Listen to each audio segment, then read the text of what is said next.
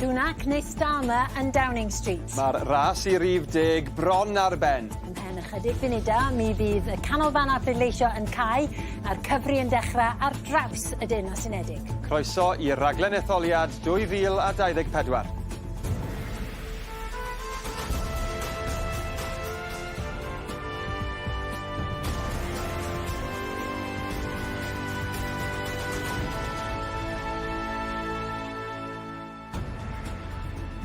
Noswaith a chroeso ato ni yma yn sgwâr canolog yng Nghaerdydd. Mae pawb yn hyn yn barod am noson hir, hwyr a brysur. Ac yn cadw cwmni mi wrth y ddesg drwy'r nos ein gohebydd gwleidyddol ni Elliw a'r athro Richard Wyn-Jones. Bydd na lwyth o westeion yn ymuno dros yr oriau nesaf. Mae dyn ni ohebwyr a chamerau ym mhob un o'r canolfannau cyfri yng Nghymru. Fe gewch chi'r canlyniadau wrth iddyn nhw gael eu cyhoeddi. Felly, amdani Rhodri, welai di'n bore. Siŵr i ti. Rownd y gornel fydda i yn trafod rhai o bynciau mawr yr ymgyrch yma o fewnfudo i'r argyfwng costau byw. Hefyd, pethau fel addysg a iechyd, meysydd sydd wedi datganoli i Gymru. Felly, siwr mae'r canlyniad heno yn mynd i effeithio ar ein bywydau pob dydd ni. A dyma'r stafell fyw. Dyma lle fydda i. Ond y tu hwnt i Gymru hefyd, mae'n gohebydd seneddol ni Catrin yn Downing Street. A dyma'r wobr i bwy bynnag fydd yn ennill heno, a'i lliwiau coch llafur, neu las ceidwadol fydd yn llenwi rhif 10. A beth wedyn am y pleidiau llai? A'i ras 2 geffyl oedd hon yn y pen draw, neu a fydd y pleidiau eraill yn llwyddo i dorri drwy'r canol? A beth wedyn mae hynny'n golygu i bobl ledled y Deyrnas Unedig? Fe gawn ni'r ymateb o'r deyrnasoedd i'r trefi i gefn gwlad Cymru. Yma yn Oriel Môn, mi fyddai'n cael cwmni perchnogion busnes, ffermwyr a phobl ifanc i glywed i lleisiau nhw. Pa wahaniaeth mae nhw am ei weld wrth i'r canlyniadau lifo? Mae'r ynys yma wedi bod yn ganolog i ymgyrch sawl un o'r pleidiau, ond pwy tybed fydd yn mynd â hi? Mi fyddwn ni'n cadw golwg ar y sefyllfa fan hyn yn yr Alban hefyd.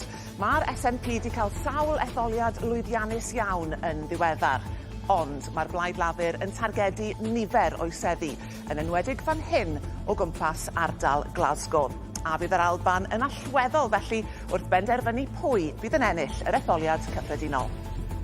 Fe bydda i'n dadansoddi'r ffigurau ac yn asesu sefyllfa'r pleidiau yma yn ein stiwdio graffeg newydd.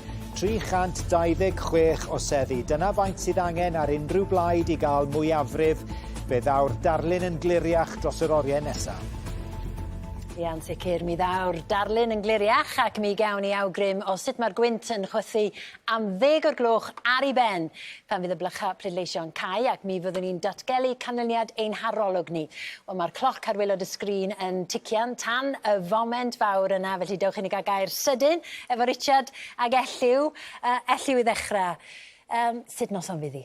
Ond mae'n mynd i fod yn noson hynod ddiddorol. Da ni'n mynd i weld lot o'r seddi all fynd unrhyw ffordd a deud y gwir. Ond dwi'n meddwl bod o'n werth ystyried o ble mae'r Blaid Lafur wedi dod. O weld yr arolwg yn barn, falle bod o'n hawdd cymryd yn ganiatal bod yna Blaid Lafur yn mynd i ennill yn hawdd. Ond yn 2019, mi oedd gen nhw 202 o seddi.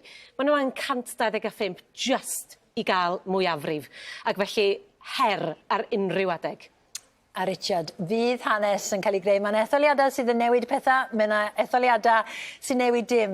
Mae hon yn mynd i newid rhywbeth? Ar draws Prydain mae'n mynd i fod yn... Mae'n ymddangos bod i'n mynd i fod yn etholiad eithriadol o ddiddorol. Yma yng Nghymru, mae batrwm chydig yn wahanol. Mae'n ymddangos bod Llafur yn mynd i ennill llon trol o sedda. Mae'n wastad yn gwneud hynna yng Nghymru, ond falle efo canran cymharol fychan o'r bleidlais i gymaru efo'r perfformiadau nhw'n y gorffennol. A mi alla'r ceidwadwyr golli'r ail safle o ran y blaid fwyau i reform. Mae mor agos a hynny. A wedyn, mae gennych chi Plaid Cymru hefyd sydd o bosib yn mynd i gael un o'i canlyniadau gorau nhw o ran nifer pleidleisiau, ond diolch yn eglur faint o sedda sy'n mynd i ddeillio hynny. Felly mae yna lot fawr yn mynd ymlaen yng Nghymru yn ogystal â'r darlun Prydeinig ehangach yma, lle da ni'n disgwyl canlyniad, wel, gwbl ryfeddol os di'r arolygon ma'n gywir. Ie, a sa'n byd i newid nag oes Elliw yn gryno'n ystod yr ymgyrch? Na, a dyna sy'n mor ddiddorol yn de. Mae'r arolygon barn wedi bod yn eitha gyson o ran yr gap na sy'n rhwng Llafur a'r ceidwadwyr, ond ia, mae'n mynd i fod yn hynod ddiddorol. Edrych ymlaen. Edrych ymlaen yn ofnadwy ac yn edrych ymlaen yn ofnadwy hefyd at yr arolwg. A dyma fo, Dyma'r penawd, mwyafrif ysgubol I lafur. Dyna mae'r arolwg y BBC, ITV a Sky yn ei ddweud heno. Dowch I ni edrych yn fwy manwl ar y seddi. A dyma ni 410 sedd I lafur. Y ceidwadwyr 131 o seddi. Y Democratiaid Rhyddfrydol 61 o seddi. Y Reform yn cael 3 ar 10 o seddi. Yr SNP I lawr I 10 sedd. Plaid Cymru yn cael 4 sedd. Y Gwrddion yn cael 2. A'r pleidiau llai eraill yn cael cyfanswm o 19 o seddi. Felly, y mwyafrif 170 ydy'r mwyafrif I lafur ar ôl gwneud y mathemateg os dwi'n gywir, sydd dipyn dwtch yn llai na mwyafrif Tony Blair nôl yn 97. Reit, dewch I ni groesawu ein gwleidyddion ni sydd yma rwan Elliw Morgan ar ran y blaid lafur a Thomas Dafydd, cadeirydd y ceidwadwyr yng Nghymru. Barod am noson anodd? Wel, drychwch, os yw'r darogan yn gywir, mae'n amlwg am fod yn noson andros o siomedig i'r blaid geidwadol a noson andros o heriol i'r blaid yma yng Nghymru. Ond fe garen ni dal I teyrnged ar ddechrau raglen i'n holl ymgeiswyr, i'n holl actifyddion sydd wedi gweithio mor ddyfal ar hyd y lled yr ymgyrchon dros y 6 wythnos diwetha yma. Dwi'n mawr obeithio y fedrwn ni gynnal presenoldeb yma yng Nghymru. Dwi ddim yn barod I ddarogan gwau wedi'r cyfan. Does yr un bleidlais wedi cyfri eto, does yr un canlyniad wedi gyhoeddi. Dwi'n mawr obeithio fedrwn ni weld. Oeddech chi'n disgwyl rhywbeth fel e? Drychwch, mae wedi bod ymgyrch andros o heriol i'r blaid geidwadol. Mae werth cofio, mae'r Llywodraeth hon wedi bod mewn grym ers rhyw 4 mlynedd ar 10. Fi'n ceisio ffurfio Llywodraeth ac ennill yma 5 tro o'r bron. Rhywbeth fydde yn gwbl ddigynsal wedi'r cyfan, ond dwi'n cynabod. Mae wedi bod yn ymgyrch andros o heriol. Mae'n amlwg yna ddicter mawr, mae yna aniddigrwydd, a mae yna ddeheuad am newid, a mae'r deheuad hwnnw yn amlwg wedi bod yn drech na'r blaid geidwadol heno yma. Mae gynnon ni oriau I ddadansoddi. Oes wir. Felly, chwarae teg I chi am gymryd y cwestiwn cyntaf. Leonard Morgan, ydych chi wedi bod yma sawl gwaith mewn etholiad. Yn cael noson anodd, mae'n edrych yn debygol y bydd I noson well I chi heno. Wel, dwi yn gobeithio fydd I lot yn well I ni heno. Ni wedi bod yma sawl gwaith o'r blaen. Dyw'r blaid lafur ddim yn ennill lot o etholiadau cyffredinol. Dyna'r gwirionedd. Os I ni yn ennill heno, byddai'r swing I ni'n gorfod gweld I ennill yn fwy na'r swing gwelod ni o dan Tony Blair. Mae'n rhaid chi gofio o ble dethon ni. Gathon ni noson anhygol o anodd o dan Corbyn. Mae hwn yn edrych yn dda. Oedd y poll opinion I fi byth yn teimlo yr un peth ar y strydoedd, ond nhw wastad yn edrych yn well I ni yn y poll opinion nag oedd y teimlad ar y strydoedd. Ond gobeithio, welwn ni hwnna yn dod I fyw heno. Byddwch chi'n hapus iawn. Reit, Richard, be am y poll yma? Methodoleg I ddechrau? Gai dwall drwy'r. Just. Wrth gwrs, mae'n gynharfod amdani. Mae'r rhagolwg yma hefo enw da iawn. Ond maen nhw wedi gael yn anghywir yn y gorffennol, 2015, dwi'n meddwl y fwyaf... Da ni gyd yn cofio. Diweddar, da ni gyd yn cofio hynny. Dwi'n meddwl bod yna resymau gredu fod hon yn arbennig o anodd i'w rhagweld drwy'r methodoleg yma. Be maen nhw'n neud ydy, maen nhw'n mynd I ryw 120 o... 133 o ganolfanna. Diolch am gael hwnna'n iawn I fi. O ganolfanna pleidleisio. A wedyn maen nhw'n gweithio allan beth sydd wedi digwydd yn fyna.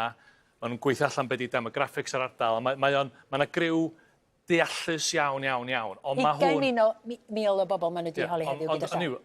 Mae o'n anodd iawn I wneud o mewn etholiad o'r math yma, lle mae yna, er enghraifft, mae reform yn ddimensiwn gwahanol iawn. Os ydy'r rhagolwg mae'n iawn am bod wedi ennill 2 ar 10 o sedda, mae hynna'n rhyfeddol. Mae'n arbennig o anodd yn yr Alban. Maen nhw wedi cael traffarth yn yr Alban yn y gorffennol. Maen nhw wedi trio gofyn I fwy o bobl yn yr Alban tro yma. Ac yn draddodiadol, maen nhw wastad yn cael Plaid Cymru chydig bach yn anghywir. Hefyd, fysa Plaid Cymru yn hapus iawn I gael 4, wrth gwrs. Ond felly, dwi'n misio bobl just mynd i'w gwlau ac yn meddwl bod nhw'n mynd I ddeffro ac yn meddwl, mae dyma ydy'r canlyniad. Bosib bod nhw'n gywir, ond mae hon yn mynd I fod yn heriol iawn. Da ni wedi gweld yn yr arolygon yn do. gymaint o neidio o gwmpas yn enwedig pan maen nhw'n trio troi'r ffigurau bras yn sedda. Mae yna amrywiaeth, chymo, 131 o seddau'r ceidwadwyr. Mae hwnna'n resymol o'i gymharu efo'r peth o'r darogan da ni wedi gweld. Mae o'n drychinebus. Mae 131 yn ofnadwy'r ceidwadwyr, ond mae o'n well na'r rhai o'r amcangrifon da ni wedi gweld. Gallu bod yn waith, bysa? Drychwch, dwi'n mynd i lynu at y linell, dros yr un bleidlais wedi chyfru unwaith eto. Ond drychwch, dwi'n cynnafod, mi oedd y polypiniwn yn yr wythnos diwethaf yma'n drychinebus i'r ceidwadwyr, ac mi oedd yna ddarogan gwau rhyfeddol i'r Blaid Gydwadol. Dwi'n mawr obeithio gyda'r fath yna gynlaniad, fe fedrwn ni dal yn gafel yma yng Nghymru a chael personoldeb yma yng Nghymru. Ac ar olwg ydi o ar ddechrau noson. Os ydi o'n gywir, elliw yma nos mawr iawn, rowch o mewn cyd-destun i ni gymharu efo etholiadau'r gorffennol ag ati. Wel, dyma fydda un o'r canlyniadau gweithiau i'r ceidwadwyr ers, dwi'n i ddim pryd, 165 gafon nhw yn 97, ac oedd hwnna yn ganlyniad trypchinebus iddyn nhw. 156 yn 1906. Felly mae o'n echrydus. Ydy, ond dwi'n cytuno, mae'r reform ar 13, mae hwnna'n eitha yn taro rhywun yn fawr, yn dydi? Ond mae yna gymaint o seddi lle mae mor agos. A dwi ddim wedi deud yn byd am y democratic rhyddfrydol. Mae'r cyfri yn dechrau, mae rai ni ddangos lluniau i chi. Dyna nhw, dwi'n meddwl bod heina wrthi yn Blaid yn Ashington. Mae wastad yn ras, dydi, yn nogledd Dwyrain Lloegr. Wel, yn union. Ac o'n i'n darllen y papurau lleol, dyna pa mor drist o'n i ben bora, i weld beth maen nhw'n dweud, mae'r ras rhwng Newcastle a Sunderland yn un hen ffasiwn, dydi, erbyn da ni'n gyfarwydd iawn â hi. Ond mae yna dyma nhw yn Sunderland, mae'r trainers allan fan hyn. Mae nhw'n rhedeg go iawn. A mae yna un dyn bach o'r enw Bill di enw o, a fo sydd wedi symud, bob man sy'n ennill, mae Bill wrth raidd y wobr. Mae o'n un o'r gweinyddwyr, ac deryn bach yn deitha fi bod Bill Crawford eleni yn gweithio'n Blaid yn Ashington. So y disgwyl yw y bydd Blaid yn Ashington yn ennill. Wrth gwrs, mae yna newid ffiniau'n does. Newid ffiniau mawr, ac i roi cyd-destun i'r etholiad yma, fydda ni'n clywed enwa anghyfarwydd iawn drwy nos yn bydda ni. A mae hynny wedi bod yn her i'r pleidiau ydi o? Dwi'n meddwl bod wedi bod yn, os mae hwn yn wir, beth sy'n anhygol yw os ych chi'n ystyried bod y Plaid Ceidwadol wedi newid y ffiniau, maen nhw wedi newid y ffaith bod rhaid chi cymryd ID i'r polling booths, a oedd lot o bobl siarad sydd gyda heddi heb cymryd nhw. Maen nhw wedi newid nhw dywysodd yr amserlen, nhw sydd wedi newid popeth, ag eto mae'n edrych fel bod nhw wedi cael diwrnod trychinebus, ond gawn ni weld. Gawn ni fynd i Downing Street a ti'n gohebydd Seneddol Lee Catrin a chwech wsos yn ôl roedd Rishi Sunak yn sefyll yn yr union fan yn y glaw. Falle bod o'n dyfaru gael o'r etholiad. Pwy awyr, Catrin? Ie, mae Gamble wedi bod yn bach o thema yn yr ymgyrch etholiadol yn sicr, ond dyma'r wobr wrth gwrs allweddi rhif 10 yn y pen draw, a mae'n ymddangos os yw'r ffigurau yma'n gywir bod yr allweddi yna yn gyfforddus yn wylo Keir Starmer. A ni'n gwybod bod yr arolygon barn wedi awgrymu bod nhw o fewn i afel dros yr wythnosau diwetha, ond o fod fan hyn a cofio nôl i'r etholiad yna'n Rhagfyr 2019, mae yn werth roi'r cyd-destun hwnnw. Mae wedi bod yn daith aruthrol i'r Blaid Lafur mewn 4 blynedd ar hanner. Hynny, oedd pobl ddim yn disgwyl y byddai llafur nôl mewn grym yn rhif 10, o fewn 10 heb sôn am o fewn un etholiad. Ond mae yn ymddangos, mae tipyn wedi newid ers 2019, wrth gwrs 2 brif weinidog arall ar ôl Boris Johnson, Liz Truss, wedyn Boris Johnson a Liz Truss, a wedyn Rishi Sunak wrth gwrs, a mae yn ymddangos bydd un arall yma bore fori. Felly mae yn mynd i fod yn ganlyniad da nad yw i lefelau 97 yn ôl y rhagolwg hwn, mae dal yn ganlyniad da iawn i lafur. Ond wrth gwrs, mae yna gwestiynau mawr i'r ceidwadwyr yn fan hyn. Doedd ddim mor wael a beth gallai di bod yn ôl yr arolygon barn, a mae yn golygu y byddan nhw'n gallu parhau fel gwrthblaid effeithiol, achos nhw wedi mynd dan y cant.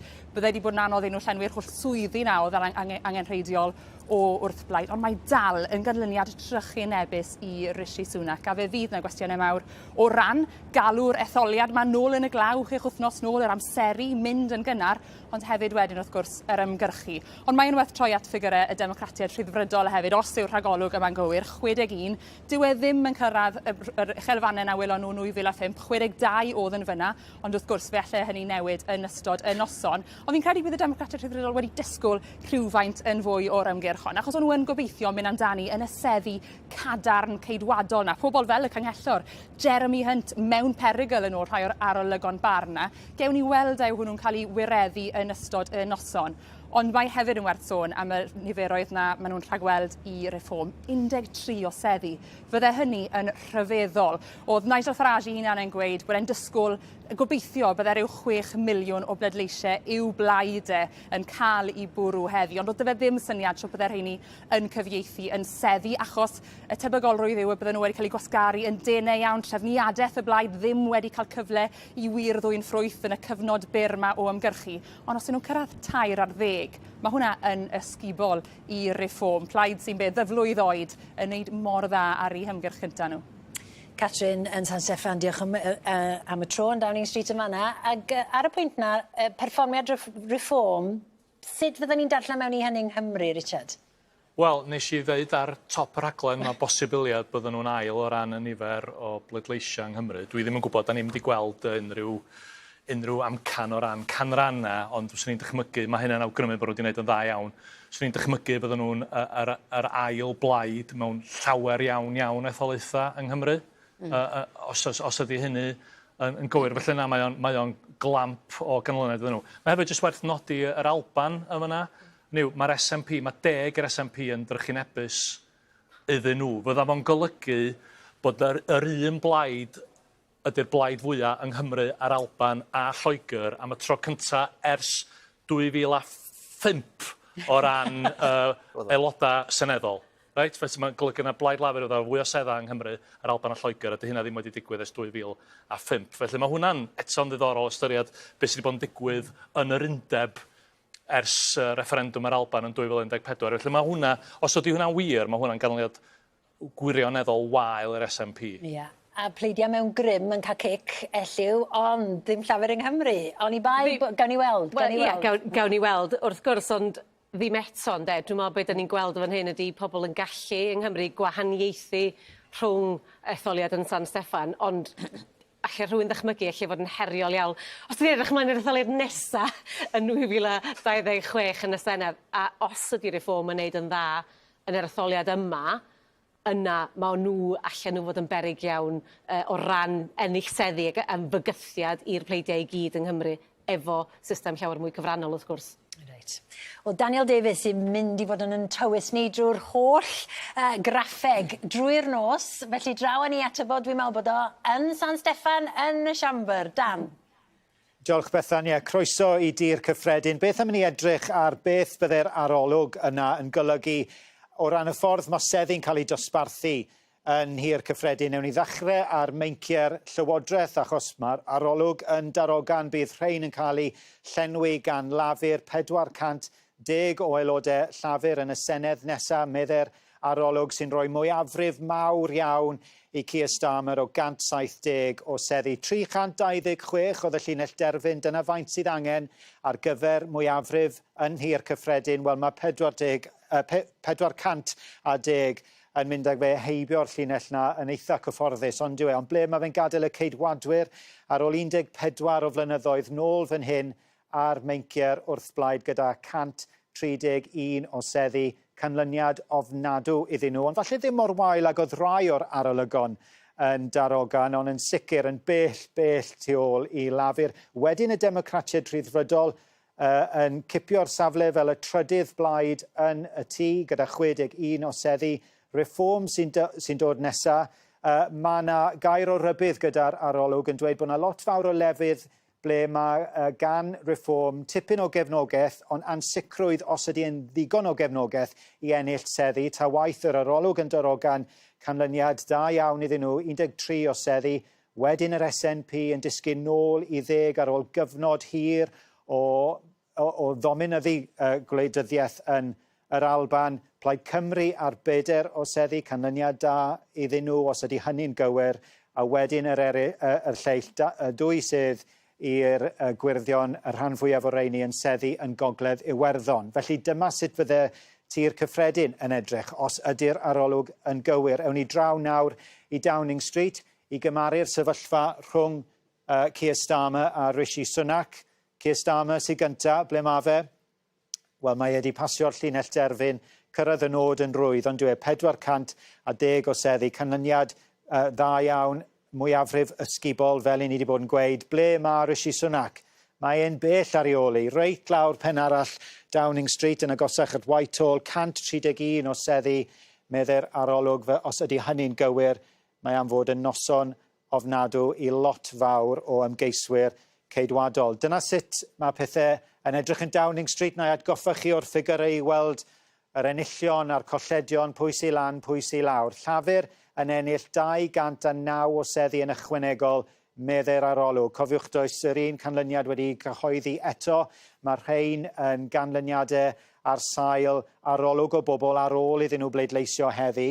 Y ceidwadwyr yr arolwg yna'n dweud yn disgyn 241 o seddi. Y Democratiaid Ryddfrydol yn ychwanegu 53 o seddi, medde'r arolwg, sy'n awgrymu bod nhw'n wneud yn dda iawn yn y seddi na lot fawr o nhw yn y de yn ne Lloegr, lle maen nhw'n wedi bod yn brwydro yn erbyn y ceidwadwyr. Reform, fel ni wedi bod yn gweud, 13 o seddi. Ydy Nigel Farage o'r diwedd yn mynd i gael ei ethol i dir cyffredin, falle y tro hwn. A'r SNP lawr 38 a wedyn Plaid Cymru yn ychwanegu y ddwy sedd yna medde'r arolwg. Dim newid i'r lleill, Bethan.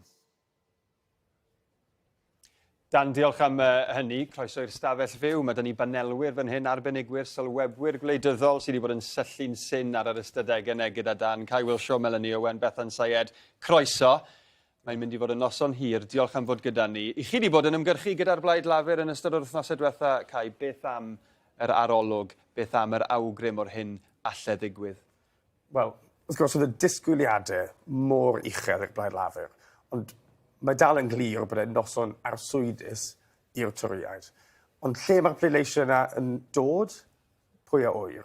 Ni wedi gweld bod yr SNP wedi colli cynifer o seddi, felly mae hwnna'n dangos bod llwybr y Blaid Lafur i bŵer yn mynd trwy'r Alban unwaith eto.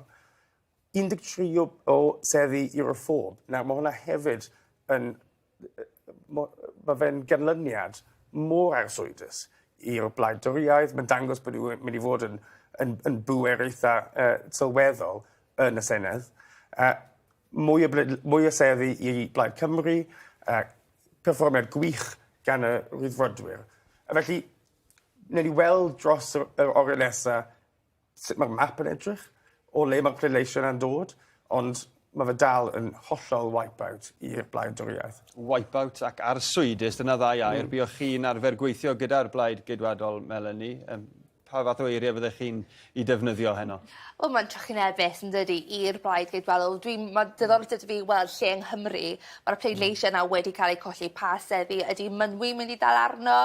Falle, dwi'n mynd gweld pa seddi eraill fi'n sicr yn dal arno. Mae'n edrych falle yn Ynys Môn wedi colli.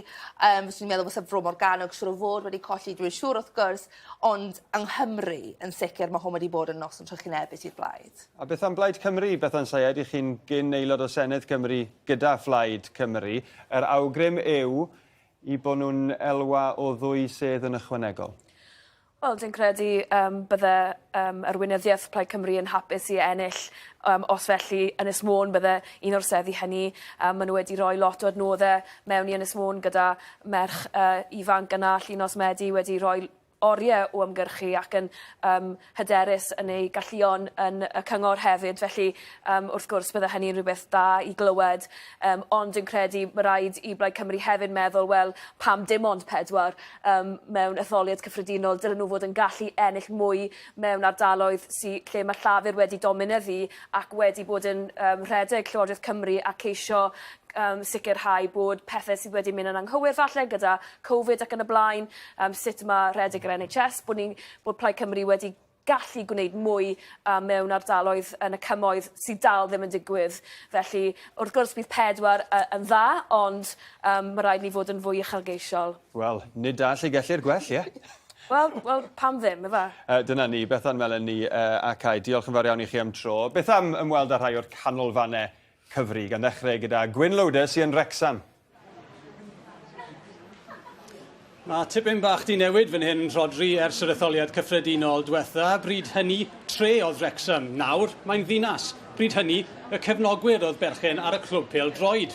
Erbyn nawr, mae yna ddau o ser Hollywood i buddsoddi miliynau ac ennill 2 ddarchafiad. A bryd hynny, sef Rhagfyr 2019, fe enillodd Sarah Atherton y sedd yma i'r ceidwadwyr y tro cynta i'r toried ddod i'r brig yma yn Wrecsam ers ffurfio'r etholaeth nôl ym 1918. Ond disgwyl i ni i'r hen drefn gael ei hadfer heno. Fe nath Llafur ennill pob un etholiad cyffredinol yma yn Wrecsam rhwng 1935 a'r etholiad diwetha yna yn 2019. Mae'n werth cadw llygad hefyd ar berfformiad reform yn fan hyn. Dyma'r math o ardal y bydden nhw'n gobeithio wneud argraff arni gydag un lygad o bosib ar etholiadau'r Senedd ymhen 2 flynedd. Ond o ran heno yn fan hyn, wel bydd stop tap di hen fod ar y Wrecsam lager erbyn i ni gael canlyniad, disgwyl y canlyniad hwnnw tua 3 o'r gloch bore fori. Elen sydd yn Llandudno i ni heno. Diolch Gwyn. Wel, yn Llandudno, mae hon yn un o'r etholaethau newydd yn gyfuniad o Arfon, Aberconwy a Gorllewin Clwyd. Mae'r cyfri wedi dechrau, ond mae hon yn ardal, mae'r etholaeth yma'n ardal ryfedd iawn yn ôl nifer o bobl dwi wedi siarad efo'r ffinia newydd. Maen nhw draw ymhell Afon Corwen a Llangwm, a wedyn yn Ninas Bangor sy'n filltiroedd i ffwrdd a'r 2 ardal yn hollol wahanol. Dwi wedi clywed gan dderyn bach o'r blaid geidwadol, mae hi'n mynd i fod yn anodd iawn iddyn nhw heno meddan nhw. Llafur a nhw a Phlaid Cymru'n gobeithio mynd am y sedd, ond mae'n debyg na ras 2 blaid ydy hi yma ar hyn o bryd. Ond ia, mae'r cyfri wedi dechrau a mae disgwyl, wel, 3 o gloch, hanner 3, 4 falle y gawn ni ganlyniad yma. A draw at Owain. Croeso i ganolfan Hamdden Cas Gwent, lleoliad y cyfri yma yn Sir Fynwy, a chredwch i fi, mi fydd yn werth cadw llygad barcud ar yr hyn fydd yn digwydd yma dros yr oriau nesaf. Pam, wel dyma etholaeth David T.C. Davies, ysgrifennydd Cymru yng Nghabinet Rishi Sunak. Mae yn ffigwr adnabyddus iawn wrth gwrs yng Ngwleidyddiaeth Cymru ac wedi bod yn cynrychioli'r ardal yma am bron i 20 mlynedd. I fwyafrif tro diwetha oedd bron i 10,000 o bleidleisiau, o ystyried y ffiniau newydd, bron 11,000, ond i ni'n clywed bod David T.C. Davies yn cydnabod yn gyhoeddus erbyn hyn na fydd e'n aelod seneddol erbyn bore fori. Dim syndod felly fod Llafur wedi bod yn targedu a llygadu'r etholaeth yma ers y dechrau. Ciestama yma yn ystod yr wythnos gyntaf yr ymgyrch lan yr hewl yn y fenni. Mwyn cipio'r sedd fydd yn rhaid i'r ymgeisydd Llafur, Catherine Fuchs, gyflawni gogwydd o tua 10%, ond mae hwnna yn edrych yn realistig iawn erbyn hyn. Un peth arall fydd yn ddiddorol, gweld pa mor llwyddiannus fydd plaid reform, a fydden nhw'n drydydd yn yr etholaeth hon gan wthio y democratiaid rhyddfrydol yn bedwerydd. Felly dyna y sefyllfa yma yn Sir Fynwy. Beth am y sefyllfa nawr, ochr arall y wlad gyda Liam yn Llangefni? Noswaith dda, chroeso at ni yma ar Ynys Môn. Ac os da chi eisiau un ystadegyn sy'n dangos pa mor agos alle hi fod yma heno, wel edrychwch nôl ar etholiad 2019. Dim ond rhyw 2,500 o bleidleisio oedd rhyngthi efo'r 2 brif blaid, y Ceidwadwyr, Llafur a Phlaid Cymru. Y Ceidwadwyr sydd wedi bod yn cynrychioli'r ardal yma ers 2019, ond mae'n sedd darged bwysig ar gyfer y blaid Lafur, rhif 30 ar y rhestr, ac yn brif sedd darged ar gyfer Plaid Cymru. Mi fydda'r 2 blaid yna yn gweld hi yn lwyddiant ysgubol pe bai nhw yn gallu cipio hi. Ond mi fydd hi hefyd yn ddifyr gweld, fel da ni newydd glywed gan bawb arall mwy na thebyg, be yn union fydd y bleidlais reform. Ydy hynny yn mynd i gael effaith ar bleidlais i'r ceidwadwyr, neu ella y blaid lafur hefyd. Dwi wedi treulio dipyn o amser yn yr etholaeth yma dros yr wythnosau diwetha, ac o'n i'n meddwl un dyfyniad sy'n cloriannu bob dim yn yr etholaeth yma, ac ella'r rheswm pan bod yr ynys yma wedi pleidleisio a wedi cael ei chynrychioli gan bob un o'r 4 brif blaid ar draws y degawdau, wel ffermwr o Geirwen yn sôn ar y radio chydig o ddyddiau nôl ac yn deud yn blwmp ac yn blaen, wel ylwch, yma ar Ynys Môn da ni'n pleidleisio dros y person, nid dros y blaid. O'n i'n meddwl bod hynny yn esbonio'r cyfan. Felly dyna chi'r sefyllfa ym Môn. Mae'r bocsys wedi cyrraedd, maen nhw wrthi'n gwirio disgwyl y canlyniad yna o gwmpas rhyw 3 o'r gloch. Liam yn Llangefni, diolch yn fawr. Wel, glywson ni gan Owain Do bod ysgrifennydd Cymru, David T.C. Davies, wedi cydnabod i fod o wedi colli'n barod. A mi oedd na chenaid, wel, dwi'n gwybod be oedd y sŵn fan hyn, ond mi oedd na ddipyn o ymateb. Fel cadeirydd y blaid yng Nghymru, eich ymateb chi hynny? Wel, yn sicr, mi fyddai'n ergyd aruthrol i'r blaid Gedwarol o golli talentiau David Davies. Mae wedi bod yn aelod rhyfeddol dros i'r fynwy netholaeth i. Dwi wedi cael y fraint o fod yn gynghorydd sir a cydweithio gyda David dros y 2 flynedd diwethaf yma. Mae ei rhagori fel ysgrifennydd gwladol. Ac yn argraff i o ymgyrchu gyda David yn sir fynwy, oedd ganddo fe bleidlais bersonol, fydd y bleidlais yn dal i fyny. Roedd mae gydnabyddiaeth fod e wedi bod yn gweithio'n galed ac yn ddyfal iawn dros yr etholaeth honno dros y 15 mlynedd diwethaf. Felly dwi'n synnu o bosib o David wedi awgrymu fod e wedi colli mor gynnar. Dwi'n dal yn weddol o ffyddiog, ond yn amlwg, os yw David yn credu hynny, fydd hynny wrth gwrs yn ergyd andwyol. Ac os di'n mynd, hynny yw mae'r gogwydd, mi fydd lot fawr o'r cabinet yn mynd, a wedyn bydd Rishi Sunak yn gofod mynd yn y bore. Wel, drychwch. Mae'n gynnar. Does yr un canlyniad wedi ddatgan yn gyhoeddus eto. Dwi'n cynafod, mae'r ymgyrch yma wedi bod ni'n andros o heriol i'r blaid Gedwadol. Does dim gwadu, mae hon ganlyniad trychinebus i'r blaid Gedwadol. A mi fydd yna gwestiynau dyrys am o'n ni, wedyn ni gael rhywfaint o gwsg a gyn ni bwyllio. Na, fydden ni'n gofyn nhw heno. Dwi'n siŵr newch chi drio, ond dwi'n credu mae yna reidrwydd i'r blaid bwyllio ychydig cyn mynd o flaen gofid.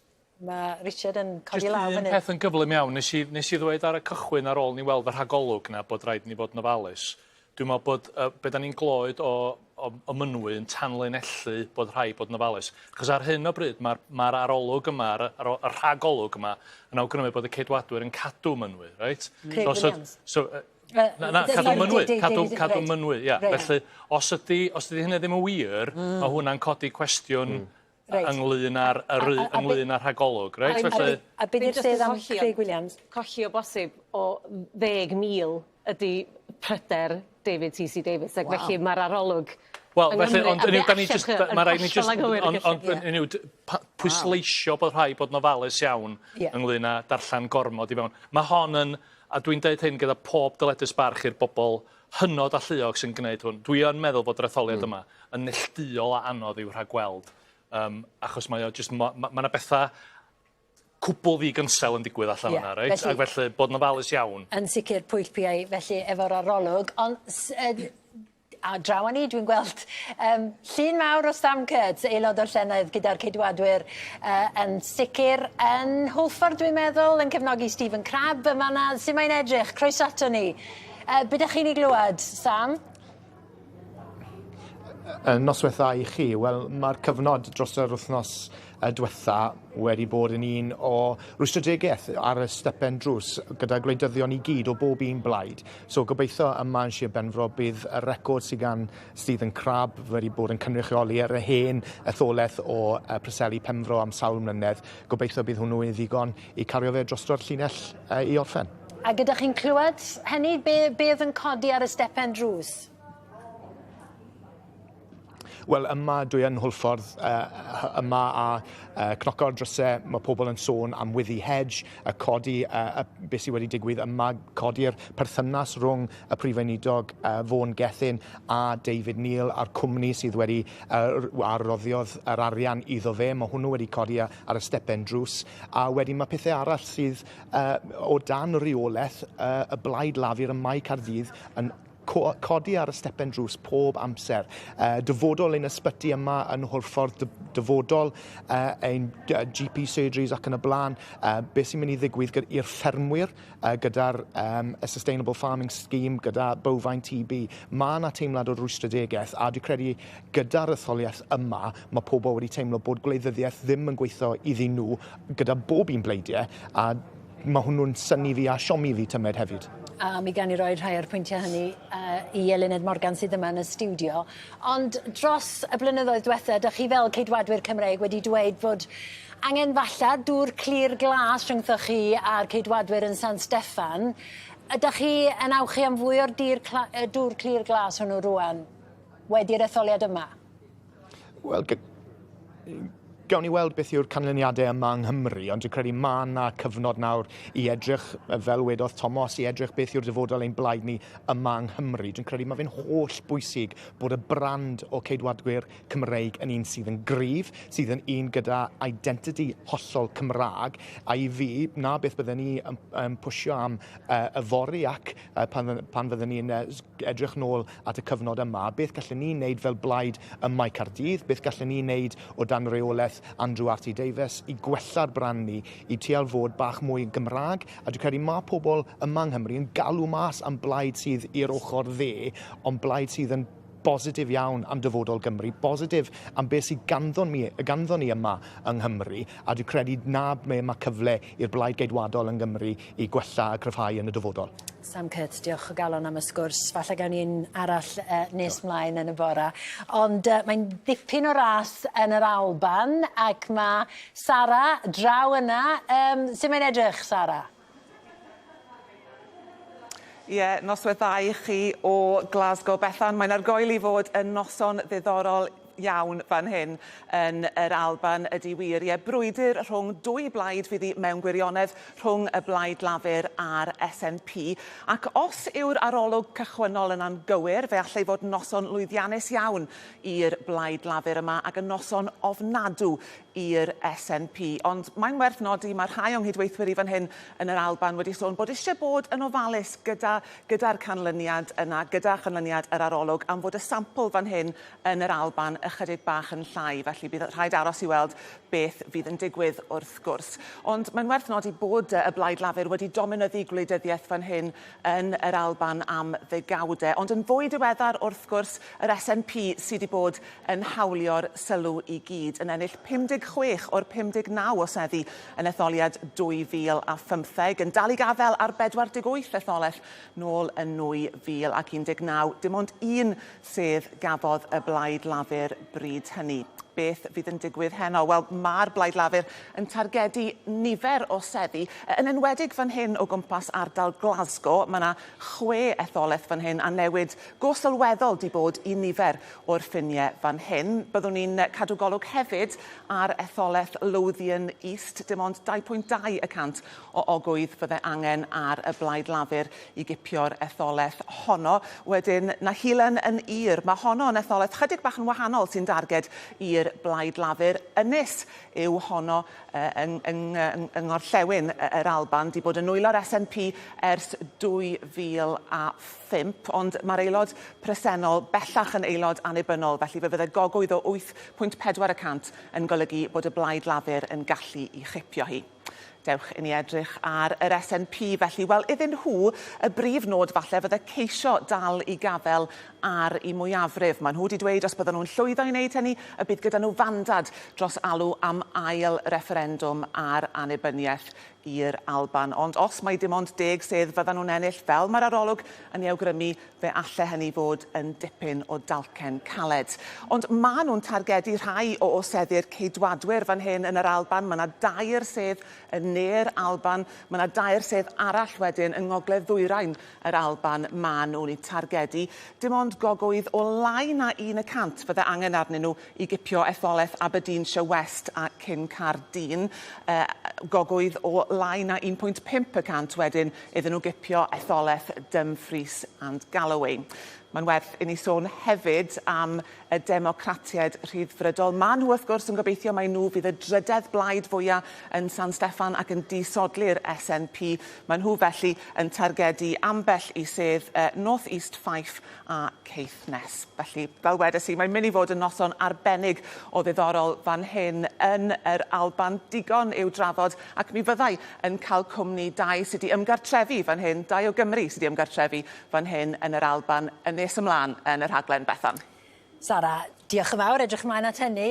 Beth am fynd at Richard? Wrth i fod efo'r Alban, Wel, ia, dwi'n fel arfer ymwydro am yr Alban, ond mae yna gwbl o bethau sy'n ynharoi. Yn gynta, os ydy'r rhagolwg ma'n weddol agos ati, mae'n mynd i fod yn ganlyniad trawiadol iawn yn yr ystyr bod o'n mynd i fod yn syfrdanol a anghyfrannol. Mae'r rhagolwg yn awgrymu bod llafur yn mynd i ennill 63% o'r sedda. Da ni ddim wedi cael awgrym o'r ganran y bleidlais, ond llai na 20% siwr o fod, reit?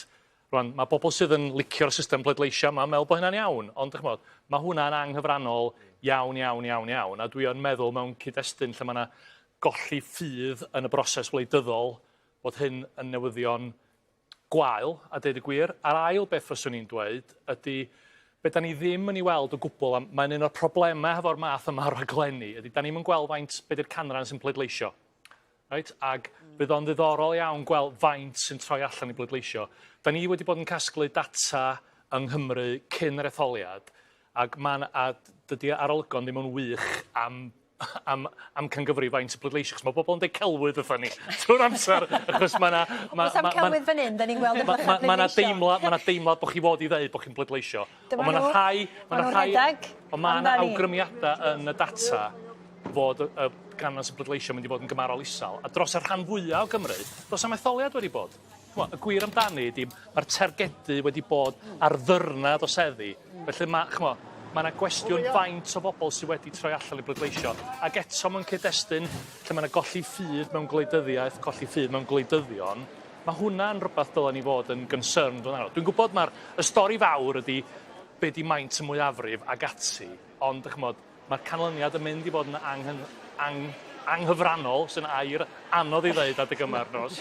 Cadw hwnna tan 3 o'r gloch bore. A da ni ddim yn siŵr ynglyn â faint o bobl sy'n pleidleisio. Cei Conna sydd fan hyn yn cyfri. Mae yna gyfri ar draws y Deyrnas Unedig. Mae yna rithro. Mae nhw'n ddigon hamddenol yma na i weld, a mae rhaid gwirio wrth gwrs. Sa ddim rhedeg, ond draw ni, da ni am fynd i Ynys Môn a Sion.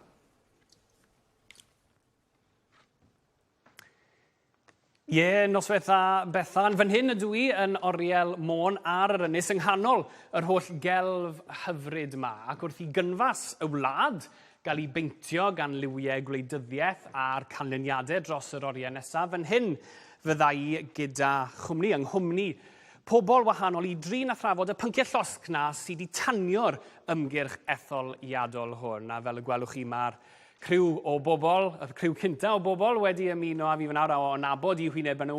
Chi'n gwybod yn union beth fydd y pwnc yn ei drafod. Aled Jones, llywydd NFU Cymru, Glyn Roberts, cyn-lywydd Undeb Amaethwyr Cymru, a Beca Glyn, sef merch Glyn sy'n ffermio gyda'i thad ar ffermger ysbyty ifan. Aled, na i ddechrau gyda chi. Dyn ni'n gwybod bod Ameth yn faes sydd wedi i ddatganoli i Gymru, Llywodraeth Cymru, mae Caerdydd sydd â chyfrifoldeb am hynny. Ond gai ofyn i chi, be wnaethoch chi o'r hyn glywon ni am Ameth a chefn gwlad yn ystod yr ymgyrch yma? Wel, pan ydych chi'n ystyried yr heriau cefn gwlad ac Ameth wedi dioddau yn y 6 mlynedd dwytha ers Brexit, effeithiau Covid, chwyddiant, costau cynhyrchu, mae hyder ffermwyr wedi bod y reit isel wedi gweithio chi. Am y tro cyntaf erioed, da ni'n gweld bod diogelwch bwyd ar fanifesto pob plaid, a dyn tro cyntaf mi erioed weld hynny'n digwydd. Croesawu, wrth gwrs. Wel, ie, wrth gwrs. Wel, i chi gael diogelwch bwyd, mae'r rhaid cynnal hyder ffermwyr. A dyna un o'r pethau swn i'n licio weld yn y Llywodraeth, bynnag fydd i rwan lle, edrych yn debyg yn y blaid lafur fydd i, ond rhoi hyder yn ôl i gefn gwlad ac Amaeth. Ac i sicrhau, mae sicrhau cyflenwad bwyd yn rhywbeth cymleth iawn. Diolch yn fath syml o bellfor. A ddysyn ni'n gobeithio'n wir fydd yn gweithio'n agosach gyda ni. Dywn ni'n ôl atoch chi yn y man, Aled. Glyn, gai ddod atoch chi o ddaled fyna'n sôn am hyder. Wrth gwrs, mae'n edrych yn debygol, mae Llywodraeth Lafur fydd yn San Steffan. Ydy hynny'n rhoi hyder i chi? Ydy hynny'n cynnig rhywfaint o obeth i chi, efallai? Wel, chyma, swn i'n cael ein dechrau, swn i wedi hoffi gweld mwy am amaeth o fewn i manifesto y ddwy blaid fawr o ddweud y gwir. Am rheswm, mae'n ei bwysigrwydd o amaeth. Chyma, dyn nhw'n sylweddoli y pwysigrwydd sgin amaeth fe maled i ddeud i gynnyrchu bwyd, i ddiwallu anghenion bobl, ond mae hefyd materion eraill fel amaeth sy'n cadw yr economi yn Cefn Gwlad Cymru. Ac os da chi'n cadw'r economi yn Cefn Gwlad Cymru, da chi'n cadw bobl yn Cefn Gwlad Cymru, da chi'n cadw iaith a diwylliant, a mae eisiau edrych ar amaeth llawer iawn pwysicach yng nghyd-destun llawer iawn o oblygiadau yn ychwanegol i gynnychu bwyd. A gyda Llywodraeth Lafur yn San Steffan ac un y Mae Caerdydd, ydy hynny yn golygu... Beth mae hynny yn ei olygu i amaeth yng Nghymru, chi'n credu? I mi, mae'n bach o bryderon nhw.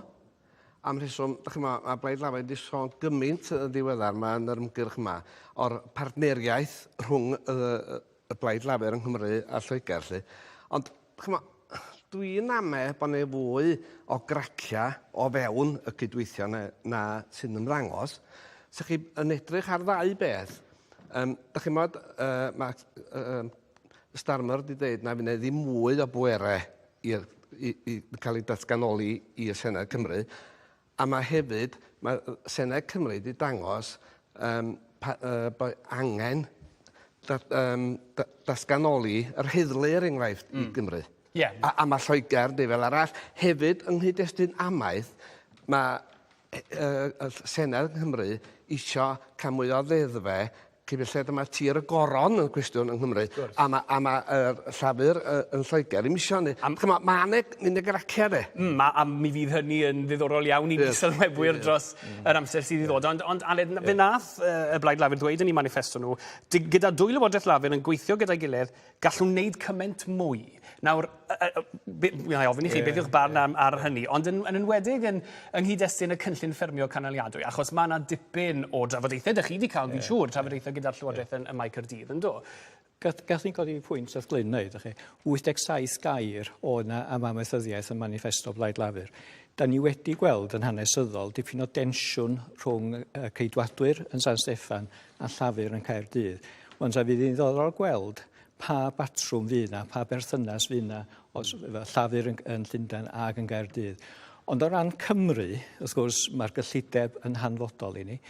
DCAI, maen nhw wedi dweud bod nhw'n mynd i ddod â'r cynllun difad moch ddaear i ben yn Lloegr, ac yn dweud bod yna'n aneffeithiol, ac eto mae Lloegr, mae'r niferoedd yn disgyn yn sydyn ofnadwy, tra mae rai ni'n codi'n ofnadwy, a dyn allai ddychmygu fydd yna densiwn yn fanno hefyd.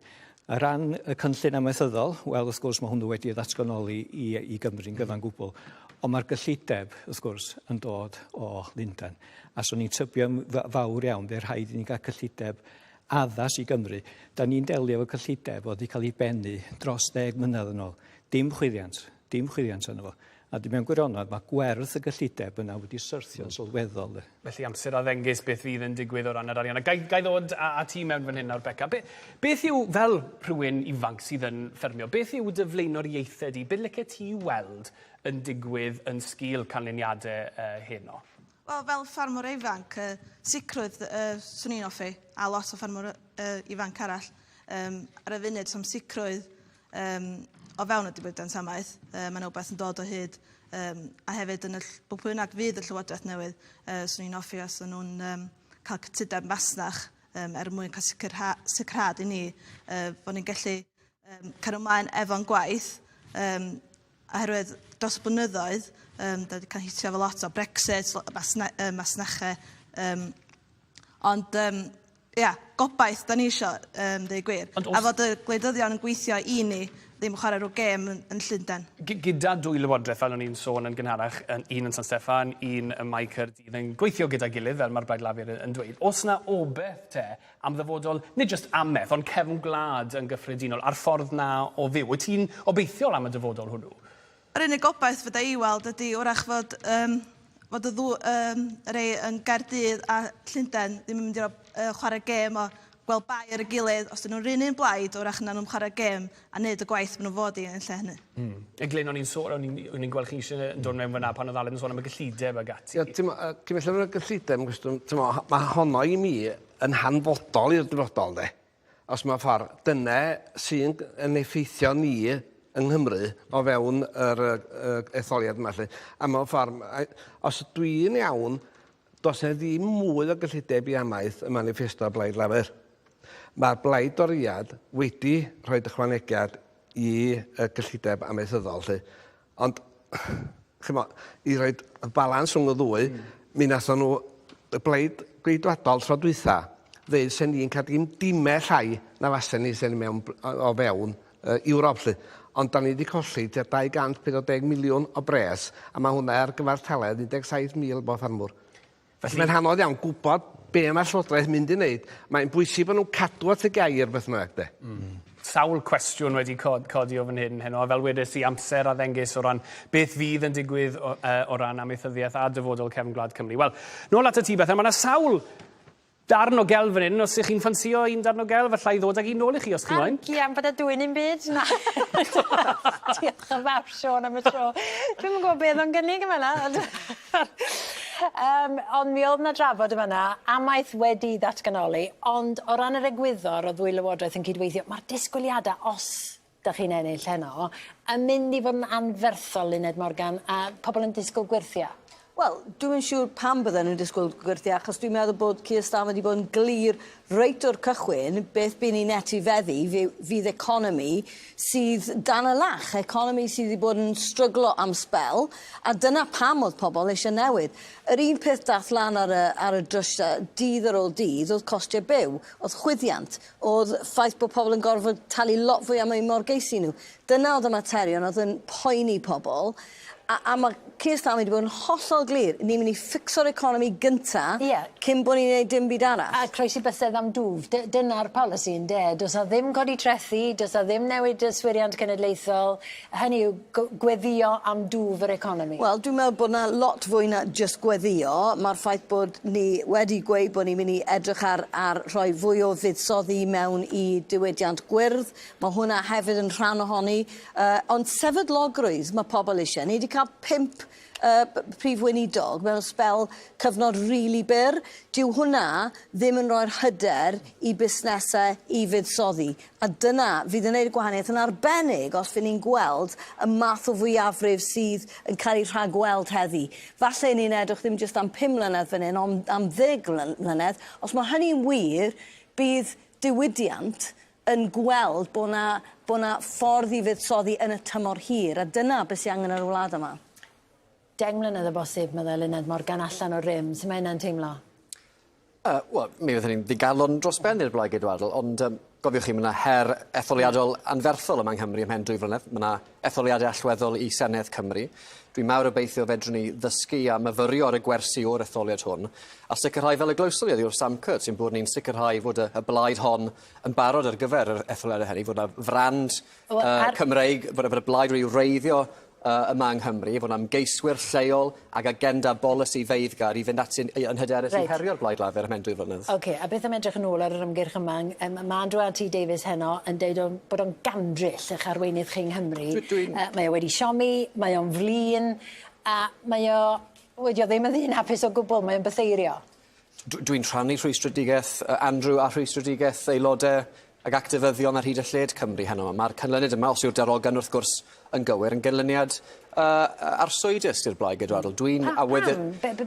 Wel, fel y sones i ar dop y raglen, mi oedd y Llywodraeth hon yn ceisio creu hanes, yn ceisio sicrhau pumed buddugoliaeth o'r bron, buddugoliaeth gwbl ddigansail, ac mi oedd yr awydd hwnnw, fel oedd Eluned yn cynabod, yr awydd hwnnw i newid, i symud ymlaen, i roi cyfle i lywodraeth arall, yn andros o bwerus. Doedd dim brwydro'n erbyn y llif hwnnw ar y stepen ddrws. Ond dwi'n falch iawn o'r ymgyrch. Fydda Rishi Sunak di gallu gwneud yn well? Hynny fel arweinydd, oedd o'n arweinydd cry, yr arweinydd gorau posib? mi fydd yna gyfle, dwi'n credu, ngole dydd i fyfyrio ar y gwersi o'r etholiad hwn. O'n safbwynt i, ag o safbwynt y Blaid Geidwadol yma yng Nghymru, dwi'n falch iawn o'r ymgyrch dyn ni wedi frwydro yma yng Nghymru. Dwi'n falch iawn o'r ymdrech a welswyd oddi wrth ein actifyddion, ein aelodaeth gwerin gwlad. Dwi'n mawr obeithio fedrwn ni ethol a cynnal presenoldeb yma yng Nghymru, oherwydd fod yna etholiadau fel y sones i. Gwbl allweddol ym Mhen Dwyfor. Mae'n mor allweddol fod yna wrthbwynt, fod yna ddewis amgen i'r Blaid Lafur yma yng Nghymru, a dyletswydd y Blaid Geidwadol yng Nghymru yw cynnig y dewis amgen hwnnw. Ie, da ni yn cryd o bosib fod Jeremy Hunt i colli i sedd eto Sion ar hyn o bryd, ond os ydy'r cabinet yn dechrau dymchwel? Mi oedd yna ddarogan ers rhoi wythnosau, mi fydde sedd Jeremy Hunt o dan bygythiad. Dwi'n mawr obeithio y fedrith Jeremy rhywsut dynnu trwy. Mae wedi bod yn ganghellor effeithiol. A bod fydda'r canghellor cyntaf i golli sedd? Ie wir, ond dwi'n cnabod y cynnydd yma Jeremy Hunt wedi gyflawni ar yr economi. Chwyddiant i lawr wrth gwrs i 200 yn ddiweddar iawn. Mae yna dystiolaeth fod yna adfywiad economaidd ar y gwell. Ond fi yw'r cyntaf i gydnabod. Does dim digon o bobl Cymru na chwaith bobl y deyrys gyfunol wedi elwa o'r twf economaidd hwnnw. A dwi'n deall yn iawn ac yn gwerthrogi'n iawn pam bod yna ddicter y lawr gwlad a bod yna demtasiwn dynnu'r gair os yn reit gystal os yw'r darogan yn gywir, dwi'n deall yn iawn pam bod yna demtasiwn i roi cweir i'r llywodraeth hwn. Ond mae'r ymgyrch wedi bod yn drychinebus i chi reit o'r cychwyn, chi dywysodd amserlen, oedd ddim hyd yn oed ymgeiswyr gyda chi mewn lle. Oedd hwnna'n yn gam wael reit o'r cychwyn, oedd y glaw, oedd y ffaith bod e ddim yn gwybod... Oedd e ddim yn gwybod bod Cymru ddim yn wario pêl-droed yn y cwpan. Oedd gadael dydd yn gynnar. Oedd pob cam maen nhw wedi cymryd cyn bod ni'n dechrau ar y betio. Oedd pob cam gymeron nhw. Felly, oedd ddim angen i Llafur atgoffa pobl am y trychineb oedd wedi digwydd am y 40 blwyddyn cyn hynny, achos oedd rhestr hir gyda ni i fynd arni, a ddim angen i ni ddefnyddio hi. Ond o bosib dyna'r rhwystredigaeth mwyaf o'r ymgyrch mewn de. Gweitha'r trafferthiodd yr ymgyrch hon, doedd gan Llafur ddim rhyw lawer o egni a rhyw gynnwrf yn perthyn i'w ymgyrch nhw. Wrth gwrs, maen nhw'n llawn heiddi'r fuddugoliaeth os yw'r darogan yma yn gywir, ond dwi'n credu fydd yna rhwystredigaeth ymysg carfan sylweddol o'r boblogaeth, fod y Blaid Lafur o bosib ddim wedi bod mor ddeiddgar ag y gallai Ciastama o bosib wedi bod gyda'r ymgyrch. Oedd hi'n ymgyrch saff, hynod ddiogel, oedd hi ddim yn ysbrydoli. Dyna oedd y strategaeth yn de? Dyna oedd y strategaeth. Ni'n eisiau gor-addo dim byd a wedyn methu delifro. Ydych chi'n diaddo llawer o newid? Hynny yw, mae yna bennawd yn does? Na, dwi'n meddwl bod yna lot o bethau yn y manifesto. Gethon ni ddim rili lot o gyfle i fynd mewn i'r manylion yn ystod yr ymgyrch yma, ond mi fydd newid go iawn yn digwydd, ac just o ran egwyddor, beth sy'n angen nawr yw sicrhau bod pobl yn edrych i'r dyfodol, a bod gobaith. Mae gobaith yn y wlad o'r diwedd. OK. Diolch o galon am y tro, bych am mynd bell. Cofiwch, da ni fyw yma ar S4C, ar BBC Radio Cymru ac ar-lein drwy'r nos. Mae yna ragor am yr etholiad, y pleidiau polisia a'r etholaetha ar wefan ac ap newyddion S4C. A mae modd i chi dynnu llun o'r cod QR sydd ar y sgrin. Cofiwch hefyd ddilyn ein cyfri ni ar X. A dwi'n siŵr y bydd yna hen ddigon o drafod wrth i'r noson fynd yn ei blaen. Reit, fel da ni'n gweld, mae'n gohebwyr ni ar draws Cymru. Dewch i ni ddeud helo gan ddechrau gyda lle da ni'n mynd gynta.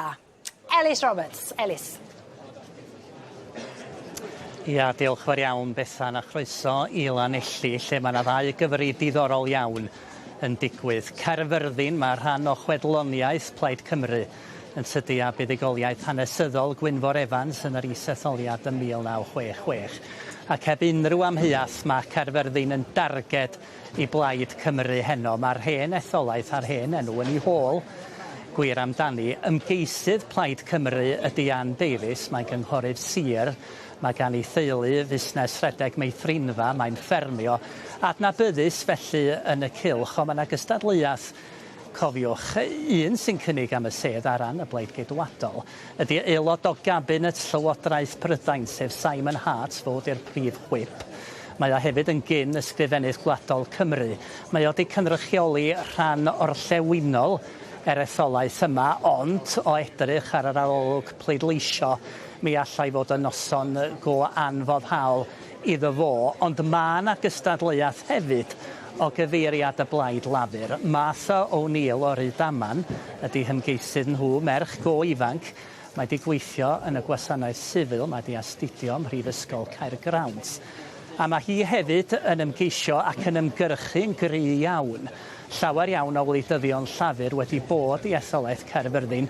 Keir Starmer ei hun ddoedd wytha yn dod. Mi oedd Rhyn ap Iorwerth yn yr etholaeth hefyd, teg dweud hynny. Ond mae Caerfyrddin yn mynd i fod yn frwydr ddiddorol dros ben heno. O droi at Llanelli wedyn, wel mae honno wedi bod yn sedd lafur ers canrif gyfan erbyn hyn. A Nia Griffith wedi bod yn aelod seneddol ers bron iawn i 20 mlynedd. Mae hi'n cynnig eto, mi gafodd Plaid Cymru 12 o lwyddianna yn nyddia cynnar y cynulliad cenedlaethol y do, ond ddim yn ddiweddar ac ar y lefel ddatganoledig oedd hynny dyn nhw ddim wedi ennill y sedd yn San Steffan.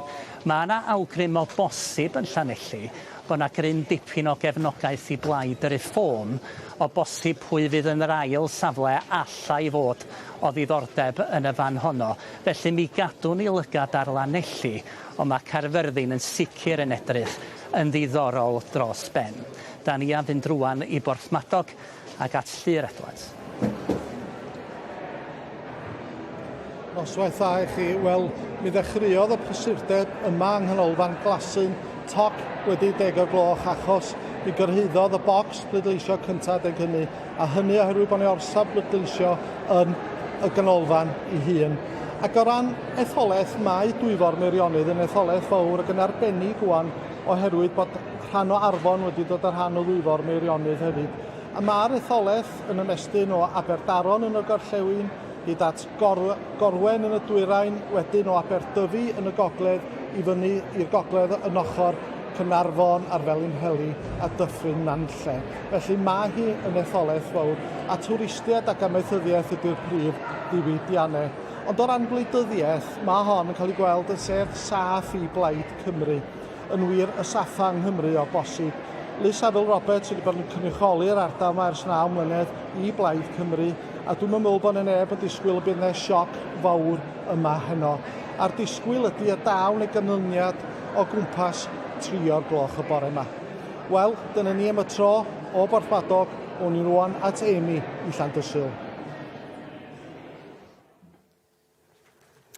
Ie, mae'n deg dweud bod gwynebau Plaid Cymru yn rhai hapus yma yn Llandysul heno. Ar ôl siarad a chynrychiolwyr y blaid, nhw'n gweud bod Ben Lake wedi cael ymgyrch dda, ond maen nhw'n parhau i fod yn nerfus. Ac wrth gwrs, maen nhw yn wynebu heriau. Y brif her efallai yw'r ffaith bod ffiniau'r etholaeth wedi newid o Geredigion i Geredigion Preseli, felly mae'n cwmpasu ardal enfawr.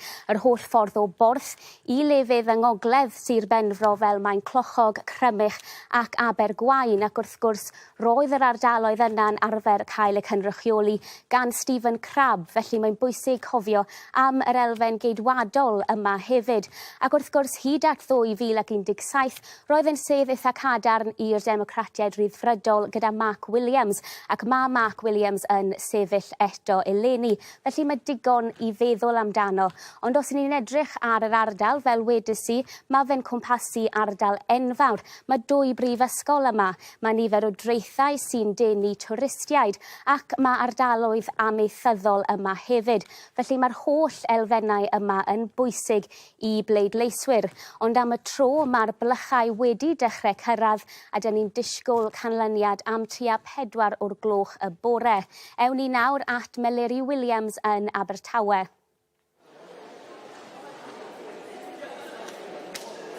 Diolch i mi a chroeso i neuadd y Brangwyn, lle mae yna 2 etholaeth yn cael eu cyfri fan hyn, sef Gwawr a Gorllewin Abertawe. Y 2 yn seddi diogel yn draddodiadol i lafur, falle ddim cyment i etholaeth Gwawr, fe drodd honno'n las yn 2015, ond Tonia Antoniatsi'r ymgeisydd llafur yn cipio honno nôl yn 2017 a hi'n sefyll eto heno. Mae'r etholaeth honno yn cwmpasu ardalodd Penrhyn Gwawr. Mae yna ardalodd o Bocedi o gyfoeth yn ardaloedd fel y Mumbles, wedyn trefi fel Gorseinon, Pontarddulais ac yn ymestyn at ben nesa Cwm Tawe. Gorllewin Abertawe yn amrywiol iawn hefyd, ni'n sôn am ganol y ddinas, ardaloedd fel Sgeti, Mayhill a Threforys hefyd eleni dan yr etholaeth y newydd o ran yr etholaethau wrth gwrs. So wedyn, Gorllewin Abertawe wedi hawlio'r penawdau cofiwch dros yr wythnosau diwetha, a hynny oherwydd y dewis o ymgeisydd llafur. Toastin Bell yw ei enw fe, a phobl leol ac aelodau o'r Blaid Lafur hefyd wedi beirniadu'r ffaith iddo fe falle gael i anfon i'r ardal yma gan ei bod hi'n sedd ddiogel. Fe fi sy'n siarad â fe wythnos diwetha, gwadu hynny mae'n dweud i fod yn ymgyrchu yn frwd wrth gwrs. Felly'n anhebygol o gael effaith ar y canlyniad, ond fewn i draw nawr nôl i Gaerdydd at Rhodri. Problemau gyda'r sain ac ymddiheiriadau am hynny. I ni i gyd fan hyn yn gytun, mae Meleri sy'n yn y ganolfan gyfri orau. Mirluniau y Brangwyn yn well nag unrhyw ganolfan hamdden yn sicr. David Tristan, croeso ato ni, cyn gadeirydd Plaid Cymru. Ydyn ni'n cael sôn am fetio yn ystod yr ymgyrch, ond wi ddim yn siŵr, ond dyna'n union, sydd chi wedi bod yn dilyn yr etholiad cyffredinol eleni? Wel, mae wedi bod yn rhan ohono fe yn sicr. Fel mae ambell wrandawr i Radio Cymru a gwyliwr i Esbydrec yn gwybod, dwi'n hoff iawn o ystadegau gwleidyddol ac felly mae'r etholiad hon wedi bod yn gyfle gwych i dreiddio i'r ystadegau hynna. Ond ers blynydde dwi wedi bod yn mentro swllt neu ddau, efallai yn y gobeith o fedru prynu coffi a chacen ar ôl yr etholiad a'r betio gwleidyddol ac yn sydyn ddigon, yn fy niweidrwydd, mae betio gwleidyddol wedi dod yn stori fawr ar y etholiad hon, ynddo? Felly gwedwch wrthon ni, ar bwy mae'ch arian chi wedi mynd, lle chi wedi gosod y betiau, ac ydy'r arolwg sydd wedi i gyhoeddi heno nawr am 10 o'r gloch yn cyd-fynd, hynny yw, ydych chi am ennill arian neu golli? Dyna wi am y cwestiwn cyntaf wrth wneud yw, mae rhaid chi fod yn wrthrychol, a mae rhaid chi ochel rhag roi unrhyw arian mewn gwirionedd ar y plaid i chi'n ei gefnogi. Ac mae yna debygrwydd fel tîm pêl-droed neu rhywbeth, i chi'n cefnogi plaid, felly byddwch chi ddim yn wrthrychol yn eu cylch nhw. Felly, o'n rhannu, mae gennau arian ar y Democratiaid Rhyddfrydol i ennill brycheiniog, a dwi'n eitha hyderus erbyn un o hynny yn ôl yr arolwg, ond y sywaith, mae gennau arian hefyd ar y ceidwadwyr i ennill 150 o seddi i 300 o seddi, ac o'n i'n fel ystadegydd gwleidyddol, o'n i'n meddwl oedd hwnna'n bet eitha diogel. Ond mae'n ymddangos yn sgil gyflafan etholiadol y ceidwadwyr fod hynny heb fod cweit cystal. Felly, mae yna ddiddordeb hanesyddol a gwleidyddol mawr yn hynny sy'n cael ei ymlygu yn fy methiant i ennill y bet hwnnw, bys ni'n awgrymu. Buoch chi'n gweithio rhywfaint gyda chwmni a betio yn ystod yr ymgyrch, do? Do. Beth oedd yn rili ddiddorol yw gweld sut oedd yr odds yn newid wrth i bethau gwahanol ddigwydd yn yr ymgyrch. Yn benodol, Nigel Farage yn dod mewn i'r ymgyrch, nath hwnna newid siawnsiau reform yn llwyr, ond hyd yn oed mae'r canlyniad yma gymaint yn well na hyd yn oed beth oedd y marchnadoedd betio yn dangos. Hefyd y Blaid Rhyddfrydol. Canlyniad lot gwell nag oedd disgwyl ar y marchnadau betio a'r polio hefyd.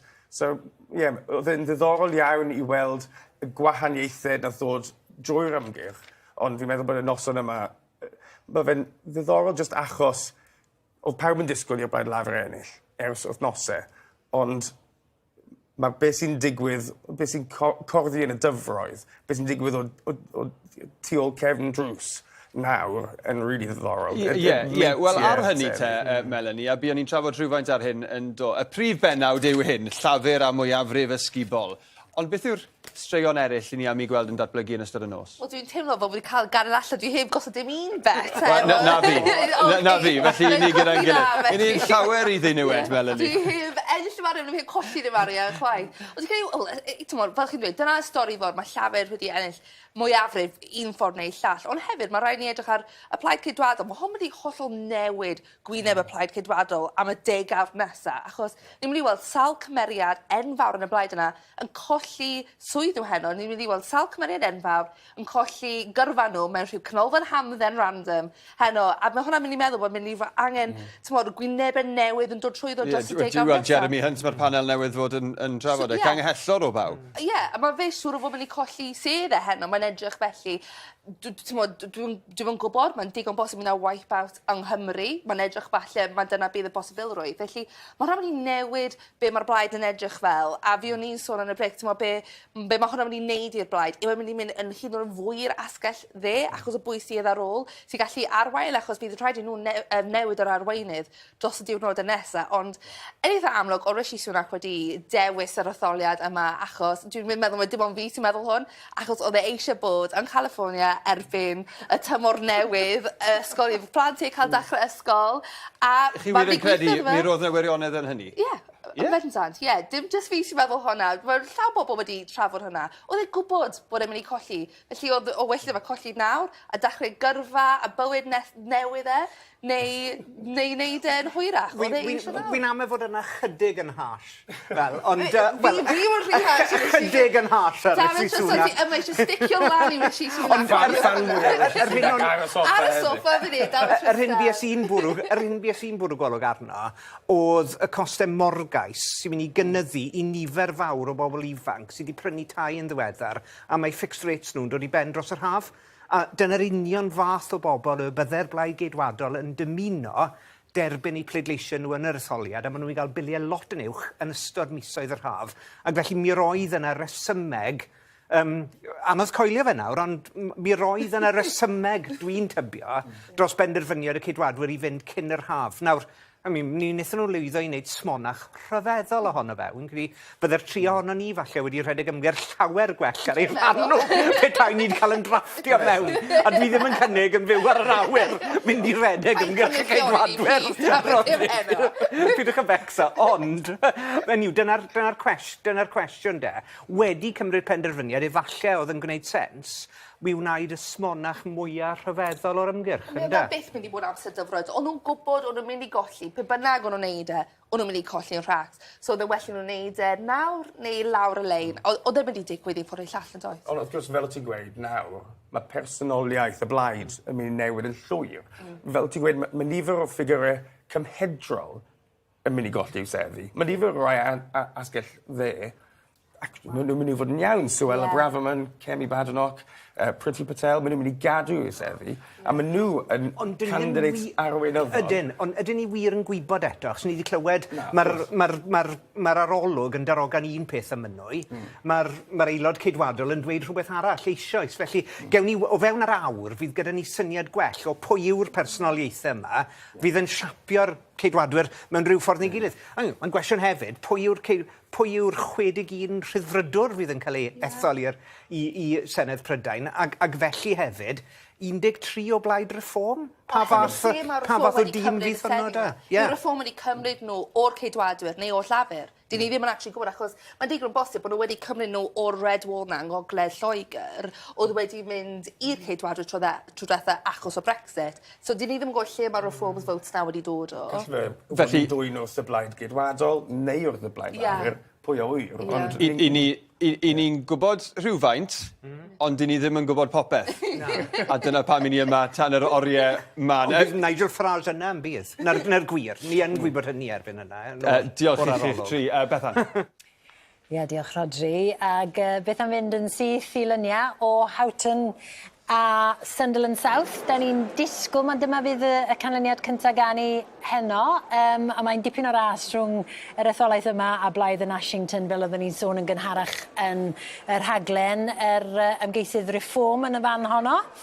Ag Bridget Phillipson o Lafur, llefarydd y blaid ar addysg wrth gwrs. Hi oedd yr aelod seneddol tan yr etholiad. Wel, dewch i ni groesawu wrth i ni aros am ganlyniad. Cynta'r noson, mae'n bleser cael Vaughan yma. Does yr un etholiad yn iawn heb Vaughan Roderick, ein golygydd materion Cymreig ni, a Sioned Williams yma ar ran Plaid Cymru. Croes ato ni. Vaughan, be wneud i o'r arolwg hyd yma a'r hyn sydd wedi cael ei ddeud heno? Wel, fi'n cytuno'n llwyr a phopeth mae Richard ac Elliw wedi dweud ynghylch bod yn bwyllog. Hynny yw, os ni'n meddwl ôl canrif, mi oeddwn ni mewn cyfnod lle oedd y system bleidiol yn newid o fod yn system ddwy blaid rhwng y rhyddfrydwyr a'r toried i system ddwy blaid rhwng llafur a'r toried. Fe gymrodd y broses hynny rhyw 15 mlynedd. Ac mi oedd na bob math o garfannau gwahanol ar un adeg, ddim llawer o aelodau seneddol gan y rhyddfrydwyr, ond mi oedd yna dair garfan. Mi oedd yna Samuelites, Simonites a Lloyd Georgites. Nawr, beth fydd yn digwydd i'r garfan geidwadol fach yna? Mae yn bosib iddyn nhw dod nôl yn gyflym iawn oherwydd dyw canran llafur o'r bleidles yn yr etholiad yma ddim yn uchel, felly mi allan nhw fod o gwydd mawr nôl, neu mi allan rhai o'n nhw fynd at reform. Rhai o'n nhw mynd at y democratiaid rhyddfrydol. Hynny yw, mewn sawl ystyr, mi fydd falle'r blaid geidwadol lot fwy diddorol na'r blaid lafur dros y 5 mlynedd nesaf. Sioned, da ni'n bod yn ofalus iawn ynglyn â'r arolwg yma, ond mae o'n rhoi awgrym i ni, mae 4 sedd fydd gan y blaid. A dyna, ydych chi'n ei glywed hynna? Wel, yn amlwg, gyda'r 2 sedd sy'n fwy ymylol, Ynys Môn a Chyfyrddin, mae ffactorau lleol yn amlwg yn bwysig iawn fyna sydd yn wastad yn cael ei adlewyrchu mewn exit poll i ni'n gwybod hynny yn dini. Agos iawn yng Nghaerfyrddin a Keir Starmer yn deall yn ei, a di mynd na ddwy, yn dweud? Oedd yna, ond roedd Rhina Piorwaith yna hefyd, ac am Davies wrth gwrs yn wedi rhedeg ymgyrch arbennig fyna. Dwi'n meddwl allwn ni ym Mhlaid Cymru bod yn falch iawn ac yn hapus iawn gyda'r ymgyrch i ni wedi cael dros y 6 wythnos diwetha. Yr ymgyrchoedd lleol yna sydd wedi bod yn hynod fywiog a gobeithio'n hynod effeithiol, ond hefyd wrth gwrs perfformiad Rhina Piorwaith ar y llwyfan Prydeinig yna sydd wrth gwrs yn anodd i gael gafel arno yn aml iawn i ni, ac felly yn creu momentum wrth i ni symud ymlaen nawr at yr etholiad sy'n bwysig iawn i ni, sef 2026. Ydy o'n teimlo wahanol tro yma, achos mi gath Leanne Wood y sylw yna yn do, a pawb yn dweud, waw, rwy wedi clywed amdani, neu sa'n braf cael pleidleisio, ond dwi'n byw yn Lloegr, dwi'n mynd abod i. Adam Price di cael hynny hefyd, sut mae cadw'r momentum yna wedyn? Wel, dwi'n meddwl bod y fath o ymgyrch dyn ni wedi cael, y fath o wahaniaeth sydd wedi bod mewn gwirionedd yn ein polisi ni. Ni wedi gweld y tro yma yn enwedig y 2 brif blaid, y ceidwadwyr a'r blaid lafur, ddim yn cynnig fawr o ddim byd yn wahanol i'w gilydd pan chi'n meddwl ar drethiant, pan chi'n meddwl ar materion fel mewnfudo, a hefyd o ran sut maen nhw'n mynd i edrych ar ôl ein gwasanaethau cyhoeddus. Dim lot i gyffroi yr etholwyr fyna, lle oedd gan Blaid Cymru falle mwy o ddŵr clir o ran beth oedden ni'n gallu cynnig o ran polisiau. Ond ydych chi'n poeni bod wrth graidd y manifesto 4 biliwn o bunna yma o arian o brosiect HS2, y tren cyflym na sy'n mynd drwy Loegr. Mae llafur yn deud i'r arian ddim yna, ceidwadwyr yn sicr yn deud bod yr arian ddim yna, ac eto dyna sail eich manifesto chi, bydd yr arian ddim yna. Ond wrth gwrs, hefyd, fe fyddwn ni'n gweld nawr yr holl newid, ni'n gweld bod na fuddugoliaeth ysgubol falle yn nawr yn mynd i fod yn sicr i'r blaid lafur. Bydd e'n ddiddorol iawn i ni yn y cyd-destun yna gweld a fydd gwireddu'r addewidion yma o gael y gwahaniaeth ynbyd yma o ddan y 2 lywodraeth ar 2 ben yr M4 yn dyfe. Dyna'r cwestiwn. Mae rai ni adael i ddwy nôl at Vaughan yn y man, ond dwi'n clywed bod Caroline Jones o ran plaid reform sy'n sefyll wrth gwrs yn Pen y Bont. Noswaith dda, good evening. Thanks for joining us here on S4C. What are you hearing about your performance tonight as a party in Wales? I haven't heard much at all at the moment. I think we're in the preliminary stages, so I think there's everything to play for. And when you look at the exit poll, 13 seats, how did you react?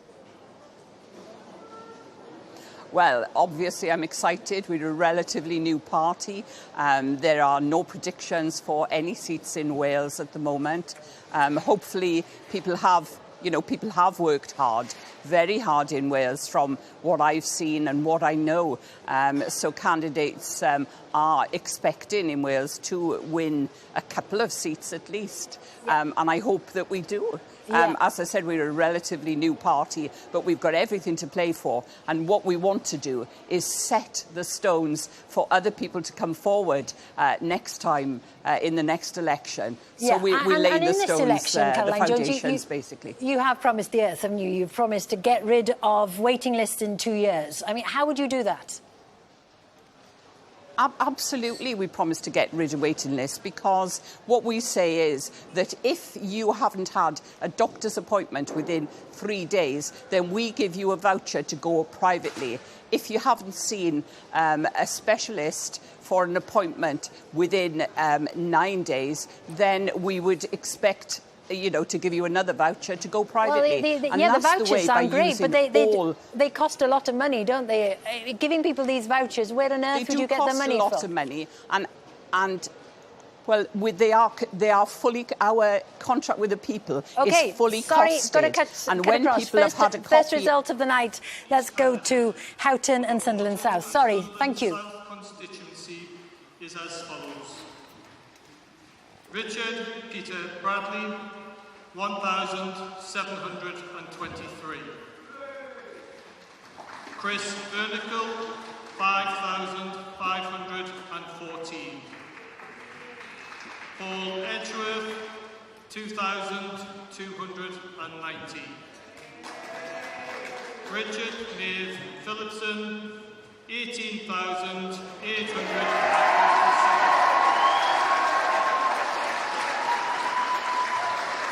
Sam Woods Brass, 11,668. The number of rejected ballot papers was 101. The turnout was 51.2%, and that Bridget Phillipson has been duly elected to serve as member for the said. Dyna ni felly, Bridget Phillipson, llefarydd wrth blaid ar addysg wedi hael hethol yn aelod seneddol Houghton and Sunderland South. Dewch i ni edrych ar y manylion. Dyma ni 19,847 o bleidleisiau i Bridget Phillipson. Reform wedyn yn ail 11,668 a'r ceidwadwyr yn drydydd gyda 5,514. Dewch i ni weld ganran 47% i lafur. Reform ar 29% yn Sunderland South.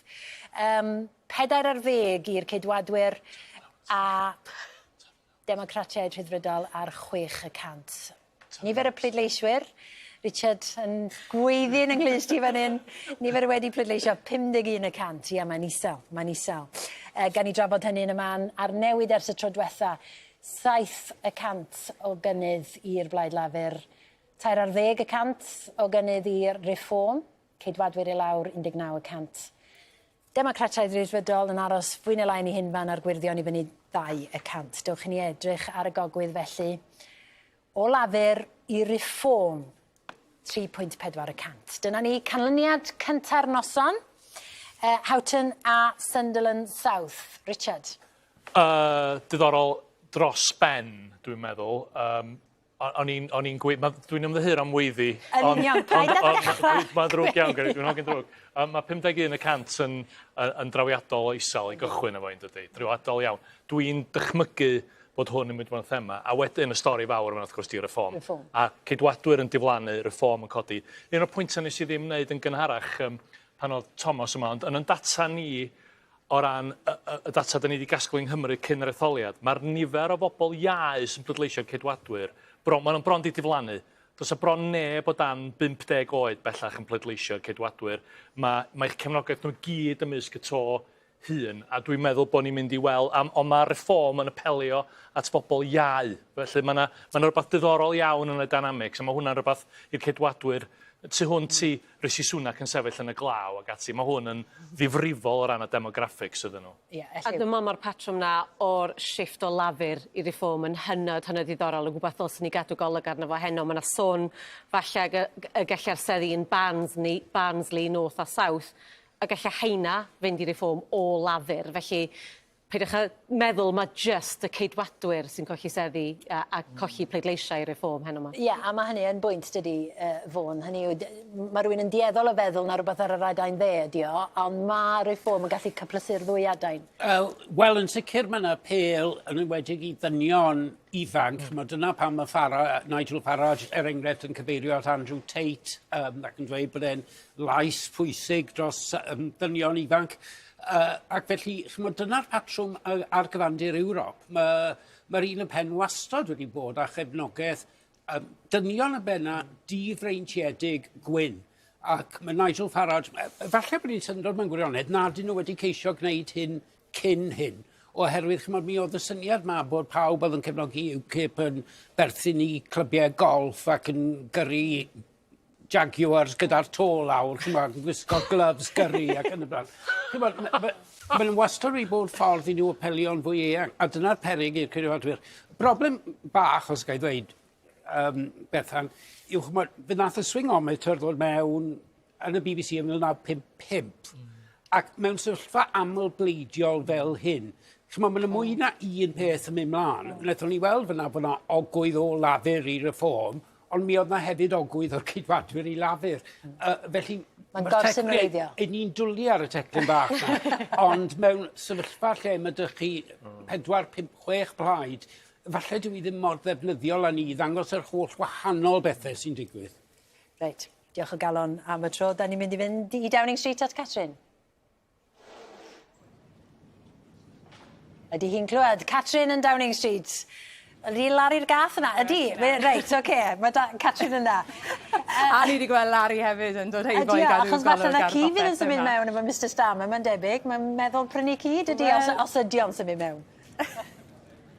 Ie, mae'n debyg bod y plant wedi bod yn galw am German Shepherd, felly falle bydd gan Larry bach o gwmni yma, os yw'r ffigur yma yn dwy'n ffrwyth ac mae'n sicr yn edrych fel ni o'r ymateb. Fi wedi bod yn cadw golwg ar rai o'r ymateb wrth y llafurwyr blaenllaw, a mae'n ddiddorol, hynny yw, maen nhw gyd yn croesawu yr arolwg yma, rhagolwg yma, ond pob un yn gyndyn i gredu realiti'r peth yma. Ni'n clywed gan Angela Rayner, dirprwy arweinydd llafur, yn dweud bod y niferoedd yn galonogol iawn, ond mae arolwg arall yw a bod yn rhaid aros tan y canlyniadau. Wes Streeting wedyn yn dweud bod ni'n edrych mor dda bod hi bron yn anghredadwy. A mae'n adleisiau clir iawn fyna o 1997 a Tony Blair yn dod mewn. Chos mae'n chwedlonol bellach wrth gwrs, mor gyndyn oedd Tony Blair a tîm o'i gwmpas i gredu yr rhagolygon cynnar na tan bod y bleidlais ola mewn. A mae yn werth cofio, mae yna genhedlaeth o wleidyddion i gael gan lafur nawr, sy'n eriod wedi bod mewn grym. Dim ond fel gwrthblaid, maen nhw'n gwybod yw eu profiad nhw fan hyn yn San Steffan. Keir Starmer ei hunan, dim ond wedi dod yn aelod seneddol yn 2015 a dod yn arweinydd wedyn wrth gwrs yn Ebrill 2020. Felly mae'n siŵr iawn bod yna deimlad swreal iawn i'r canlyniadau neu'r canlyniadau'r arolwg cynnar na ty beth. Ond ni hefyd yn gwybod bod yna gwestiynau mawr. Ni wedi clywed nhw ar y rhaglen gyda chi eisoes i'r ceidwadwyr yn hyn o beth. Nifer o geidwadwyr blaenllaw yn dweud mor anodd yw hi heno. Diddorol iawn clywed geiriau ysgrifennydd Cymru David T.C. Davies yn dweud bod e ddim yn meddwl y bydd e'n neud ei nôl i San Steffan, ond yn rhybuddio rhag dechrau chwilio'n ddeiau ar hyn o bryd, bod angen camu nôl ac asesu hyn. Yn amlwg, dyw arweinydd y ceidwadwyr yn y Senedd Andrew R T Davies heb gael y neges honno, achos mae e yn gandryll. Mae e'n dweud bod y blaid ei hunan ddim yn barod ar gyfer yr etholiad hwn, bod nhw wedi galw hi yn rhy gynnar yn y bod dim geiriau i esbonio i rwystredigaeth gyda yr ymgyrch hon, a hefyd yn dweud bod y blaid yn talu'r pris am 5 mlynedd o helyntion. A mae'n ddiddorol hefyd gweld, mae'n ymddangos bod y ceidwadwyr wedi cael eu taro'n galed iawn mewn ardaloedd lle mae yna lefelau uchel o forgeisu, sy'n rhoi rhyw syniad i chi falle bod gwaddol Liz Truss yn chwarae mewn i beth ni'n gweld heno. Ond un pwynt arall, fi'n gwybod bod chi wedi bod yn trafod reform yn ystod y rhaglen hyd yn hyn, a mae beth ni'n clywed oddi wrth ymgeiswyr llafur yng Nghymru yn awgrymu bod reform yn mynd i gael perfformiad da iawn heno yng Nghymru. Sôn gan rai bod nhw'n meddwl y bydden nhw'n dod i'r ail safle mewn mwy nag un lle heno yma, felly bydd nhw'n sicr yn rhywbeth i edrych yma amdano fe. Catrin yn Downing Street, diolch yn fawr i ag o feddwl hynny, mae'n bosib iawn o edrych ar etholiad y Senedd nesaf y Sioned. Dych chi'n poeni am reform? Wel, dwi'n meddwl allan ni bwyntio at eu perfformiad nhw pan oedden nhw yn ei gwedd plaid UKIP a plaid Brexit, be ddigwyddodd pan oedden nhw'n rhan o'r Senedd. Mae'n ddigon rwydd i ni bwyntio at y record dinistriol yn y gyddol oedd gyda nhw wrth i ni ymgyrchu at y Senedd. Ond mae yn bryderus iawn, wrth gwrs, beth sy'n digwydd ar lefel Brydeinig. Dwi'n meddwl hefyd, fel oedd Vaughan yn sôn, bod yna fethiant fan hyn mewn gwleidyddiaeth, bod yna ddiffyg ymddiriedeth mewn gwleidyddiaeth, pobl yn teimlo bod wedi cael ei gadael ar ôl, gan y ddwy blaid, achos doedd gan llafur Keir Starmer ddim byd i gynnig i'r bobl ifanc yma chwaith. Felly maen nhw'n chwilio am atebion, maen nhw'n chwilio am newid, fe bwyntiwyd nhw at Ewrop yn 2016, nawr maen nhw'n cael ei bwyntio at garfannau eraill, a dwi'n meddwl bod mae yna gyfrifoldeb nawr ar Starmer, os bydd yn ffurfio llywodraeth, i ddilifro i'r bobl yma, neu fyddwn ni'n mynd i le beryglus iawn o ran ein gwleidyddiaeth ni, fel ni'n gweld sy'n datblygu yn Ffrainc ar hyn o bryd. Ie. Ydy hynny'n debygol? O ran 2026? Dych chi'n gweld nhw'n chwarae gêm fawr yma? Ar gychwyn yr rhaglen nes i awgrymu bod yna bosibiliad y gall reform fod nail yng Nghymru. Mae'r bob dim dwi'n ei weld a'i glwad, a mae bobl yn cysylltu'n awgrymu bod hynna yn bosibiliad real. Bendant o mae'n bosibiliad real. Os da chi'n meddwl wedyn am y cyflwr y fydd y blaid geidwadol yna fo'r oll angst mewnol sy'n mynd i ddilyn o hyn, mae'n bosib iawn byddwn ni mewn sefyllfa lle mae'r blaid geidwadol ar chwal, lle mae'r gwynt yn hwylio ar y ffom, ac mae'r cyd-destun yna, y cyd-destun system etholiadol mwy cyfrannol, ag etholiad falle di bobl ddim yn poeni cweit gymaint amdano fo, mae hwnna'n addawol iawn i'r reform. Reit, dwi am dorri ar draws achos da ni am mynd i'r Alban at ddirprwy arweinydd yr SNP Kate Forbes, a cyn i ni fynd ati, dwi eisiau egluro bod yna oedi ar y lein o hyd at 9 eiliad dwi'n clywed, felly pidiwch am mynd i wneud panad, mi fydd i yn ateb. Thank you ever so much for joining us, Kate Forbes. Not a great night if this poll turns out to be true.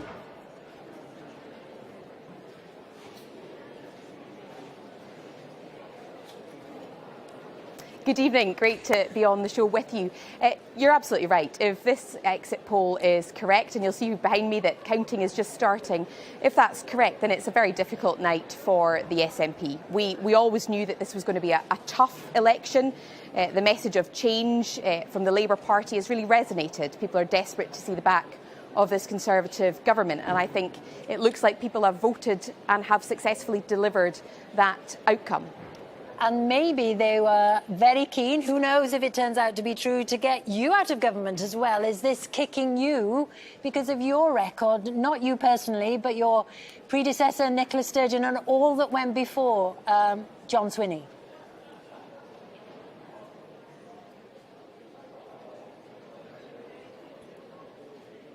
Well, I think there's two ways to answer that question, and I'm sure that over the course of the next few hours we will be dissecting what this means. We are Democrats. It means that we listen to what the voters are saying. And I do think that households across Scotland and indeed across Wales have come through an extremely difficult, turbulent time with austerity, cost of living, energy prices spiralling. People are unhappy and they're voting in that way. But the second thing, and I want to be very, very clear about this, is that John Swinney and I were only 2 weeks in government before the election was called, and we were very clear about the need to rebuild trust, to regain trust, and to do that by delivering according to the priorities of the people of Scotland. And that is the issues around poverty, around cost of living, and also around our public services and seeing a growing economy. We had started that work of turning the party around, and that work will continue in earnest in the run-up to the 2026 election, which will be key for our party and for the country. Kate Forbes, thank you ever so much. We'll have to leave it there because of the delay, but thanks for bearing with us. And we no doubt will speak to somebody else from the SNP maybe later in the programme. Thank you very much. Biti, oedd dim modd cario ymlaen efo'r 9 eiliad union na. 9 eiliad y mwyaf fi'n cofio, mae'n rhaid dweud, oedd y signal yn mynd lan i'r blaned mawrth yn ôl. Sicr, o ti dipyn bach yn nes, asesiad o berfformiad yr SNP, hynny yw ar trafferthion, os modd creu rhyw fath o baralel rhwng Boris Johnson a Rishi Sunak yn trio troi'r dudalen, John Swinney'n trio troi'r dudalen ers Nicola Sturgeon, ond yr etholwyr yn deud na, da ni wedi cael digon. Wel, mae yna gymhariaeth weddol amlwg yn fyna, ond beth sy'n ddiddorol i fi, a bydd Richard yn cadarnhau hyn, os ydych chi'n edrych ar y polau, dyw'r gefnogaeth i annibyniaeth a'r gefnogaeth yr undeb ddim wedi newid rhyw lawer. Yr hyn sydd wedi digwydd yn yr etholiad yma, mae'n ymddangos, yw bod annibyniaeth ar y byrna'r cefn. Chymod bod pobl yn teimlo, o'n i eisiau cael gwared o'r ceidwadwyr, i ni eisiau cael newid, i ni ddim yn hoffi'r nonsens mae'r SNP wedi bod yn gwneud. Felly bod ni o hyd yn credu mewn annibyniaeth, fe nawn ni bleidleisio i lafur yn yr Alban. Ac mae'n ddiddorol oherwydd mae ffordd mae Llafur Cymru a Llafur yr Alban wedi delio â'r cwestiwn annibyniaeth yn wahanol iawn. Hynny yw, mae yna bobl o fewn Llafur Cymru sy'n cefnogi annibyniaeth. Mi fyddech chi'n cael eich diarddel o Llafur yr Alban am wneud hynny. Ond am y tro, mae'n ymddangos nad y cyfansoddiad o'n mlaen meddyliau pobl yn yr etholiad hwn.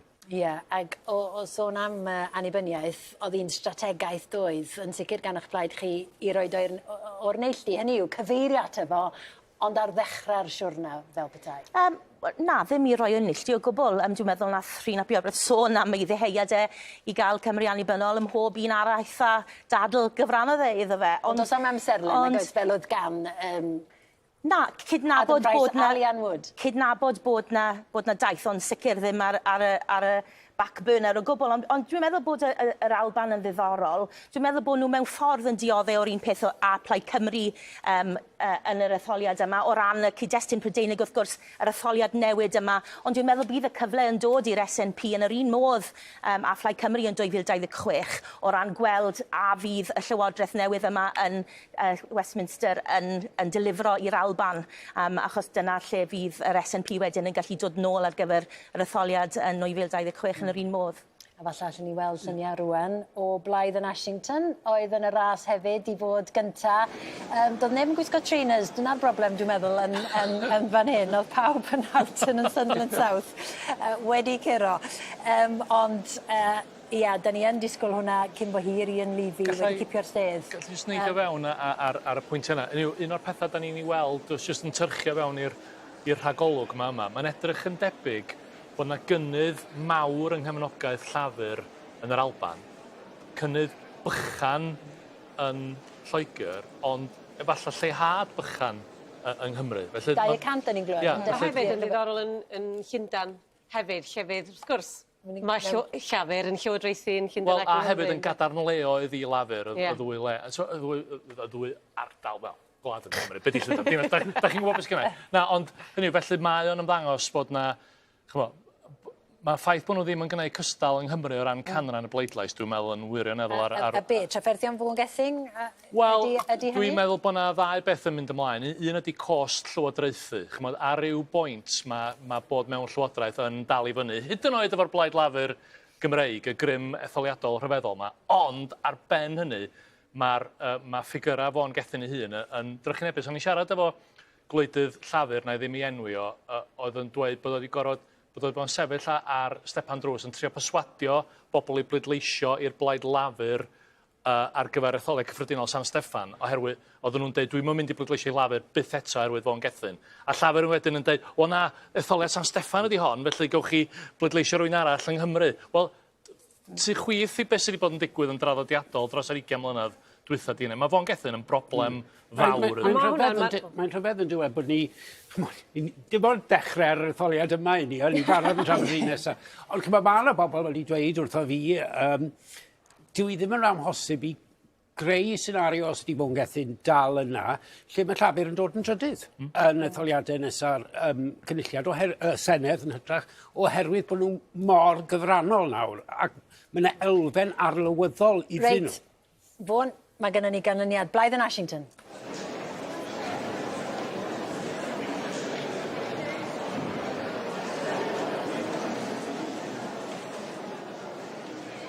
Dyma ni, maen nhw'n galw'r ymgeiswyr, felly dim canlyniad eto. Yr ymgeiswyr yn mynd ar y llwyfan. Vaughan, mae yna rhywfaint amser falle cyn i bawb setlo. Ie, wel, y pwynt o'n i'n neud yw bod y system gyfrannol newydd yma, yn hyd ar ffaith bod na elfen arlywyddol. Yn ysblenydd yn ei het, gyda ail ganlyniad yn noson. Dim sain. Wel, ni gael i rhywbeth. Dwi'n gallen darllen gwefused. Ond o'n i aros ar y lluniau beth bynnag, ac falle gawn ni'r sain cyn bo hir. Dwi'n meddwl hefyd bod yna bwynt i wneud ynglyn â diffyg brwdfrydedd y cefnogwyr Llafur yng Nghymru. Mae hynny'n sicr wedi dod drosodd ar y stepyn drws i ni. Ni'n gwybod bod Llafur yn draddodiadol yn fwy sosialaidd na'r blaid lafur yng Nghymru. A dwi'n meddwl bod hynny'n creu problemau iddyn nhw hefyd o ran y cwymp yn y bleidlais yng Nghymru. Yn sgwrsio efo pleidleiswyr ar draws Cymru yn rhywbeth sydd wedi taro fi ym mhob un sgwrs, pobl yn dweud, ie, da ni eisiau newid, ond na ddim rhyw frwdfrydedd mawr o gwbl. A hefyd, Vaughan Gething yn codi, yn heb i fi, un o'r sôn amdano fo, y pobl eisiau siarad am hynny a'i pryderwn amdano fo. Felly, fi alla fod yn sicr yn broblem yn yr etholiad nesaf. Ie, mae'n ddiddorol, mae lot o bobl o fewn y Blaid Lafur yn dweud am busnes Vaughan Gething o just stori bybl yw i eithi i ffwrdd ym mhen y wythnos. Ond dyma ni misoedd lawer ar ôl i'r stori yma ddechrau, y pleidiau eraill yn dal i bwtsio'r clwyf yn y Senedd, a mae wedi torri drwyddo i'r etholwyr cyffredin. Wel, da ni'n gweld y Blaid Lafur yn dathlu a'r ymgeisydd wedi ennill, ond ymddiheiriad am y sain.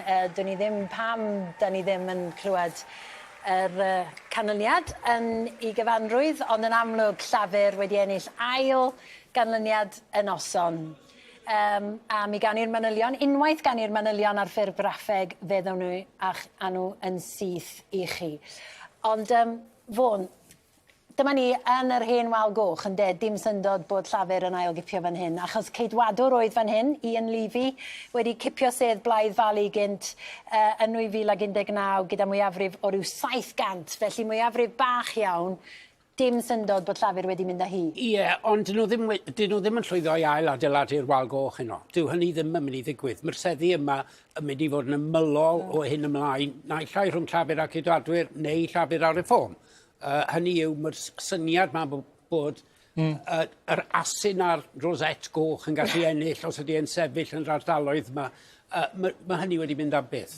Hynny yw, mae'n ymddangos fel mae aneddigrwydd ydy prif thema yr hyn da ni'n ei weld yn y data ar hyn o bryd. Yr un fath aneddigrwydd ar ei arwain at buddigoliaeth mawr y Ceidwadwyr yn 2019 ag at Brexit. Sorry, Richard, dyna ni. Llafur yn ennill gyda 20,000 a mae'n symud hanner cant y cant o'r bleidlais. Reform yn ail, 27% eto, a'r Ceidwadwyr yn drydydd gyda 15%, y Gwyrddio'n ar 5%, Democratiaid Rhyddfrydol ar 4%. Llafur, y newid i fyny 2%, Reform i fyny 18%, Ceidwadwyr i lawr 18%. A dyma ni, dewch i ni edrych ar y gogwydd. Na, mae di... Di'r peiriant ddim yn plesio ar hyn o bryd, oedd wedi rhewi. Oedd hynny yn mynd i ddigwydd, oedd o ddim wedi digwydd eto, mae'r peiriant yma wedi oedd Vaughan ddim yn licio'r gogwydd, beth bynnag. Ond da ni wedi cael i'w syniad a Reform yn yr ail safle, mae yna batrwm. Wel, ond mae'n dylwn ni ddweud bod o'n lwmp, sori, dwi'n bod yn rhy dafodiaethol, mae'n ganlyniad da iawn i Llafur yn dydi, mae hanner 100% yn bleidlais. Rwy'n ni ddim... Mae rhaid ni gychwyn efo hynny. Ond oddi tan hynny, mae hwnna'n ganlyniad da arall i Reform. Mae'n ymddangos yn fras iawn bod y bleidlais geidwadol wedi shifftio i Reform yn fyna. Dwi'n nes i ddim gweld be oedd y ganran oedd yn bleidleisio yna. Oedd hi rhyw 53%. Na fo, so eto yn isal iawn a deud y gwir. Felly, yr un fath o batrwm welson ni yn y sedd blaenorol fel fysa rwy'n disgwyl. Da ni'n fras yn yr un rhan o'r byd. Ond o safbwynt y be ni'n dweud yn gynharach ynglyn â aneddigrwydd. Mae gwleidyddiaeth aneddig iawn ydy hwn. A mae wedi domenyddu gwleidyddiaeth Lloegr yn arbennig ers degawd a mwy bellach. Reit, da ni am fynd ar wybdaeth, sori, i Rown Cymru ar hyn o bryd. Mae'n gohebwyr ni yn y wal fawr yn aros amdana ni, yn y wal Borffor. Draw ni at Dafydd yn Wrecsam, dwi'n meddwl. Daf. Nos oedd Bethan, ceic honna y ddwy heno, lle mae yna ddwy etholaeth yn cael ei cyfri. Y gynta, dwi rhain Clwyd yn ddifyr iawn ydy'w chreu o beder o'r hen seddi. Nath droi'n las nôl yn 2019 petai y canlyniad yna yn cael ei ailadrodd. Dyma fysa, o fewn ffiniau yr etholaeth newydd yma, dyma fysa sedd fwy adiogel y Ceidwadwyr yng Ngogledd Cymru, ond mae'r canlyniad yr arolwg yna yn 10 o'r gloch wrth gwrs yn newid y darlun yn sylweddol. Dwi heb weld yr ymgeisydd ceidwadol na'r ymgeisydd Llafur yma yn Nwyrain Clwyd hyd yma. Mae'n gynnar wrth gwrs, ond dwi wedi bod yn siarad efo yr ymgeisydd yn yr etholaeth arall sy'n cael ei chyfri yma, Alun a Glaned Dyfrdwy, Mark Tammy, yn cynrychioli'r sedd honno ers rhyw chwarter canrif rwan ac yn amlwg roedd o yn fodlon iawn efo canlyniad yr arolwg yna am 10 o'r gloch.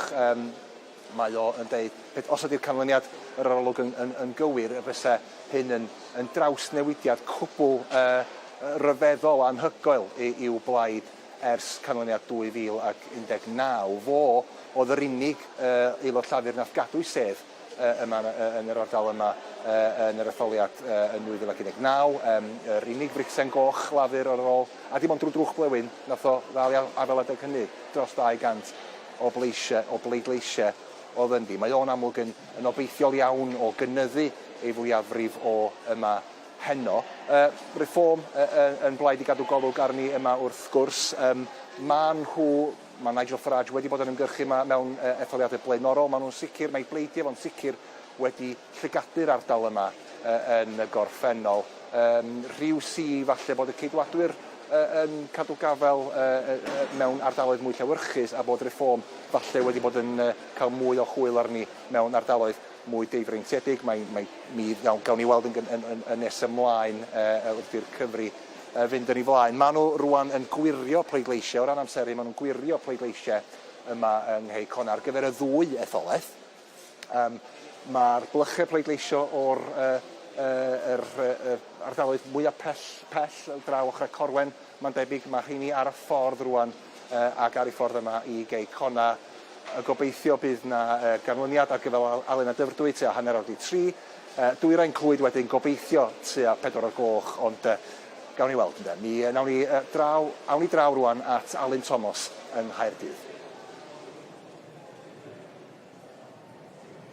Diolch Dafydd, croeso ato ni. I ni yng Nghysgod Stadiwm Dinas Caerdydd yn fan hyn yn ardal Lecwydd yn Hy Chwaraeon. Ond tŷ gwleidyddiaeth yw heno, oherwydd yn fan hyn maen nhw'n cyfri ar gyfer y 4 etholaeth yng Nghaerdydd. Ni wedi cael rhywfaint o newid ffiniau fan hyn a hefyd newid enw. Mae canol Caerdydd wedi mynd dwyrain Caerdydd stan i bellach. A dyna chi lle mae llefarydd llafur ar Gymru Joe Stevens yn ymgeisio. Na'r tro diwetha fe gafodd hi fwyafrif o dros 2015. Fe fydd hi mae'n siŵr yn gobeithio cael lle yng Nghabinet Sir Keir Starmer dros y dyddiau nesaf a bwrw bod canlyniad ar yr arolwg na yn gywir. Os ewn ni draw wedyn i orllewin Caerdydd, wel yn fyna fe nath yr aelod seneddol blaenorol Kevin Brennan gyhoeddi reit ar ddechrau'r ymgyrch i fod e'n rhoi'r gorau iddi. Felly ymgeisydd newydd Alex Barros Curtis. A mae yna rhywfaint o aniddigrwydd wedi bod ymhlith rhengoedd y blaid yn lleol ynglŷn â hynny. Fe yn un o uchel swyddogion y blaid yn y Pencadlys yn Llundain. Rhai yn teimlo dyle ymgeisydd mwy lleol fod wedi ei ddewis. Tybed a fydd hynny'n cael unrhyw effaith ar faint y bleidlais lafur yng ngorllewin Caerdydd. Wedyn, Gogledd Caerdydd, wel Anna McMorrin sydd wedi cynrychioli'r sedd honno ers 2017. Bryd hynny, fe nath hi gipio'r sedd oddi ar y ceidwadwr Craig Williams. Wel dyna chi enw sydd wedi cael sylw mawr yn ystod yr ymgyrch ma'n do oherwydd yr helynt gamblo. Wedyn, De Caerdydd a Phenarth yw'r 4rydd etholaeth stan i fan hyn yn y brifddinas. Dyna'r sedd wrth gwrs, mae Prif Weinidog Cymru Vaughan Gething yn ei chynrychioli y Mai Caerdydd. Wel, Stephen Doughty yw'r aelod seneddol yn fyna ers 2012. Dro diwetha, fe gafodd fwyafrif o dros 10,000. O siarad a chynrychiolwyr y blaid lafur, wel, maen nhw'n dawel hyderus y bydden nhw yn cadw i gafel ar bob un o'r seddi yma yn y brifddinas. Yr hyn fydd yn ddifyr, medden nhw, yw pwy ddaw yn ail tybed yn y seddi amrywiol yma. Ar un adeg, roedd y Democratiaid Rhyddfrydol yn gystadleuol yn hen sedd y canol y cydwadwyr, fel yn ei gweud yn y gogledd, pwy tybed fydd yn yr ail safle ar ôl y cyfri yn fan hyn heno fe gewn ni weld. O safbwynt amseru, wel, maen nhw'n cyfri yn bwyllog yma yn y brifddinas. A'r darogan yw bydd rhaid i ni aros tan falle 4, 4:45, 4:45 hyd yn oed ar gyfer canlyniadau'r etholaethau gwahanol fe gewn ni weld. Dyna'r sefyllfa yma yn y brifddinas. Beth am ni fynd lawr y ffordd i Fro Morgannwg a'r Bari, lle mae Huw.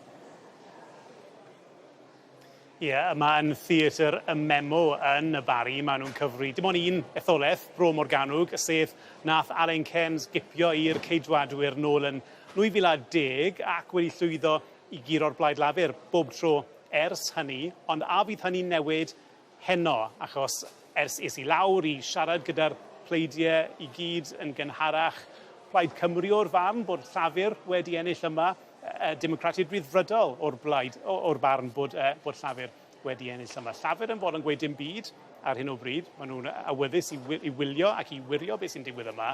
A o ran y ceidwadwyr, wel, maen nhw'n gobeithio bod enw Alun Cairns, cyn ysgrifennydd gwladol, yn mynd i fod yn ddigon i ennill ac i gadw'r sedd yma, gweitha, maen nhw'n gweud, y darlun cenedlaethol. Ond ie, y deimlad ymysg ymgyrchwyr Llafur dwi wedi siarad â nhw dros yr wythnosau diwethaf yw fod nhw yn gallu ennill y sedd yma ac mi o'n nhw mas yn gynnar bore yma tua 8 o'r gloch yn ceisio sicrhau bod pobl yn mynd allan i bleidleisio amdano nhw. O ran yr ardaloedd gwahanol, mae'r ffiniau wedi newid chydig bach.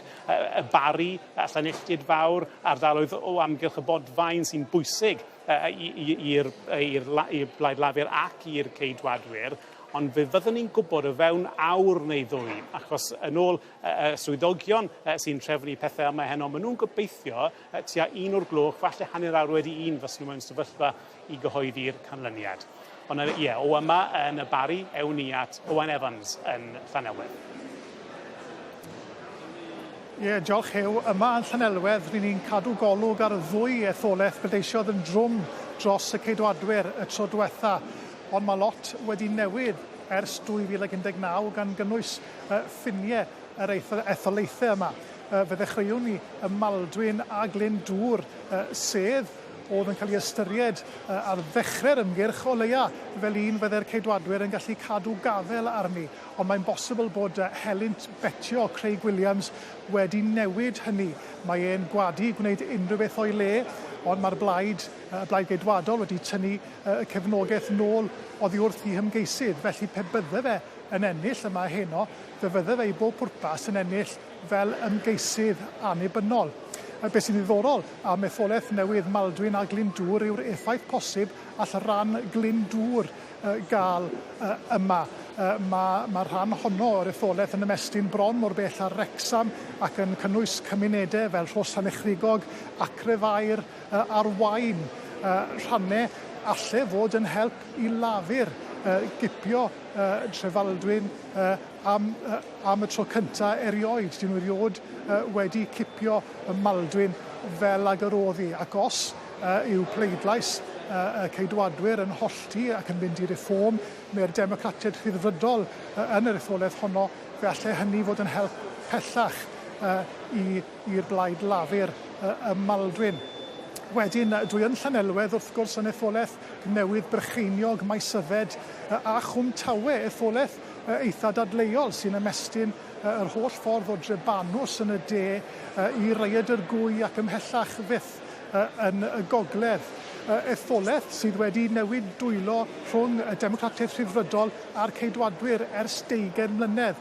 Ond y tro diwetha, fe enillodd Fay Jones dros y ceidwadwyr yn dda iawn yn 2019. Ond mae hi yn cydnabod bod pethau wedi bod yn anoddach y tro hwn ac mae arolygon barn hefyd yn awgrymu fod pethau am fod yn agos yma. Un peth allai fod yn allweddol yma eto yw effaith Cwm Tawe ar yr etholaeth hon. Yn yr ardal honno, mae'r Blaid Lafur yn gryf, ond mae Plaid Cymru hefyd yn gryf. Felly a fydd pleidleisiau yr ardal honno yn ddigon i helpu Llafur felly i gystadlu yn yr etholaeth newydd honno. Bydd rhaid i ni aros tan oriau man y bore tua 4 y gloch, 4 i weld beth fydd yn digwydd yma. Nôl atoch chi, Bethan. Owain yn Llanelwedd, diolch yn fawr iawn i aros tan yr oriau man, ond y newydd na gan Hyw, falla gan i Bro Morganog o fewn yr awr. Richard ddim yn cytuno. Na, wel, da ni yma. Mae yna lefydd hamddenol iawn efo'r cyfri yma, a da ni'n cychwyn y noson yn meddwl bod ni'n mynd i gael noson gymharol waraidd. O, mi fydda hynny'n record bydda? O, bydda, lot cynt nag oedden ni'n disgwyl. A mae yna rai yn dweud, da ni'n clywed fanna bod disgwyl i Lafur ennill. Ond mae Llafur yn dweud bod ni'n dyn yn Bro Morganog, so pwy da ni goelio? Os oes na lai o bobl yn pleidleisio, mae hynna'n cyfri. Mae hynna'n helpu, wrth gwrs. Di dod i weld ni. Di gadael yr stafell fyw. Mae Rhodri yma. Di dod am dro. Dod draw i drysio'r sgrin ennill i. Dim amarch i'r cyfeillio, ni Elliw ag i Richard i bawb arall, ond licet ti glywed am yr etholiad Bethan o safbwynt pobl ifanc? Wel, pam lai? Wel, draw ffordd un. Sorry. Reit, draw fan hyn. Ie, mae dyn ni lond stafell fyw, llond dosbarth o bobl ifanc i roi barn am yr etholiad yma. Un ohonyn nhw newydd gael ei ddewis gan ei gyd-ddisgyblion, neu chyd-ddisgyblion, fel y person mwyaf tebygol, y disgybl mwyaf tebygol o fod yn brif weinidog yn ystod y dyfodol. Gewch chi wybod cyn diwedd y sgwrs yma. Yma hefyd mae Jacob Morris yn newyddiadurwr ni, yma gyda newyddion S4C. Greta, Tom a Mali o Ysgol Gartholwg a Bowen yn y pen draw sydd wedi bod yn ymgyrchu gyda'r Blaid Lafur dros yr wythnosau diwetha. Croeso i chi gyd. I chi'ch tri, newydd fwrw pleidlais mewn etholiad cyffredinol am y tro cyntaf. Greta, siwr brofiad oedd e? O, ddim brofiad anhygoel. Oedd actually'n really gyffroes. O'n i ddim yn disgwyl i fe fod yn brofiad mor cyffroes o beth oedd e. Oedd e yn byth gofiadau, brofiad da iawn. Tom? Y ffaith fel ni gallu ni newid am y tro cyntaf fel pobl mewn etholiad cyffredinol cyntaf ni, a'r ffaith o'n i chi roi X mewn bocs i bobl o'n i eisiau pleidleisio dros, oedd e'n deimlad mor cool, really. O'ch chi'n teimlo grym yn erth y pŵer yna, bod chi'n gallu gwneud gwahaniaeth, Mali? Oedd y wir yn teimlo fel braint a teimlo fel bod ni'n oedolion o fewn cymdeithas nawr sy'n wir yn gallu rhannu'n barn ni ar beth sy'n bwysig i ni fel pobl ifanc. A Bowen, beth am yr ymgyrch ar lawr gwlad, yng Ngorllewin Abertawe, lle i chi wedi bod? Siwr oedd y profiad? Wel, y profiad wedi bod yn wych. I fod yn onest, dwi ddim wedi clywed llawer, so dwi'n mynd i cymryd hynna bod mae pawb mor gyffrous, bod mae jyst mas yn celebrate, so a jyst bod yn mwy hapus oherwydd, wel, mae'n edrych feddwl bod mae llafur di ennill, i fod yn onest. Wel, dyna'r awgrym, a dyna beth o'ch chi'n ei dimlo wrth fynd o ddrws i ddrws? Wel, i fod yn onest, pan ni'n mynd drws yn drws, oedd ni cael beth i cael mewn Saesneg fel mixed signals, i fod yn onest, oedd yna llawer o pobl sy'n eisiau reform neu conservatives, ond i fod yn onest, oedd yna llawer mwy o pobl yn eisiau llafur i fod yn onest, ond oedd yn dipyn bach yn anodd i gweld pwy sy'n wir eisiau fel pwy yw pwy, fel rai o pobl wedi gweud i nhw fel jyst i slam o drwsau mewn wyneb a nhw. I chi'n sôn am reform, ac mae'n panel ni yn y brif stiwdio wedi bod yn trafod apel reform a'i llwyddiant posib nhw. A'r awgrym yw, Tom, bod dynion ifanc yn cael ei denu at reform. Ydy chi? Wel, fi yn bersonol ddim, ond fe chi gweld sut mae reform wedi defnyddio tactegau a'r cyfryngau cymdeithasol i dargedu y pobl ifanc yma sydd falle erioed wedi pleidleisio o blaen a sydd yn hawdd cael ei manipuleiddio falle i gredu eu credo yn nhw. A fi'n gweld lot o bobl yn y cymoedd falle sydd yn erbyn y ceidwadwyr ond ddim yn sylweddoli yn cefnogi reform ond ddim yn sylweddoli bod hwnna'n bellach i'r na ceidwadwyr. Felly, fi yn gweld bod falle dynion ifanc yn cael ei ysbrydoli gan reform, ond bendant ddim fi. O sôn am y cyfryngau cymdeithasol, Jacob, i chi wedi bod yn cadw golwg ar yr ymgyrch. Beth sydd wedi bod yn digwydd? Fi'n credu erbyn hyn, mae'r gwefannau cymdeithasol yn chwarae rhan bwysig iawn yn ein cyfnod ymgyrchu ni i bob plaid, a phob plaid yn dod y tactegau gwahanol. Un ffeithyn, o'n i wedi syni gyda'r dechrau'r cyfnod ymgyrchu yma, bod dros 80% ohono ni ym Mhryden yn defnyddio'r gwefannau cymdeithasol. Dyna i chi gyfle blaen, uniongyrchol, i'r pleidiau cael eu cynnwys nhw i gledren dwylo ni, ar flaen yn bysedd ni'n ddigon hawdd.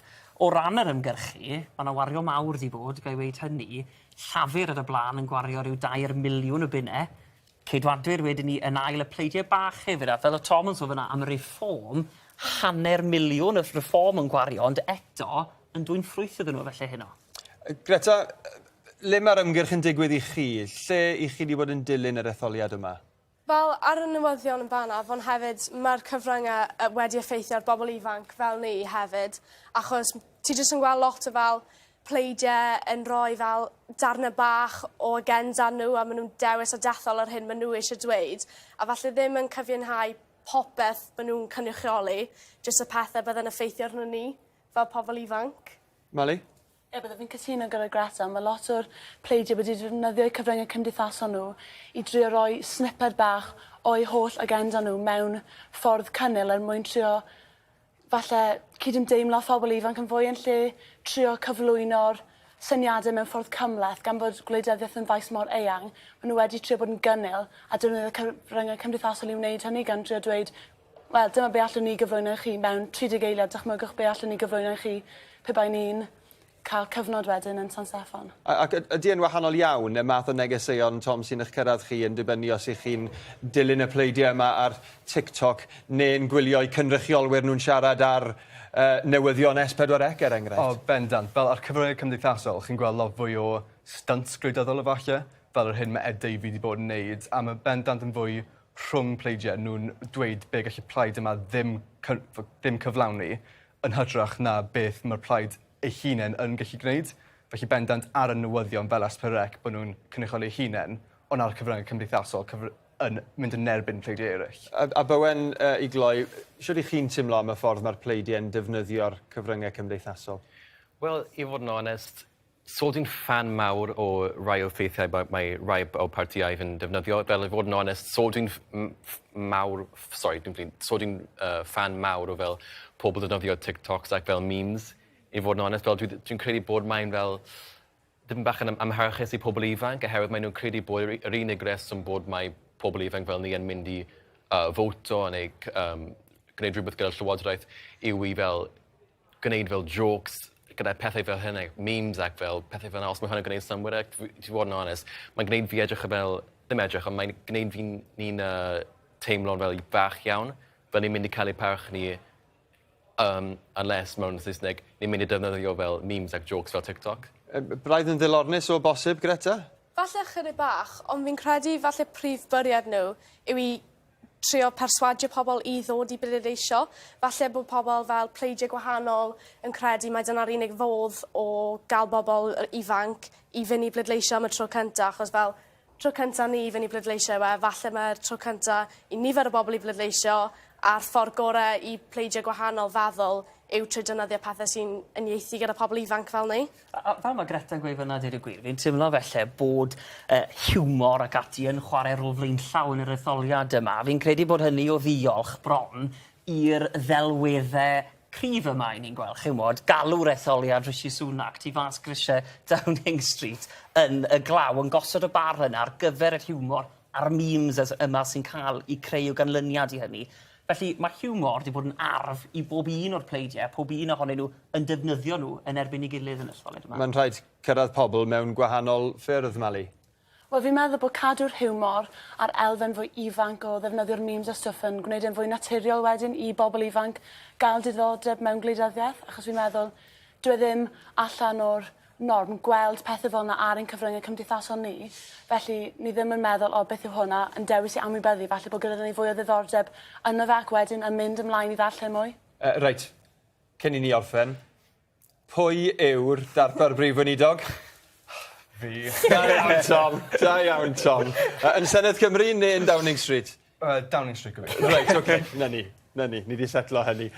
Reit, llwyddiannau llafur. Beth am ddadansoddiad o hynny nawr gyda Dan? Diolch, Rhodri, a gallwn ni fynd nôl mewn amser i roi'r arolwg heno mewn rhyw fath o gyd-destun drwy edrych ar fuddugolaethau mawr llafur ar hyd y blynyddau gan ddechrau 1945, mwyafrif seneddol cyntaf lafur dan arweinyddiaeth Clement Attlee ac mwyafrif o 147 o seddi yn hir cyffredin a chanran y bleidlais yng Nghymru yn 58.5% o'r bleidlais. Harold Wilson oedd nesa, 1966, yr etholiad y flwyddyn honno'n cynyddu i fwyafrif i 97 o seddi yn hir cyffredin a chanran y bleidlais yng Nghymru yn uchel iawn, 60.7%. Mae llafur wastad wedi cael pleidlais gryfach yng Nghymru na gweddill Prydain a canran o'r bleidlais yn uwch na'r pleidiau eraill, ond dyw erioed wedi bod mor uchel a hyn ers 1966.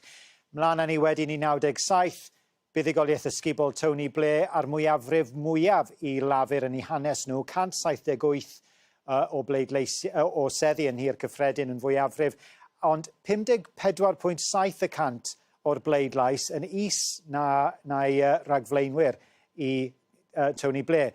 Be sydd wedi digwydd ers ni? Nawn ni edrych ar ganran y bleidlais i'r holl bleidiau. Fe welwch chi bod y ceidwadwyr yn raddol yng Nghymru ers y 90au wedi bod yn dal lan a llafur, a doedden nhw ddim mor bell â ni tu ôl i lafur yn yr etholiad diwetha.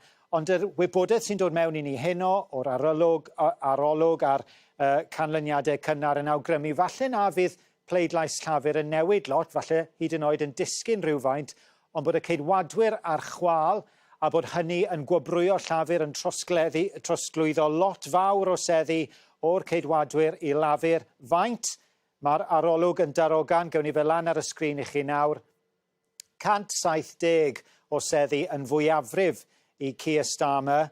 Dim cweit mor uchel ar Tony Blair, ond dyna sut bydde hynny yn gymharu pe bai'r ffigurau yma yn gywir. Fe fydde fe noson hanesyddol arall i lafur ac yn drobwynt yn hanes gwleidyddiaeth Prydain.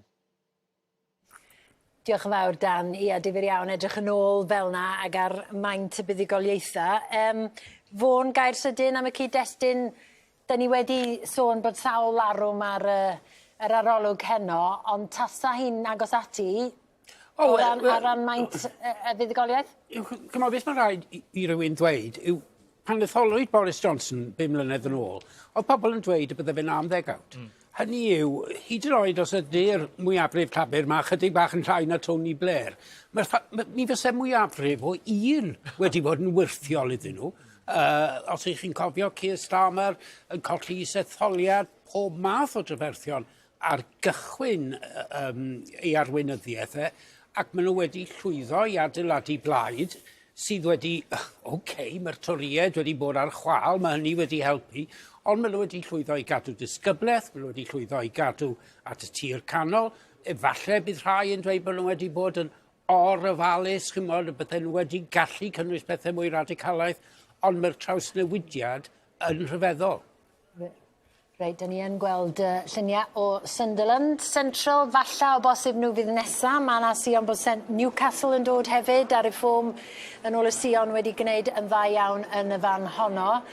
Felly, canlyniadau i ddod, ond o'ch ni fynd ar wybdaeth o gylch Cymru rwan at ein gohebwyr ni, Sara. Hen y bont, na i ddechrau fo ti. Noswaith dda. Noswaith dda, Bethan. Wel, mae sedd Pen y Bont yn un eitha eang, un sydd wedi tyfu ers y newid ffiniau yna, yn bellach yn cynnwys rannau o hen sedd ogwr ac yn ymestyn yr holl ffordd lawr i lan y môr at Borth Cawl. Felly mae yna gymysgedd o bethau sy'n poeni pobl yma. Mae twristiaeth yn un peth, mae yna boblogaeth hun yma, a mae'r gweithfeydd wedi cael tipyn o ergyd ers i ffatri Ford gau yn 2020.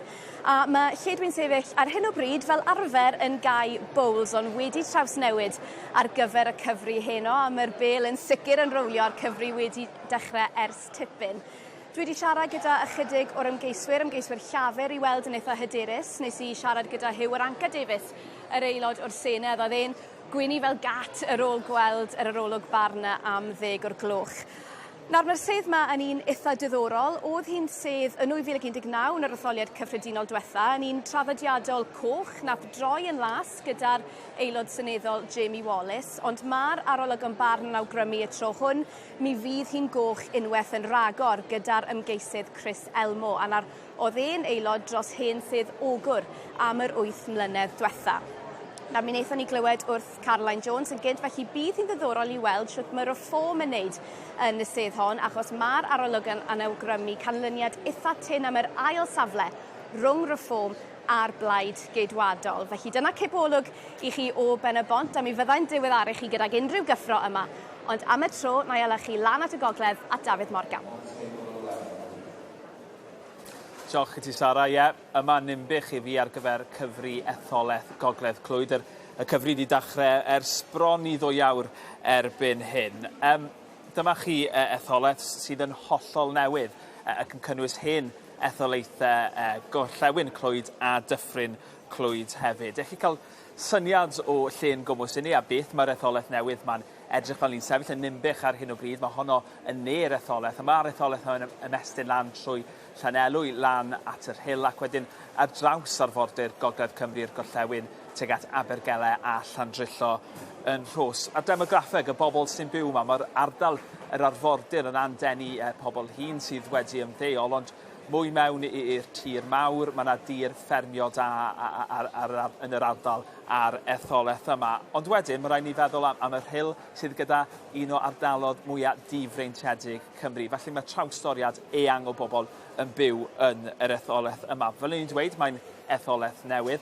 A does na'r un o'r ymgeiswyr sydd yn sefyll yma eleni wedi bod yn aelod seneddol o'r blaen. Felly fe fydd na berson newydd yn mynd i San Steffan yn dilyn yr etholiad yma. Ni wedi clywed lot am y wal goch dros yr wythnosau, a fi'n siŵr fyddwn ni'n clywed lot mwy am y wal goch heno. Wel, mae yna ran o'r etholaeth yma, Dyffryn Clwyd, oedd yn rhan o'r wal goch yn 2019. Y cwestiwn mawr yw, pa liw fydd yr etholaeth newydd yma heno. Mae'r arbenigwyr sydd yn gwybod lot mwy na fi wedi edrych ar y ffigurau, achos wrth gwrs does dim dan i unrhyw ffigurau ynglyn â faint o bobl nath droi mas i bleidleisio y tro diwetha. Doedd yr etholaeth ddim yn bodoli, a mae'r arbenigwyr hynny yn gweud bod gan y ceidwadwyr fwyafrif o 2,834. Felly bydd angen i'r ceidwadwyr golli hynny i golli y sedd mewn ffordd. O siarad gyda'r ymgeiswyr, wel, mae'r tîm ceidwadol yn eitha isel i ysbryd ar ôl gweld canlyniad yr arolwg barn heno. Ond yn cyfadde, falle nad oedd hwnnw'n fawr y syndod o ystyried y patrwm ni wedi gweld dros yr wythnosau a'r misoedd diwetha. Y sioc mwyaf iddyn nhw edrych ar yr arolwg barn a ddath mas am 10 o'r gloch yw pa mor dda mae Reform wedi wneud ar draws y Deyrnas Unedig. Mae swyddogion fan hyn wedi dweutho ni y gallen ni ddysgol cael y ffigurau ynglyn â faint o bobl sydd wedi troi mas i bleidleisio o fewn yr awr. Dewn ni ar manylion hynny ar diweddarau chi yma o Ddimbych, ond am nawr ewn ni draw at Aled sydd yn Hwlffordd. Ie, diolch Dafydd, noswaith dda o Ysgol Uwchradd Hwlffordd, canol a de Penfro yw enw'r etholaeth fan hyn, a Stephen Crabb oedd yn aelod seneddol dros Breseli Penfro, wedi bod yn aelod seneddol ers 2005, ond mae e'n ymladd am ei einioes gwleidyddol heno, does dim ymheuaeth am hynny. Mae'r polepiniwn i gyd yn awgrymu mae Henry Tyffnol o'r Blaid Lafur sydd yn mynd i gipio'r sedd yma. Mae'n sedd newydd sy'n ymestyn o lanau'r de i fyny at Benryn Dewi, felly'n sedd fawr yn ddeiryddol. Mae gan Stephen Crabb fwyafrif o ryw 5,000 yn yr hen sedd a ryw 9,000 os ych chi'n ystyried ffiniau y sedd newydd. Ond fel o'n i'n dweud, Henry Tyffnol yw y ffefryn. Fysen ni'n dweud just rhybydd ynglyn â hynny. Mae'r ceidwadwyr sydd yma heno yn dweud bod nhw wedi cael derbyniad da iawn ar stepen y drws. Mae Stephen Crabb hefyd yn ymgeisydd lleol yn fachgen wedi fagu ar y stad cyngor yn Hwlffordd, ac mae ymgeisydd llafur Henry Tyffnol yn dod o'r Cotswolds. Mae'n bosib y bydd hynny'n cyfri yn ei erbyn e. Yr mater lleol arall allai ddylanwadu ar y bleidlais yma yw ffrau Tomen Sbwriel Wyddi Hedge. Wrth gwrs, ni'n gwybod am yr helynt y ffaith bod y cwmni sy'n rheoli'r domen na wedi rhoi 200,000 o bunnau o rodd i ymgyrch Vaughan Gething. A Henry Tyffnol wedi cefnogi Vaughan Gething ar gyfer yr arweinyddiaeth. Mae hynny wedi bod yn bwnc trafod yn ystod yr ymgyrch leol yma. A mae'r ceidwadwyr, mae ganddyn nhw gadarnle yma yn Sir Benfro, 11 o gynghorwyr ceidwadol. Mae ganddyn nhw rwydwaith yma. Felly, dyn nhw ddim yn ildio ar hyn o bryd yn sicr, a maen nhw'n eitha gobeithiol bod y polepiniwn yn ei herbyn nhw. Ond dwi newydd glywed gan Sam Kurtz, yr aelod yn y Senedd, yr aelod ceidwadol yn y Senedd lleol, ac oedd e'n dweud wrthai bod Reform yn edrych fel petai nhw'n dwyn pleidleisiau oddi wrth llafur a'r ceidwadwyr. A mi allai hynny niweidio y ceidwadwyr falle ychydig bach mwy na llafur. A mi allai Sir Benfro fod yn dir ffrwythlon. 26% o'r boblogaeth dros 65, 57% wedi pleidleisio dros Brexit. Felly mae Reform, bydden ni'n mynd syni dim os nawn nhw'n dda iawn yma yng nghanol a de Penfro. Nôl at chi, Bethan. Aled, diolch o galon. Ac yn y cyfamser, mae gennym ni ganlyniad o Swindon Central. Dyma ni. Llafur yn cadw'r sedd honno, un o'r cyntaf i ddatgan heno, 16,852 o bleidleisiau. Reform, unwaith eto'n ail, 10,000. Ac yn ddifyr iawn, nifer y bobl sydd wedi pleidleisio 52% yn isel fel oedd Richard yn dweud yn gynharach yn y noson y ceidwadwyr yn y trydydd safle. Ac os da ni'n edrych ar ganran y bleidlais, llafur ar 42, Reform ar 27, ceidwadwyr ar 14, Democratiaid Rhyddfrydol ar 9, a'r gwrddion ar 7%. Mwyafrif o 6,073 o bleidleisiau i'r Blaid Lafur. A'r newid ers 2019, llafur yn aros yn yr unfan, Reform i fyny 15%, y ceidwadwyr i lawr 21%, a'r Democratiaid Rhyddfrydol fyny rhyw fymryn, a'r gwrddion i fyny 5% ar gogwydd. A fel oedd Vaughan yn egluro'n gynharach, anodd iawn sôn am ogwydd unffordd fan hyn, dydy, achos cymlethdod ar seddi a'r pleidiau. Ond gogwydd o lafur i'r Reform, unwaith eto 7.7%. A mae Richard efo lot i ddeud. Wel, dwi'n mwyn fan i lot i ddeud, mae'n wastad rhywbeth i ddeud. Wel, da ni wedi cyfeirio eisoes at y ffaith bod Reform yn amlwg yn gwneud yn dda. Maen nhw wedi goddiweddyd y ceidwadwyr, maen nhw'n cael dwbl pleidleisia yn fras y ceidwadwyr yn y sedda sydd wedi cael ei cyhoeddi hyd yma. Ond beth sy'n ddiddorol i fi yma, oedd pleidlais llafur wedi aros yn ei hynfan. Etholiad all roi buddigoliaeth hanesyddol fawr i'r blaid lafur. Eto, maen nhw'n sefyll ni yma, ond dwi'n bodlon mentro bod yna bron ddim ymgyrchu diw'r digwydd yn y sedd yna, gan unrhyw un. Mae'r etholiad yma wedi bod yn etholiad lle mae targedu wedi bod yn eithafol. Felly, fysa set fel la, fysa llafur ddim wedi gwneud unrhyw adnoddau fewn efo, fysa be bynnag fysa'r cydwadwyr yn bendant ddim wedi gwneud unrhyw beth, fysa'r Reform wedi bod yn amaturaidd iawn, achos does gen nhw ddim perianwaith.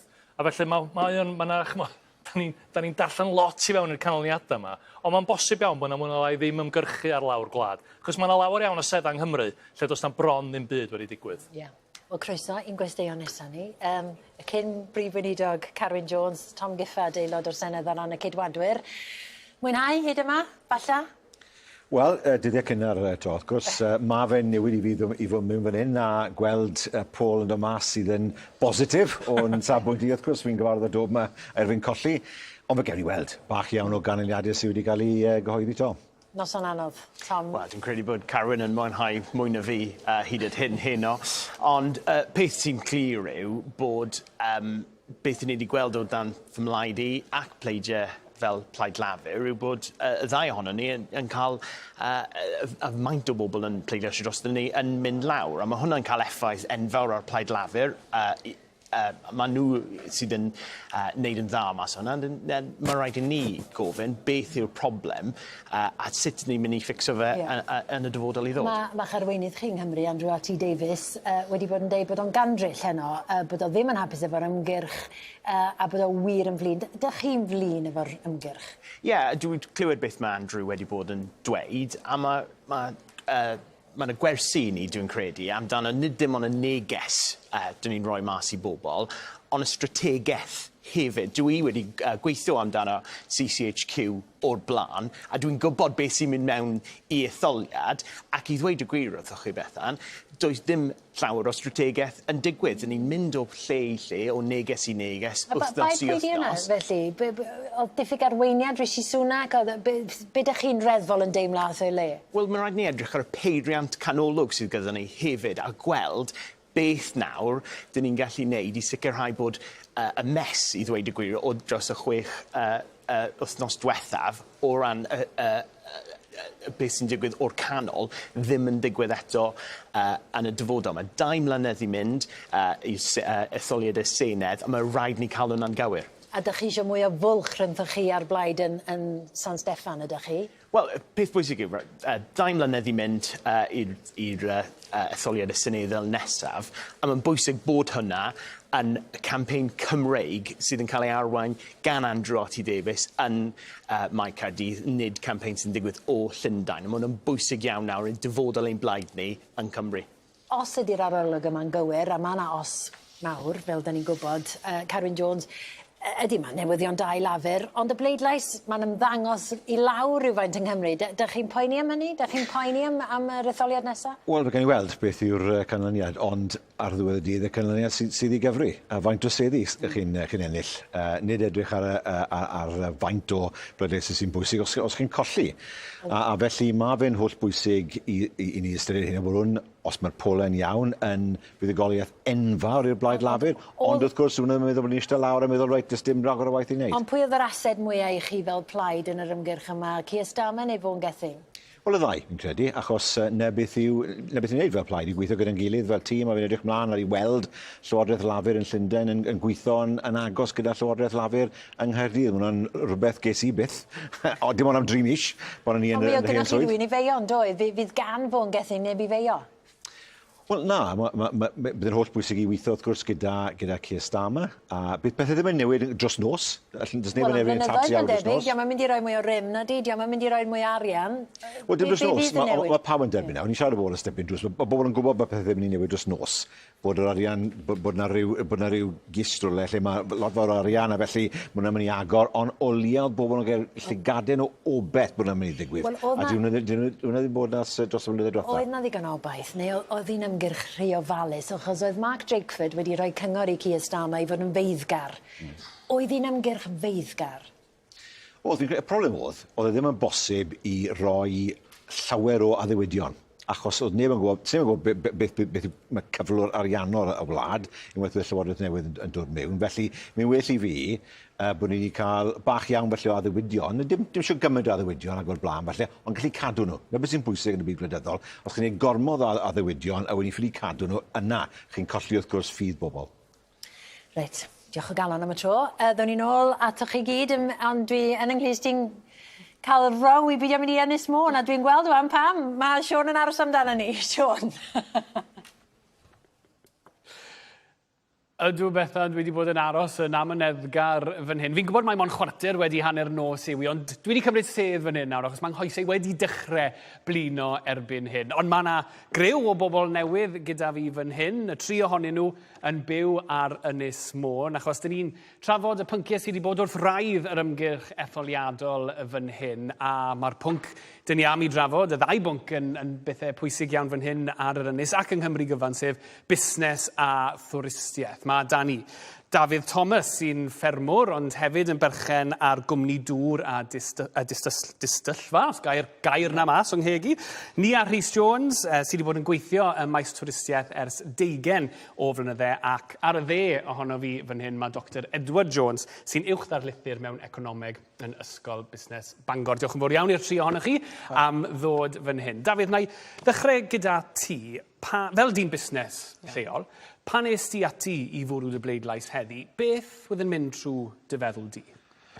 Dwi'n meddwl mae yna amseroedd calad i busnes yn dod yn y dyfodol. Dwi'n meddwl mae yna lot o problemau efo ffordd mae business rates relief yn Cymru. Mae yna llai o relief yn Cymru na sy'n na'n Lloegr. Mae yna lot o bobl yn mynd i stryglo yn y dyfodol, a dwi'n meddwl busnes a twristiaeth i'r Ynys di'r pethau mwyaf bwysig i'r Ynys.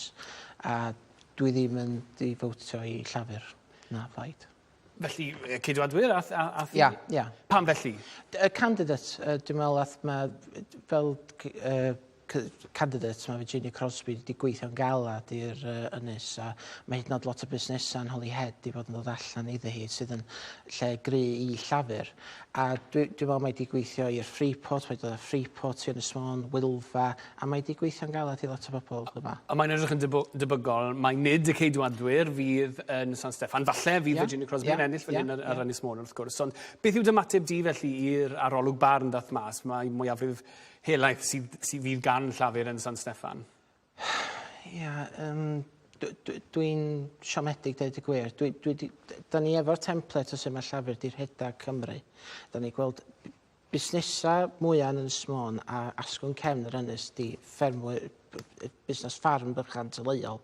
A y ffordd athno trio rhoi'r agricultural reforms blwyddyn yma. Dafydd, sori, mae rai fi dorri ar dy draws ti fyna, mae yna gynlyniad yn Swindon South, mae'n debyg. To get our economy firing on all cylinders, to invest in our schools and our NHS, to restore honesty, decency and integrity to politics. Now, as some of you may know, I'm a Swindon girl, born and bred, and I can tell you this, I'm on a mission to restore pride and opportunity to my hometown, a mission to ensure kids growing up here today don't have to move out to get on, a mission to build a high-wage local economy where hard work is rewarded and the contribution of all is valued. It's the honour of my life to have been elected to represent my hometown. Together, we are going to put Swindon back on the map for all the right reasons. I'd like to thank everyone who has made this election run so smoothly. to the returning officer, to everyone counting here tonight, and to the police. I'd like to thank my... Llafur wedi cipio yn fanna yn Swindon South, ond yn ni fan hyn yn Oriel Môn ar Ynys Môn. A Nia, na i ddod ato chi os mae hynny'n iawn. Chi wedi gweithio maes twristiaeth ers dros 20 o flynydde fel o'n i'n sôn. Beth fan hyn ar yr Ynys yw'r prif heriau o ran twristiaeth? Wel, mae gwaith yn hynod bwysig ar Ynys Môn, wrth gwrs, ar diwydiant twristiaeth. Yn cyflogi o ddeutu 4,000 drosodd o bobl ar yr Ynys. Ac felly mae cadw y gweithlu yna ar yr Ynys yn bwysig. Ac yn hynny o beth, mae'n bwysig i ni barchu'r diwydiant twristiaeth. Mae o'n cael ei adnabod yn y gorffennol fel rhyw diwydiant candy floss, os liciwch chi. Mae angen parchu'r diwydiant, mae o'n dod â 400 miliwn o bunnoedd i fewn i Ynys Môn, bron i 2 filiwn o ymwelwyr yma'n flynyddol, 60 drosodd o longa moethus yn dewis y porthladd eleni'n unig. Felly, wedyn mae rhaid i ni ddangos fwy o barch tuag at y diwydiant a'i gymryd o fel busnes. Ydych chi yn credu bydd mwy o barch yn cael ei ddangos tuag at twristiaeth fan hyn ar Ynys Môn? Wrth gwrs, ar Ynys Môn mae'n ras 3 cheffyl wedwn ni o ran pwy fydd yn ennill heno, ond ydych chi'n obeithiol pwy bynnag fydd yn ennill, mae twristiaeth fydd falle ar dop i rhestr nhw, neu mi fydd e'n flaenoriaeth ganddyn nhw o leia? Mi ddylia fod yn cael ei gymeryd o ddifrig pwy bynnag fydd yn llwyddiannus ar yr Ynys. Mae yna farchnad enfawr, mae yna farchnad eang yn dod i fewn i Ynys Môn. Mae yna farchnad o genedlaethau sydd wedi bod yn driw i Ynys Môn fel cyrchfan gwyliau yn dod yma genedlaeth ar ôl genedlaeth. Da ni angen denu ymwelwyr o'r bellach ymlaen, a chi da ni'n dibynnu ar ardal Manceinion, Swydd-Efrog ac yn y blaen. Da ni angen marchnata. Mae yna 40 miliwn o bobl o dramor yn dod i fewn i Brydain yn flynyddol. 1 miliwn sy'n dod i Gymru. Mae yna lawer iawn o waith mewn marchnata a hybu delwedd Cymru i wneud. Diolch yn fawr, Nia. Dr Edward Jones, na i ddod mewn a chi fan hyn, neu chi'n uwch darlithydd mewn economeg. Mewn economeg, newn ni drafod y trethu falle, achos oedd hynny yn un o brif bynciau'r ymgyrch etholiadol. Doedd dim lot o wahaniaeth i weld rhwng Llafur a'r ceidwadwyr o ran trethu. Ydy hynny'n deg i ddweud? Yndi, mae wedi bod yn etholiad rhyfedd ynglyn â trethu. Mi doedd yr Institute for Fiscal Studies bod yna conspiracy of silence wedi bod yn ystod trafodaeth amdan trethu, bron dos o'r un blaid eisiau trafod trethu, oherwydd yr gwirionedd yw bydd rhaid i trethu fynd i fyny, os da ni eisiau cario ymlaen gwario ar y sector gyhoeddus fel ydyn ni rwan, neu torri yn ôl ar gwasanaethau. Dwi'n credu bod yr un blaid eisiau gwneud hynna. Y cwestiwn mawr yw pa trethu mae'r Llywodraeth newydd am ei godi, a dyna lle dos am sicrwydd. Wel, dyna'r cwestiwn yn dyfe, achos beth fydd yn digwydd os taw, fel mae'n edrych, y Blaid Lafur fydd yn ennill ac yn ffurfio'r Llywodraeth nesaf yn San Steffan, bydd rhaid iddyn nhw godi trethu iddyn nhw ddweud yn ystod yr ymgyrch, na fydden nhw'n gwneud hynny, wrth gwrs. Ie, yn sicr, codi trethu braidd iddyn nhw. Be maen nhw yn gobeithio yw bydd yr economi'n tyfu dros yr 12 mis nesaf, byddwn ni'n gweld hwb mawr i'r economi, ac felly bydd i'n neud sy'n hawsach i codi trethu. Yn anffodus, does na ddim y sicrwydd bod yr economi yn mynd i dyfu'n gry dros yr 12 mis nesaf, ac felly mae am fod yn sefyllfa anodd iawn i'r Blaid Lafur. Ond mae'n debyg, o'n i'n trafod yn gynharach, fe ddaw na hwb efallai i'r Llywodraeth newydd ymhen, wel, rhyw gwpl o fisoedd. Beth oedd hynny? Ie, dyna lle mae'r Blaid Lafur, y Llywodraeth newydd, yn mynd i fod yn lwcus mwy na thebyg. Mi fydda ni'n gweld Banc Lloegr yn torri lloga yn mis Aws, ac yn cario ymlaen torri lloga dros y misoedd nesaf. Ac felly mi bydd hynna'n rhoi hwb i'r economi yn sicr. Hefyd, y disgwyliadau yw bydd Blaid Lafur yn adeiladu perthynas newydd efo'r Undeb i'r API, a bydda ni'n gweld sy'n hawsach prynu a gwerthu ganddyn nhw, ac eto mi hwnna'n rhoi hwb. Yn anffodus, dwi ddim yn meddwl bydd o'n ddigon o hwb fel na fydd rhaid yn nhw codi trethu, ac felly yn anffodus y sefyllfa yw codi trethu. Gret. Dr Edward Jones, diolch yn fawr iawn. Diolch yn fawr iawn i'r 3 ohonoch chi. Ac nôl at y ti, Bethan, ond drychwch ar sgidiau Dafydd fan hyn. Nawr, os na rhywun fyna yn y stiwdio gyda sgidiau tebyg? Dwi'n meddwl, ond dwi'n mynd i chwilio chwaith. Ia, neis iawn. Sgidiau neis iawn. Diolch yn fawr, Sean. Byddwn ni'n ôl yn Ynys Môn. Wap, siwr o bod. Ond mi gafon ni ganlyniad, Sean, yn sôn fanna bod Swindon South llafur yn cipio. Dwch i ni ddangos y canlyniad yn llawn i chi. Rwan, dyna ni 21,676.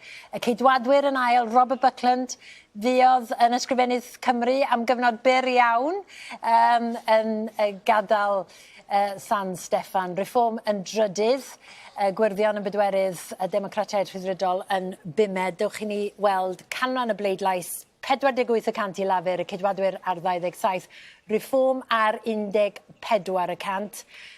Wedi pleidleisio yn y fan honno 62%. A dewch i ni ddangos y gogwydd o'r ceidwadwyr i lafur. Dyma ni, y gogwydd mwyaf hyd yma, 16.4%. Reit, mae yna Cyffrediniol, da ni wedi clywed drwy'r nos o Fro Morgannwg, at ein gohebydd ni Hyw yn y Bari. Be da ni'n wybod am sedd, cyn sedd falla Alun Keynes, cyn ysgrifennydd Cymru? Ie, Bethan, mae'r ffynhonnell o fewn o Blaid Lafur yn gweud bod nhw'n hyderus bod y Blaid Lafur wedi cipio'r sedd yma o Alun Keynes, o'r ceidwadwyr, sef mae Llafur wedi targedu un o'n nhw yn awyddus geisio cipio os oedd y poll opinion yn mynd i ddigwydd yn y sedd yma yn ystod y pleidleisio. Hefyd, maen nhw wedi bod mas yn gynnar i ceisio gael i pleidleisiau mas, ond maen nhw hefyd yn gweud heno yma ar ôl fynd trwy'r broses o wirio y papurau yn cael ei cyfri ac yn cael ei dangos i aelodau yma, maen nhw'n hyderus bod nhw wedi llwyddo i ennill y sedd yma. Felly Alun Keynes, cyn ysgrifennydd Cymru, hefyd dyn nath gipio'r sedd yma o lafur nôl yn 2010. Mae'n ymddangos bod y Blaid Lafur wedi cipio hi nôl hyn yma. Diolch yn fawr iawn. Sydd a Tom, 2 gyn ysgrifennydd Cymru o bosib wedi colli sedd. Un yn bendant a'r llall yn debygol. Wel, mae hwnna'n drist iawn, a beth ni wedi gweld yw effaith, nid dim ond y maint o pleidleisio dyn ni wedi colli, ond effaith reform yn cael yn bleidlais ni. A dyn ni'n gwybod bod rhan fwyaf o bobl yn pleidleisio reform ddim yn moyn gweld Llywodraeth Lafur, yn enwedig y majority falle bydd ni'n gweld heno, ac mae rhaid i pobl sydd wedi pleidleisio nawr amdano reform gofyn, ac i ni hefyd i sylweddoli, beth ni'n mynd i wneud yn y Be ydych chi'n mynd i wneud? Ai troi ymhellach i'r dde i'r ateb, a trio denu nhw'n ôl, neu troi am y tir canol? Mi fydd hynny yn benderfyniad existential i chi yfory yn bydd? Wel, mae rhaid ni cymryd y gwersi. Mae Plaid Lafur wedi cymryd o dan arweiniaeth Jeremy Corbyn. Os ni'n siarad i'n hunan ac y pobl sydd just yn cefnogi ni, dyn ni ddim yn siarad i pobl dyn ni'n ysynedig a ddim yn sôn am eu blaenoriaethau nhw. Ac pan mae plaid ni at ein gorau yw bod ni yn dweud pethau mae pobl yn meddwl ar draws y Ddraenes Unedig, nid dim ond y pobl sydd wastad yn pleidleisio dros ni. Reit, felly fyddwch chi o blaid troi ti ar canol? Wel, mae rhaid ni cael coalition. Mae ddau plaid ni, Plaid Lafur a Plaid Ceidwadol, yn cael coalition o bleidleiswyr sydd yn cefnogi ni. Dyna'r unig ffordd dyn ni'n gallu ennill o dan first past the post. Reit. Carwyn Jones, unrhyw awgrym o wersi i'w dysgu, sut mae ail-adeiladu plaid ar ôl crasfa? Hynny yw, da ni'n gwybod, ond be di'r gwersi? Mae hwn yn edrych i fi lan i nawr i rhywbeth fel etholiad 83, rai ohoni'n digon hen i gofio fe, lle nath yr SDP, wrth gwrs, neu lot fawr o los i'r Blaid Lafur ar y pryd, heb ennill lot fawr o seri i hunain, ond oedd hwnna'n rhywbeth oedd i'r Blaid Lafur i ddelio dy. Yn y pen draw, beth ddigwyddodd, symudodd y Blaid Lafur mwy tuag at y canol mwyn ennill. Dyna Tony Blair yn 97, oedd hwnna'n wers, a ennill wnaethon ni prynu. 2015, eithon ni'n ffordd arall i'r wyth, a beth ddigwyddodd prynu gollon ni dwywaith. So felly, y neges yw i fi wastad yw, os chi'n moyn ennill etholiad, mae rhaid sicrhau bod chi'n cael y bobl sydd yn mynd o un blaid i'r llall a sicrhau bod nhw'n pleidleisio drostoch chi. A mae hwnna'n meddwl apelio tuag at bobl i'r cenol a hefyd i'r chwith o'r cenol. Ie, a mae rhaid, os ydy o'n llywodraethu fori Keir Starmer, mae rhaid fod gadw llygad i'r chwyth, yn does? Chwyth y blaid. Yn yr un modd yma, Rishi Sunak di corfod cadw llygad i'r adain ddeuthafol fwy neu lai o fewn i blaid. Na, fi'n credu bod Keir Starmer yn sefyllfa llawer yn gryfach. Mae gyfer mwyafrif falle o dros 150, 170, ddim yn gwybod, ond mwyafrif da dros ben. A dwi'n credu bod yn gwneud rhywbeth mor dwbl Boris Johnson, so felly fi'n credu bod sefyllfa lot yn gryfach. Ond ydych chi'n poeni bydd rhai sydd wedi troi atoch chi tro yma, falle'n disgwyl llywodraeth sosialaidd ac yn mynd i gael ei siomi? Beth o bobl moyn yw gweld llywodraeth yn gweithredu, bod popeth yn digwydd, a mae'n ddyletswydd mawr yn ei nawr, os da hwn yw'r canlyniad, i ddangos bobl bod ni yn gweithredu a wneud bywydau bobl yn well, a bach yw'n amser bydd i wneud hynny, so felly mae'n ddyletswydd mawr na ni deall hynny yn y blaid lafur. Reit, nawn ni just gair sydyn, Elliw, o ran be nesau'r blaid geidwadol, mae ras bron a bod wedi dechrau swel y braf, mae'n ostyn nhw'n aelodau seneddol, ynddo? Ie, ydy na, dwi'n meddwl, y cwestiwn mawr ydi pwysydd ar ôl, ynddo? Yn sicr, mae yna gyn ysgrifenyddion Cymru maint mwy fydd na erbyn diwedd y noson, diwedd y bora di'r cwestiwn. Ond ie, i'r blaid geidwadol, mae ynglyn â pwy sydd ar ôl a pwy sydd yno i frwydro am y brif swydd yna, achos does dim os amdani, mi fydd Rishi Sunak yn mynd wedi'r canlyniad yma yn bydd. OK, da ni yn clywed bod Llafur wedi cadw Washington a Gateshead South gyda llaw, ond draw ni i Wrexham ag at Gwyn. Mae'n dawel yna? Na, maen nhw yn cyfri, Gwyn. Dal i gyfri fan hyn, Bethan, a maen nhw newydd goeddi yn y chwarter awr diwetha faint o bobl sydd wedi pleidleisio. Rhyw 40,000 a hanner o bobl wedi wneud hynny. Hynny'n cyfateb i 57.6% o'r etholwyr yma. Hynny, rhyw 10% lawr ar yr etholiad diwetha 2019, ond cofiwch mae'r ffiniau etholaethol yna wedi newid. Mae Sarah Atherton, hi enillodd nôl yn 2019 dros y ceidwadwyr wedi ennill y sedd hon am y tro cyntaf erioed yn yr etholiad cyffredinol diwetha. Mae Sarah Atherton newydd gyrraedd, felly hefyd yr ymgeisydd Llafur Andrew Ranger. Y disgwyl oedd y byddai'r sedd yma yn troi o fod yn las i fod yn goch, dim arwydd bod y stori honno mynd i newid, ond efallai mae'r stori fwyaf yn yr etholaeth yma yw beth mae reform yn mynd i fod yn gwneud. O'n i'n siarad ei hymgeisydd nhw yn gynharach Charles Dodsworth, fe yn eitha hyderus yn dweud ei bod nhw'n edrych yn debygol o naill ai ddod yn drydydd cryf, neu o bosib yn ail. Mewn sedd enillodd y ceidwadwyr tro diwetha. Mae pawb i weld yn gytun fan hyn bod Llafur yn eitha pell ar y blaen, ond mae'r frwydr yna am yr ail safle yn un ddiddorol iawn, ac falle'n adlewyrchu y perfformiad cryf yma i weld ar draws Cymru ac ar draws y Deyrnas Unedig gan blaid reform. Maen nhw'n dal i gyfri yma, felly gewn ni weld ac amser a ddengys beth fydd y canlyniad, ond mae'n ymddangos yma yn Wrexham bod reform yn gwneud yn dda iawn, yn well na'r disgwyl. Gwyn, am y tro, diolch o galon. Dipyn o batrwm yn does ar hynny. Richard? Oes, a gan i jyst dod nôl at busnes yma o lle mae'r ceidwadwyr yn mynd. Achos dwi'n meddwl bod hwnna'n ofnadwy o ddiddorol ac yn ofnadwy o bwysig ynglyn â sut mae gwleidyddiaeth o wladwriaeth yn datblygu. A mae lot o hyn yn mynd i fod yn dibynnu ar y dehongliad o pam bod y ceidwadwyr wedi colli. A da ni wedi clywed cwpl o bethau. Da ni wedi clywed awgrym bod ynglyn â'r ymgyrch, bod o ddim wedi bod yn ymgyrch dda iawn. Os o'n i'n dweud bod yna bethau lot mwy sylfaenol na'r ymgyrch yn broblem i'r ceidwadwyr. Ond hefyd, chymod, o'n i'n gweld bod Jacob Rees-Mogg wedi bod yn dweud, wel, bai y bobl ddari gael gwarad ar Boris Johnson ydy hyn i gyd. Ac os oes na unrhyw un sydd ddim wedi gwrando ar y podlediad gwleidydda Radio Cymru hefo Guto Harry yr wythnos hon, oedd Guto yn mwy na lai'n dweud hynny. Yr aelodau seneddol, ddari gael gwarad o Johnson, oedd hyn yn gam gwag. A dyna oedd y broblem. Felly, ddech chymod, brad ydy'r broblem. Os ydy'r ceidwadwyr yn mabwysiadu'r dehongliad yna i trafferthion nhw, maen nhw'n mynd i fod yn y diffeithwch yn hir iawn. Y broblem ydy, does ddim pobl ifanc o gwbl bellach yn bleidleisio'r ceidwadwyr i bob pwrpas. Mae yna bethau lot mwy sylfaenol na hyn. Felly, ond, chymod, mae yna etholaeth, os liciwch chi, yn wedig yn y wasg adain dde, yn y Telegraff ag ati, yn yr Express, sy'n mynd i fod yn chwilio am mae'r person yna wedi gwneud rhywbeth drwg. A mae yna bethau lot mwy sylfaenol gan y ceidwadwyr i ddelio nhw na problemau rhyw, personoliaethau, os liciwch chi. Ie, ac o bosib talu'r pris am y cyfnod yna, Partygate a Covid. Dyna'r farn, ydych chi'n meddwl? Lle mae'r bai? Dwi'n clywed beth Richard yn dweud, os ydych chi'n mynd nôl 4.5 mlynedd, ni wedi redeg etholiad presidential, right, o ran Boris Johnson. A problem i'n blaid ni nawr, 4 mlynedd a hanner i fynd, ers hynny, yw bod os nad yw'r ffigur presidential dal yna, beth sydd ar ôl.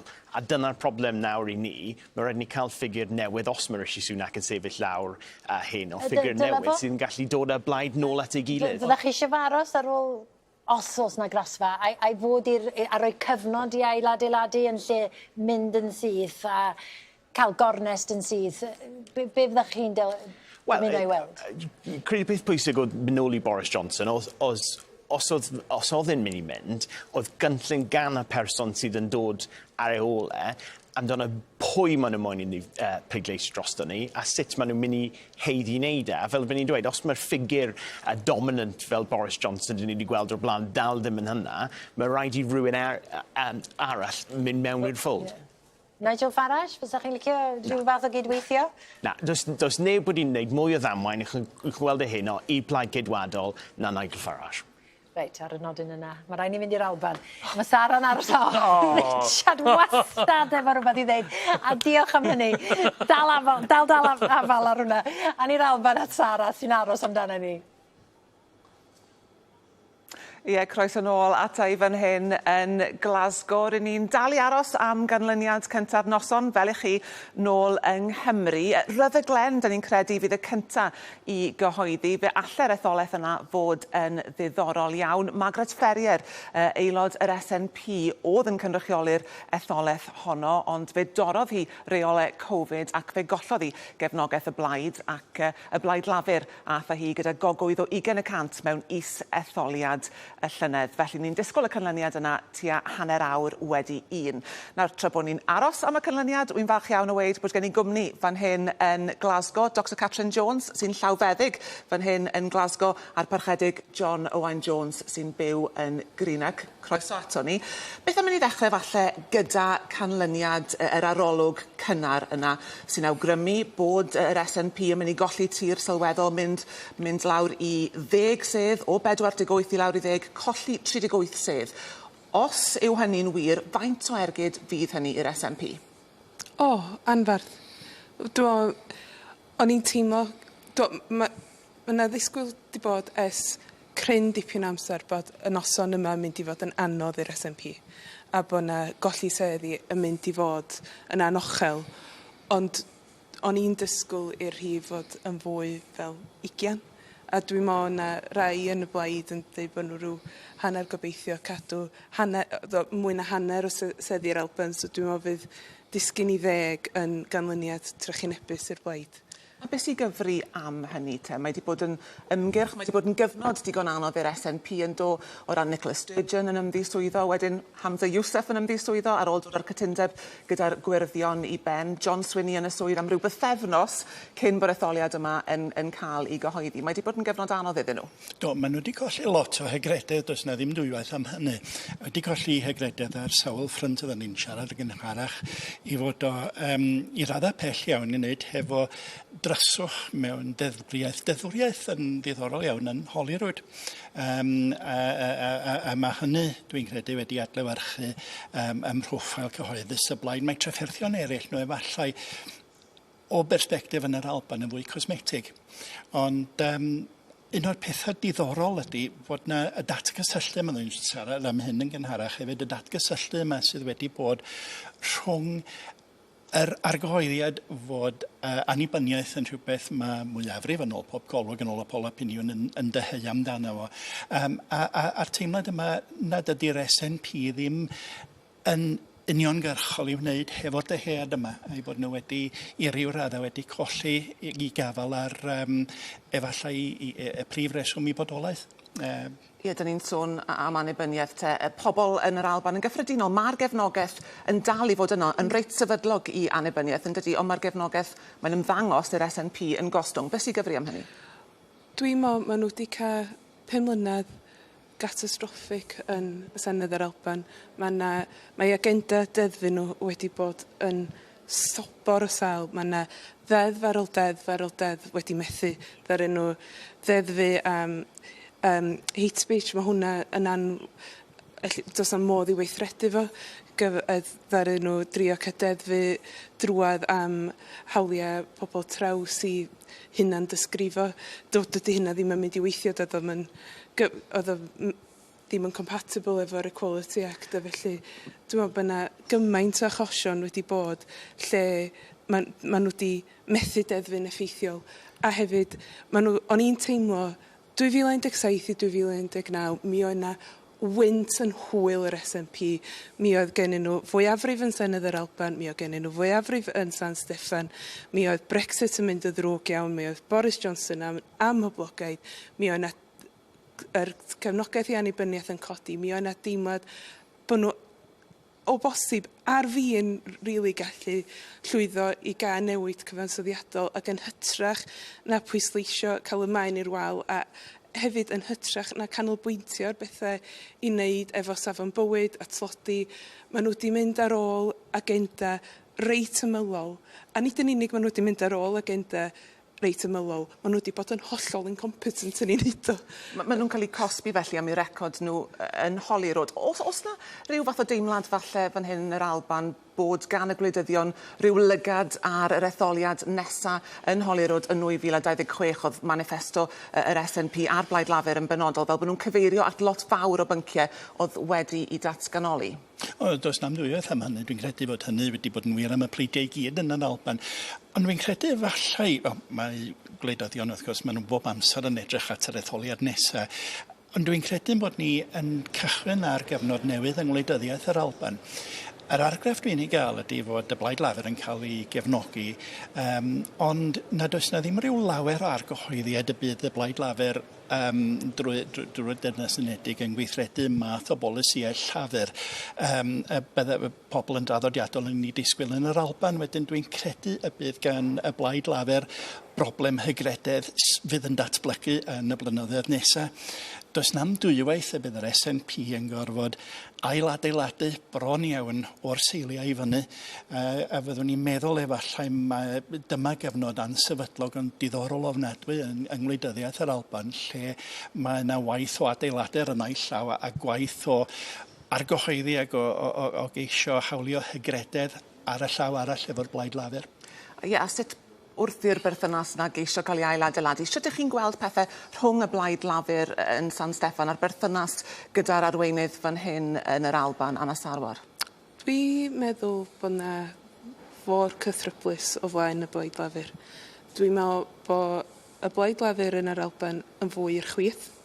A bendant, os nad i'r mae etholaeth yr Alban, etholwyr yr Alban yn fwy i'r chwith. Felly, i gael polisi sy'n mynd i fod yn apelio at bobl sy'n rhwng yr SNP a Llafur. Dyna ni, mae rai ni adael i, mae rai ni fynd nôl i'r stiwdio yng Nghaerdydd. Sara, diolch o galon. Ie, dewch i ni drafod mwy ar y canlyniadau sydd wedi dod i law yn barod. Mae'n gynnar iawn, Richard, ond rowch rhyw fath o grynodeb i ni o sut mae'r noson yn mynd hyd yma. Wel, hyd yma, dwi'n meddwl bod o'n mynd yn ôl y disgwyl. Mae'n edrych fel noson dda iawn i Lafur. Mae'n edrych yn noson drychinebus i'r Blaid Geidwadol. Os rhywbeth mae'r darogan... Gynnon ni ganlyniad Newcastle Central. For each candidate for the Newcastle upon Tyne, Central and West Ward is as follows. Ali Afe, Liberal Democrat, 1,946. Francis Lazok, the Conservative Party, 4,228. Ashton Hector Muncaster, Reform UK, 7,815. Chi Onwurah, Labour Party, 18,875. John Pearson, Green Party candidate, 3,228. Habib Rahman, Independent, 1,636. Yvonne Ann Ridley, Independent, 3,627. And that Chi Onwurah has been duly elected to serve as a councillor as the Member of Parliament for the Newcastle upon Tyne Central and West constituency. Thank you. The Reform candidate is unwell and has had to leave the count, so I now invite Chian Warren to speak. Thank you. Dyna ni ta, Llafur yn cadw Newcastle upon Tyne, Central and West ar aelod seneddol yn hapus iawn. Falle gan ni glywed rhyw dwtch? Na, dyna ni. Felly dim surprise yma na, Richard, ar dan i siarad eto. Wel, na, yn yw, o'n i jyst yn dweud o ran y pleidiau Llafur a Cydwadwyr, mae yn ôl yr hyn o'n ddisgwyl. Yr hyn sy'n ni'n haro i fwyaf hyd yma ydy'r turnout. Mae'n ymddangos, mae yna nifer o sedda Cymreig rwan lle maen nhw wedi datgan faint sydd wedi pleidleisio. Mae'n ymddangos bod yna rhyw ostyngiad o tua 10% o'r etholiad dwytha. Tua, mae'n rhy gynnar i ddweud. 50 isar? Wel, bosib iawn, ia. A mae hynna, dwi'n meddwl bod hynna, pan dwi'n mynd yn ôl at bwynt nes i wneud yn gynnar, pan mae gennych chi ganlyniad etholiadol sy'n mor anghyfrannol, Llafur efo llai, siwr o fod, llai na 20% o'r pleidleisia, ond dros 60% o sedda, llawer iawn o bobl ddim wedi bola cymryd rhan mewn etholiad o gwbl. Mae hwnna, dwi'n meddwl, yn diriogaeth anodd, nid yn unig i'r llywodraeth newydd, achos mae hwnna'n awgrymu bod na ddim rhyw don o gefnogaeth yn fyna, ond mae hefyd yn codi cwestiynau mawr am natur yn democratiaeth ni. Bod na gymaint o bobl ddim yn teimlo bod nhw eisiau cymryd rhan yn y broses o gwbl. Wan, dwi wedi clywed aelodau o Senedd Cymru yn y gorffennol sydd yn digwydd bod yn cynrychioli aelodau ardaloedd lle mae'r ganran sy'n bleidleisio yn isel iawn yn dweud mae oherwydd bod pawb yn hapus efo fi.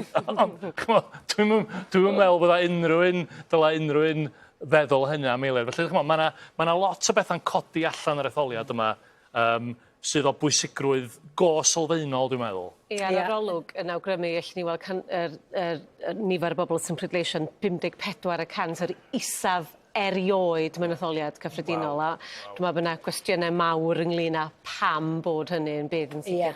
Ydyn ni yn clywed gyda llaw bod Grand Chaps o bosib, mae'n edrych yn wael yn y Vaughan cadw i sedd, ond bod Rishi Sunak yn saff. Mae hynna'n deud lot yn dydi. Pan mae pobl o gwmpas Rishi Sunak yn gorau deud mae sedd o yn saff, fod i'r prif weinidog, dio ddim i fod yn agos at golli ei sedd, na di o'n dangos y sefyllfa mae'r ceidwadwyr yno. A Grand Chaps yn un o ffigur am awr yr ymgyrch. Ddewn ni nôl at Tom a Carwyn Jones yn y man. Dewch ni mynd draw at Dan yn ei stiwdio sblynydd. Dan. Diolch Bethan. Beth am ni edrych ar mor bell mae'n rhaid i Llafur deithio mwyn i Keir Starmer gyrraedd Downing Street, a hynny ar ôl canlyniad ofnadw i Llafur yn yr etholiad diwetha 5 mlynedd yn ôl. Gallwn ni wneud hynny drwy ddefnyddio'r mesurydd gogwydd, swingometer wrth gwrs, sy'n mesur y ffordd mae pleidleiswyr yn newid eu cefnogaeth o un blaid i'r llall yn yr achos hwn. Os ydy Llafur yn elwa ar draul y ceidwadwyr, mae'r llinell yn dechrau symud ac yn llyncu'r blociau o dan fy nhad i fan hyn.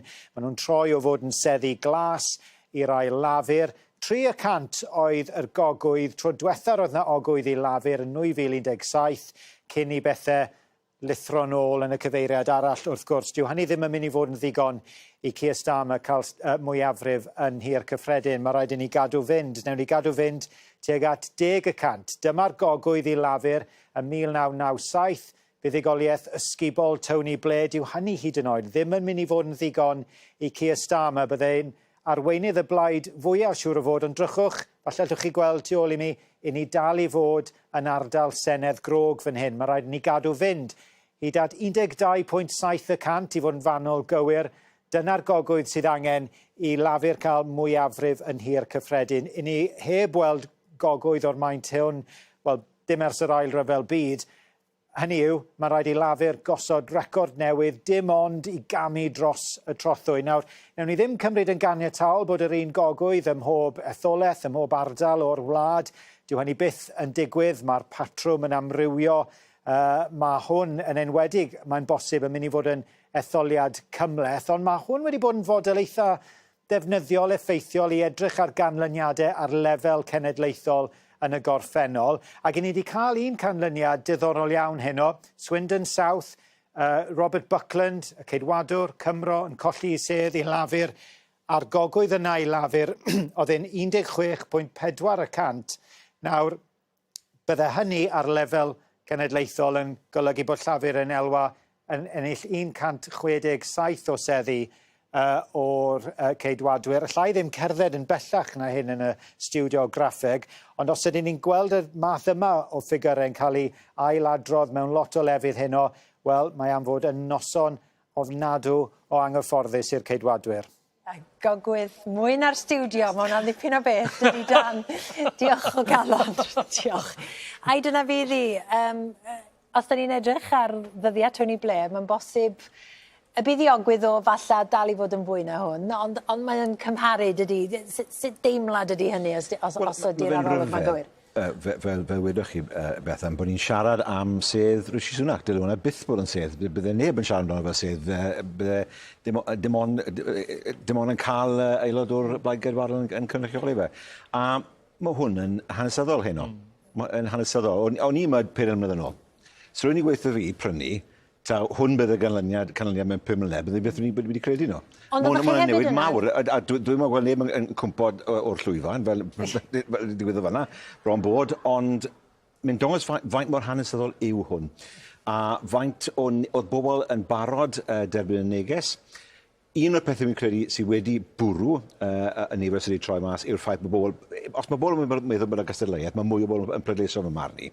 A o'n i yn cael bobl hyn o'n gweud, 8 o'r gloch, mewn bwrw glaw, wel, sdim ots nawr, achos chi'n mynd i ennill dy beth. Fe weles fi'n y referendwm 2011, a mae hwnna'n teddu cadw y nifer lawr. Wrth ddweud hynny, wrth gwrs bydde pawb moyn gweld mwy o bobl yn pleidleisio. A bydde neb yn fach dros ben i weld ffigur hyn yn cael ei ail wneud yn yr etholiad nesaf. Ond oeddech chi'n sôn am 4 blynedd yn ôl, dwi'n siŵr bod chi'n cofio 97, dwi'n cofio'r gohebu ar yr etholiad yna cyntaf mi wneud, a mi oedd na gyffram twn i ble'n doedd. Mi oedd na bleidleisio positif o blaid Llafur newydd ar y pryd. A'i pleidlais negyddol ydy hon, hynny yw yn erbyn y ceidwadwyr yn hytrach nag o blaid Keir Starmer? Na, dwi'n credu hynny. Ond ydy'n cyffredinol? Wel, byddwn ni'n gweld mwy. Mae'r byd wedi newid. Yn 97, oedd gwallt brown dy fi. Mae'r byd wedi newid lot o'r syniad. So felly, dwi'n credu bod ni'n byw yn yr un sort o byd, o fyd gwleidyddol. So felly, mi'n wir i weid oedd yr awyrgylch yn 97 yn wahanol, ond ni dal i gweld canlyniad fel ni'n gweld, falle bod ni'n gweld hyn o. Mae hwnna'n rhywbeth sydd yn dangos bobl nawr, ond moyn gweld newid. So ni'n meddwl bod nhw'n gweld newid a dim cael y blaid Lafur, yna bydden nhw wedi lledu i pleidleisau lot fawr o blaid eraill, ond nid na beth sydd wedi digwydd heno. Dyma ni, Richard eisiau dy fewn. Jyst yn gyflym iawn, dwi'n meddwl bod nhw wedi lledu i pleidleisio i lot o blaid eraill. Dydy canran Llafur o'r bleidlais ddim yn uchel iawn yn hanesyddol, ond hefyd, mae'r pwynt ynglyn â'r ganran y bleidlais, dwi'n meddwl, faint sydd wedi pleidleisio, wir yn drawiadol. Yn 1997, yn yr etholiad pan enillodd Blair, oedd pawb yn gwybod bod Blair yn mynd i ennill yr etholiad yna. Oedd yr arolygon barn wedi bod yn dweud cantoedd, sawl blwyddyn bod nhw'n mynd i ennill ac ennill yn fawr. A ddaeth yna 71% o'r boblogaeth bleidleisio. Rwan, da ni ddim yn gwybod faint sydd wedi pleidleisio heddiw'n iawn eto, ond mae o'n mynd i fod yn 15% yn llai na hynna, o bosib? O bosib. Mae fwlch sylweddol iawn. A mae hwnna, dwi'n meddwl, yn arwyddo aneddigrwydd, bobl jyst wedi tynnu allan o'r broses gwleidyddol, bobl wedi colli ffydd yn y broses gwleidyddol. A dwi'n meddwl bod hynna'n ddifrifol iawn. Nid pwynt gwrth Lafur ydy hyn.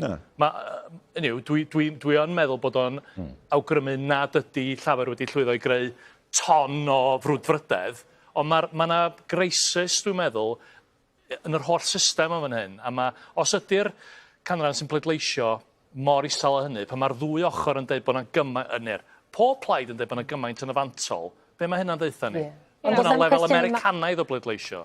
Ia, a cwestiynu am y mandad falla, maint y fuddigoliaeth os fydd yr arolwg yn gywir? Ia, dwi'n meddwl, un neges ydyn ni'n clywed drosodd gen bobl ar draws Cymru yw'r dadrithiad yma efo gwleidyddion, efo gwleidyddiaeth yn gyffredinol.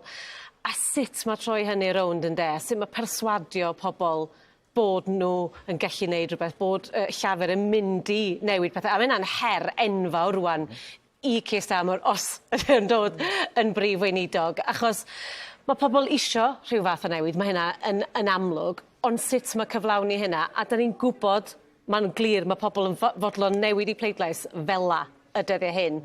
Ac os nag ydy pethau newid, ac os nad ydy pobl yn teimlo a gweld bod pethau newid yn eitha buan, fe allan nhw droi unwaith eto hefyd. Ac felly, mae hwn yn mynd i fod yn job a hanner i Cystam yr Ostion. Un ystadegyn cyflym iawn iawn. Mae'n ymddangos ar yn data ni bod treian o bleidleiswyr llafur yng Nghymru heddiw, neu ddoe, yn bleidleiswyr tactegol. Right? Felly, so mae hynna'n awgrymu bod y pleidleisiau yna'n gallu symud yn gyflym iawn i ffwrdd.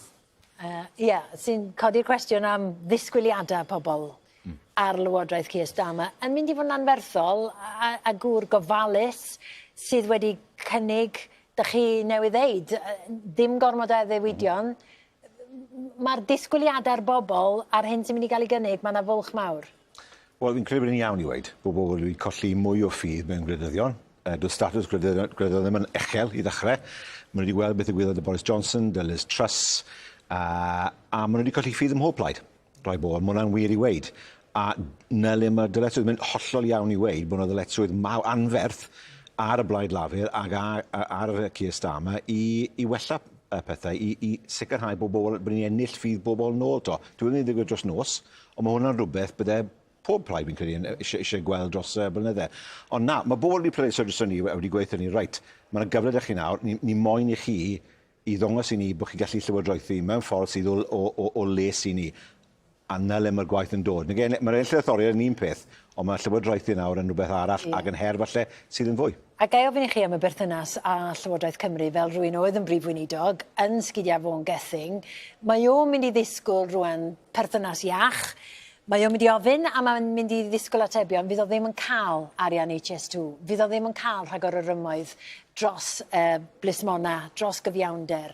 Mae yna lot o na mynd i ddod gan Cystam. Sut mae delio efo hynny fel prif weinidog llafur yng Nghymru? Wel, yr ateb ges i oedd na am bron 15 mlynedd. Gan blaid arall? Gan blaid arall, so felly mae hwnna'n mynd i newid. A ble mae yna bosibiliadau i siarad gyda'n gilydd, i weithio gyda'n gilydd, i ddod i ganlyniad, mae pawb yn gytun arno. Nid felly oedd pethau am blynydde, oedd gyda ni Llywodraeth yn Llundain, oedd yn pallu roi ar yn i Gymru, roedd yn Ogledd Iwerddon, llwyth, ond dim i Gymru. Pam gwleidyddiaeth? Nid felly mae pethau nawr. So mae obeth yna. Ddim yn bwriadu rhoi arian HS2 te i Vaughan Gething i wario? Wel, y reswm yw, does neb yn gwybod sy'n gyda'r faint o oren sy'n yna. Does neb yn wedi agor y llyfrau i weld faint o oren sy'n yna. So mae fe'n peth call i ddweud, ni ddim yn ei roi a ddiwydion, allwn ni ddim cadw achos y ffaith bod ni ddim yn gwybod beth sy'n ar y banc. Ydy o'n iawn i ddweud dim mwy o rym, a ydy o'n iawn i ddweud na, da chi'n angen yr hawl dros blismona? Dwi ddim yn gweud yna, achos o'n i ar Comisiwn Brown, a mae yn y manifesto bydd prawf yn cael ei ddatganoli, a hefyd cyfiawnder ieuenctid. Mae hwnna'n i fi... Ond ti'n cran ydi hynny yn ôl Joe Stevens sy'n ystyried. Rhoi ystyried. Dyn nhw wedi gaddo i datganoli, maen nhw wedi gaddo ystyried i datganoli. Byddwn ni erbyn hwnna i ddigwydd, byddwn ni erbyn hwnna i ddigwydd, achos na beth wedodd Comisiwn Brown. I fi, cwestiwn hwnna yw ynglyn â ffryd i hwnna, nid a dele fe i ddigwydd. A mae yna lot fawr o beth eraill. Felly mae Joe Stevens yn anghywir a mae Cystam yn anghywir? Na, dyn nhw'n anghywir, achos dyn nhw'n ddim wedi gweud bod e ddim yn ddigwydd, a mae hwnna'n rhywbeth sydd yn ystyried, a mae yna gomisiwn, os angen comisiwn arall, mae yna gomisiwn wedi bod? Nagos. Mae'r comisiwn wedi gweud, a mae ddau beth dele gael ei ddatganoli, byddwn ni erbyn hwnna i ddigwydd. Dwi ddim yn erbyn hwnna i ddigwydd dros nos, ond mae hwnna rhywbeth sydd wedi cael ei fy marn i roi yn y manifesto as yn amlwg i bobl. Ond, beth sy'n holl bwysig yw, yn y manifesto bod y fframwaith cyllidol ynglyn â Chymru wedi cael ei newid. Mae hwnna'n holl bwysig i sicrhau bod Cymru cael mwy o wared teg ynglyn â'r arian sydd yn dod o'r canol. Reit, felly ydy hwnna'n mynd i ddigwydd? Wel, dwi'n licio angytuno fo'r cyn brif weinidog ar y teledu, ond mae'r hyn ddwedwyd yn Comisiwn Brown wedi cael ei lastwreiddio yn bellach yn manifesto llafur, a mae Joe Stevens wedi dweud bod i mewn ma ffidling ydy pethau cyfansoddiadol o'r fath, a dwi'n meddwl bod hi a Carwyn yn gweld llygad ynglyn â'r mater yma, a mae o'n bod yn garedig iawn yn ei ddehongliad o be mae hi'n ei ddweud. Byddwn ni efo'n gweld y gwasanaeth brawf a hefyd cyfiawnder ieuenctid yn cael ei ddatganoli. Reit. Da chi wedi bod yn glir ar hynny. Gai ofyn i chi, tra da ni'n trafod eich plaid chi yng Nghymru, Vaughan Gething, Beth am ei ddyfodol o? Ai fod i'r arweinydd cywir i fynd am 2026? Wel, mae yna waith i wneud, a bydde Vaughan ei hunan yn derbyn hwnna. Fi'n credu sef Vaughan i cael ei amser nôl, falle fydde wneud penderfyniad gwahanol. Ond mae yna amser i fe nawr, 2 flynedd i adeiladu tuag at yr etholiad nesaf. A mae'n holl bwysig bod y Blaid Lafur yn Cymru, Llafur Cymru tu ôl i fe mwyn i fe i wneud hynny. Diolch wedi cael dechrau da. Wel, bydde neb wedi moyn dechrau fel hyn. Allif neb gweud bod hwn ddim wedi bod yn dechreuad o dim yn anodd i fe. Mae'n amlwg wedi bod yn anodd i fe. Tasa wedi ymddiheuro neu wedi dweud, ia, dylwn ni ddim wedi cymryd yr arian na, neu bydda hynny wedi helpu, bydda? Dim wedi dangos dim edifeirwch? Wel, ni nawr blaen ni. Ac i fi, sy'n ni'n rhoi cyngor a byddwn ni'n gweud, nawr yr amser i ddechrau gweud, beth yn gwmws ti eisiau gweld? Beth yn gwmws, pa fath o weledigeth y ti i Gymru, a dechrau cyfathrebu mwy gyda pobl Cymru, yn gweud beth yn gwmws beth eisiau gwneud. Ie, achos mae'n mynd i fod yn anodd pasio'r gyllideb er enghraifft, ydy? Mae wastad yn. Mae bobl sy'n gweithio fi... Mae'r mathemateg yn anodd iawn o'n, ydy? Mae bobl sy'n gweithio fi, mae Llywodraeth Lafur wastad wedi bod mewn Grym yng Nghymru, ond dys byth Llywodraeth wedi bod gyda mwyafrif, ond o 2017 i'r etholiad diwetha. Ond mae wastod dadle wedi bod ynglyn â'r cyllideb, wastod trafod wedi bod, wastod anghytuno wedi bod dros fe, wedyn ni mae'n gytundeb ar ddiwedd y dydd, byddai'n waith i wneud. Ond mae hwn yn rhywbeth arferol ynglyn â diwylliant y Senedd. Diolch o galon am y tro. Dwi'n meddwl gan i air efo Aled Thomas sy'n ymgeisydd gyda'r ceidwadwyr yng Ngheredigion Preseli. Noswaith dda i chi, gobeithio bod chi'n clywed ni. Be ydych chi'n ei glywed a sut noson ydy hi i chi hyd yma yn bersonol? Ie, noswaith dda, Bethan. Wrth gwrs, mae'n noswaith anodd hyd yn hyn i'r ceidwadwyr, ond gewn ni weld mae lot o amser i fynd. Wrth gwrs, ar y funud ni jyst yn ar y initial checks a gewn ni weld sut mae'r cyfrif yn mynd mewn awr neu 2 nesaf. Ond mi fyddai'n ddiargryn go iawn tasa chi'n llwyddo yn y sedd anodd yna i chi, wrth gwrs. Noson anodd, drwyddi draw i'r ceidwadwyr. Ydych chi fel eich arweinydd yng Nghymru yn gandryll yno? Fel Andrew a T. Davies? Wel, fi'n credu mae beth sydd wedi digwydd fan hyn yn Cymru yn peth sydd wedi dod yn national swing, fel maen nhw'n gweud. Fi'n credu mae Andrew a T yn ei job yn dda yn y Senedd. Wrth gwrs, fi'n credu mae pobl yn, fel mae lot o pobl yn gweud, pleidleisio gwahanol os mae hi'n etholiad San Steffan a etholiad yn y Senedd. Fi'n credu mae hwn yn mynd dangos iddyn ni nawr. Mae angen ni dechrau ail-adeiladu'r blaid fan hyn yn Nghymru yn barod am y Senedd yn 2026. A sut ydych chi'n gwneud hynny? Wel, fi'n credu, mae falle fi'n credu gael mwy o fath o identity Cymraeg. Fi'n meddwl mae'r defnydd o'r iaith Gymraeg yn y blaid wedi bod yn isel dros y blynyddoedd diwetha. Fi'n credu ni wedi gwneud job yn dda, wneud lot mwy o hwnna, ni wedi dangos hwnna yn y Senedd fyd. Fi'n credu falle just y distance o bach o'r blaid yn San Steffan fel mae'r Alban wedi wneud. Fi'n credu mae cwpl o pethau gallu wneud i wneud yn siŵr bod ymgeiswyr iawn dyn ni fan hyn yng Nghymru. Fi'n credu ni wedi wneud job yn dda blwyddyn yma, mae lot yn gwell gallen ni wneud. Ie, a ydych chi eisiau mwy o bellter, a da ni wedi trafod hyn yn barod heno ar blaid yn San Steffan. Ar bar bolisi yn benodol, be ydych chi'n meddwl sydd wedi bod yn gangymeriad falle yn yr ymgyrch yma? Wel, dwi ddim yn credu yn polisi dwi'n gweud bod angen bellter. Fi'n credu rhywbeth siwt mae etholwyr yn Cymru yn pleidleisio yn gwahanol o fathau rhyw fath o London Borough. So fi moyn gweld gwahaniaeth yn y voluntary party, bys ni'n gweud, siwt mae ni'n selecto ymgeiswyr a siwt ni'n mynd mas i ymgyrchu yn llawn. Dim y polisi bys ni'n moyn gweld gwahaniaeth i. Aled Thomas, diolch o galon am eich amser heno yn fanna Ceredigion Preseli. Dwi'n meddwl gawn ni air rwan efo Robert Buckland, cyn ysgrifennydd Cymru, sydd wedi colli sedd yn Swindon. Good evening, Robert Buckland. Thank you very much for joining us live on S4C. Commiserations. You must be very disappointed and quite angry. Well, I am disappointed. I've been in politics, as you know, Bethan, a long time. I was the candidate in Preseli, Pembrokeshire in '97 when I lost, so I know what defeat is like. But I've won many times too, and I look back on the legacy of action for victims of crime, domestic abuse and autistic people, and I'm proud of what I've done there. I want to do more, which is why my political career is far from over, but I am frustrated tonight that the Conservative Party has lost office after 14 years, and I think a lot of it has been, I'm afraid, as a result of our own failure. And we need to face up to that quickly, and we need to acknowledge it and try and rebuild that confidence in order to win government again. Right, and what would you do if you were still in Westminster? What would be your advice to Rishi Sunak in the morning? Well, look, Rishi, first of all, is going to, I'm sure, contemplate the enormity of what's happening.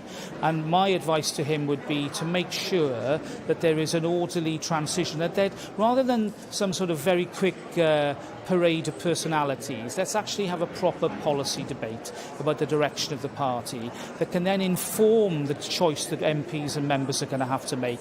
And let's make the decision later in the year. We did this in 2005, and we ended up with David Cameron, who of course took us to victories in the early part of the last decade. It's that sort of approach we need, rather than the more rushed approach that we took after 1997 and 2001, which of course resulted in those continued years in the political wilderness. You know, being in opposition, it means that you cannot do the things that you want to do for your country, and that's why securing government has to be what the Conservative Party is all about, reflecting the aspirations of and hopes not just of this generation but the next generation, and that's what we've got to get back to. OK, so you wouldn't want him to resign in the morning, you want him to hang on in a smooth transition.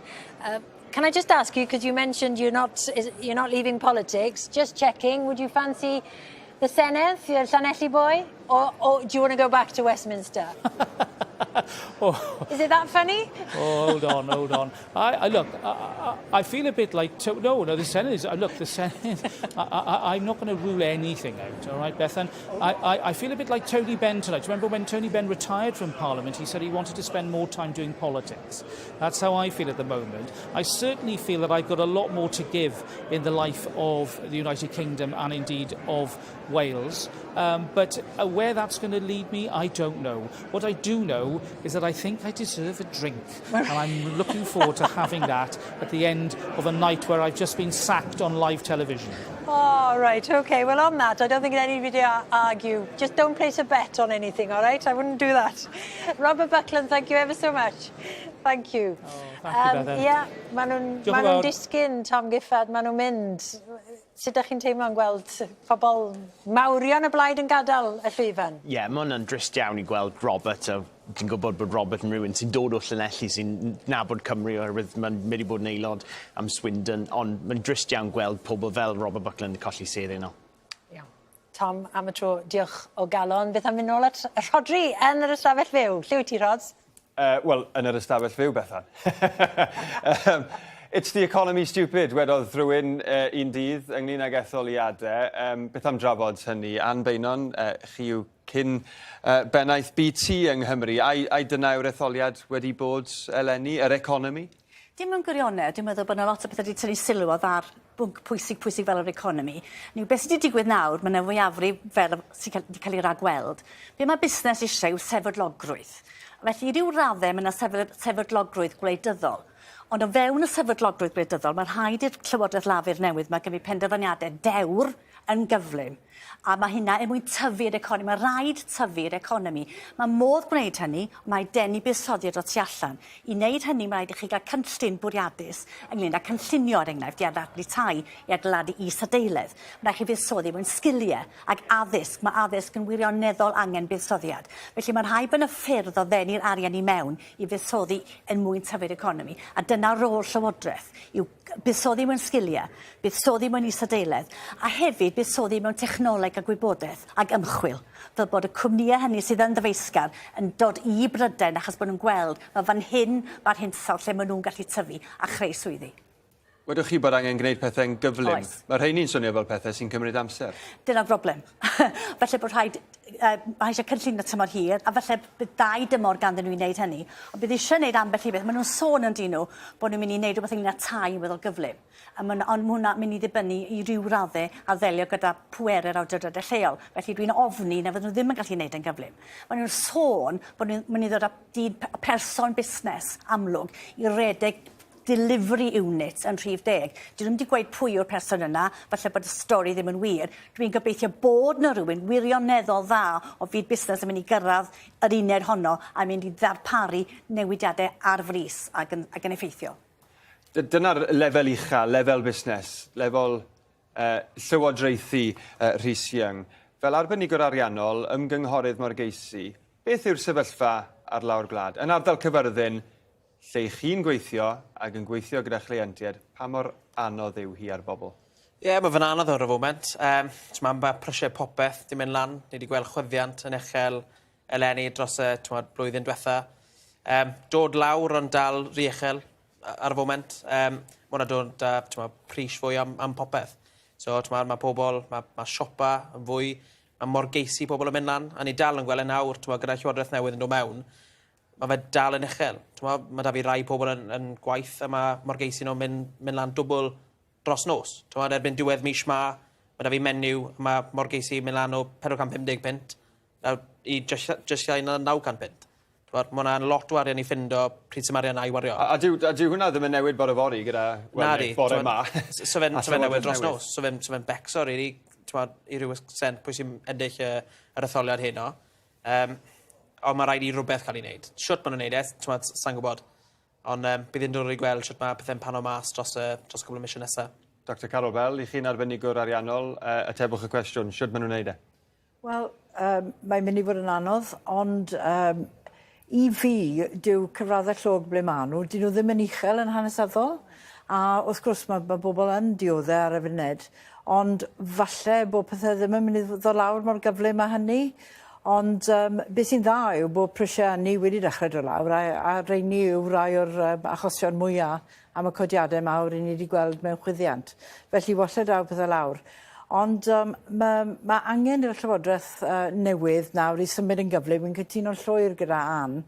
Mae rhaid newid pethau fel bod y targedau sydd gyda nhw o ran, enghraifft, cynnyrchu ynni gwyrdd yn gyfan gwbl erbyn 2030. Mae rhaid symud nawr i wneud ni, a mae rhaid newid cynllunio a sut mae darparu yr ynni newydd yn mynd i ddigwydd.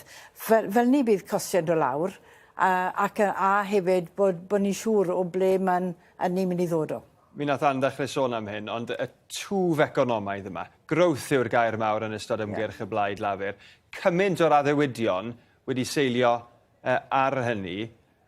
Oeddech chi'n credu bod modd talu am bopeth gyda thwf economaidd, neu oeddwn ni'n edrych ar drethu uwch, torri gwariant cyhoeddus? Wel, mae peth stressu yn mynd i symud lan, heb os yn gwneud bai. Y non-doms, enghraifft, mae nifer o ffyrdd i godi fwy o drethu, ond byddwn ni ddim yn hoffi gweld y treth a'r gwmnïau mynd lan, enghraifft.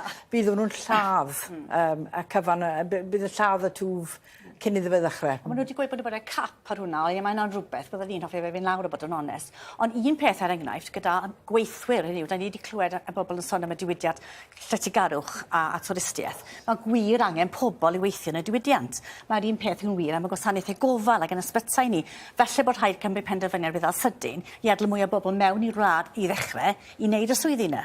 Felly, chymod, mae bobl yn y cychod canran fechan i'w nhw o'r mewnfudwyr, ond os byddai gyda ni bolisi bwriadus o ddod â bobl mewn i swyddi penodol mewn ffordd drefnus, cyfweld bobl yn Ffrainc cyn bod nhw'n mynd i'r cwch. Chymod, falle bod rhaid bod yn ddewr yn gwneud hynny i ateb yr angen tymor byr am sgiliau yn y diwydiannau craidd yma sy'n bwysig i Gymru. Chymod, a maethyddiaeth yn bwysig i fi hefyd, achos dwi'n cadeirio cwmni insurance sydd yn y byd amaeth. Michael Gove wedi gaddo 10% o gyllideb amaeth i Gymru, reit? Ody'r Blaid Lafur yn mynd i gadw'r addewid yna o'r 10% a peidio barnateirio'r arian ar 5%. Mae benderfyniadau felly allai gael ei gymryd wrthos nesaf, a ddylen nhw'n cymryd nhw. Rhys? Ie, galed, rili. Mae'n braidd cofio, os maen nhw'n rhoi treth lan o'r cwmnioedd, mae yna cap, a wedyn bydd cwmnioedd jyst yn symud mas o'r gwlad. So, ni'n gweld nawr yn Iwerddon, mae Dublin wedi bod yn ffodus iawn o ffordd maen nhw'n gwneud. Maen nhw wedi rhoi treth lawr y cwmnioedd i trio cael fwy o cwmnioedd mewn i'r gwlad. A mae wedi gweithio. Mae Apple, mae Microsoft, mae cwmnioedd enfawr wedi symud mewn i'r gwlad yn dod â siwt gymaint o arian yn rhoi swyddi i pobl, miloedd o swyddi, achos maen nhw wedi rhoi treth lawr. A wedyn mae'r llywodraeth yn cael treth o mannau arall. Mae rai bod yn ofalus ffordd nhw'n neud ond so chwa'n gyffio'r busnes i mas. A wrth gwrs, un man maen nhw'n mynd i wylo am drethu ychwanegol yw y cwmnïau olew. A maen nhw wedi gweud ni'n barod. Wrth gwrs, mae dewis gyda'r cwmnïau olew na ble maen nhw'n buddsoddi o gwmpas y byd. Nid sy'n rhaid i nhw buddsoddi nhw wlad hyn. Mae sgiliau maen nhw'n bwysig hefyd chi'n gweld, achos mae rhaid i ni... Mae cwmnïau mawr ar hyn o bryd, os yw'ch trosiad chi dros 3 miliwn, chi'n talu treth prentisiaeth, reit? 10.5% o'ch cyllideb cyflogau chi yn mynd yn dreth. Mae yna lot o'n ddigwydd yn y byd busnes. Sut mae'r arian yna'n cael ei wario? A mae yna deimlad gan rhai cwmnïau, nid bob un, bod yr arian yna'n cael ei wastraffu, bod 2 biliwn 2 flynedd yn ôl wedi mynd yn ôl i'r trosodlus. Mae hwnna'n arian allai gael ei ddefnyddio nawr i ail sgilio bobl. A mae Blaid Lawr wedi bod yn sôn, mae ail bwrpasu'r arian yna. Felly dwi ddim yn codi treth ychwanegol, mae'n ddefnydd callach falle o dreth sy'n bodoli'n barod. Lle mae'r cyfleoedd i Gymru fan hyn, Carol? Mae rhaid i fi fod yn hanner llawn o ran y cyfle i Gymru, oherwydd trwy eistedd ar fwrdd y Banc Datblygu Cymru lan at diwedd blwyddyn diwetha, wi wedi gweld y math o gwmnïau newydd sy'n cael eu creu yng Nghymru a'r gwybodaeth a technolegau newydd yn cael eu darparu. Bydd hyn yn bwysig. Os ydyn ni'n mynd i fod yn effeithiol, os ydyw'r elw yn y wlad, os maen nhw'n mynd i godi, mae rhaid i ni ddefnyddio technoleg, a dos yn mynd man mae hynny yn fwy gwir na gwasanaeth iechyd. A wy'n cofio y noson honno, noson Rishi Sunak yn y glaw yn Downing Street yn galw'r etholiad, ro'n ni gyda'n gilydd yn San Steffan ac mi sonio chi bod angen i'r pleidiau i edrych ar ddeallusrwydd artiffisial, AI. Os yna ddigon o drafodaeth wedi bod am hynny? Dim yn gyhoeddus, ta beth, ond byddwn ni'n bod digon o waith yn mynd mlaen tu cefn, wy'n gobeithio ni'n fawr iawn.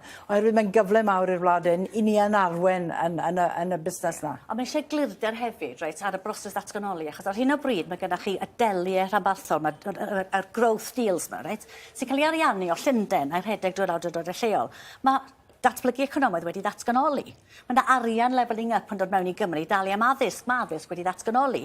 Pwy sy'n mynd i wneud sens o hyn? Mae rhaid i Llywodraeth Llundain a Llywodraeth Caerdydd o data gilydd gweud. Wel, yr addewid yw bod pethau'n mynd i fod yn haws gyda Llywodraethau Llafur yn Llundain ac yng Nghaerdydd. Wel, eto, mae hwnnw'n benderfyniad allan nhw'n wneud yn y mis nesaf. Os ydy ddatganoli, mae di ddatganoli, end of. Ar hynny, Rhys, a fydd pethau yn well gyda 2 Lywodraeth Lafur? Wel, gobeithio bydd ni'n siarad bydd y ddwy yn siarad yn gilydd. Ni'n gobeithio os mae Llafur yn ennill yn Westminster a wedyn mae Dani nhw yn Caerdydd yn y Senedd fyd. Wel, gobeithio bod nhw'n cydweithio yn gilydd a bydd pethau'n wella yn Cymru. Dyna ni. Rhys, Carol, Ann, diolch yn fawr iawn i chi am eich cwmni. Mae Bethan yn mynd i ymddangos yn y sgrin nawr. A dyma fi. Na unrhyw beth. Diolch o gael o'r rods. Reit, mae gennym ni westai newydd, Hywel Williams. Cyn aelod seneddol, Arfon sydd wedi mynd hefyd. Mae'r etholaeth wedi mynd, mae'r dyn wedi mynd. Sut deimlad ydi heno i beidio bod yn poeni yn y canolfanna cyfri? Wel, dwi'n teimlo'n rhydd o'r diwedd. Mae'n y faich ar ysgwydda fi, wrth gwrs. Ond a diddordeb enfawr yn beth sy'n mynd ymlaen yn y ddwy sedd rhannol. A beth ydych chi'n glywed am Blaid Cymru? Ynys Môn a Chaerfyrddin di'r ddwy sy'n poeni? Wel, dyna lle mae'n addawol wrth gwrs, ac mae rwy'n yn clywed bethau reit dda o Gaerfyrddin, efallai o ran yr pleidleisiau post ac yn y blaen. Dwi'n siŵr am Sir Fôn, o ddifri dwi heb glywed yn byd yn uniongyrchol oddi yno. Dwi'n gwybod dan ni rhedeg ymgyrch wych iawn yna efo ymgeisydd dda iawn. Ac dwi'n hyderus, nawn ni wneud y dda yna, gobeithio ennill.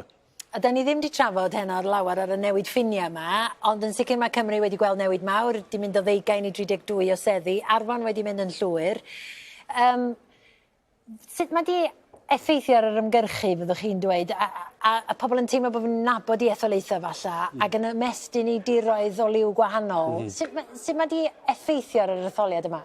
Roi un enghraifft penodol i chi o Bangor a Bocconwy. Mae yna pobl yn y dwyrain sydd rioed wedi cael cyfle i gael aelod seneddol Plaid Cymru o'r blaen. Fel bod nhw wedi deffro, maen nhw wedi dod allan, maen nhw wedi gweithio, maen nhw wedi rhoi posteri fyny, wedi cyfrannu'n ariannol. Lle oedden ni heb weld hynna falle i'r un gradda o'r blaen, pa mo na ddim ffasiwn obaith ydy. Felly mae hynna'n rhywbeth positif. Yn amlwg, da ni efo llawer iawn y bleidleisiau wedi mynd i Meirion Dwyfor, lle falle sgynnon ni'n gymaint o hynna i hangan nhw. Ond y ffaith amdani, wrth gwrs, da ni lawr i 32. Ac faint bynnag geith y blaid, faint bynnag geith y blaid lafur o ran hynny. Mae Cynrychiolaeth Cymru yn San Steffan wedi gostwng ac mae'n bwysicach beth bod ni'n cael pobl sydd yn barod i ymladd dros hawliau Cymru, dros hawliau pobl Cymru. Reit, ond ni'n trafod Ynys Môn. Mae yna sôn hefyd am Lanelli, bod pethau, bod y ffwm yn gwasgu fanno. Beth am fynd i Ynys Môn i ddechrau? Mae'n dau ohebydd ni, mae Elis ar yn Llanelli, awn ni yna yn ban, ond at Liam yn Llangefni i ddechrau. Beth sy'n digwydd, Liam? Sut mae'n edrych? Ie, wel, mae trio cael rhyw fath o syniad o sut mae'n mynd yma'n Ynys Môn. Di bod yn eitha heriol dros yr oriau diwetha. Sneb wir di bod yn deud ryw lawer wrthyn ni. Pawb i weld yn eitha dywedog hefyd. Neb yn orhapus, neb yn ordrist. Ond o fewn y munudau diwetha, da ni'n dechrau cael rhyw fath o argraff bod i dal i fod yn ras tri cheffil rhwng y ceidwadwyr, y Blaid Lafur a Phlaid Cymru. Maen nhw wedi dechrau cyfri ers rhyw hanner awr rwan, ella rhyw 3/4 awr. Maen nhw dal i wrthi tu ôl i mi. Fel o'n i wedi dweud, mae'n ddyddiau cynnar iawn ar hyn o bryd, ond anodd cael syniad golew o sut mae wedi bod yn mynd, ond yr argraff da ni gael ydy bod i bendant yn ras tri cheffil hefo'r tair brif blaid yma dal i gwffio. Maen nhw wedi bod yn siarad efo'i gilydd, maen nhw wedi bod yn cymdeithasu, ond fel o'n i sôn, mae wedi bod bach dda gwaed allan o garag i drio gael rhyw ateb pendant. Un o'r pethau fwyaf difyr sydd wedi ymddangos o fewn yr oriau diwetha ydy canran y bleidlais yma. Rwan, os da chi'n edrych ar y ffigurau, mi gyhoedden nhw rhyw awr yn ôl, mae canran y bleidlais yma oedd 61.5%. Ac i roi hynny mewn rhyw fath o gyd-destun i chi, wel, nôl yn 2019 mi oedd o dros 70%, ac o'n i'n edrych ar rai yr ystadegau, di o rioed wedi bod mor isel ag ydi o heddiw, ac o ran y niferoedd wedyn, rhyw ychydig dros 32 filoedd o bobl wedi pleidleisio yma. Dyna chi'r nifer isa ers etholiad yn 1974, etholiad mis Hydref 1974. Felly, bosib bod apathy gwleidyddol yn fwy o her nag oedden ni yn ei feddwl. Felly, mae'r gwaith cyfri dal i ddigwydd yma a fyddwn ni ar diweddarau chi yn ystod y nos. Dyna chi'r sefyllfa Môn, ond dewch ni fynd draw i Lanelli at Elis. Ia, diolch yn fawr iawn i chi, Liam. A waith i mina gydnabod hefyd o ran Cerfyrddin, dwi yn syrchu am wybodaeth, ond mi hoffwn i fedru rhannu mwy hefo chi. Mae'r blycha pleidleisio wedi gorfod dod o bell i Lanelli, felly mae'r cyfring Cerfyrddin falla chydig ar ei hôl hi, mae yn digwydd rwan. Os gawn ni fwy o wybodaeth, mi ddown ni a hynny ato chi. Dwi'n di gallu mynd mor agos at yr ymgeiswyr ac yr hoffwn i fynd, ond mae gynnau fwy o wybodaeth ynghylch Llanelli. Ac mae'n ymddangos yn y fan honno bod hi'n eitha agos rhwng Llafur a Reform. A mae sawl ffynhonnell wedi dweud hynny wrthaid, wedi siarad efo ni a Griffith. Hi sydd wedi bod yr aelod seneddol ers bron iawn 20 mlynedd. Mae hi'n dweud bod hi'n weddol agos. Mi oedd un arall o gefnogwyr Llafur yn dweud mae'n fwy agos nag yma hi wedi bod o'r blaen. Mi nes i siarad hefyd hefo ymgeisydd Reform, gŵr o'r enw Gareth Beer. Mi oedd o'n deud, mi oedd o'n meddwl bod na siawns y galla fo ennill. Dydy hynny ddim yn golygu fod o'n darogan y bydd o'n ennill. Doedd o ddim yn siŵr i hun. O ran Plaid Cymru wedyn, mi oedd na awgrym o bosib y galla hi fod yn frwydr dair ffordd, ond dwi'n meddwl falla bod Plaid Cymru'n gweld pethau'n llithro chydig bach o ran i gobeithio nhw. Falla bod yna rai ardaloedd, Ponteberem, Bancffos Felen, lle maen nhw yn cael pleidlais da, ond ddim cystal mewn llefydd eraill. Nawr, mae yna gyd-destun yn does. Mi oedd yna ffrau rai misoedd yn ôl ynglŷn â chynnig llety i ddudwyr yng ngwesty Parc Ystradau Llanelli. Dwi'm yn gwybod ydy hynny wedi gadael gwaddol o ryw fath. Allwn ni ddim deud be fydd yn digwydd, ond mae yn ymddangos yn Llanelli o ran be mae pawb yn ddeithau. Mae'n agos rhwng Llafur a Reform. Bethan. Difyr iawn, diolch o galon Elis yn Llanelli am y tro. Gyda llaw yn ystod hynny, da ni wedi cael 2 ganlyniad arall. Gateshead Central a Wickham, Llafur yn cadw y sedd honno, a Cramlington a Killingworth hefyd, Llafur yn cadw y ddwy sedd. Llanelli, ydych chi'n poeni am Lanelli? Dwi ddim wedi clywed dim byd am Lanelli, lan i nawr. Mae'n dibynnu wrth gwrs o le mae'r blychau wedi dod o. Dwi ddim yn gwybod hynny. Yn credu bod wedi gynnar to i ddweud yn gwmwys beth allai ddigwydd mewn unrhyw ran o Gymru. Ond yn amlwg mewn fideo wedi bod yn dipyn o stori ac yn dipyn o ffrau yn ond o. Mewn un rhan o dre, mae hwnna'n wir wrth gwrs, ond dwi'n gwybod bod yn wir i weddill yr etholaeth. Ond, dwi ddim wedi clywed dim byd, i fod yn hollol onest. Braf iawn. So felly, mae fe'n anodd iawn. Mae bod yn gweld pethau ar ddechrau cyfri wastod, sydd falle sydd ddim yna ar ddiwedd y noson, ond fe gewn ni weld. Da chi'n hen ben, mae siaras am y canlyniadau go iawn, a Richard yn cytuno hynny, ond... Wel, a hefyd, hynny yw, da ni'n mynd yn ôl i sedd lle fydda na ddim llawer ymgyrchu wedi digwydd. Hynny yw, mae yna nifer o... Dwi'n ofalus iawn yn rhannu sybrydion heno, chos da ni wedi cael yn llosgi efo heno blaen. Ond yn ywedig pan benach chi blaid gwbl newydd fel reform, lot o bobl a bob parchddyn os yn gwbl ddibrofiad mewn gwleidyddiaeth. Mae bobl yn teddu mynd i fewn i'r cyfri ac a falle cael cam argraff o beth sy'n mynd ymlaen. Mae hen lawia yn llawn mwy gofalus, yn samplo boxes a rhywbeth fel hyn. Felly, da ni ar y pwynt yna yn y noson, lle da chi'n cael rhyw, mae hwn yn agos yn fyna, a wedyn mewn hanner awr, na, doedd hwnna ddim yn byd. Felly, falla fod reform yn agos yn Llanelli, ond dwi'n tybio bod neb wedi gwneud digon o waith ar y llawr yna yn Llanelli i wybod o blaen llaw. Felly, maen nhw'n agor o boxes rwan, a mae yna sioc yna. Felly, dyna... fel nes i ddweud hyn, a dwi'n meddwl bod o'n bwysig iawn, dros yr rhan fwyaf o Gymru, does na ddim etholiad wedi bod. Does na ddim ymgyrchu i bob pwrpas wedi digwydd mewn mwyafrif llethol sedda Cymru. A felly mae hynna'n golygu bod y pleidiau gyd hefo gwybodaeth reit ymherffaith. Maen nhw wedi gweld ar arolygon barn, da ni gyd wedi gweld rheini, ond mae'n anodd iawn wedyn trosglwyddo hynna fewn i beth sy'n digwydd yn y patchin yna, ydych chi'n bod? Reit. Just yn sydyn yng Nghyfyrddin, mae ffynonellau Plaid Cymru yn deud bod nhw'n obeithiol, bod nhw'n edrych yn dda iawn yno, dwi'n siŵr Hywel wrth i fod yn clywed hynny, ac yng Ngheredigion Preseli dim syndod falla, ond yr ymgeisydd yn teimlo bod o'n addawol. A sybrydion ydyn nhw ar hyn o bryd, wrth gwrs. A da ni'n mynd i mewn i'r oriau prysur iawn yna, mae'n 20 munud wedi 2 gloch, mi fyddan nhw'n dechrau dod, cyn hynny gobeithio, ond wedyn mae'n mynd yn brysur tu hwnt, ac un dyn fydd yn brysur iawn hefyd ydy Dan yn ei stiwdio, a da ni'n mynd i edrych ar, wel dwi'n gweld glas, felly y cydwadwyr. Dan. Ie, wir, a cyn i'r canlyniadau ddod i mewn, beth am i ni atgoffa'n hunain o'r hyn mae'r cydwadwyr yn ceisio i amddiffyn. Y tir maen nhw'n ceisio amddiffyn yng Nghymru yn yr etholiad hwn ar ôl canlyniadau da iawn iddyn nhw 5 mlynedd yn ôl. Mae hynny'n golygu bod nhw'n brwydro ym mhob cwr gyda'r holl bleidiau eraill. Newn ni ddechrau yn y gogledd.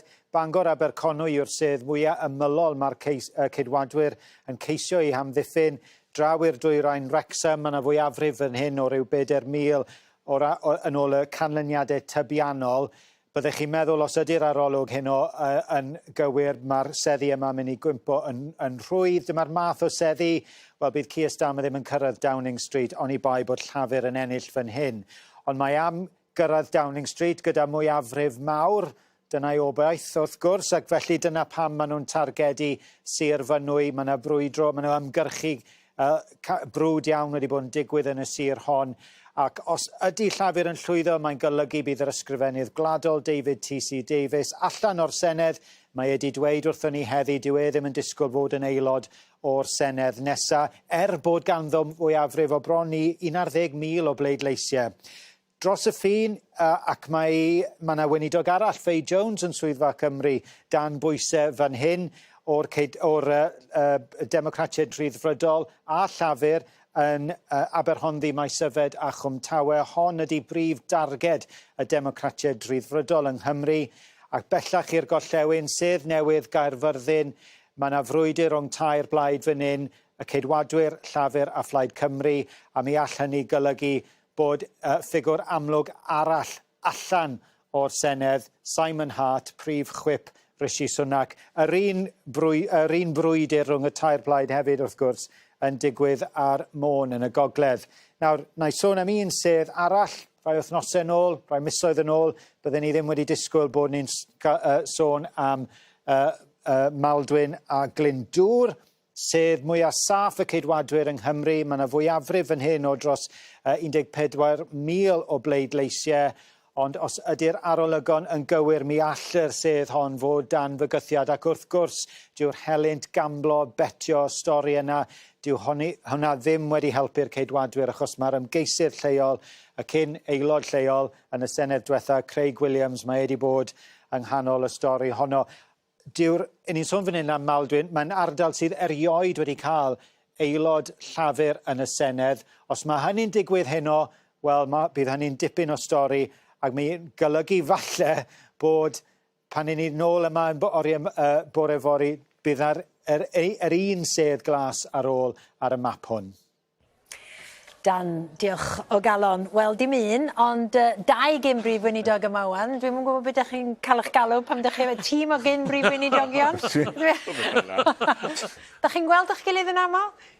Nawr gan y man. Ar y ffôn. Oedd o'n backseat driver? Wel, na fi byddai'r backseat driver. O, ia. Oedd Mark digon caredig i ddweud pan newydd yr swydd bod wi ddim yn ei wneud na, so fi'n gobeithio bod yn dal yn wir. Oedd o'n iawn, oedd o? Mae yn dal yn wir. Oedd e ddim o gwbl. Da iawn. Just yn cefnogol dros ben. Croes ato ni, Mark Rhigford. Be newch chi o'r noson hyd yma? Wel, mae'n edrych yn eitha dda i ni fel Blaid Llafur ar ôl beth clywon ni am 10 o'r gloch, ond dwi ddim wedi weld cynleniadau o gwbl yng Nghymru eto. So dwi'n just yn dal i weld y ffigyrau pan bydd cynlyniadau yn dod ato ni, ond ni'n teimlo'n optimistig wrth gwrs. Mae'n edrych fel mae'n mynd i fod yn nos hanesyddol i ni fel Blaid Llafur. Ie. A dach chi wedi wneud araith dod i roi gair o gyngor i Keir Starmer os ydy ond mae'n debygol y bydd o'n ffurfio Llywodraeth fori fod yn feiddgar. Ydy o'n feiddgar? Ydy'r hyn mae'n gynnig yn ddigon feiddgar? Wel, mae'n wedi cael job arbennig o anodd, yn yw e, i ffindio llwybr o ble oedd Plaid Llafur nôl yn 2019 i ble mae ni nawr, a mae wedi wneud hwnna yn ofalus. Wel, wrth gwrs mae wedi wneud e yn ofalus, ac oedd y gwaith mor anodd i wneud. Ond nawr, gyda'r beth sydd wedi digwydd heddi, gobeithio, bydd cyfle iddo fe pan bydd e yn mewn grym i wneud pethau. A defnyddio beth sydd wedi digwydd heddi i fod yn blaengar. Ie. Ydych chi wedi siarad yn y gorffennol yn dweud bod yna gyfnod ar ôl ennill gyda mwyafrif, mae yna gredyd yn y banc, a mae rhaid defnyddio fo. Darech chi ddefnyddio fe'n ddigonol, dych chi'n meddwl, neu edrych yn ôl, dych chi'n meddwl, wel, na, so ni wedi gallu bod yn fwy beiddgar falle? Wel, mae pobl wedi ofyn cwestiynau i fi nifer o weithiau. Pan ti'n edrych yn ôl a ti'n gallu feddwl am unrhyw beth o'ch chi'n eisiau gwneud yn wahanol. A i gweud y gwir, yr unig pethau dwi'n feddwl fel na oedd, o pan di ddim wedi wneud digon, pan oedd y cyfle da ni i wneud. Wrth gwrs, pan chi'n byw yn y byd gwleidyddiaeth, mae popeth, pob cyngor sy'n dod ato chi yn dweud, byddwch yn ofalus, paid i wneud gormod, cymryd fwy o amser i wneud e, ac yn y blaen. So, mae yn anodd i bwrw mlaen gyda pethau newydd a radical ac yn y blaen, ond os bydd cyfle, ac ar ôl heddi, gobeithio bydd cyfle, i'r Llywodraeth Newydd Llafur i wneud pethau mewn ffyrdd newydd, dyna'r amser i wneud e.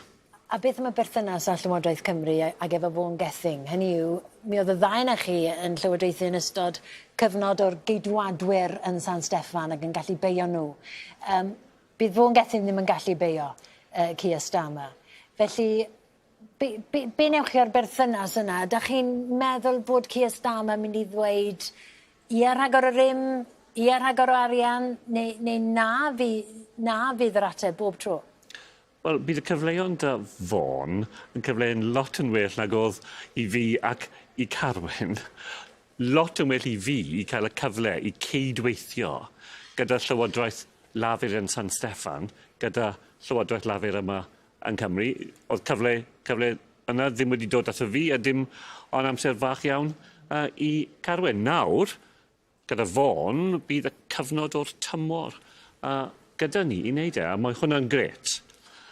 Dwi'n meddwl bydd fwy o pwerau yn mynd i ddod i Gymru, a pan mae'r economi yn tyfu, bydd fwy o arian yn dod ato ni hefyd. Ond y perthynas yn mynd i fod lot yn well, a mae hwnna'n mynd i fod yn pwysig i ni. A felly, ydych chi eisiau mwy o rym a mwy o arian. A be newch chi o berfformiad Vaughan Gething hyd yma? Mae rai fi ofyn i chi. Ydych chi'n siomedig efo cholynydd y ddau yna chi? Dwi wedi gofyn i Carwyn Jones yn barod, ond i chi? Wel, wrth gwrs dwi'n teimlo drostodd Vaughan, dwi wedi cydweithio'n agos da fe. Dwi'n gwybod mae wedi bod yn gweinidog arbennig o dda. Gweithio'n galed, ofalus, wneud penderfyniadau da iawn, a mae wedi ddechrau yn y swydd mewn ffordd mor anodd. Ni gyd yn gwybod hynny. A dwi'n teimlo drostodd nawr ar ôl yr etholiad, gobeithio bydd cyfle iddo fe i dangos sut mae'n mynd i arwain yma yng Nghymru ac yn cydweithio gyda'r Llywodraeth Newydd yn San Steffan. Yn mynd i fod yn help fawr iddo fe. Ydy'r etholiad nesaf i'r Senedd yn mynd i fod yn fwy heriol na'r rhai cafoch chi? O, maen nhw wastad yn heriol. Mae bobl yn meddwl bod nhw'n rwydd a bod llafur wastad yn ei ennill. Nid felly ma fe. Mae rhaid ymgyrchu, mae rhaid ymladd, mae rhaid sicrhau bod gyda chi polisi, mae rhaid cadw'ch addewidion. Mae hwnna'n holl bwysig hefyd, a byddwn ni'n dadlau bod ni'n neud hynny. So, a mwy o amser chi'n rhedeg y Llywodraeth, chi'n mewn grym, mwy o bobl yn gweud, mae rhaid gadw fod yn newid. So, mae rhaid chi i ymladd yn erbyn hwnna, mae'n mynd yn anoddach ac yn anoddach. So, felly, bydd e'n anodd mewn 2 flynedd, achos mae wastad yn anodd. Carwyn Jones, dwi'n gwybod bod rhaid chi fynd. Diolch o galon am eich cwmni chi. Falle welwn i chi yn y bore, ond diolch o galon am fod efo ni. Mae rhaid ni fynd draw at Siôn ar Ynys Môn. Siôn. Bethan, dwi yma o hyd ar yr Ynys yn Oriel Môn fan hyn yn trafod prifaterion yr ymgyrch etholiadol. Ac un o'r materion hynny sydd yn fater lleol iawn i Ynys Môn yw datblygu gorsaf niwclea yn Wylfa. Ac yn ymuno a fi nawr i drafod hyn, mae Mared Edwards. Mared, diolch am ddod. Mae da ti ddiddordeb personol yn y mater hwn, yn does? Oes, wel, o'n i'n byw yn ardal Cemlyn, digwydd bod dros i'w 2 gaed drosodd o Wylfa, a ddaru ni fel teulu orfod gwerthu yn anffodus yn 2009, sydd flynyddoedd yn ôl bellach, colli cymuned yn llwyr, colli tŷ, a jyst colli ardal fendigedig o'r Ynys, i ddweud y gwir. A ers hynny, mae yna golled mawr wedi bod o ran y tirwedd, yr ardal wyll a felly yndi, mae o'n fater sy'n reit bersonol i fi. Ond ers 2009, mae yna lot o fynd, mae yna lot o ddod, ond does dim byd wedi digwydd yno. Felly, sut wyt ti'n teimlo am hynny? Dwi'n meddwl mae'r datblygiad yma'n un chwerw felys, i fod yn onest, oherwydd yn amlwg mae meddwl amdan rhywbeth yn dod yna ac yn gwneud fyny am yr holl gylledion sydd wedi bod yn rhywbeth da, ond eto ydy o'n mynd i fod yn un o'r achosion na da ni wedi clywed hyn o blaen, ydy o'n mynd i ddisgyn drwad eto, os na swyddi mynd i gael ei cadarnhau ar gyfer bobl leol. Dal lot fawr o gwestiynau a ddim llawer o atebion. Mare, diolch yn fawr iawn am ymuno a fi. Ac yn ymuno a fi hefyd fan hyn yn yr Oriel, mae Dylan Morgan. Nawr, Dylan, eich chi'n aelod o pawb, pobl yn erbyn Wylfa B fel oedd hi. Atal Wylfa B fel oedd hi ar y pryd. Nawr, mae Llywodraeth Lafur yn ei manifesto nhw mae'n edrych yn debygol fydd yn ennill yr etholiad yma. Mae nhw'n dweud, gyda 2 Lywodraeth Lafur, newn ni barhau i archwilio'r cyfleoedd newydd i niwclear newydd yn Wylfa. Felly, ydy hi'n mynd i ddigwydd? Mae'n swno fel bod Llafur am weld yn digwydd. Wel, dwi'n meddwl bod y term archwilio yn eitha gofalus, a dweud y gwir. Achos y reality, wrth gwrs, yw, does dim byd ar y bwrdd. Ers i Hitachi dynnu allan a gwrthod buddsoddi ragor yn Project Horizon yn y Wylfa, does dim byd arall wedi dod i gymryd lle y cynllun hwnnw. A does na ddim unrhyw argoel chwaith. Enghraifft, mae gyda chi yr un prosiect niwclear sy'n digwydd yn Lloegr ar hyn o bryd yn Hinkley Point. Mi ddechreuon nhw adeiladu yn 2015 ar amcangyfrif cost o 18 biliwn. Mae'n mynd i gymryd o leia 7 blynedd arall, a mae'r amcangyfrif gost bellach wedi codi i 46 biliwn. Felly, chi'n gweld, mae'r diwydiad niwclear yn gwbl anobeithiol yn economaidd. Ac, chi'n gweld, yr unig ffordd alle pa bynnag blaid sy'n cipio grym yn Llundain i godi unrhyw o'r safod niwclear yw trwy fuddsoddiad cyhoeddus enfawr. A dyw'r arian cyhoeddus yna ddim ar gael. Ond ar y llaw arall, mae'n ddiddorol iawn beth sydd gan y Blaid Lafur yn ei manifesto yw bod nhw eisiau sefydlu corff yr enw Great British Energy. Ac mae y corff hwnnw, maen wedi gosod nod rhwng hyn a 2030 i ddyblu yn ei gwynt ar y tir, treblu yn ei solar, a quadryblu yn ei gwynt oddi ar lan. Felly, fi'n credu bod y Blaid Lafur yn gynolog yn Llundain hyd yn oed yn dechrau dilyn yr arian a gweld lle mae modd datblygu yn ei adnewyddadwy yn gyflym ac yn llawer rhatach nag yn ei niwclear. Ond eto, dyn nhw ddim wedi dweud na yn blwmp ac yn blaen. Wel, ie, ond oedd yr union ddyfyniad roioch i fyna nawr yn swnio'n ofalus iawn i fi, yn archwilio'r posibilrwydd. Wel, mae hwnna wedi rhyw oeri sy'n ni dweud o ddyddiau Tony Blair hyd yn oed. Achos oedd Tony Blair ddath ar holl gwestiwn niwclear nôl ar yr agenda gyda 2 adolygiad yn ni, y cyntaf yn 2001 a'r ail yn 2005-2006 yn unswydd mwyn trio cael niwclear nôl i'r darlun. Ond mae'n swnio i fi fel se nhw yn dechrau wynebu reality caled ariannol a'r llanast ariannol mae'r 4 blynedd ar 10 o'r Blaid Gydwadol wedi gadael ar ei ôl, ac mae'n mynd i fod yn anodd iawn i adeiladu unrhyw orsafod niwclear mawr, ac eisoes mae cynlluniau i ddatblygu gorsafod modiwlaidd yn taro problemau dybryd yn America ac yma. Diolch yn fawr iawn i chi, Dylan. Mae Dr Edward Jones Dani o hyd wedi mwynhau'r sgwrs ddiwetha gymaint chi di aros gyda ni. Diolch yn fawr iawn, Edward. O'n i'n sôn fyna am adeiladu'r orsaf, ydy ddim yn ei ddigwydd neu beidio. Ond wrth gwrs, swyddi, dyna'r prif beth mae pobl yn sôn amdano pan mae'n dod i Wylfa o ran pobl Ynys Môn. Felly, ydy yn hanfodol bod yr orsaf yma yn dod i Ynys Môn i greu swyddi? Dwi'n yn credu bod ni angen y gorsaf niwclear yma i greu swyddi. Os da ni am busoddi'r math yna o arian, beth sy'n bwysig yw bod ni'n busoddi mewn addysg pobl ifanc ac oedolion hefyd. Ac felly, mewn ffordd, da ni'n datblygu'r gallu yna ar draws yr ynys ac llefydd eraill ar y Gymru, wrth gwrs, fel bod y cwmnïau eraill yn isio dod yma, neu bod ni'n gallu datblygu cwmnïau hunan i creu swyddi. Oedd Dylan yn sôn yn fanna ynglyn â chynlluniau'r Blaid Lafur o ran edrych ar bosibiliadau eraill pan mae'n dod i hynny. Ydy e'n edrych fel bod nhw falle yn gwneud hynny o ystyried y sefyllfa economaidd a bod angen gwneud hynny? Neu, mae y Blaid Lafur, maen nhw'n edrych ar gwahanol opsiynau. Os da ni'n edrych ar beth sy'n digwydd mewn gwledydd eraill, mae lot fawr o'r arian yn mynd i'r Renewable Energy Projects. Da ni'n gweld hynna'n Sir Fôn, mae'r prosiect Morlais gan ddyn yma yn creu egni o llanw o'r egni'r llanw. Ac felly mae'n gwneud synwyr i Blaid edrych ar gwahanol opsiynau, ac rhaid ni gofio hefyd bod y prosiectau yna yn creu swyddi ansawdd da hefyd sy'n talu cyflogau uchel. Ac yn fwy cyffredinol, mae'n gwestiwn nes i holi reit ar ddechrau'r noson. Pan dyn ni'n edrych nawr ar 2 lywodraeth Lafur yn gweithio gyda'i gilydd, un yn San Steffan ac un yng Nghaerdydd, yn edrych ar y dirwedd, wel, pan ni'n sôn am yr economeg, y dirwedd ariannol, pa effaith mae hynny'n mynd i gael, eich chi'n credu, os unrhyw effaith o gwbl? I fod yn aros, dwi'n meddwl siŵr pa effaith bydd hynna'n ei gael, oherwydd da ni'n gwybod bod y sefyllfa ariannol i Llywodraeth Brydain yn mynd i fod yn galed, felly mae'n anodd gweld bydd yna fwy arian yn dod i Gymru, ond gobeithio bydd y 2 llywodraeth yn gweithio'n well ac bydd yna'n cael rhoi hwb i'r economi. Dr Edward Jones, diolch yn fawr iawn am ymuno ni. Wel, dyna ni Bethan. Mi fyddai fan hyn am ryw oriau ychwanegol a'r tro nesaf.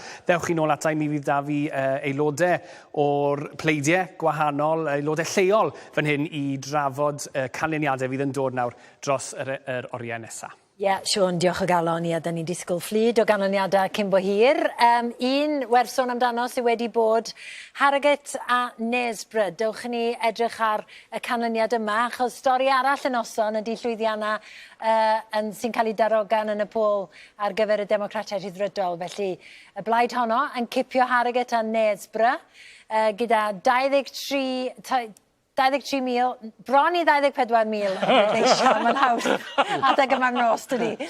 Ond sbiwch ar faint sydd wedi pleidleisio, mwy na da ni wedi weld mewn sawl sedd 67%, a mwyafrif o dros 8,000 o bleidleisio. Meddwl am y bobl sydd yn gwrando ar Radio Cymru, a dwi'n trio deud y ffigur yn llawn, ond daliwch efo fi. Reit, o ran canran y bleidlais, 46% blaid fuddigol, a wedyn y ceidwadwyr ar 30, Reform wedyn yn drydydd gyda 11% a llafur ar 8%. Ar newid, ers 2019, Democratiaid Rhyddfrydoli i fyny 10% y ceidwadwyr yn disgyn 22%. Reform i fyny 11%. Llafur lawr rhyw fymryn, a wedyn y gogwydd o'r ceidwadwyr i'r Democratiaid Rhyddfrydol yn un mawr iawn, 15.8%. Be newch chi hynny, Vaughan? Wel, mae'n ddiddorol. Y seddi yn ni'n disgwyl i'r Rhyddfrydwyr, Democratiaid Rhyddfrydol ennill heno, yw mwy na lai y rheini o dan nhw cyn 2015. Hynny yw, fe wnaethon nhw dal i pris uchel iawn am fynd mewn i'r glymblaid yna gyda'r ceidwadwyr. Maen nhw wedi cael degawd coll mewn gwirionedd, a nawr dyma nhw, mwy na lai yn adennill y tir oedd ganddyn nhw tan yr etholiad trychinebus hwnnw. Ia, ac da ni'n gweld Davy yn fanna yn... Wel, wedi gwneud bod math o bethau dros yr ymgyrch yma. Nathach chi feddwl wneud fashion bethau? Bungee jump. Bungee jumps. Rhywbeth newydd i fi, dwi'n gwneud hi eto.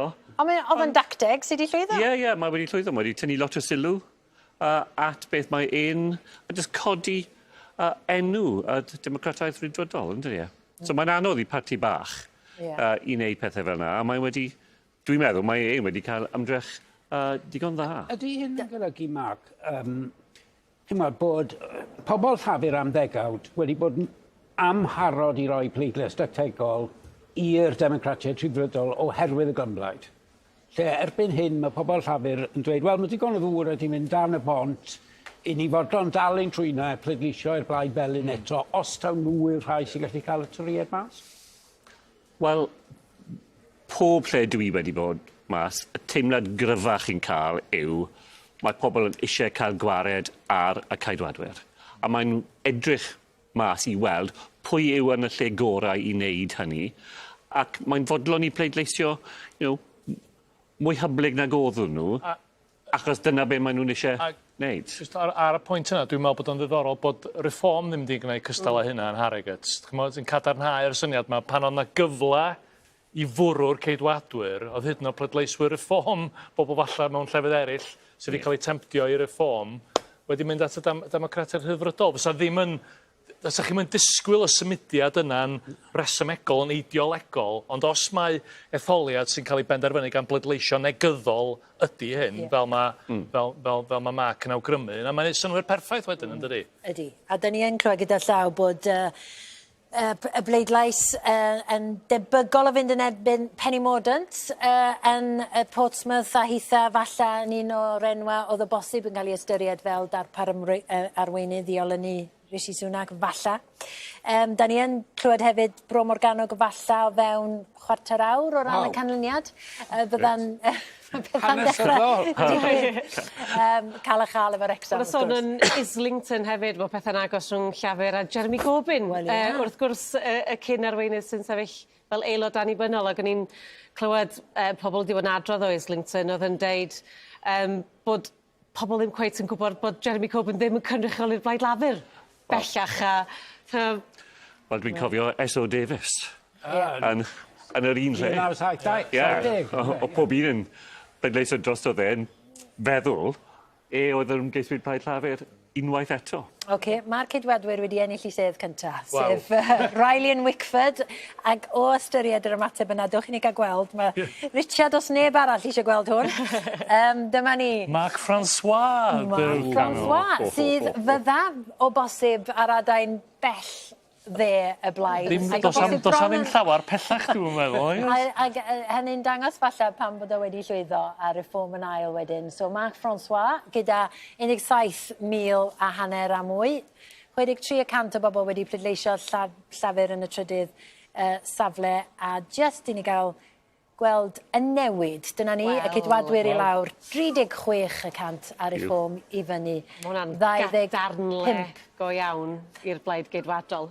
Yn sicr. A llafur wedi mynd â strawd. Felly, wrth i ni aros am yr canlyniadau o Gymru, beth am ddeud helo wrth rai o'n gohebwyr ni, a rhedeg rhwng Cymru gan ddechrau efo Meleri. Meleri, sut wyt ti?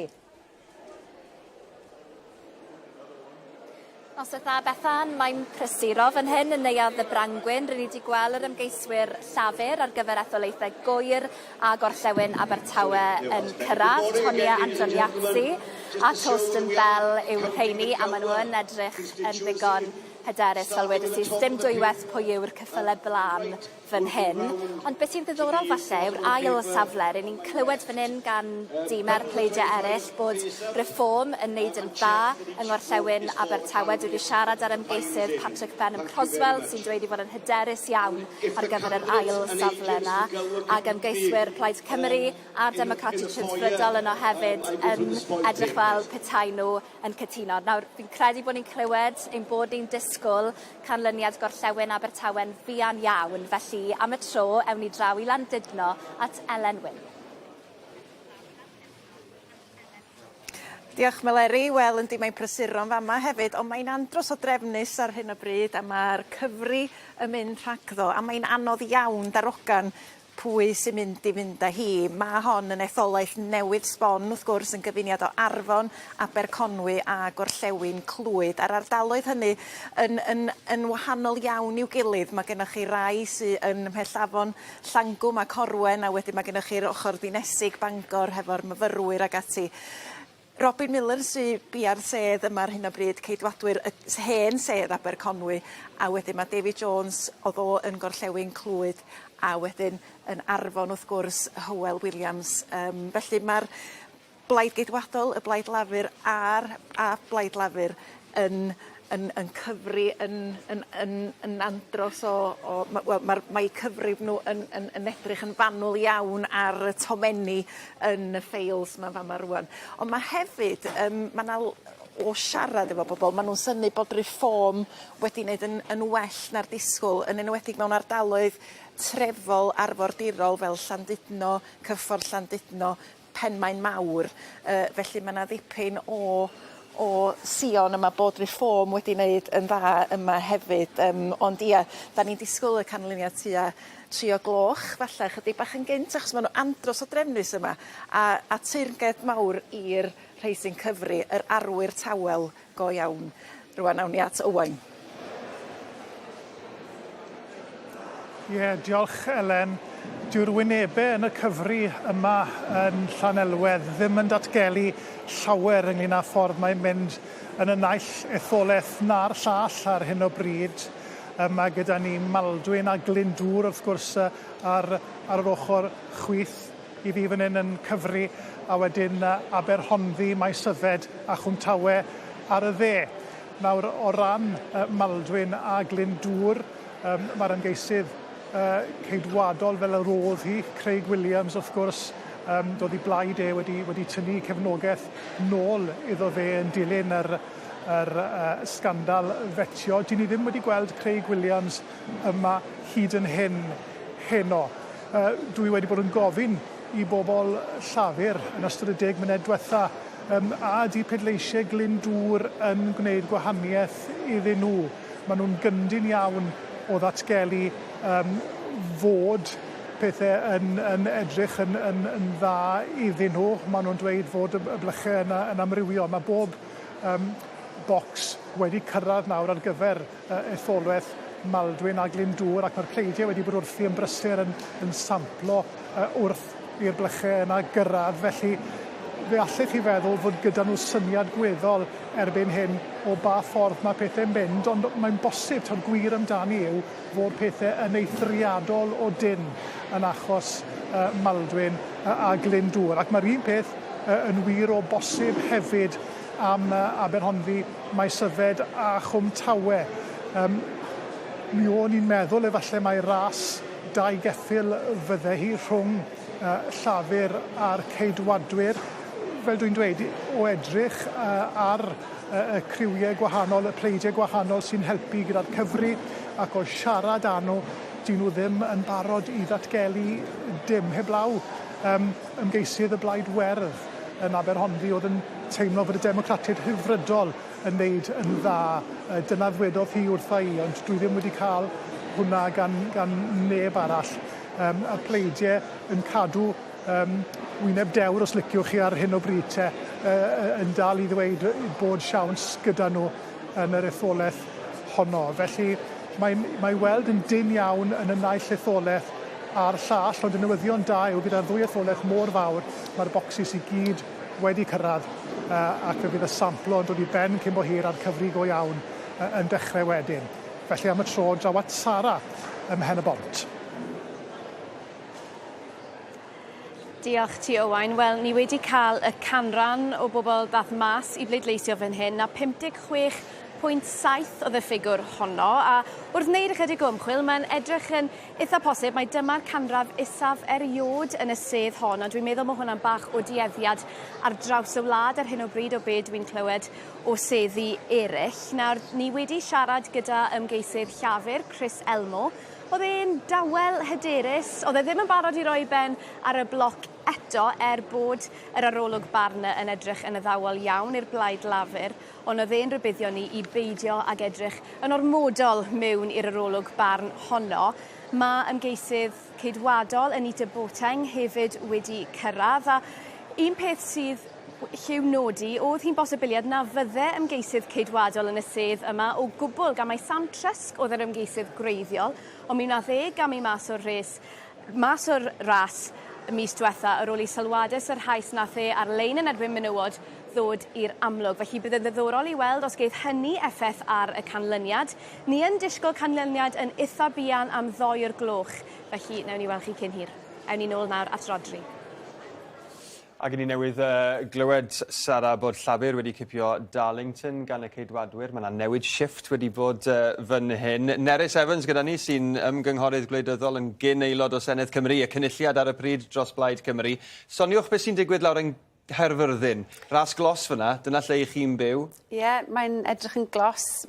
Ni'n gwybod bod llafur wedi taflu popeth ar y sedd na. Wrth gwrs un o'r seddi target Plaid Cymru. Ni wedi gweld mwy o aelodau seneddol llafur yn y sedd na dros dyddiau diwetha a'r wythnosau diwetha yn ei etholaethau eu hunain, sy'n rhoi rhyw fath o arwydd i chi o faint o targedu mae'r blaid lafur wedi wneud yn y sedd ni. Felly, fi'n darogan fydd hi'n agos. Mae'r don Prydeinig ma o'r swing i llafur wrth gwrs yn mynd i bod yn ffactor, ond mae'n agos iawn. Dyna ni. Hefyd gyda ni mae Anna Brychan sy'n arbenigwr ar addysg. Ac ar y pen draw, Dr Awen Iorwer sy'n ddarlithydd clinigol ym Mhrifysgol Caerdydd. Ma'ch brawd ar rhywbeth i wneud ar ymgyrch hon hefyd yn arweinydd Plaid Cymru. Beth yw'r sïon sy'n dod, wel, o'r brig ym Mhlaid Cymru? Dim sy'n rhywbeth lotri brysur i gysylltu fe'n chwaer fawr mae gen i am. I chi'ch dwy yma, achos i ni am ganolbwyntio ar feisydd sydd wedi datganoli, addysg a iechyd. Beth am y drafodaeth Awen sydd wedi bod ynglyn â iechyd yn ystod yr ymgyrch hon? Mae wastad yn anodd efo pynciau sydd wedi datganoli wrth gwrs, achos yn enwedig pan mae llafur yng Nghymru yn rhedeg gwasanaeth iechyd, a maen nhw'n trio rhoi i polisia allan yn Lloegr, a mae yna lot o bobl yn cymysgu'r ddau beth. A hefyd, mae'r ffaith bod nhw'n trio apelio i'r etholaeth yn etholiad Senedd a wedyn yn etholiad San Steffan yn golygu bod penderfyniadau hir dymor sa wir yn gwneud gwahaniaeth i gwasanaeth iechyd yng Nghymru yn fwy anodd i'w gwneud. Maen nhw'n trio apelio bob 2 flynedd neu bob 2 neu 3 blynedd at yr etholaeth gan addo bob math o bethau. Felly mae'n anodd mynd i'r afel efo penderfyniadau sy'n wir yn gwneud gwahaniaeth yn hir dymor, yn enwedig pan mae yna gynni ariannol wedi bod, a da ni'n siŵr iawn os oes na fwy o arian yn mynd i ddod ar ôl yr etholiad yma, achos mae'n byr debyg na fydd na ddim lot o arian yn cael ei wneud i fod ar gael i Gymru i wella ansawdd gwasanaeth iechyd yma drwy Senedd Cymru. Beth am y drafodaeth yna ynglyn ag addysg yn ystod yr ymgyrch? Wel, mae fe'n eitha cymleth yn dweud pan mae nhw'n feisydd datganoledig. Os pan mae rhywun yn edrych ar y penawdau sydd wedi bod yn ystod yr ymgyrch ynglyn ag addysg, un o'n nhw falle yw ymosodiadau blaidoriaeth ar addysg yng Nghymru gan ddweud record y blaid lafur, dyma be fydden nhw'n gwneud petai nhw'n ennill yn San Steffan. Fel sy'n digwydd gyda iechyd hefyd. Fel yn union sy'n digwydd gyda iechyd. Ond hefyd, mae lot o drafodaeth ar sylw am ryw reswm wedi bod ar godi treth ar werth ar ysgolion preifat sydd yn ddim yn ddadl sydd â unrhyw berthnasedd i Gymru o gwbl. Ond o safbwynt y penawdau, mae hwnna wedi mynd a lot o'r amser. A pan mae rhywun wedyn, o'n i'n meddwl cyn dod yma, byddwn i'n meddwl, wel, mae hwn yn sefyllfa reit gymleth i etholwyr hefyd, i weld os oedd unrhyw beth yn y manifestos ynglyn â'r berthynas fydde Llywodraeth newydd, neu'r Llywodraeth presennol o ran hynny, y manifesto'r toriad hefyd, ynglyn â'r berthynas a siwt nhw'n bwriadu cynnal a wneud hwnna i weithio rhwng Dyweder, Caerdydd ac hefyd Caeredin a Belfast. Oes dim sôn o gwbl am y ffaith bod y pethau yma yn fwy cymleth na sydd yn cael ei roi yn y manifesto maen nhw'n rhoi ger bron yn y meysydd datgonoledig yma. A siwt mae doctoried, nyrsys, meddygon teulu yn timlo o fod yn sownd yng nghanol y dadlau me, Awen? Mae yna lot o rwystredigaeth. Yr un math o broblemau sy'n draws yr bedair gwlad o ran diffyg arian, ond mae yna agweddau sy'n berthnasol i'r Deyrnas Unedig i gyd. Enghraifft, visas i bobl sy'n eisiau dod i astudio i wneud pynciau fel nyrsio, fel meddygaeth, yr cap ar arian, mae perthnasau, pobl sy'n dod mewn i weithio yn gallu ennill ag ati. Felly, mae yna bolisia fysa'n gallu cael ei gweithredu ar draws Prydain o San Steffan. Fysa yn ei gwahaniaeth i gwasanaeth iechyd a'r byd addysg, dwi'n siŵr.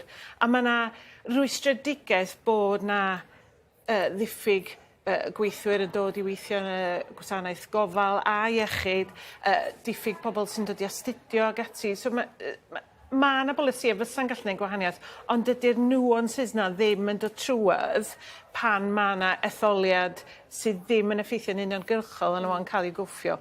Ie, fi credu bod yna wir bod y rwystredigaeth yna, mae rhywun yn clywed hwnna o ddydd i ddydd. Fi credu, mae arian a phobl yn bethau sy'n berthnasol i'r ddau faes, siwt i ni sicrhau bod yna ddigon arian yn y system, a siwt i ni hefyd yn sicrhau bod yna'r gallu i recrwtio bobl digonol i wasanaethu anghenion. A mae hwnna fi'n credu yn cael ei ddrysu. Ond wedi dweud hynny, fi'n credu bod yna elfennau, achos mae yna gymariaethau hefyd yn cael ei wneud rhwng y system addysg yng Nghymru a system addysg yn Lloegr. Maen nhw erbyn hyn mor wahanol i'w gilydd bod y cymariaethau yma yn bethau anodd iawn i'w cynnal. Ond mae yna elfennau, achos mae'n weddol amlwg byddwn ni Llywodraeth Lafur bore fory, bod yna elfennau diddorol ynglyn â be maen nhw'n bwriadu wneud y maes addysg o ran blynyddoedd cynnar ac o ran cwricwlwm. Rhaid i fi dorri ar eich traws i, mae dyn ni ganlyniad yn Leeds West, yma sef Rachel Reeves.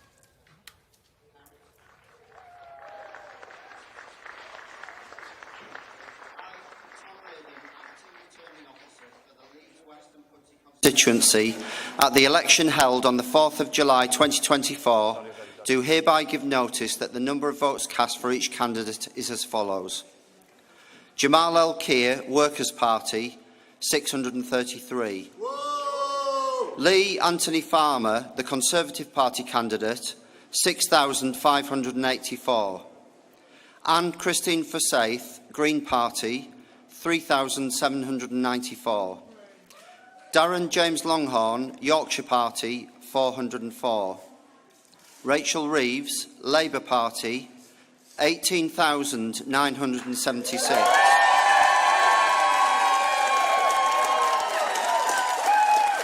Dan Walker, Liberal Democrats, 1,743.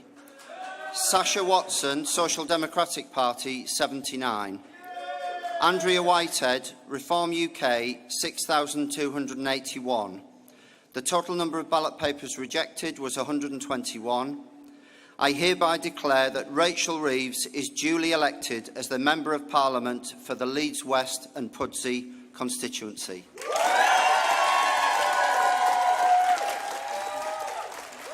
Ie, dyna ni, Rachel Reeves yn dal gafel felly yn Leeds West. I ni wedi trafod y pynciau datganoledig yma. Mae dych chi brofiad, Nerys Evans, o fod yn gweithio mai Caerdydd.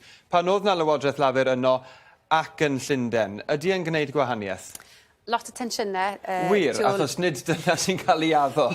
Wel, fi'n credu bod e hyd yn oed yn wath nawr, achos ni wedi cael 4 mynyddoedd 10 o Llywodraeth Cymru yn conan am San Steffan, eisiau mwy arian, eisiau datganoli. Ni wedi gweld yn glir diffyg manylion ynglyn â'r polisi yna yn manifesto Blaid Lafur, diffyg cydnabod unrhyw beth o ran delivery policy yng Nghymru yn y manifesto nhw. Maen nhw wedi bod yn dawel iawn ynglyn â record y Llywodraeth Cymru fan hyn. Felly fi'n darogan fydd y tensiynau yna yn hyd yn oed yn wath yn y sesiwn yma. A dwi'n meddwl os chi siarad gyda aelodau Seneddol Llafur tu ôl y llenni, maen nhw'n digon agored i beirniadaeth nhw o record Llywodraeth Cymru. A hefyd wrth gwrs trafferthion Vaughan Gething, mae rhain amlwg i bawb, a maen nhw'n mynd i fod yn amlwg iawn i'r Blaid Lafur dros yr wythnosau nesaf. Wrth gwrs ni'n gwybod mae Vaughan Gething... Mae'n rhaid i ni fynd i ben y bont am ganlyniad. Yr roi fi, Dr Richard Lewis, y swyddog canlyniadau i etholaeth Pen y Bont yn ysbysu drwy hyn fod. The total number of votes cast was 41,482. Cyfanswm y pleidleisiau a fwyriwyd oedd 41,482. The total number of ballot papers rejected was 108. Cyfanswm nifer y papurau pleidleisio a ythoedwyd oedd 108. The number of votes recorded for each candidate is as follows. Yr oedd nifer y pleidleisiau a ffwyriwyd dros bob un o'r ymgeiswr fel a ganlyn. Boateng Anita, Welsh Conservative Party candidate. Ymgeisydd Plaid y Gaedwadol Cymru, 6,764. 6,764. Codi Aiolo, Plaid Cymru, the Party of Wales, 3,629. 3,629. Cooper Deborah Ann, the Green Party, 1,760. 1,760. Elmo Chris, Welsh Labour, Llafur Cymru, 16,516. 16,516. John Mark, Independent, 3,338. 3,338. Jones Caroline, Reform UK, 7,921. 7,921. Waller Claire Margaret, Welsh Liberal Democrats, Democratiaid Ryddfrydol Cymru, 1,446. 1,446. Therefore, I give public notice that Chris Elmore is duly elected as the member of the Bridgen constituency. Felly, roedd yn datgan bod... Felly, y canlyniad cyntaf o Gymru a Chris Elmo fydd yr aelod seneddol dros ben y bont ar ôl i'r sedd droi'n las yn 2019, a dyna fo ar y llwyfan. Dewch i ni gael ymateb y cyn brif weinidog Mark Drakeford. Be newch chi hynny, canlyniad cyntaf o Gymru? Wel, mae'n canlyniad arbennig o dda i Blaid Lafur, dwi'n meddwl. Yn hwyr yn y proses o ail creu yr etholiadau i Gymru, oedd y Comisiwn yn ail wneud y ffiniau i Pen y Bont. Ac oedd hwnna'n mynd yn erbyn Blaid Lafur, ac oedd ni'n becso peth bach i ddechrau. Oedd yn mynd i fod yn anoddach i ail ennill y seddi, ond mae Chris Elmo wedi wneud yn arbennig o dda. Ie, a mae'r manylion wedi'n cyrraedd ni erbyn hyn. Dyma ni, dewch i ni edrych ar ganran y bleidlais. 20% i Lafur, 19, Reform yn yr ail safle 19%, ac Ceidwadwyr yn drydydd, 16%, Plaid Cymru ar 9%. a'r gwrddion ar 4%. Dewch i ni gael gweld felly y newid ers y tro diwetha. Llafur i fyny rhyw fymryn reform i fyny 14%. A mi gafodd ni air ar ymgeisydd Caroline Jones yn gynharach yn y rhaglen. A'r ceidwadwyr i lawr 28%. Plaid Cymru i fyny 4%.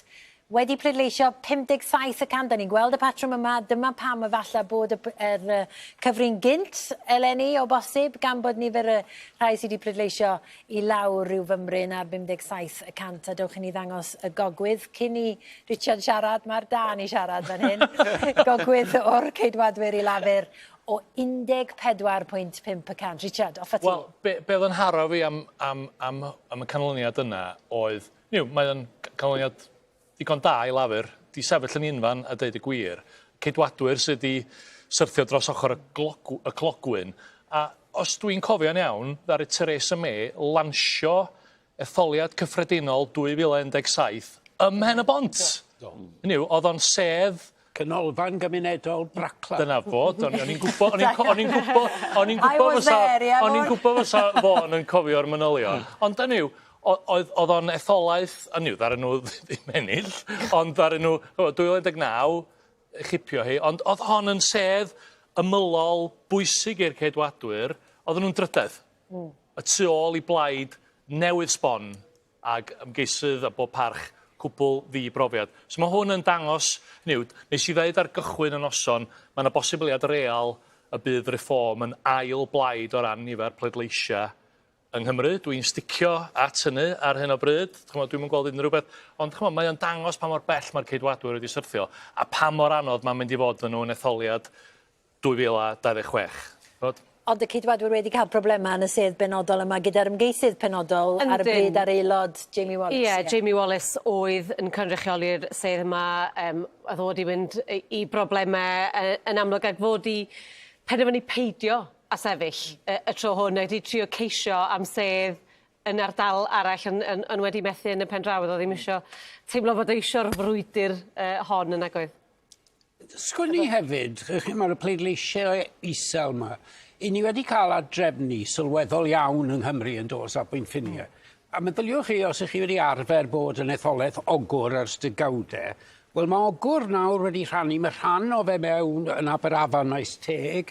Mae'n etholaeth rhyfedd iawn sy'n ymestyn o'r Rhondda dros top y bwlch mewn i Nant y Moel a Chwmogwr ac yn y blaen. A mae rhan arall wedi mynd mewn i Ben y Bont.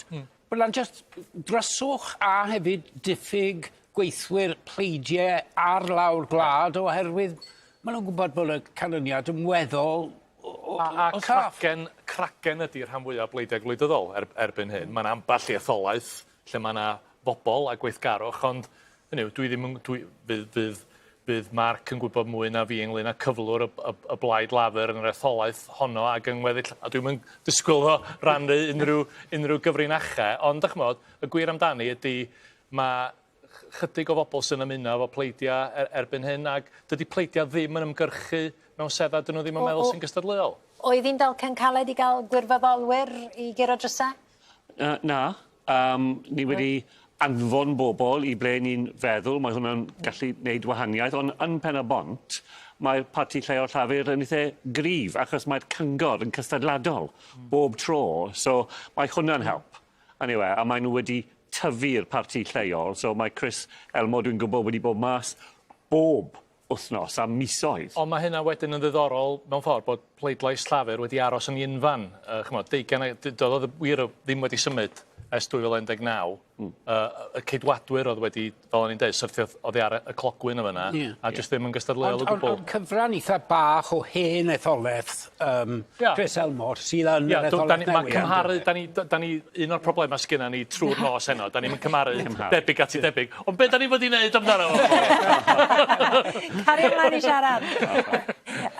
Da ni'n mynd i siarad efo ddau aelod o Blaid Cymru yn y man, dwi'n meddwl bod nhw'n barod. Mae Ben Lake yn sicr yn barod. Ydy Ben Lake yn clywed ni? Nadi. Nadi. Reit, oce, dyma nhw yna'n gwenu, ond dyn nhw ddim yn clywed ni. Mae yn clywed. Mae yn Mae clywed. Ben yn clywed. Ie, mae gen i gyfarwyddwr yn ynglys, Patrick, sy'n deud bod o ddim. A dwi'n gallu... Reit. Dewch i ni gael gweld lluniau o Fro Morgannwg ar cyfri rwan.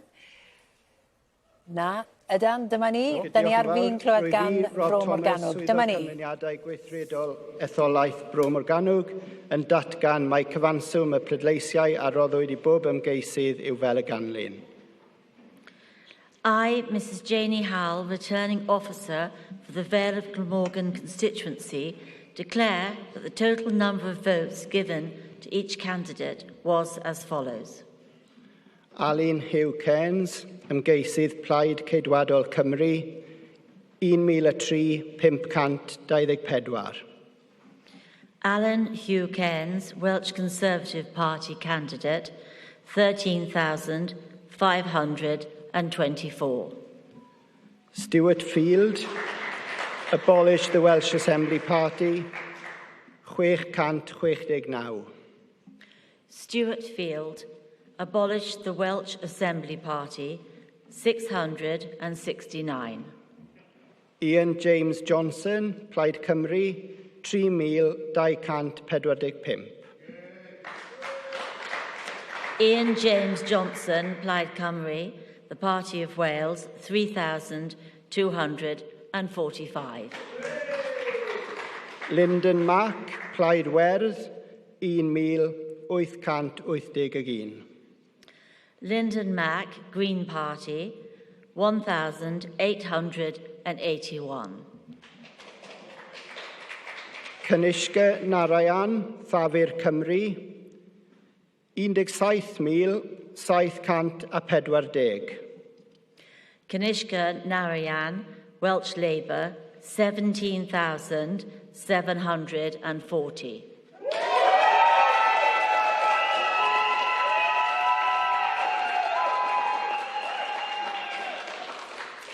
Stephen Rajam, Democratiaid Rhyddfrydol Cymru, 1,612. Stephen Rajam, Welsh Liberal Democrats, 1,612. Toby Rhodes Matthews, Reform UK, 6,973. Toby Rhodes Matthews, Reform UK, 6,973. Stephen Slewman, Annibynnol, 182. Stephen Slewman, Independent, 182. Felly, rwyf yn rhoi hysbysiad cyhoeddus fod Kanishka Narayan wedi ei ethol fel aelod seneddol dros etholaeth Bro Morgannwg. Therefore, I give public notice that Kanishka Narayan is duly elected as the Member of Parliament for the Vale of Glamorgan constituency. Cyfanswm nifer y pleidleisiau ar draws Bro Morgannwg yn etholiad y Senedd y Deyrnas Unedig yw y pedwerydd o Gorffennaf 2024 oedd 45,965. The total number of votes cast across Vale of Glamorgan constituency at the UK parliamentary election on the 4th of July 2024 was 45,965. A cyfanswm nifer y papurau pleidleisio a wrthodwydd oedd 139. The total number of ballot papers rejected was 139.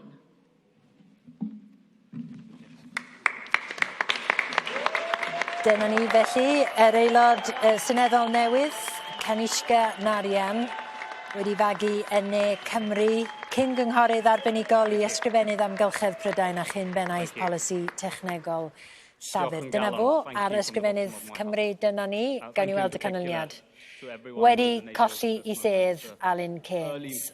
Dyna fo wneud I araith rwan, cyn ysgrifennydd Cymru, wedi colli I sedd a di cynrychioli'r sedd ers 2010, wedi bod yn aelod o'r Senedd a'r cynulliad gynt rhwng 99 a 2011 hefyd.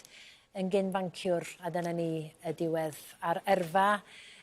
Wleidyddol Alun Keynes am y tro yn San Steffan. Dewch ni edrych ar y manylion felly o ran y bleidlais 17,740 i lafur. Ceidwadwyr yn ail a reform yn y trydydd safle. Dewch ni edrych ar canran y bleidlais, lafur ar 39%, ceidwadwyr ar 30 a reform ar 15. A dewch ni edrych wedyn ar y newid ers y tro diwetha, y ceidwadwyr i lawr 20% a llafur i lawr 5%. Reform sydd i fyny 15%, Plaid Cymru fyny 7% hefyd. A dewch ni ddangos y gogwydd o'r ceidwadwyr i lafur o 7.2%. Dyna ni wedi cipio'r sedd, eich ymateb chi? Wel, mae wedi bod mor anodd dros y blynyddoedd i ail ennill yn y fro. Dwi'n cael tro ar ôl tro. Ni wedi feddwl dyna'r y cyfle i ni ennill y seddi, a dyna'r... ni wedi wneud e. Wedi ennill i bob tro. Mae Jane, wel ti'n gwybod, mae nifer fawr o bobl sy'n pleidleisio dros Drain Hut, nid just dros Plaid Llafur, ond... wel, mae'n diddorol, y canlyniad, yn yw e, ond i ni yn Plaid Llafur, ni wedi llwyddo i ail ennill y seddi ar ôl spel fawr, a mae hwnna'n gret. Dwi'n meddwl bod hwnna'n ganlyniad rhyfeddol o ddiddorol. Mae'r ffaith bod y ganran sy'n cefnogi Llafur wedi gostwng, chymod, fysa chi ddim wedi disgwyl ennill y set hefo canran y bleidlais yn gostwng. A hefyd, a bwrw bod y pleidleiswyr reform a ceidwadwyr yn gyfnewidiol, a dydyn nhw ddim, ond mae'r dde wedi hollti yma yna, dydy. Tasa'r reform ddim yna a cefnogwyr reform wedi cefnogi Alun Keynes, dwi'n gwybod bod hynna'n yn or symleiddio, ond mi fydda'r ceidwadwyr wedi dal i gafel. Mae hefyd yn ddiddorol sylwi bod Plaid Cymru wedi cynyddu i'w cefnogaeth nhw yn yr etholaeth honno. Fysa Llafur wedi gobeithio gwasgu cefnogaeth Plaid Cymru mewn etholiad o'r math yma. Dwi'n meddwl bod Alun Keynes yn uchel ar restr hoff wleidyddion ceidwadol cefnogwyr Plaid Cymru, reit? Ond bod nhw ddim wedi... Dwi wedi bod yn meddwl dros yr wythnosau dwytha yma, gan bod pawb yn gwybod be fydd y canlyniad, bod y ceidwadwyr yn mynd i golli beth bynnag, dydy manifesto Llafur ddim yn cynnig rhyw lawer i gefnogwyr gwiryddion na Plaid Cymru a deud y gwir. Ydy o'n mynd i fod yn anos i Blaid Llafur wasgu y pleidiau llai yna mewn etholiad o'r fath yma. A darogan rwan, Elliw, wedi y bydd 5 cyn ysgrifennu Cymru'n colli sedd. Hynny yw, os di Alun Keynes wedi mynd, bydd David T.C. Davies di mynd, Stephen Crabb di mynd, Robert Buckland wedi mynd yn barod yn dydi. Simon Hart. Hefyd. Ie, dwi'n gwybod bod hwnna'n ystadegyn anhygoel. Bydd yn ateb mewn pub quiz yn y dyfodol yn bydd yn sicr. Poison chalice ydy'r term Saesneg. Ond bydd sawl aelod o'r cabinet yn mynd hefyd, os di'r patrwm yn parhau. Mae'r nifer sy'n mynd i fynd heno, mae'n ymddangos, nid dim ond yn record i unrhyw etholiad, ond hefyd yn fwy na'r cyfanswm sydd wedi mynd dros y 56 etholiad diwetha. Reit, gafon ni 2 gyn brif weinidog Llafur, mae gennym ni 2 ymgeisydd Plaid Cymru lawr y lein rwan, Ann Davies a Ben Lake. Croeso ato ni yma ar S4C, diolch am eich amser. Mae'r 2 na chi'n gwenu fatha giatia. Dewch ni fynd at Ann Davies. Be di'r wen na? Dych chi'n hyderus, Ann Davies? Yng Nghaerfyrddin yna?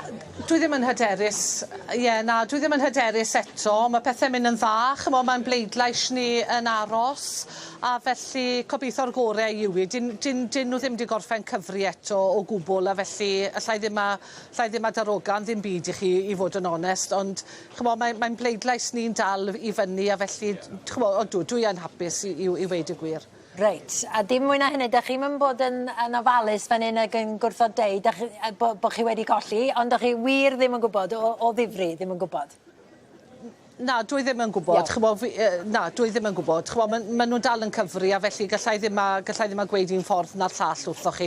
Ond mae'n pleidlais ni wedi dal, a fel chi'n gwybod, mae'r etholaeth yn hollol newydd, a felly chi ffili cymharu i fod yn onest. Yr hen ddwy constituency sydd oedd gyda ni de, chymod? Sori, mae'n mynd yn hwyr fi flin. Na, mae'n chwarae teg. A Ben Lake, da chi dipyn bach yn fwy hyderus, siwr o fod, yn fwy sicr o'ch lle? Wel, ni wedi bod yn ffodus iawn i redeg ymgyrch positif, a ni wedi cael ymateb dda, ledled Ceredigion ac yn wir yn wardiau newydd Preseli. Felly, i ni'n hyderus bod yr ymgyrch wedi mynd yn dda, a bod ni wedi gwneud popeth posib i cipio'r sedd, ond fel yng Nghyfyrddin, i ni wrthi'n cyfri'r pleidleisiau yng Ngheredigion Preseli, ac i ni'n gwybod yn sicr yng Ngheredigion, mae pethau'n gallu bod yn agos. Reit, da ni jyst yn clywed bod Reform wedi ennill i sedd cyntaf nhw yn Ashfield, ond falle bod hynny o newydd i chi, Ben Lake, o ddim diddordeb, ond mae hynny'n digwydd. Ydych chi'n poeni Ann Davies am berfformiad Perform yng Nghymru? Wel, yn sicr bod ni wedi gweld hyd yn hyn bod bleidlais Reform wedi. Sori, o'n i'n gofyn i Ann yma, mae'n anodd siarad efo dau aelod o Blaid Cymru yr un pryd. Ann Davies i ddechrau, sori. Mae'r Reform, mae'r bleidlais gyda nhw fan hyn yn Gyfyrddin a Llanelli wrth gwrs, yn dyfe. Ond eto, dyn nhw ddim wedi gorffen cyfri yn Llanelli chwaith. A felly, gallai ddim a rhoi unrhyw fath o ganlyniad i chi o fan hyn, achos dyw e ddim gyda ni. Ond mae e'n ofid, achos mae gweledigaeth Reform yn wahanol iawn yn dywe i ni'n Plaid Cymru. Ond ar diwedd y dydd, dyma beth yw democratiaeth yn dyfe. Dewis y bobl yw i a dewis y bobl fydd i, chymod? Ag, wel, diolch o galon i'r ddau na chi. Sgwrs fer, ond diolch o galon falle gawn ni air ar ôl y canlyniadau. Ben Lake ag Ann Davies, diolch o galon i chi. Reit, dewch i ni gael mwy am y canlyniad na ni'n trafod yn Ashfield, lle mae'r Reform wedi cipio.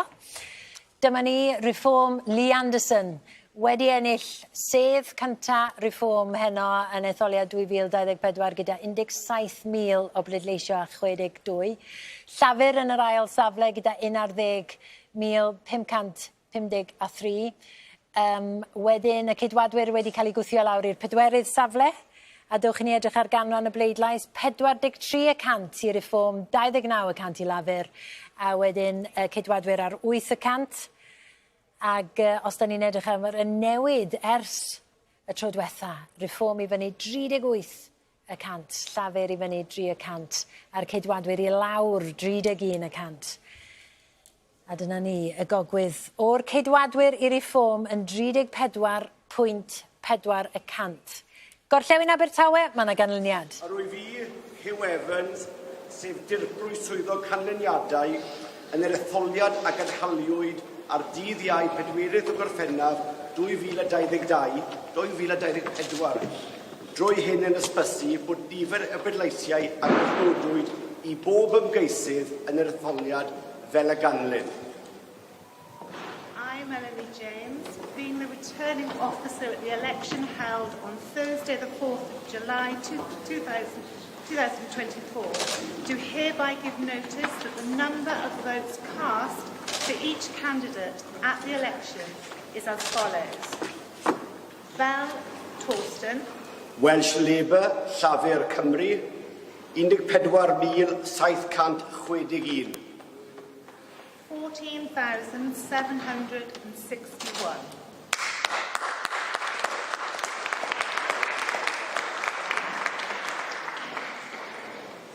Benham Croswell Patrick.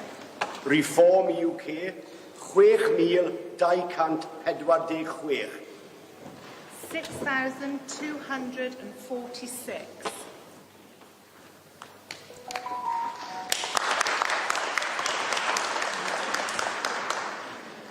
Bronhall Gareth William. Trade Unionist and Socialist Coalition, 337. 337.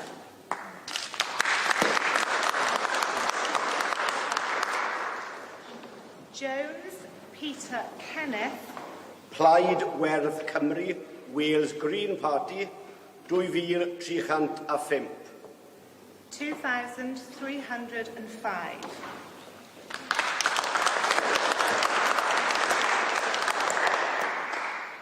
O'Carroll, Michael Ely.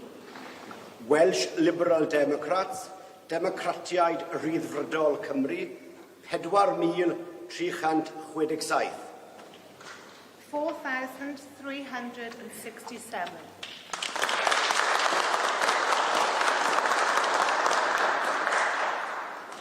Sutcliffe, Tara Jane. Welsh Conservative Party candidate, ymgeisydd Plaid Geidwadol Cymru, 3,536. 3,536.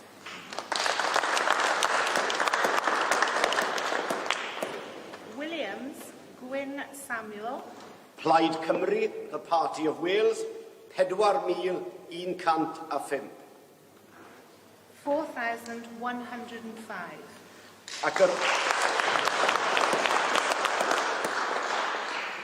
Ac yr wyf drwy hyn yn datgan bod And I hereby declare Bell Torsten has been duly elected. wedi ei iawn hetho. Diolch yn fawr. A dyna ni, Torsten Bell yn cael ei ethol fel aelod seneddol Gorllewin Abertawe, ymgeisydd ifanc, dipyn yn ddadleuol. Cwynion bod na ddiffyg cysylltiad a Chymru, dewch i ni glywed.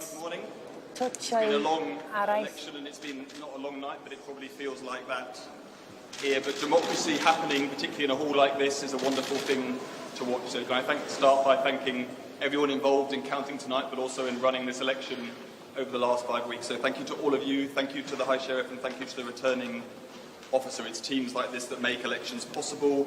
To the police too, we're all very grateful, because that's in the end what democracy is about, and seeing it happen is a wonderful thing. I should also thank all of my fellow candidates. Torsten Bell yn diolch i'w dîm. Wrth gwrs yn awdur yn gyn brifweithredwr yn Resolution Foundation, a fo fydd rwan yn cynrychioli y Blaid Lafur a phobl. Gorllewin Abertawe, dewch i ni edrych ar y manylion felly, dyma ni y canlyniad yn llawn. Torsten Bell, 14,761. Reform yn yr ail safle unwaith eto. Y Democratiaid Rhyddfrydol yn drydydd. Plaid Cymru'n bedwerydd a'r Ceidwadwyr i lawr yn 5, gyda 3,500. 48% o bobl wedi pleidleisio o'r etholwyr. A dewch i ni edrych yn fwy manwl ar ganran y bleidlais 41% i lafur. Reform ar 18, Democratiaid Rhyddfrydol ar 12, Plaid Cymru ar 12 a'r Ceidwadwyr yn 5. Mwyafrif felly o 8,500 i lafur. A llafur i lawr 10%. Digon i drafod. A Reform felly i fyny 11%, y Democratiaid Rhyddfrydol hefyd i fyny 6, a Plaid Cymru i fyny a'r Ceidwadwyr i lawr 19%. A'r gogwydd, dewch i ni weld, o lafur i Reform, 10.3%. Lle mae dechrau? Chwerw felys. Wel, beth am fynd at y dyn i hun o'r blaid? Wel, jyst i ddweud i ddechrau, mae Torsten Bell yn mynd i fod rhywun pwysig dros ben yn y byd gwleidyddiaeth Cymru yn y dyfodol. Oedd e'n wedi dod i Gymru mewn sefyllfa eitha anodd, ac oedd y cefndir yn eitha anodd yn Gorllewin Abertawe hefyd. Ond mae'n deallus dros ben, mae'n rhywun pwysig dros ben yn y byd economaidd. Mae'n mynd i cael dylanwad fawr yn Plaid Llafur yn San Steffan. Ond dwi'n etholwyr ddim yn licio bobl yn cyrraedd efo parasiwt, na di? Na, allai weld hynny, ac oedd e'n ymwybodol am hynny. Ond nawr, dwi'n hyderus, bydd e'n gallu adeiladu ar beth mae'n wedi ennill heno, ac mae'n mynd i fod rhywun pwysig i ni yng Nghymru, llais gryf i Gymru, mewn y maes sy'n mor bwysig. Yn sicr mae hynny'n wir, oherwydd anghyfartaledd rhanbarthol yw ei beth mawr, sydd yn, wrth gwrs, y broblem ddifrifol i Gymru. Beth sy'n ddiddorol i fi yn fan hyn? Wel, yn gyntaf, oedd y Ceidwadwyr yn 5. Oedd na un etholaeth yn yr etholiad diwethaf lle nhw'n 5, go bryn. Ond bydd y bleidlais brotest ma wedi gwasgaru mewn gwirionedd. Mae lot o wedi mynd i reform, ond dyn ni'n gweld pleidles eiddiannol iawn i'r Democratiaid Rhyddfrydol ac i Blaid Cymru ac i'r gwrddion, a hyd yn oed i tasg. Datganiad o ganlyniad etholiad. I, Andrew Wilkins, Dyma ni, being the acting canlyniad returning Pontypridd. officer at the election of a Member of Parliament for the Pontypridd constituency held on the 4th of July 2024, do hereby give notice that the number of votes recorded for each candidate at the election is as follows. Rwy fi, Andrew Wilkins, sef y swyddog canlyniadau gweithredol, yn yr etholiad ar gyfer aelod seneddol dros etholaeth Pontypridd ac yn haliwyd ar y 4 o Gorffennaf 2024, rwy hyn yn ysbysu bod nifer y pleidleisiau a gyfnodwyd dros bob ymgeisydd yn yr etholiad fel y ganlyn. Baylis Stephen Wayne, Reform UK, 7,823. 7,823. Biddulph Joe Annibynnol, Independent, 198. 198. Bishop Jonathan, 44. 44. Davis Jones Alex, Welsh Labour, Llafur Cymru, 16,225. 16,225. Caradog Angela Marie Gerard, Wales Green Party, Plaidwedd Cymru, 1,865. 1,865. Matthias David, Welsh Liberal Democrats, Democratiaid, Rhyddfrydol Cymru, 1,606. 1,606. Owen Wayne, Independent, 2,567. 2,567. Rhys William Jack, Plaid Cymru, the Party of Wales, 5,275. 5,275. Robson Jack, Welsh Conservative Party candidate, Ymgeisydd Plaid Gaethwadol Cymru, 3,775. 3,775. And the total number of ballot papers rejected was 116. Cyfanswm y pleidleisiau a wrthodwyd yw 116. And I do hereby declare that the said Alex Davis Jones is duly elected. Ac yr oedd i drwy hyn yn datgan bod Alex David Jones wedi llawnegol dros etholaeth Pontypridd. Dyna ni, felly, Alex Davis Jones yn cadw I sedd fel aelod. Dyma ni, draw I Wrecsam. The election held on the 4th of July 2024 do hereby give notice that the number of votes cast for each candidate at the election is as follows. Rwy fi sydd am llofnod isod, sef swyddog canlyniadau yn yr etholiad y gynalwyd ar y 4 o Orffennaf 2024, drwy hyn yn ysbysu bod y nifer y pleidleisiau a gofnodwyd I bob ymgeisydd yn yr etholiad fel a ganlyn. Ashton William Paul abolished the Welsh Assembly Party, 480. Ashton William Paul abolished the Welsh Assembly Party, 480. Atherton Sarah Elizabeth, Welsh Conservative Party candidate, 9,888. Atherton Sarah Elizabeth, ymgeisydd Plaid Geidwadol Cymru, 9,888. Dodman Charles William Henry, Reform UK, 6,915. Dodman Charles William Henry, Reform UK, 6,915. Martin Rebecca Ann, Plaid Cymru, the Party of Wales, 4,138. Martin Rebecca Ann, Plaid Cymru, 4,138. Morgan Timothy David, the Green Party, 1,339. Morgan Timothy David, the Green Party, 1,339. Ranger Andrew Stephen, Welsh Labour, 15,836. Ranger Andrew Stephen, Llafur Cymru, 15,836. Sly Timothy John, Welsh Liberal Democrats 1,777. Sly Timothy John, Democratiaid Rhyddfrydol Cymru 1,777. The number of ballot papers rejected was 128. Nifer y pleidleisiau, papurau pleidleisiau a wrthodwyd fel y ganlyn yn 128. And I hereby declare that Andrew Stephen Ranger has been duly elected. Dyna ni felly, Llafur yn cipio Wrecsam. Dewch i ni edrych ar y canlyniadau yn llawn.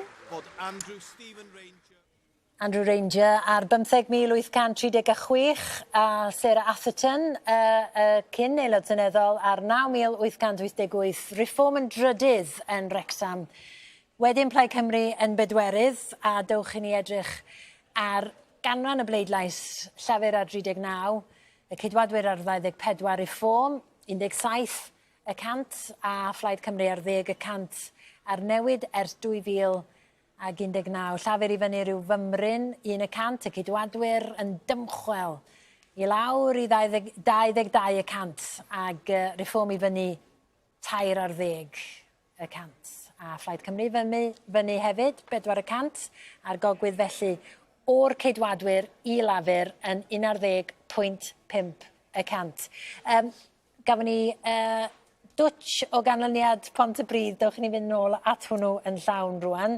I ni gael trafod y ddau ganlyniad yma sydd wedi dod i law, Llafur, Alex Davies-Jones, gyda 16,225. Reform yn ail ym Pontypridd, Plaid Cymru'n drydydd, y Ceidwadwyr yn bedwerydd. Ac wedyn, dewch i ni weld canran y bleidlais, Llafur ar 41, Reform ar 20, Plaid Cymru ar 13, Ceidwadwyr ar 10 y cant. A'r newid, dyma'r un sy'n ddifyr, Llafur i lawr unwaith eto 5 y cant, a Reform i fyny 11 y cant. Plaid Cymru i fyny 3 y cant, a'r Ceidwadwyr i lawr 18 y cant, sy'n golygu gogwydd o Llafur unwaith eto i Reform 8,4 y cant. Nawn ni jyst ddangos i chi darpa'r brif weinidog, siŵr o fod. Dyma ni Keir Starmer yn cyrraedd, dwi'n meddwl, canolfan gyfri yn Holborn and St Pancras, fi'n meddwl, dyna lle mae, ia, dyna fo a'i wraig. Lle oedden nhw'n ddiweddar, maen nhw wedi bod i Taylor Swift efo'i gilydd, do? Do, tad. Do, dyna ni. Droi'n draw, lwcus i gael cynna, neu arall di gallu nefo. Arall di cael tocyn. Ond dyna ni. Dim bod fi'n fan, chwaith. Lot o bwysa, ia. Lot o ganlyniadau drafod, ond dwi'n gwybod bod Mark Drakeford yn gorfod yn gadael ni. Gawn ni jyst syniad, cyn i ni drafod y canlyniad yna, cyn i chi fynd, Mark, y pwysa ar ei ysgwydda fo i baratoi fod yn brif weinidog? Wel, bydd lot o pwysau ar ysgwyddo wrth gwrs, ond mae'n wedi bod yn glir ydy dros yr ymdrech i gyd, am beth sy'n mae ein mynd i wynebu, a beth bydd Plaid Llafur yn mynd i wynebu yn mewn grym. Dwi wedi meddwl dros yr cyfnod i gyd, bydd Keir Starmer lot yn well fel prif weinidog, na fel mae fe wedi bod fel arweinydd yr wrthblaid. Mae arweinydd yr wrthblaid yn mor anodd. Ar y cryfder dwi'n meddwl, mynd i fod yn addas i'r beth sy'n pwysig mewn rhywun sy'n mynd i fod fel prif weinidog. So dwi'n edrych ymlaen i weld e. Da chi'n nabod yn dda. Mae'n barod yn dda. Ie. A fydd o'n cael nos Wener yn rhydd? Gobeithio. Mae'n pwysig i cael amser i wneud pethau eraill. Wener wedi achosi dipyn o ffraid ydi, ond mae o'n ddyn teulu a mae eisiau nos Wener. Mark Drakeford, dwi'n gwybod bod chi'n gyfo gadael ni. Diolch o galon am eich amser chi. Dwi'n mynd eto, ond ie, diolch o galon. Dwi am mynd i drafod y canlyniadau rwan. Ie. Wel, maen nhw'n set o ganlyniadau mor od. Chos ar y naill llaw, da chi'n dweud, mae Llafur yn sgipo bopeth o'i blaenau nhw. Ond, dych chi'n modd, colli 10 pwynt yn Gorllewin Abertawe, 5 ym Mhontypridd, aros yn ei hynfan yn Wrecsam. Maen nhw'n ennill wrth i bobl eraill faglu. Dyna'r gwir amdani. Ac mewn y system bleidleisio sgynna ni ar gyfer San Steffan, sydd ddim yn system dwi'n fan ohoni, dwi'n deud hynny, yn blaen, mae hynna ddigon. Cwbl da chi'n gorau bod ydy yn llai am o blogaidd na'r boi arall, neu'r ddynas arall, a da chi'n oce? Dyna di natur y system yma. Ond eto o ran be mae'n ddeitha ni am gyflwr gwleidyddiaeth Cymru a gwleidyddiaeth y wladwriaeth hon, mae'n anodd iawn ffindio stori newyddion da yn fan hyn o ran cyflwr democratiaeth ni. Peth arall dwi'n ffindio'n ddiddorol, a nes i grybwyll hyn o reit ar y cychwyn y set Cymreig o ganlyniadau, mae'r pleidiau llai yn llewyrchu hyd yn oed mewn llefydd ddigon anaddawol. Ac ymgeiswyr annibynnol. Mae'n ymgeiswyr annibynnol sydd wedi cael 2,000, 2,500 o bleidleisiau. So, mae'n amlwg, mae ti system wleidyddol sy'n chwalu. Dyna be mae'n edrych yn debyg. Ac yn yr etholiad yma, mae llafur yn digon cryf, mae llafur yn mynd i gael 20% o'r bleidlais yn be bynnag ydi o, a mae hynna oedd i mewn i'r system yma, pan mae pawb arall di chwalu, da chi'n mynd i gael cylyniad, da chi'n mynd i gael 70% o'r seti, neu 63% o'r sedda. Ond beth mae hynny'n golygu o safbwynt mandat? Wel, no. Hynny yw, o fewn system cyntaf fel hyn, mae rhai bod amser yn dod lle mae pobl yn dweud, o fedrwch chi ddim cael plaid yn hawlio mandat ar sail lleiafrif o'r bleidles gyda pleidiau eraill, heb unrhyw fath o gynrychiolaeth o gwbl. Mae'n broblem... Sori. Na, nes i'n dweud, mae'n cwpl o ganlyniadau diddorol yn Lloegr hefyd. Llafur yn cipio Cannock Chase efo swing mwyaf erioed o'r ceidwadwyr i lafur, 25.1 pwynt, ac oedd Stammer yna, ond ychydig ddyddiau yn ôl, ac o'n i'n meddwl, bryd hynny, pa mae Cystamr yn mynd i'r loll, mae yna gynlyniad Dorfaen. Diolch Elliw, diolch am y tro. The total number of votes given to each candidate was as follows. Mae Stephen Vickers, y swyddog canlyniadau i etholaeth Holborn yn datgan bod y cyfanswm o bleidleisiau oedd wedi mwth o geisydd fel y ganrif. Brook Heritage Party, 137. Count 37. Philip Davis, the Green Party, 1,705. Y Blaenau Gwent, 1,710. Lee Dunning, Independent, 881. Annibynnol, 881. Nathan John Edmonds, Welsh Conservative Party, 5,737. Ymgeisydd plaid ceidwadwyr Cymreig, 5,737. Matthew Jones, Plaid Cymru, the Party of Wales, 2,571. Plaid Cymru, 2,571. Brendan Roberts, Welsh Liberal Democrats, 1,644. Democratiaid Rhyddfrydol, 1,644. Nick Thomas Simmons, Welsh Labour, 15,176. Llafur Cymru, 15,176. Ian Michael Williams, Reform UK, 7,854. 7,854. Therefore, I give public notice that Nick Thomas Simmons is duly elected as the Member of Parliament for the Torfaen constituency. Llafur yn cadw y Torfaen, felly draw ni I Gwawr. Bore da. Ar wy fi, Hugh Evans, sef swyddog canlyniadau yn yr etholiad y gynhaliwyd ar dydd Iau 4 o Gorffennaf 2024, drwy hyn yn ysbysu bod nifer y bleidleisiau a gofnodwyd I bob ymgeisydd yn yr etholiad fel y ganlyn. I, Melanie James, being the returning officer at the election held on Thursday, the 4th of July, 2024, do hereby give notice that the number of votes cast for each candidate at the election is as follows. Antoniazzi, Tonia. Welsh Labour, Llafur Cymru, 20,480.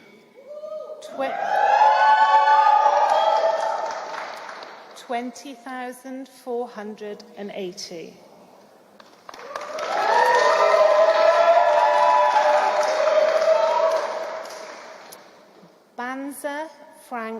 y Goe.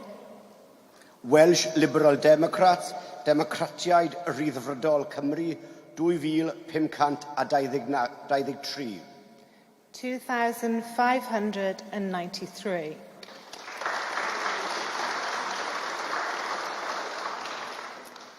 Erasmus Wayne. Independent Annibynnol, 283. 283.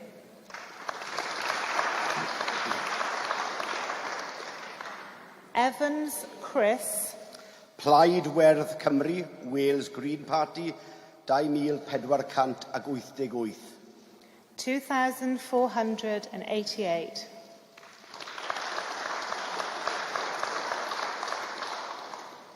Jenkins Mark Rhys.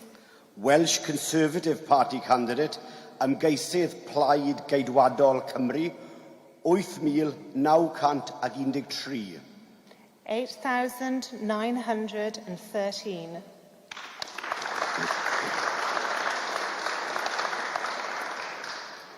Pritchard Kieran Thomas. Plaid Cymru, the Party of Wales, 3,942. 3,942.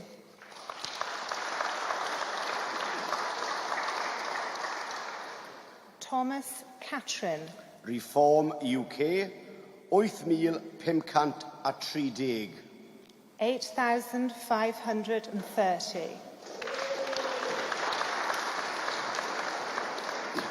Ac yr wyf drwy hyn yn datgan bod And I hereby declare that Antoniazzi Tonia has been duly elected.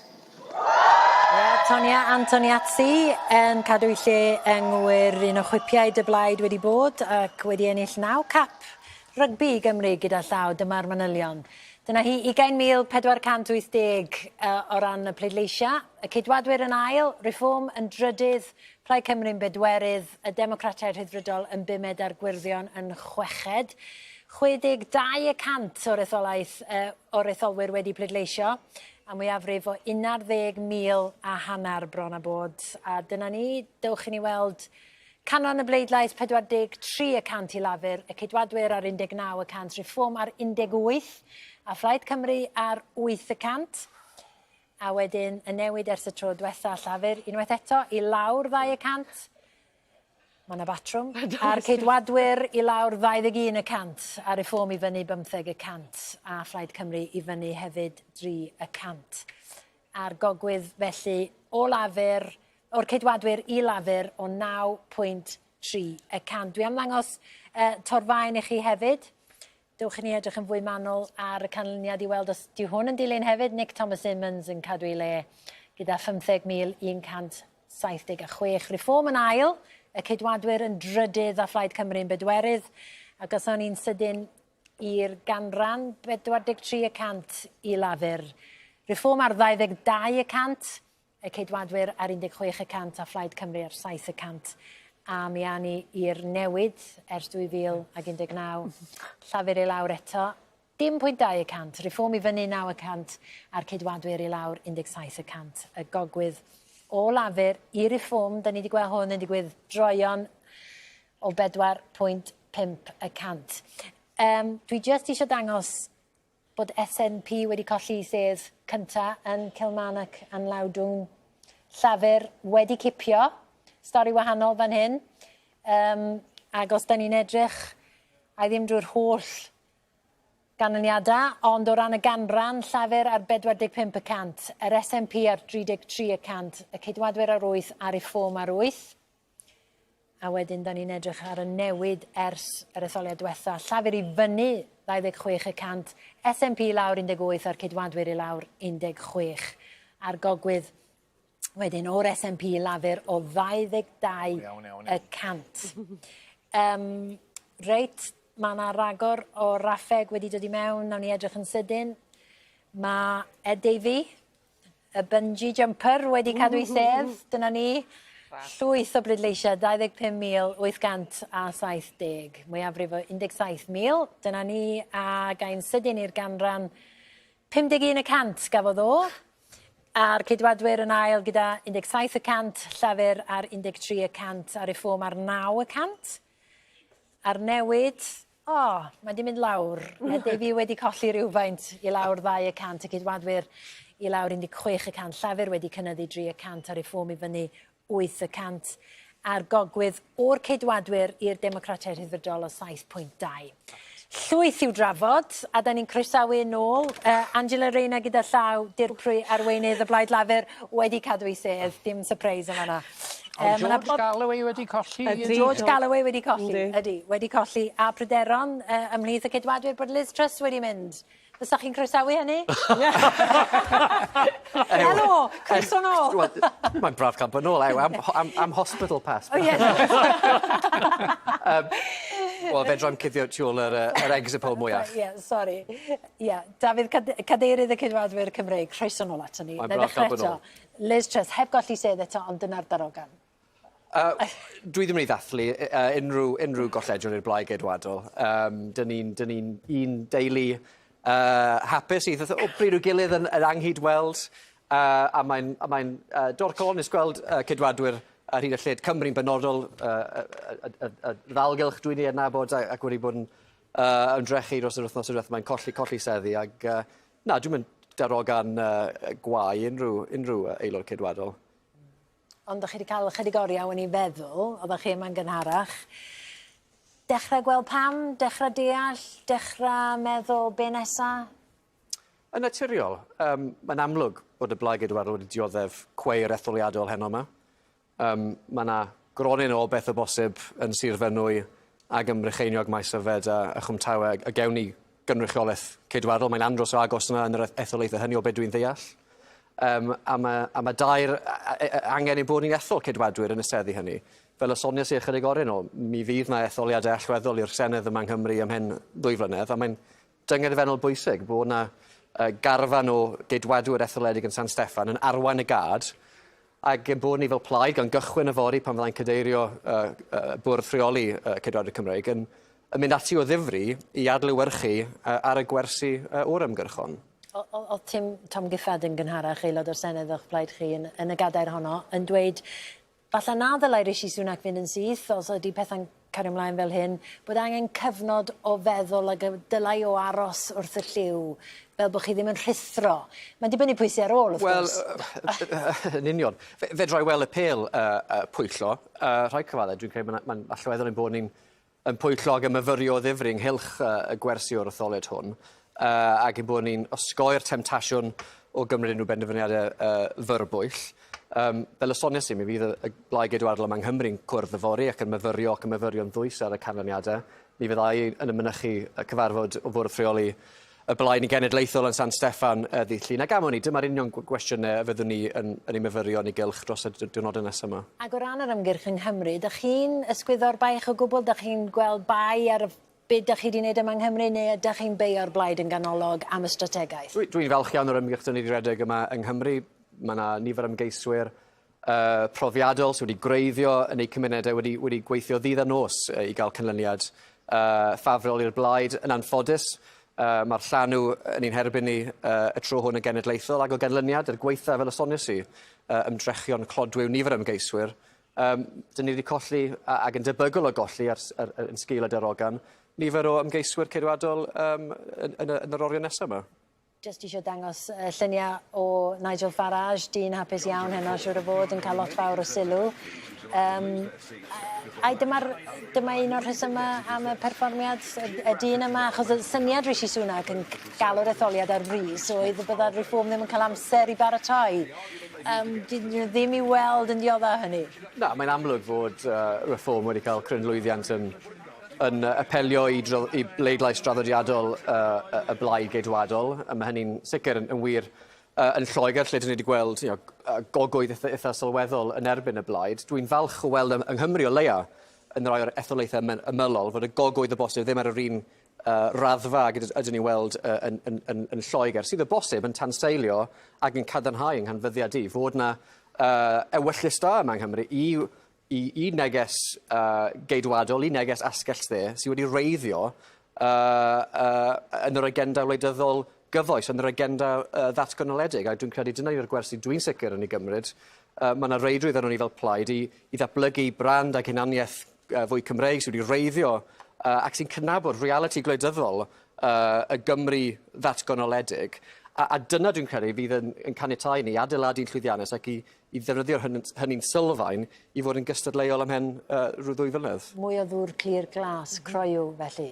Ie, wrth gwrs, mi fyddwn ni'n blaid unoliaethol wrth reswm, ond dwi'n edrych ar bleidiau cydwadol rhanbarthol llwyddiannus ar hyd y lled cyfandir Ewrop, ar y blaid geidwadol yng Nghanada, er enghraifft, sydd wedi threfnu ar hyd taleithiau Canada.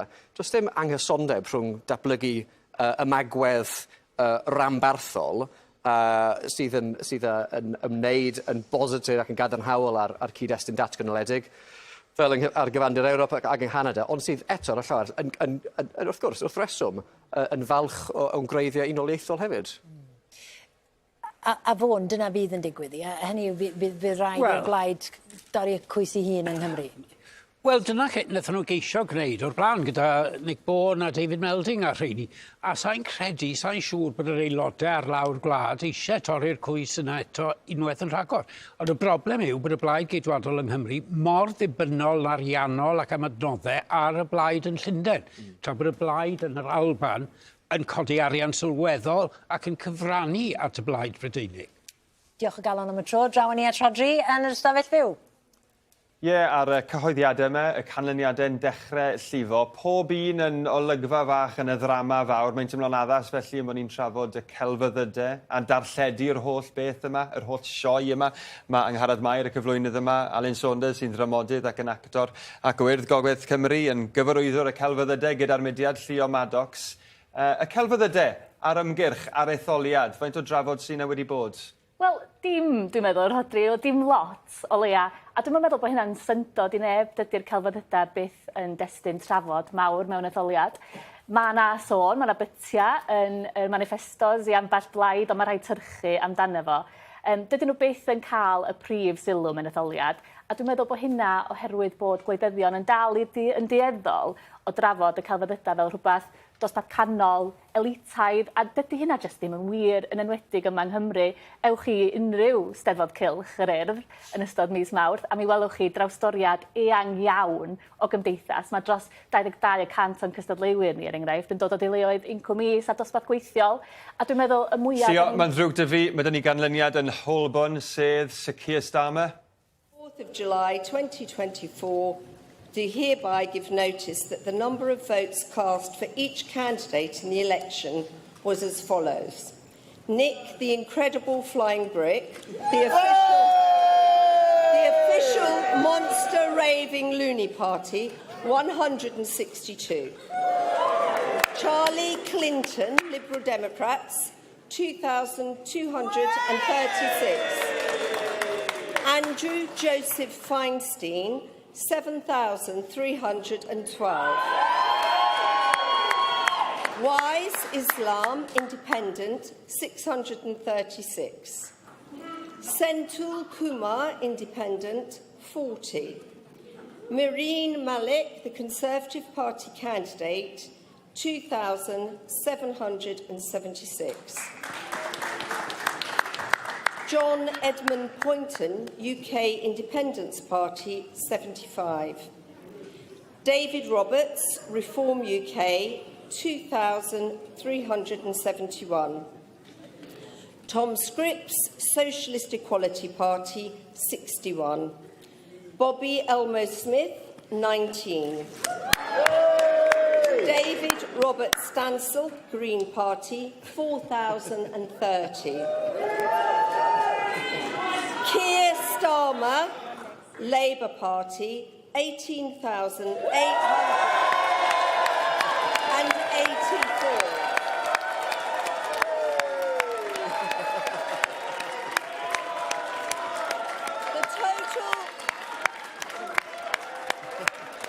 The total number of votes cast across Holborn and St Pancras constituency at the UK parliamentary election on the 4th of July 2024 was 38,602. The total number of ballot papers rejected was 223, and they were rejected for the following reasons: want of official mark, 0, voting for more than one candidate, 73, writing or mark by which the voter can be identified, 2, unmarked or void for uncertainty, 148. Therefore, I hereby declare that Keir Starmer has been duly elected as the Member of Parliament for Holborn and St Pancras constituency. I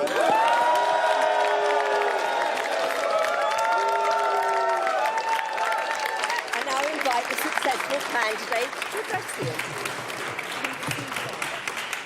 Thank you so much. It is a huge privilege to be re-elected to serve this constituency, the incredible community of Holborn and St Pancras. My home, where my kids have grown up, where my wife was born. And I have to thank Vic and my family more than anyone for their love and support and for keeping me totally grounded. Thank you, Vic. And thank you so much to the police and the returning officer for making sure every voice is heard and every vote is counted. And thank you to Andy White, a fantastic agent, the campaign team, the local party, and all the volunteers who've worked so hard over the last 6 weeks and beyond. Every door knocked, every leaflet delivered, every conversation had, it makes a massive difference. And lastly, I'd like to pay tribute to my fellow candidates who put themselves forward for public service. Because in this room, right here, beats the heart of our democracy.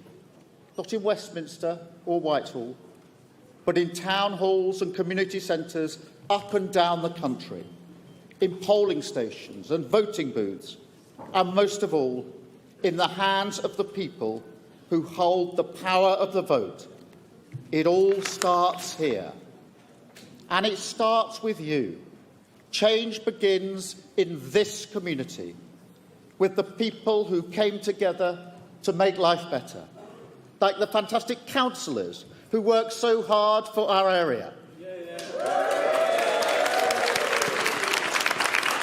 Service starts in this neighbourhood. The groups, the faith communities, the local organisations who serve week in, week out. And hope starts with that one kid from Somerstown who dares to believe that the future belongs to her. And with Labour, it will. Because I promise this, whether you voted for me or not, I will serve every person in this constituency. The mothers I sat with who've lost children to knife crime. The pensioners who can't get the doctor's appointments they desperately need. The local businesses who've struggled so hard to keep their head above water. I will speak out for you, have your back, fight your corner every single day.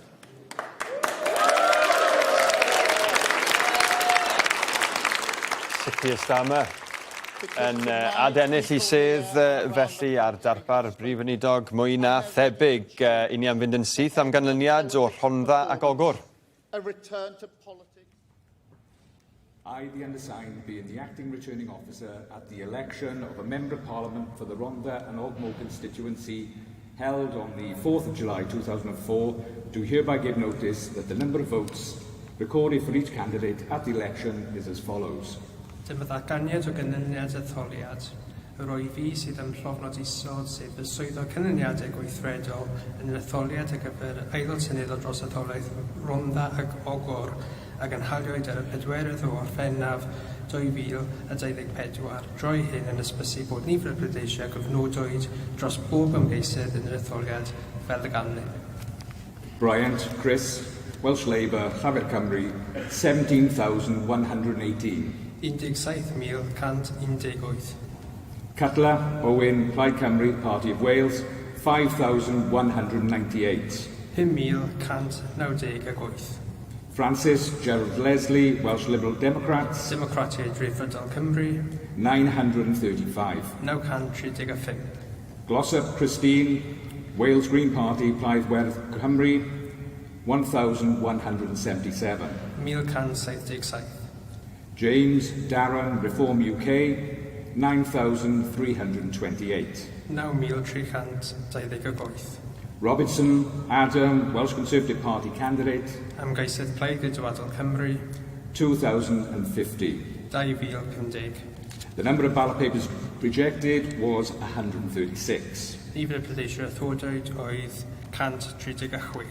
And I do hereby declare that the said Chris Bryant is duly elected for the Rhondda and Ogmore constituency. Chris Bryant yn cael ei ailethol dros y Blaid Lafur yn Rhondda ac Ogwr. Mae yna gyhoeddiad hefyd yng Nghaerffili. I, David Street, Acting Returning Officer for the Caerphilly constituency, declare that the total number of votes given to each candidate was as follows. Rwy fi, David Street, y swyddog canlyniadau I Etholaeth Caerphilly, yn datgan fod cyfanswm nifer o bleidleisiau a roddwyd I bob yn geisydd fel y ganlyn. H. Steve, Welsh Liberal Democrats, 1,788 votes. H. Steve, Democratiaid Rhyddfrydol Cymru, 1,788. Chris Evans, Labour and Cooperative Party, 14,538 votes. Evans, Chris, Llafur ar Blaid Gydweithredol, 14,538. Gorman, Brandon Phillip, Welsh Conservative Party, 4,385 votes. Gorman, Brandon Phillip, ymgeisydd Plaid Geidwadol Cymru, 4,385. Kim Joshua, Reform UK, 7,754 votes. Kim Joshua, Reform UK, 7,754. Thomas Mark, the Green Party, 1,650 votes. Thomas Mark, Plaidwerth, 1,650. Whittle Lindsay Jeffrey, Plaid Cymru, the Party of Wales, 8,119 votes. Whittle Lindsay Jeffrey, Plaid Cymru, 8,119. Therefore, I give public notice that Chris Evans is duly elected as Member of Parliament for the Caerphilly constituency. Chris Evans dros y Blaid Lafur yn ennill yng Nghaerffili. Mi gaethon ni egwyl fach fan hyn yn y drafodaeth ynglyn â'r celfyddydau. Toriadau mawr wedi bod, Alun Saunders, i'r celfyddydau. I ni'n adrodd straeon yn aml ar S4C, toriadau i'r Coleg Cerdd a Drama, yr Opera Cenedlaethol. Lle mae'r gobeith? Oes na obeth gyda Llywodraeth Newydd? Fi'n credu bod y gobeith yn gorwedd gyda'r bobl sydd yn gweithio yn y diwydiant. Ni, fel rhywun sydd wedi gweithio yn y diwydiant ma ers dros 20 mlynedd, fi'n credu bod ni'n gweithio'n ddygn I aros yn y diwydiant. Weithiau dwi just ddim yn bosib. O'n i'n edrych ar yr Iwerddon lle maen nhw wedi cyflwyno tal rheoledd I bobl sy'n gweithio yn y celfyddydau o ryw €300 yr wythnos sydd yn topio I fyny I ganiatáu bobl I ddefnyddio I sgiliau I aros yn y diwydiant. A dyna sy'n rili bwysig yw dal ymlaen i'r bobl yma sy'n â sgiliau sy'n gallu pasio nhw ymlaen a pasio nhw ymlaen i'r genhedlaeth nesaf. Ond mae'n golygu arian yn diwe, ac mae yna argyfwng costau byw, ac mae'r economi wedi bod ar ei gliniau hefyd. Mae'n anodd I werthu hynny.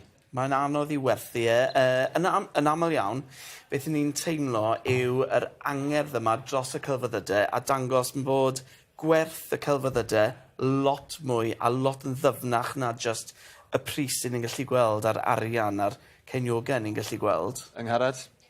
Bendant. Mae un o bob 14 swydd ym Mhrydain yn y diwydiannau creadigol, felly mae'n holl bwysig yn economaidd hefyd. Un o bob 14 swydd yn y diwydiannau creadigol, ac wrth gwrs, beth sydd wedi digwydd yng Nghymru gyda'r toriadau mawr yma, gyda'r opera, gerddorfa ac ati, yn defa. Vaughan Gething gyda ni fan hyn yng Nghymru yn gweud, wel, fi wedi penderfynu yn newis I yw fi'n mynd I roi mwy o'r gacen i'r gwasanaeth iechyd, ond mae'n mynd I fod mor ddiddorol diddorol nawr gyda Keir Starmer, y Blaid Lafur yn Llundain, yn San Steffan, y Blaid Lafur fan hyn yng Nghymru, bydden nhw ddim yn gallu gweud mwyach, wel, bai y ceidwadwyr yw am fyna yn Llundain bell. Angharad cyhoeddiad yn Nwyrain Casnewydd, mae'n ddrwg dy fi. And canlyniadau yn furiol.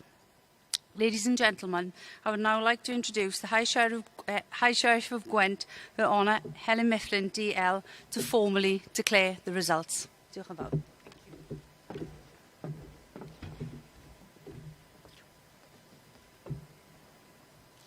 I, Helen Mifflin, returning officer for the Newport East constituency, declare that the total number of votes given to each candidate was as follows.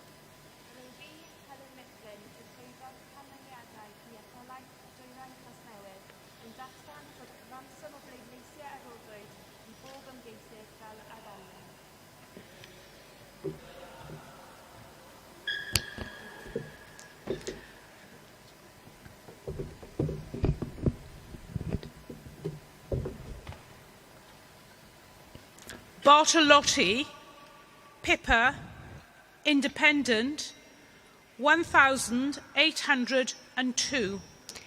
1,802.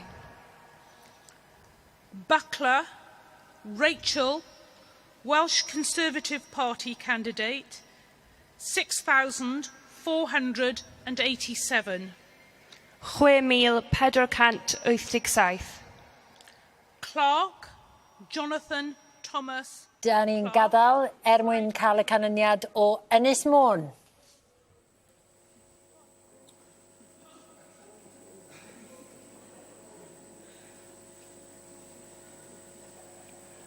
Reit, so dyma ni etholaeth Ynys Môn constituency, datganiad cadlyniad y bleidleisio Declaration of Result of the Poll I ethol aelod seneddol the election of a Member of Parliament. Rwy fi, Dylan John Williams, swyddog canlyniadau gweithredol ar gyfer etholaeth Ynys Môn yn datgan bod cyfanswm y pleidleisiau a roddwyd I bob ymgeisydd fel a ganlyn. I, Dylan John Williams, being the acting returning officer for the Ynys Môn constituency, declare that the total number of votes given to each candidate was as follows. A fyswn i'n gwerthfawrogi os bysa pawb yn gadael I fi orffan y datganiad yn y ddwy iaith, please. Crosby Virginia Ann, Welsh Conservative Party candidate, ymgeisydd Plaid Geidwadol Cymru. 9,953.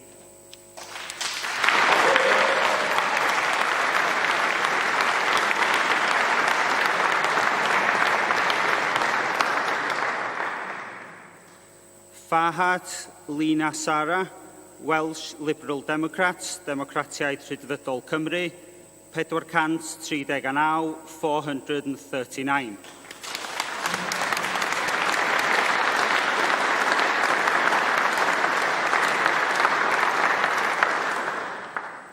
Jenner Emmett, Reform UK, 3,223, 3,223.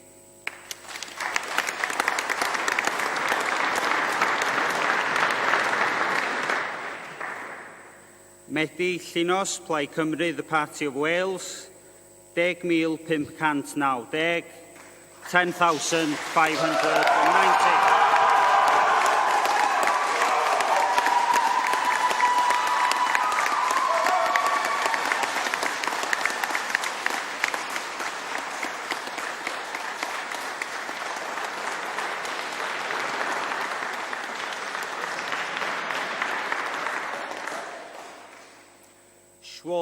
Martin, Plaid Werdd, Green Party, 604, 604.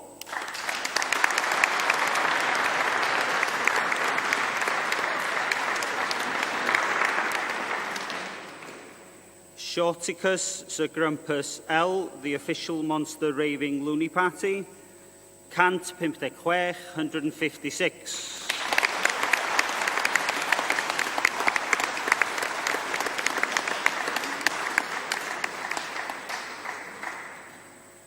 Williams, Ieuan Môn, Welsh Labour, Llafur Cymru, 7,619, 7,619.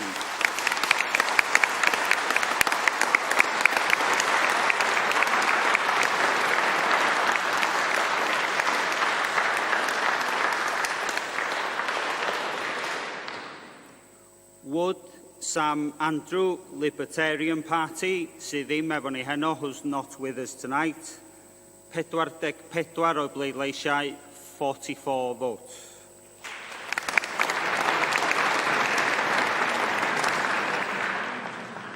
Cyfanswm nifer y papurau pleidleisio a wrthodwyd, the total number of ballot papers rejected oedd 79,79. Ac rwyf drwy hyn yn datgan bod, and I hereby declare that, Llunos Medi sydd wedi ei iawn hethol fel aelod seneddol ar gyfer etholaeth Ynys Môn has duly been elected as the Member of Parliament for the Ynys Môn constituency. Dyna ni felly, Llunos Medi yn cipio Ynys Môn yr unig etholaeth sydd heb newydd i ffinia, wedi magu ar fferm ar yr Ynys ac yn arwain y cyngor ers 2019. Dowch i ni glywed I geiriau hi yn amlwg dan deimlad. Dyma hi, Llunos Medi. Bore da Ynys Môn, ac mae'n bore da iawn I fi yma ar Ynys Môn. Nath rhywun ddeitha fi yn yr ymgyrch yma, Llunos, dwi mor falch bod chdi eisiau bod yn MP. A nes I ddweud, dwi ddim eisiau bod yn MP, dwi just eisiau cynrychioli Ynys Môn lle dwi'n garu gymaint.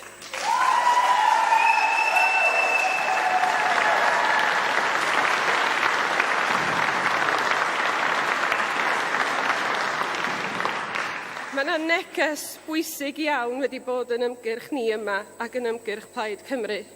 Da ni wedi cynnal ymgyrch urddasol, positif a barchus, dim ots be ddodd yn ffordd ni. A dyna ydi Ynys Môn.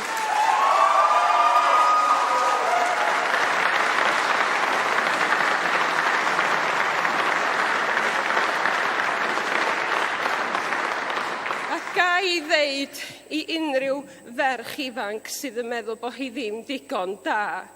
Mae bopeth yn posib os ydych chi'n cwylio yn eich hun ac yn mynd amdani a does na nunlla gwell na gwlad y medra I wneud hynny.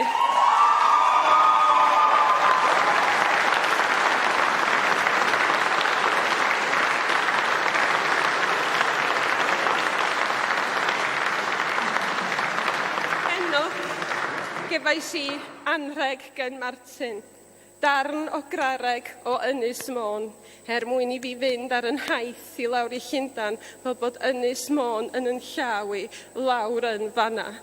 Mae hwn yn andros o bwysig I mi. Mae fy ngwreiddiau fi yn ddwfn yn yr ynys yma, a dwi'n gaddo I chi ddai byth yn anghofio hynny.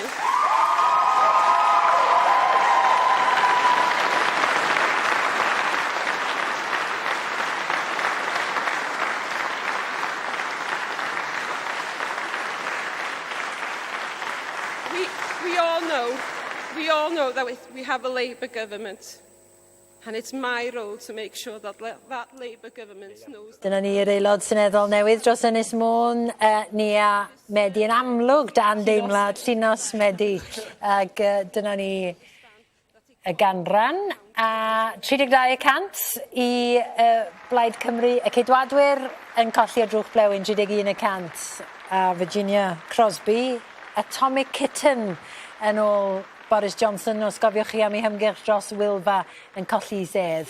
Llafur ar 23% a Reform ar 10%.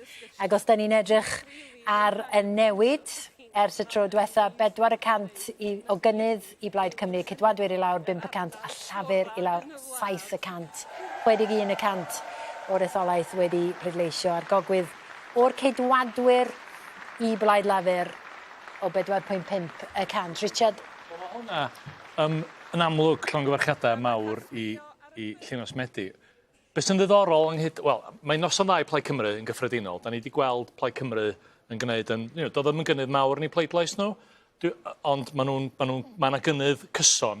Mae hwnna'n dysteb o ran y Ceidwadwyr, mae hwnna'n dysteb I Virginia Crosby. Mae hwnna'n ganlyniad da iawn Yng nghyd-destun bob dim sy'n digwydd heno, ynde, mae'r ffaith bod i mond wedi colli rhyw 5% o'r bleidlais, mae hwnna'n dysteb iddi hi'n bersonol, dwi'n meddwl. Dwi'n meddwl bod ni'n mynd i ffeindio unrhyw geidwadwr arall ar draws Cymru, ac efallai ar draws y wladwriaeth sy'n gwneud cystal o hynna, o leia'n Cymru a Lloegr. Felly mae hwnna'n ganlyniad diddorol iawn. Ond wrth gwrs yn cael rhagorol i Blaid Cymru ac i Rhyn ap Iorwerth yr arweinydd newydd, neu cymarol newydd. Ie, a sôn am geidwadwyr yn aiseddi. Alex Chaw gyda llaw yr aelod cabinet cyntaf i golli sedd, Grant Shapps wedi mynd hefyd. Unrhyw gysur yn y ffaith bod Virginia Crosby mor agos yma na? Wel, swn i'n adleisio dadansoddiad Richard. Mae Virginia wedi gweithio mor galed dros yr etholaeth hon dros y 5 mlynedd diwethaf yma. Oedd amlwg na bleidlais bersonol gref ganddi, oedd hynny'n amlwg i bawb i weld oedd wedi cefnogi'r ymgyrch yn Sir Fôn. Ond na'n sicr, mae'r bleidlais honno a'r canlyniad honno yn brifo. Hithau wedi dod o fewn trwch blewyn, 600. Mae hwnna'n ganlyniad parchus dros ben o ystyried y gogwydd dyn ni'n ddygymod gyda'r hyn o bryd. Nid yn unig yma Nghymru ar draws y deyrnas gyfunol, ond fe fedrith Virginia fo'n falch iawn o'i ymdrechion. A dwi'n siŵr i fyddi ar y beinciau gwirthion maes o law mater o amser. Mae gen i ddyfodol disglair am hwnni. Reit, Jessica Morden gyda llaw wedi cadw Dwyrain Casnewydd i'r Blaid Lafur, a da ni'n croesawu Owain Williams cyn ymgeisydd o'r Blaid Lafur ato ni. Diolch am ddod i mewn, yn ganol bora fel hyn. Ond Ynys Môn ddim yn ganlyniad gwych i chi yn drydydd. Mae'n siŵr un o'r pryn bethau heno sydd ddim yn hollol wych. A mae Llynos Medi'n amlwg wedi cael canlyniad syfrdanol fyna i ni wneud e'n gystadleuol mewn ras tair ffordd. Fel siwr o fod mewn llefydd eraill, dwi'n gweld bod ni'n gweld dathlu mawr fan hyn. Ond dwi'n credu yn lle arall le ni wedi ymgyrchu'n galed, falle un o'r pryn lefydd yng Nghymru le dwi ddim wedi gweithio i ni heno. A'r dathlu yna, yn boenus i wylio siwr o fod, ydi o, Thomas Dafydd? O, naturiol, fyswn i wedi gobeithio gweld Virginia yn dod drwyddo. Mae wedi gweithio yn ddiwyd iawn, yn ddyfal iawn dros drigolion Sir Fôn. Mi o'n i'n weddol yffyddiog heno yma pe bai unrhyw un yn medru goresgyn y llif yma, y tsunami yma sydd yn amgylch hynny. Taw Virginia fydde'r union ymgeisydd i wneud hynny, am yr unrhyw rynweddau ar resymau mae Richard wedi ymelaethu, ond na, mae'r canlyniad nhw yn brifo. A Plaid Cymru, da ni'n clywed yn ffyddiog iawn yng Nghaerfyrddin hefyd, fe glywson ni gan Ann Davies yn gynharach, maen nhw'n fwy ffyddiog erbyn hyn.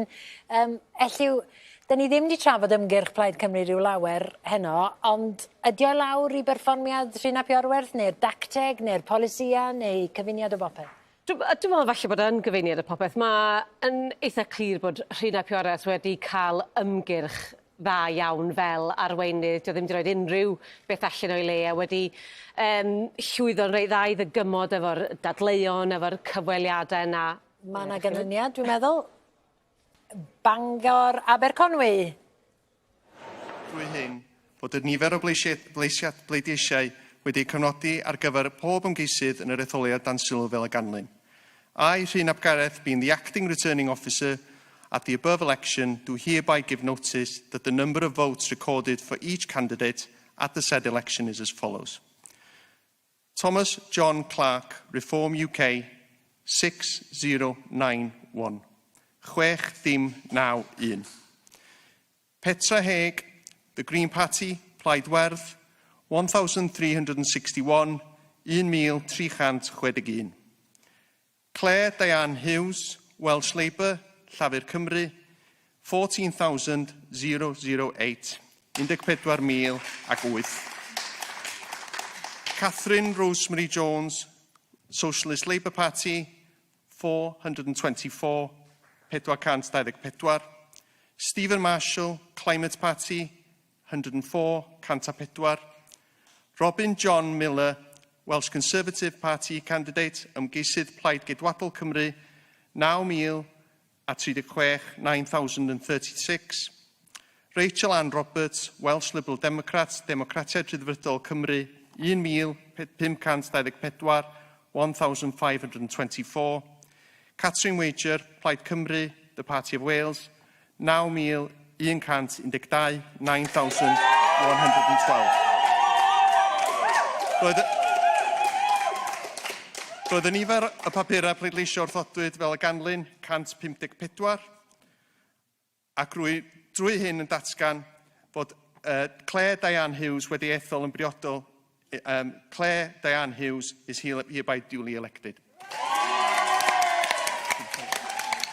Cyn ddisgybl, Ysgol Aberconwy ac yn byw yn yr etholaeth yn ymgynghorydd digidol a hi bellach ydi aelod seneddol Bangor Aberconwy. Saedd dipyn mwy a dyna hi, y sedd newydd, a hi wedi cael 40,000 a Plaid Cymru yn ail, y Ceidwadwyr yn drydydd a Reform yn bedwerydd.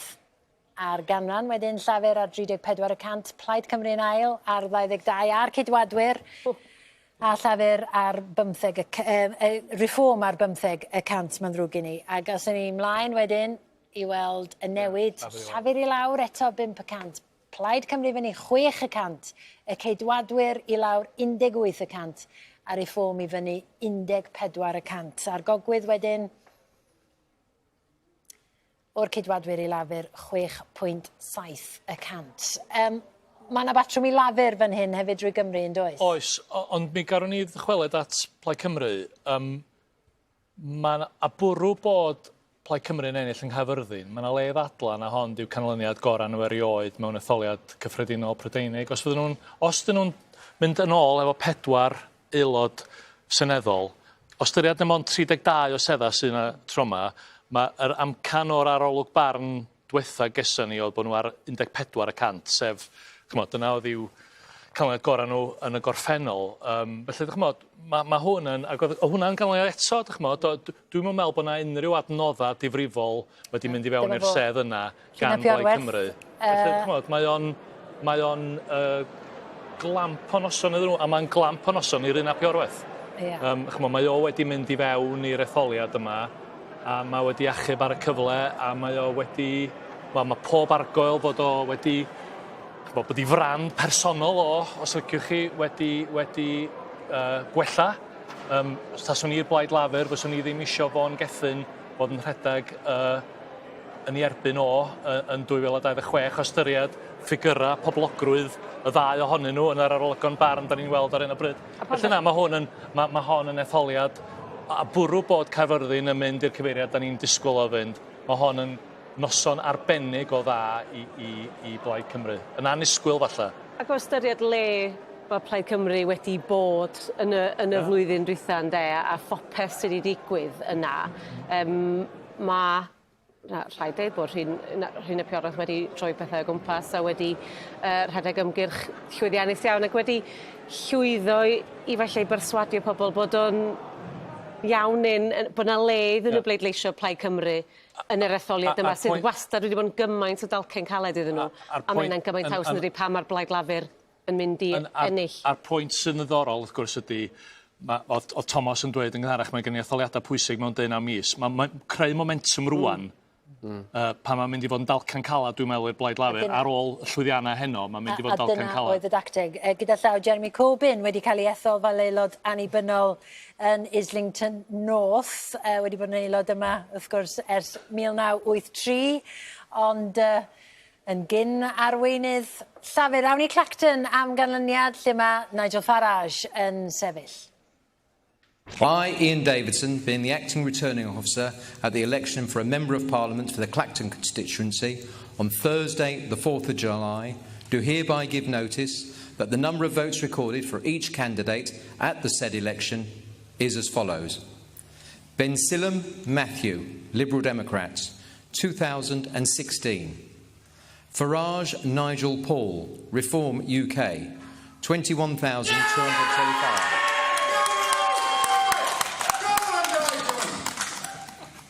Jameson Craig, Climate Party, 48. Mac Tony, Independent, 317. Osborne Natasha, Green Party, 1,935. Owusa Nepal Jovan, Labour Party, 7,448. Pat Anastu Tassos, Heritage Party, 33.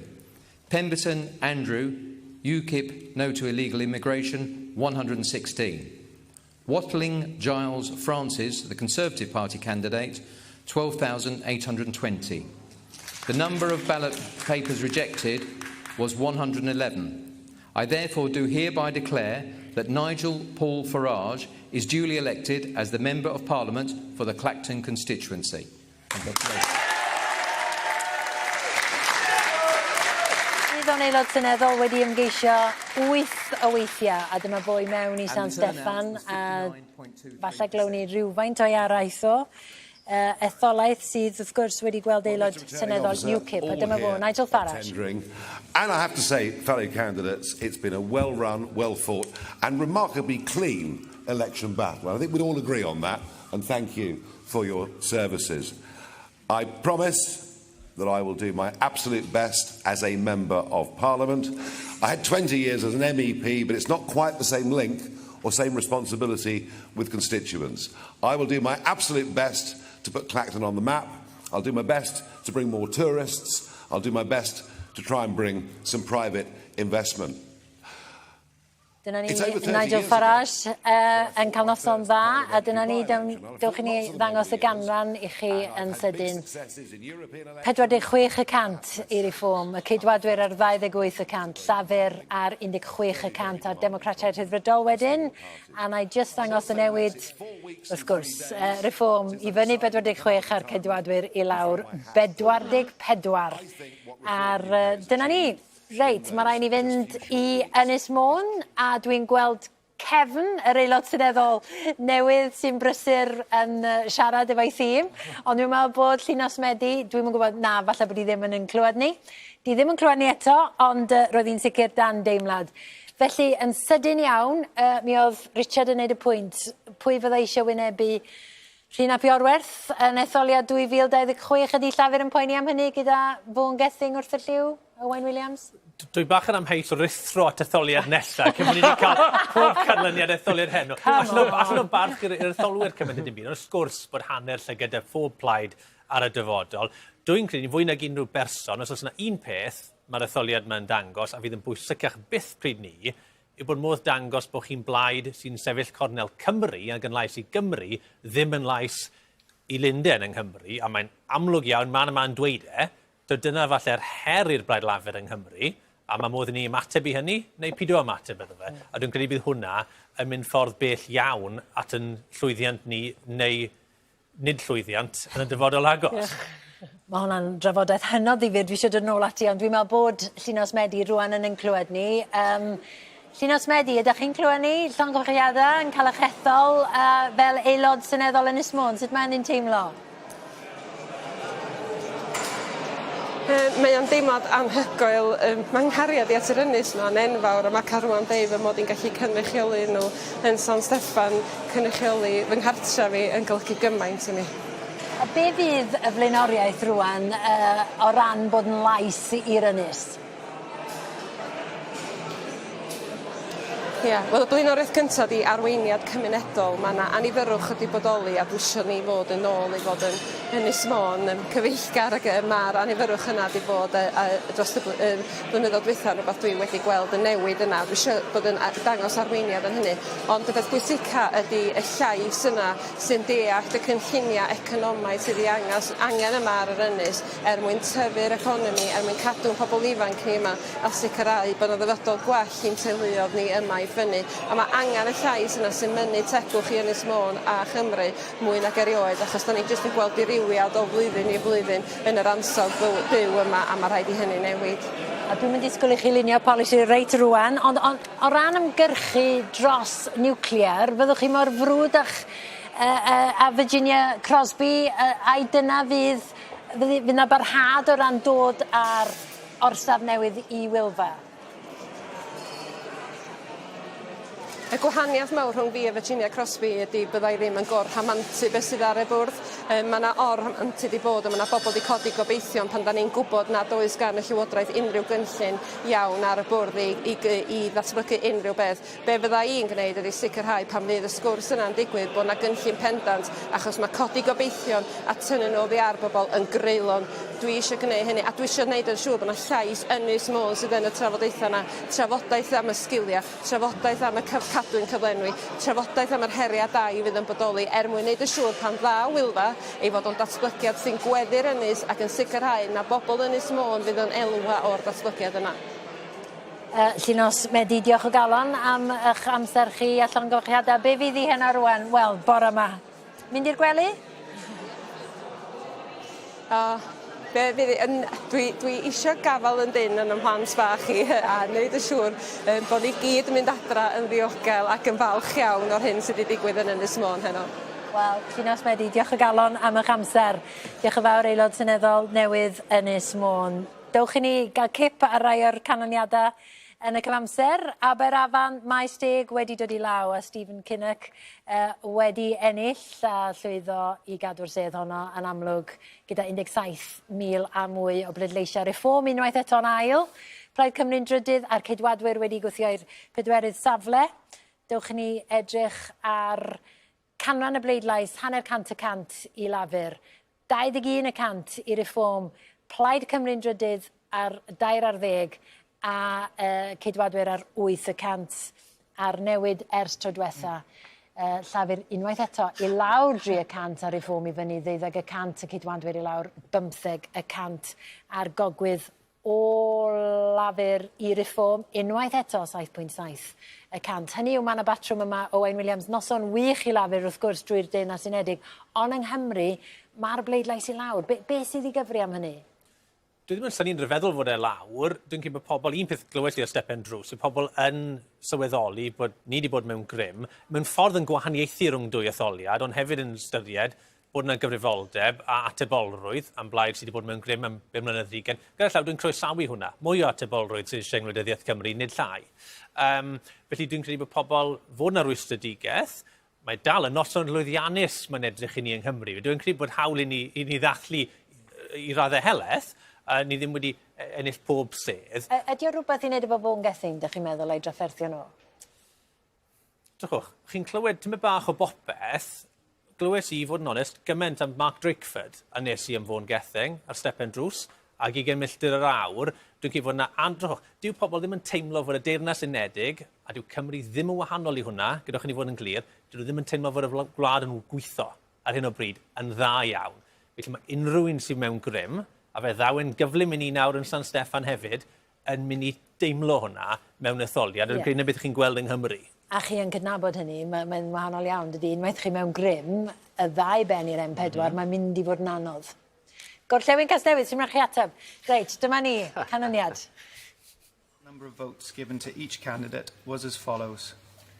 Yr wyf fi, Richard Edmonds, y dirprwy swyddog canlyniadau gweithredol, etholaeth Gorllewin Casnewydd ac Islwyn, yn datgan fod y cyfanswm o bleidleisiau a roddwyd i bob amgeisydd fel y ganlyn. Etheridge George, Independent, 1,597. 1,597. Ham Brandon, Plaid Cymru, the Party of Wales, 3,529. 3,529. Hamilton Mike, Welsh Liberal Democrats, 2,087. Democratiaid Rhyddfrydol Cymru, 2,087. Jones Nick, Welsh Conservative Party candidate, 6,710. 6,710. Jones Ruth Lorraine, Welsh Labour, 17,409.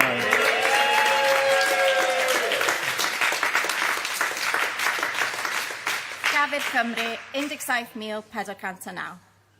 Taylor Paul, Reform UK, 8,541. 8,541. Vosper Kerry Ann, the Green Party, 2,078.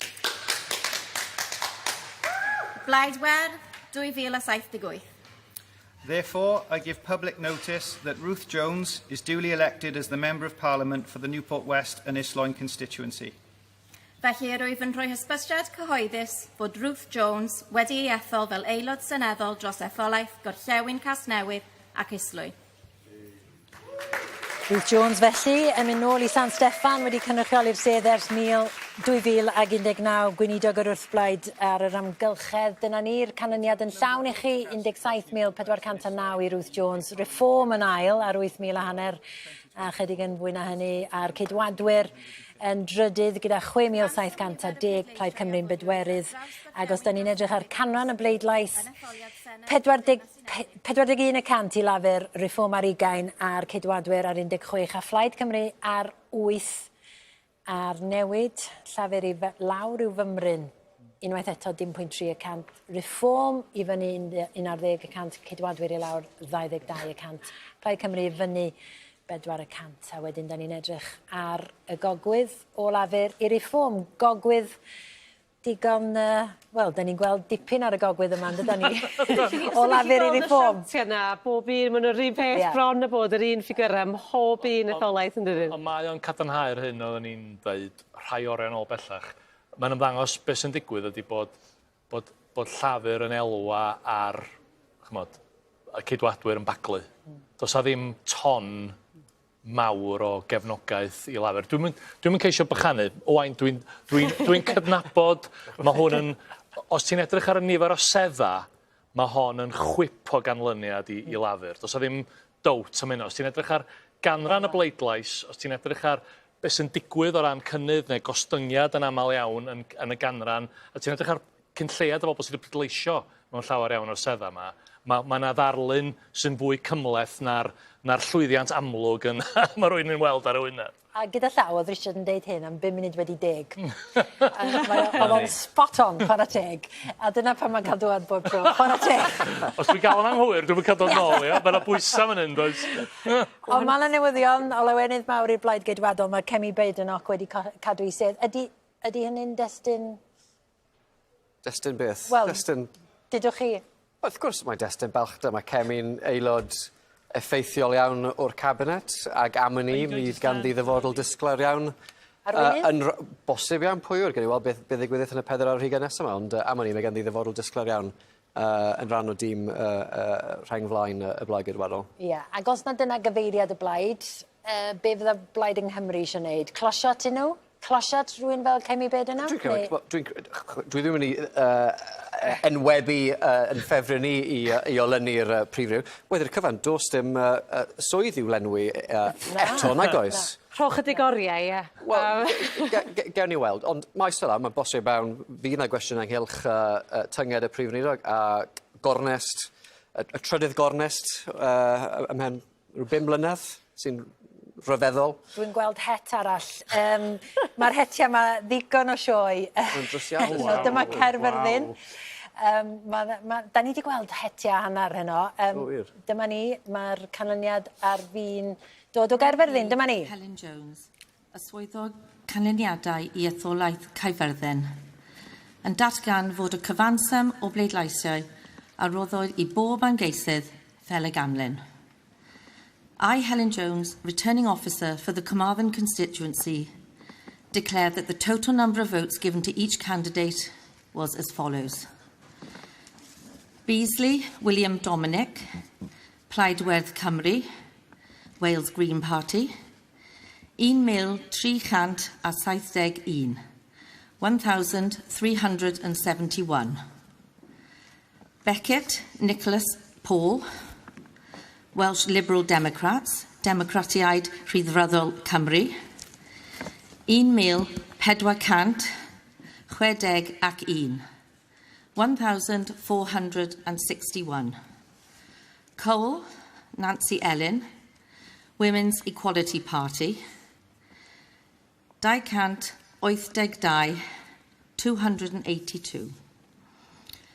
Davis Celia Ann, Plaid Cymru, the Party of Wales, 15,520, 15,520.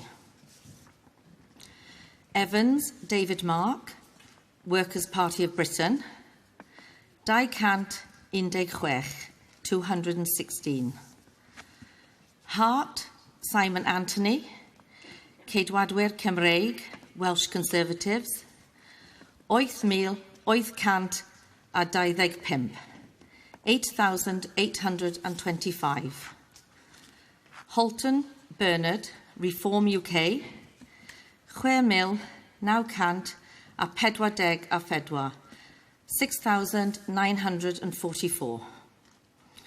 O'Neill, Martha Angharad, Welsh Labour, Llafur Cymru, 10,985. 10,985. Felly, yr wyf yn rhoi hysbyddiad cyhoeddus fod Davies Celia Ann wedi ei ethol fel aelod seneddol dros etholaeth Caerfyrddin. Y Plaid Cymru felly yn cymryd sedd y Caerfyrddin ag Ann Davies yn gwenu draw yn un syth i Ogledd Clwyd. Rwy fi ar rhan Graham Bowes, y swyddog canlyniadau gweithredol ar gyfer etholaeth Gogledd Clwyd, yn datgan bod cyfanswm nifer y pleidleisiau a fwriwyd ar draws Gogledd Clwyd yn etholiad Senedd y Deyrnas Unedig ar y 4 o Orffennaf oedd 41,738. I, Graham Bowes, Acting Returning Officer for the Clwyd North constituency, declare that the total number of votes cast across Clwyd North at the UK parliamentary election on the 4th of July 2024 was 41,738. Cyfanswm nifer y papurau pleidleisiau a'i wrthodwyd oedd 111. The total number of ballot papers rejected was 111. Yr wyf yn datgan fod y cyfanswm o bleidleisiau a roddwyd i bob ymgeisydd fel a ganlyn. I declare that the total number of votes given to each candidate was as follows.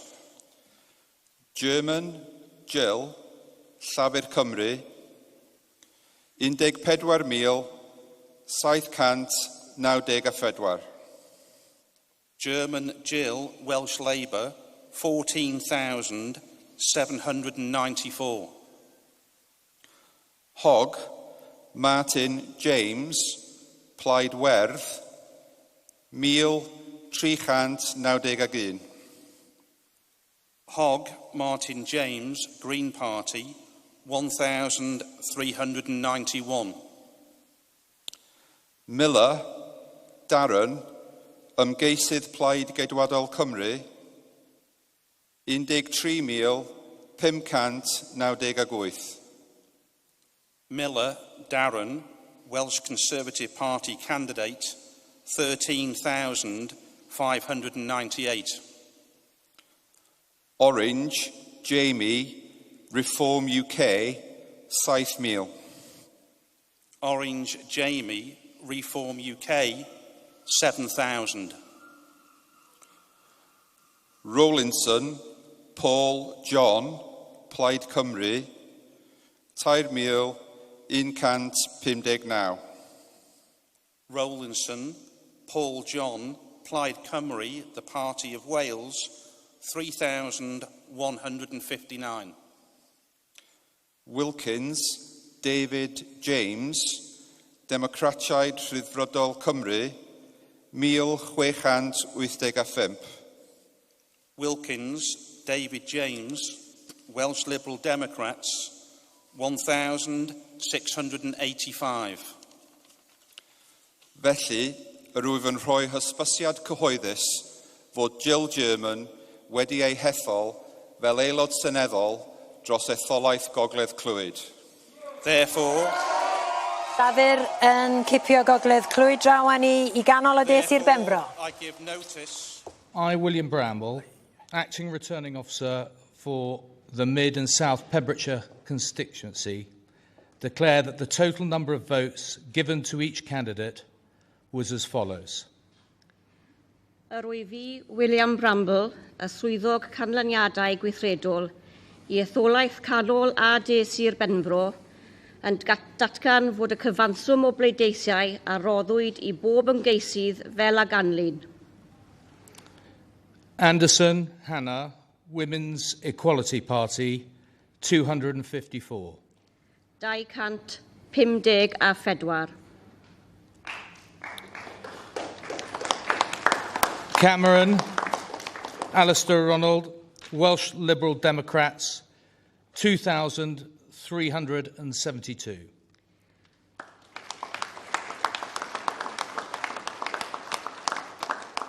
2,372.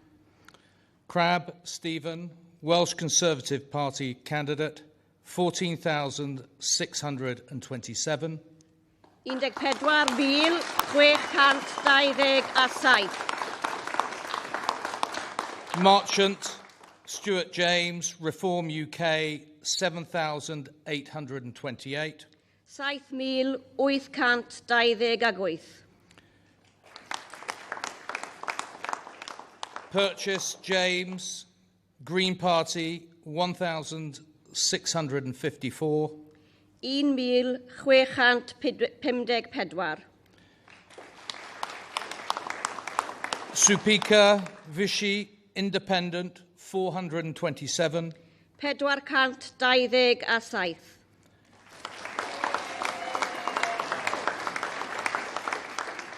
Thomas Chris, Plaid Cymru, the Party of Wales, 2,962. 2,962. Tufnell Henry, Welsh Labour, 16,505. 16,505. Therefore, I give public notice that Henry Tufnell is duly elected as a Member of Parliament for the Mid and South Pembrokeshire constituency. Felly, yr wyf yn rhoi hysbysebiad cyhoeddus fod Henry Tufnell wedi ei ethol fel aelod seneddol dros etholaeth canol a de Sir Benfro. The total number of votes cast across Mid and South Pembrokeshire at the UK parliamentary Felly, cyn ysgrifennydd Cymru arall yn colli sedd, Stephen Crabb yn colli sedd, dewch ni edrych ar y manylion. Henry Tufnell yn ennill ar ran y blaid lafer, 16,505. Stephen Crabb, 14,627. Reform yn drydydd a Phlaid Cymru yn bedwerydd. Dewch ni edrych wedyn ar y ganran, llafer ar 35%, 31% i'r ceidwadwyr, Reform ar 17% a Phlaid Cymru ar 6%, Democratiaid Rhyddfrydol ar 5%, ar Gwrddion ar 4%. Mwyafrif bach i lafer o 1,878, 59% o'r etholaeth wedi pleidleisio. Ac wedyn y newid llafur i lawr 2%, y cydwadwyr i lawr 22, Reform i fyny 17%. A dewch ni edrych ar y gogwydd felly o'r cydwadwyr i lafer. Mae yna lwyth i ddangos i chi fan hyn. Awn ni mlaen i Gastell Nedd. A dwi ran Abertawe, llafur yn cadw. Carlin Harris yn aelod amlwg iawn o'r blaid yn San Steffan. Ac os dwi yn ddangos y ganran i chi ar 42, a hwn sy'n ddiddorol y newid. Llafur i lawr unwaith eto 5%, Reform i fyny 16%, Plaid Cymru i fyny 5% a'r cydwadwyr i lawr 19%. Dewch i ni fynd at gogwydd 10.9% o lafur i Reform. Patrwm cyfarwydd iawn heno, a gogledd llwyr wedyn llafur yn cipio, wal goch ma yn troi'n goch unwaith eto. A bleidlaeth rhwng y ddwy brif blaid yn go agos, a wedyn Reform yn y drydedd safle. A Phlaid Cymru yn bedwerydd, canran y bleidlais 36% i lafur, y ceidwadwyr ar 33, Reform ar 17, a Phlaid Cymru ar 8%. Dewch ni edrych ar y newid, llafur i lawr 5%, cydwadwyr i lawr 13%, a Reform i fyny 15%, y gogwydd o'r cydwadwyr i lafur yn 4.2%. Reit, dewch ni edrych ar Gaerfyrddin, roedd na fflyd o ganlyniadau yma, a dyma ni Caerfyrddin. A'r aelod newydd ydi Ann Davies, 15,520. Llafur yn ail a'r cydwadwyr yn drydydd Simon Hart, cyn ysgrifennydd Cymru arall yn colli sedd. Mae hwnnw yn batrwm hefyd heno. Plaid Cymru gyda 34% o'r bleidlais. Llafur ar 24, y cydwadwyr ar 19, a Reform ar 15%. A dewch i ni weld y gwahaniaeth ers tro diwetha. Plaid Cymru'n cynyddu pleidlais 3%, llafur i lawr 1%, y ceidwadwyr i lawr 20%, a Reform yn cynyddu 11%.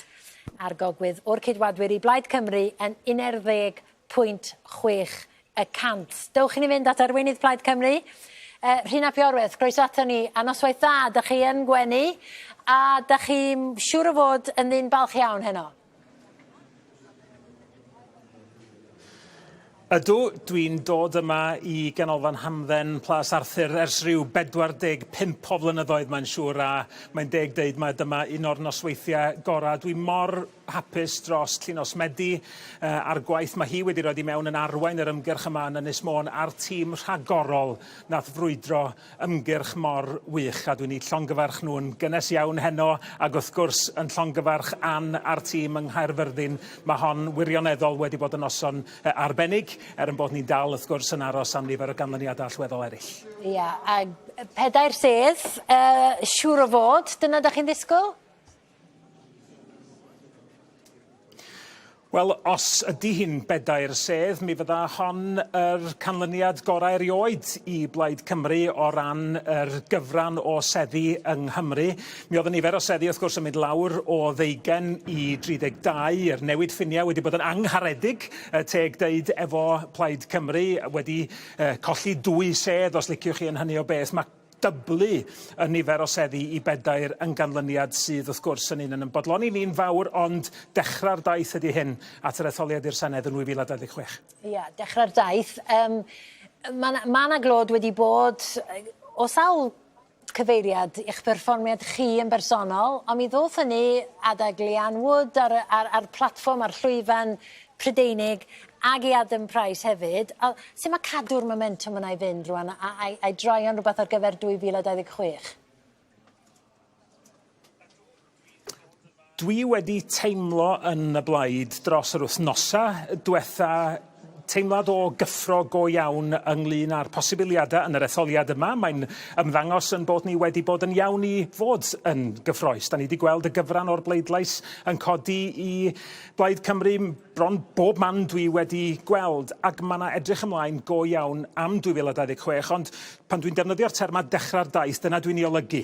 Da chi'n hollol iawn i ddeud mae'r her wan ydy cadw y momentum yma, a nid dim ond cadw'r momentum, ond tyfu y momentum. Da ni wedi gweld heno diffyg cyffro sydd yna ynglyn â arweinyddiaeth Keir Starmer. Welson ni hynny yn y canlyniad yma yn Ynys Môn, a dwi'n reit siŵr bod yna diffyg cyffro ynglyn â beth sydd gan y Blaid Lafur yng Nghymru yn y Senedd i'w gynnig. Felly dyna di'r targed amlwg i ni ynde, cynnig dewis amgen i bobl Cymru. A wastad wrth drafod Plaid Cymru, mae'n rhaid sôn am annibyniaeth, a mae yna drafod wedi bod, oedd yn y manifesto, ar y dudalen yn y rhagair, ond hefyd riodd y gyfeiriad nes mlaen. Ond llai o bwyslais falla yn yr ymgyrch a'ch tôn chi tuag at annibyniaeth falla yn wahanol i Adam Price ag i Leanne Wood. Hynny yw, dowch ar y daith mae efo fi, pidiwch am meddwl bod ni'n rhuthro, da ni ddim yn barod. Ydy hynny wedi talu ar ei ganfed, ydych chi'n meddwl? Wel, dwi'n credu mewn siarad efo pobl mor onest a dwi'n gallu gwneud, ac yn y drafodaeth honno ynglyn ag annibyniaeth i Gymru, dwi wedi cyffroi drwy'n oes ynglyn â be gallan ni fod fel gwlad, yr hyn y gallan ni gyflawni o ran yn potensial ni, a dwi'n gobeithio mae beth dwi wedi gallu ei wneud, ydy cyfathrebu y cyffro hwnnw efo pobl Cymru mewn ffordd sy'n ei gwahodd nhw i ymuno efo fi. Os nad cyffro i ddechrau chwilfrydedd. A dwi'n teimlo bod y neges honno yn cael ei chroesawu gan bobl sydd yn deud na i annibyniaeth heddiw, ond temptiwch fi, profwch i fi bod yna gyflen fan hyn, a dyna'r cyfan da ni'n gofyn amdano fo, achos eto da ni yn sôn am daith yn dydan y tro, mae taith i ni fel cenedl, a mae hi'n un dwi mor falch o allu chwarae'n rhan ynddi hi. Dod â phobl Cymru efo ni mewn etholiad fel hyn, yn etholiad y Senedd 2026 ac yn y darlun ehangach na'r gyfer Cymru fel cenedl. Reit, Rhina Piorwerth, diolch yn fawr iawn. Mae pethau'n dechrau symud, dwi'n meddwl, yn Llanelli. Dyma ni canlyniad. Bod y cyfanswm a bleidleisiau a roddodd i bob ymgeisydd fel y ganlyn. I, Helen Jones, returning officer for the Llanelli constituency, declare that the total number of votes given to each candidate was as follows. Beer, Gareth David, Reform UK. 11,000, 240 a 7. 11,247. Davies, Rhodri Llywelyn, Plaid Cymru, Party of Wales, 9,500 ar 11. Evans, Charles David, Welsh Conservative Party candidate. Ymgeisydd Plaid Geidwadol Cymru, 4,275. 4,275. Griffith Nia Rhiannon, Welsh Labour, Llafur Cymru, 20,751. 12,751. Lawrence Karen Ann, Plaidwerth Cymru, Wales Green Party, 1,106. 1,106.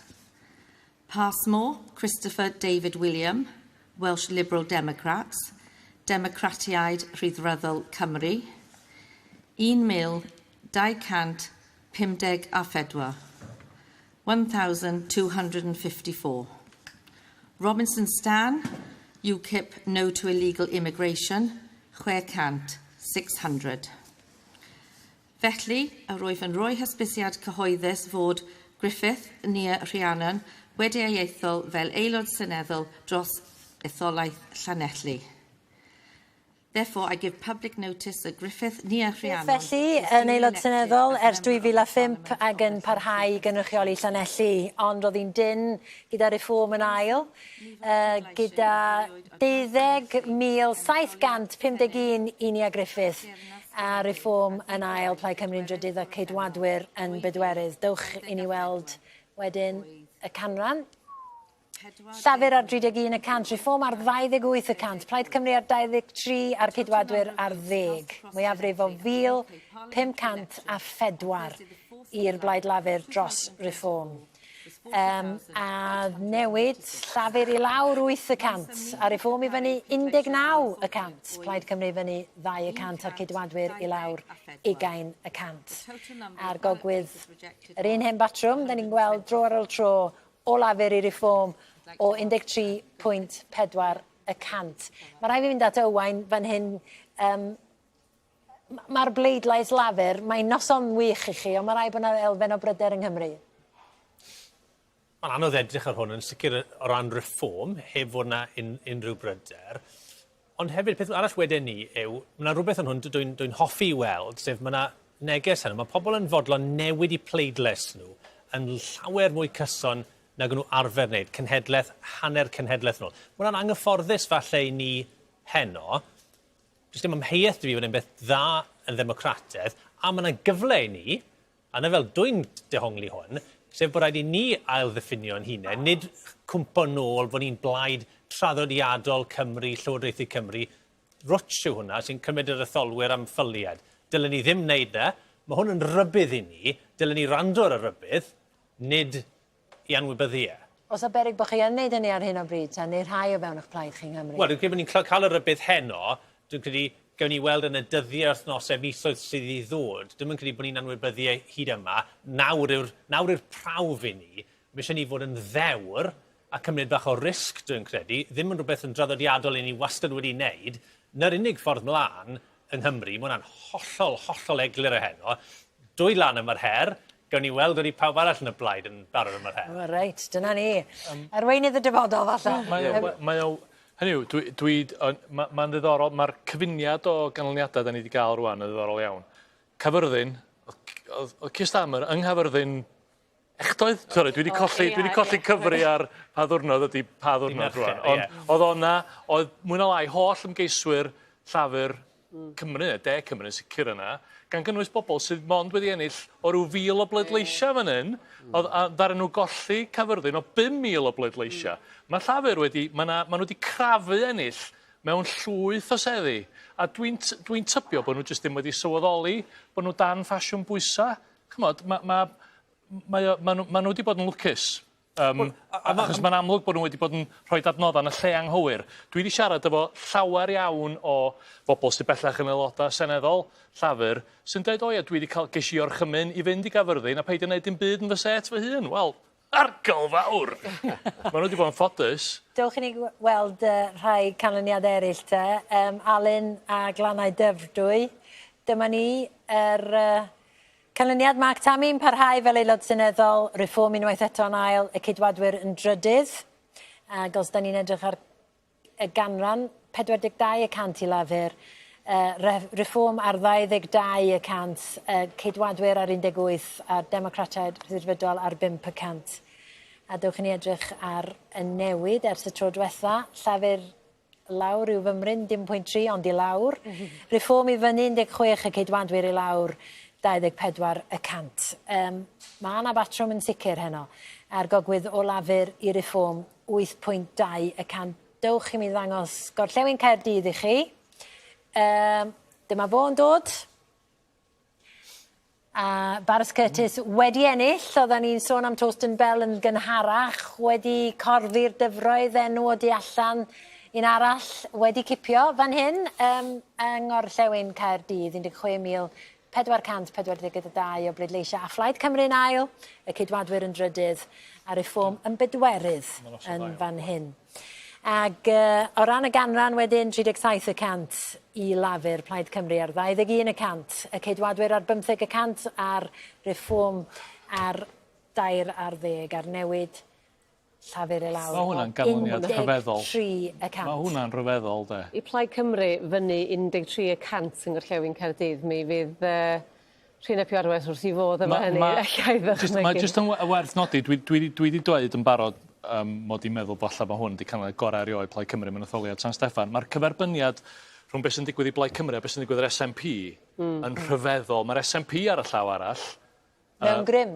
Ond maen nhw bosib o'n mynd i fod lawr i 6. A bellach mae'r amcangyfrif bod nhw'n mynd i gael 6 sedd yn yr Alban. A mae Plaid Cymru yn mynd i gael 4 yng Nghymru. So mae hwnna, mae'r cyferbyniad rhwng 2 chwaer blaid sydd wedi cydweithio'n agos ers degawdau, ac yn ddiweddar, a bod yn onest, yr SNP yn eitha nawddoglyd tuag at Plaid Cymru, yn meddwl na nhw di'r brawd mawr, ac yn sydyn, maen nhw'n mynd i fod... Mae'n dangos gymaint mewn gwleidyddiaeth wedi newid yn dydyn. Mae'r canlyniad yma'n rhyfeddol. A gyda llaw, mae'r BBC yn dweud erbyn hyn, yn darogan mae mwyafrif llafur fydd 160 yn y trach na 170 erbyn hyn. Ond mae rai ni fynd draw at Rhodri yn yr ystafell fyw. Cofio rhain, Bethan? Ond nhw'n dweud sawl awr yn ôl, Cai, Melanie a Bethan croeso. Bethan, beth am hynny, yr hyn oedd Richard yn ei ddweud, y gwrthgyferbyniad ne rhwng beth sy'n digwydd i Blaid Cymru fan hyn, SNP yn yr Alban? Wel, dwi'n credu bod yr SNP hefyd wedi bod mewn grym am sbel ac wedi cael problemau arweinyddol, ac felly mae hynny yn chwarae mas yn yr Alban yn wahanol i falle beth sydd yn digwydd yma yng Nghymru, ac wrth gwrs mae Plaid wedi ennill 2 sedd ychwanegol ac wedi gweld bod nhw'n gallu ennill mwy o bleidleisiau enghraifft yng Ngorllewin Caerdydd, felly mae hwnna'n newyddion da sy'n ni'n meddwl i'r blaid, ac mae angen adeiladu ar y momentum hynna nawr ar gyfer etholiadau'r Senedd sydd yn dod fyny, ond yn sicr bydd yr SNP yn gweld hwn yn siomedig iawn. Sa'n siŵr yn gwm o sut mae wedi mynd mor wael iddyn nhw, bydd angen iddyn nhw ail asesu hwn ar ôl heno. Ac o'ch chi'n dweud eich bod chi'n teimlo dros nifer o ffrindiau sydd wedi bod yn aelodau yn yr Alban dros yr SNP? Ie, dwi'n yn siŵr eto pwy sydd wedi colli seddi wrth gwrs, a pwy sydd wedi gweld cwpl o enillion wrth gwrs. Ond mae rai o nhw wedi colli ac ennill o'r blaen, enghraifft am y Glochlen, a mae hi'n sefyll eto, ac mae hi'n fenyw o fri, felly dwi eisiau bod y pobl yma'n ennill, achos maen nhw'n cynrychioli ardaloedd mor dda, ond wrth gwrs etholiad yw hi, ac mae rhaid disgwyl bod pobl yn ennill ac yn colli. Os wir, sa'n gwybod, le chi wedi bod yn gwylio'r cyfan dros yr oriau diwetha, Melanie, ond eich argraffiadau chi? Ie, wrth gwrs, mae wedi bod yn dychrynllyd i y toried, mae hwnna, dyn ni'n gwybod hwnna erbyn hyn. Fel dywedwch chi, i Plaid Cymru, mae hwn wedi bod yn rhyfeddol, yn wedig achos, dydy'r poliau heb bod yn gredig i Plaid Cymru yn yr etholiad yma o gwbl, felly mae'n rhyfeddol gweld pa mor llwyddiannus maen nhw wedi bod.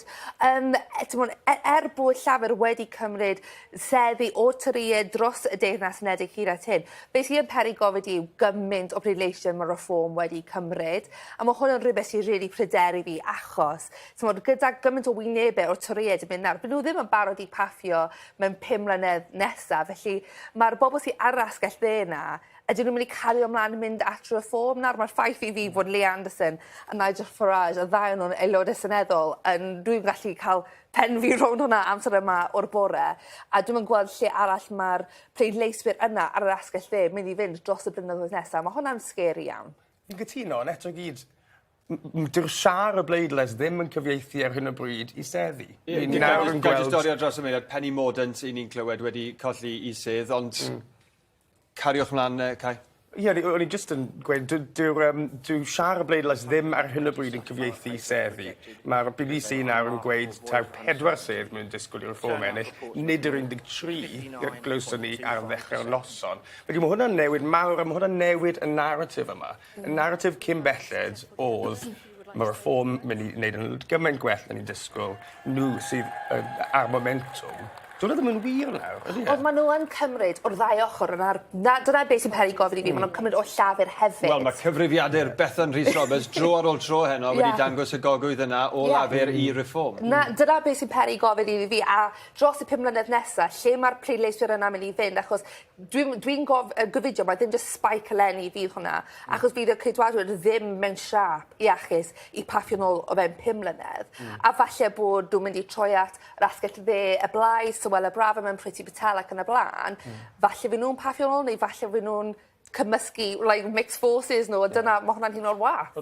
Mae yna bwynt yn dos na am y system etholiadol. Nawr, yn San Steffan, achos dy'r cyntaf at y brig sydd yn ennill, maen nhw dan anfantais. Nawr, y broblem bydd gyda ni yng Nghymru yw yn etholiad y Senedd, ynddo fe?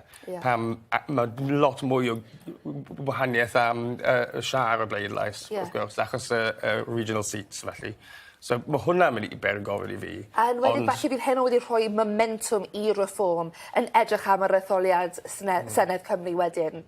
Edrychwch pa mor agos nath Reform wthio ni a Griffith a llafur yn Llanelli. Mae nhw yn apelio, ond nhw Bethan? Wel, dwi'n credu bod nhw'n apelio yn yr un modd oedd UKIP falle'n apelio. Mae'r un pobl, enghraifft yn Aberafon, oedd yr ymgeisydd yna Carlin yn y syniad gyda fi ar y pryd.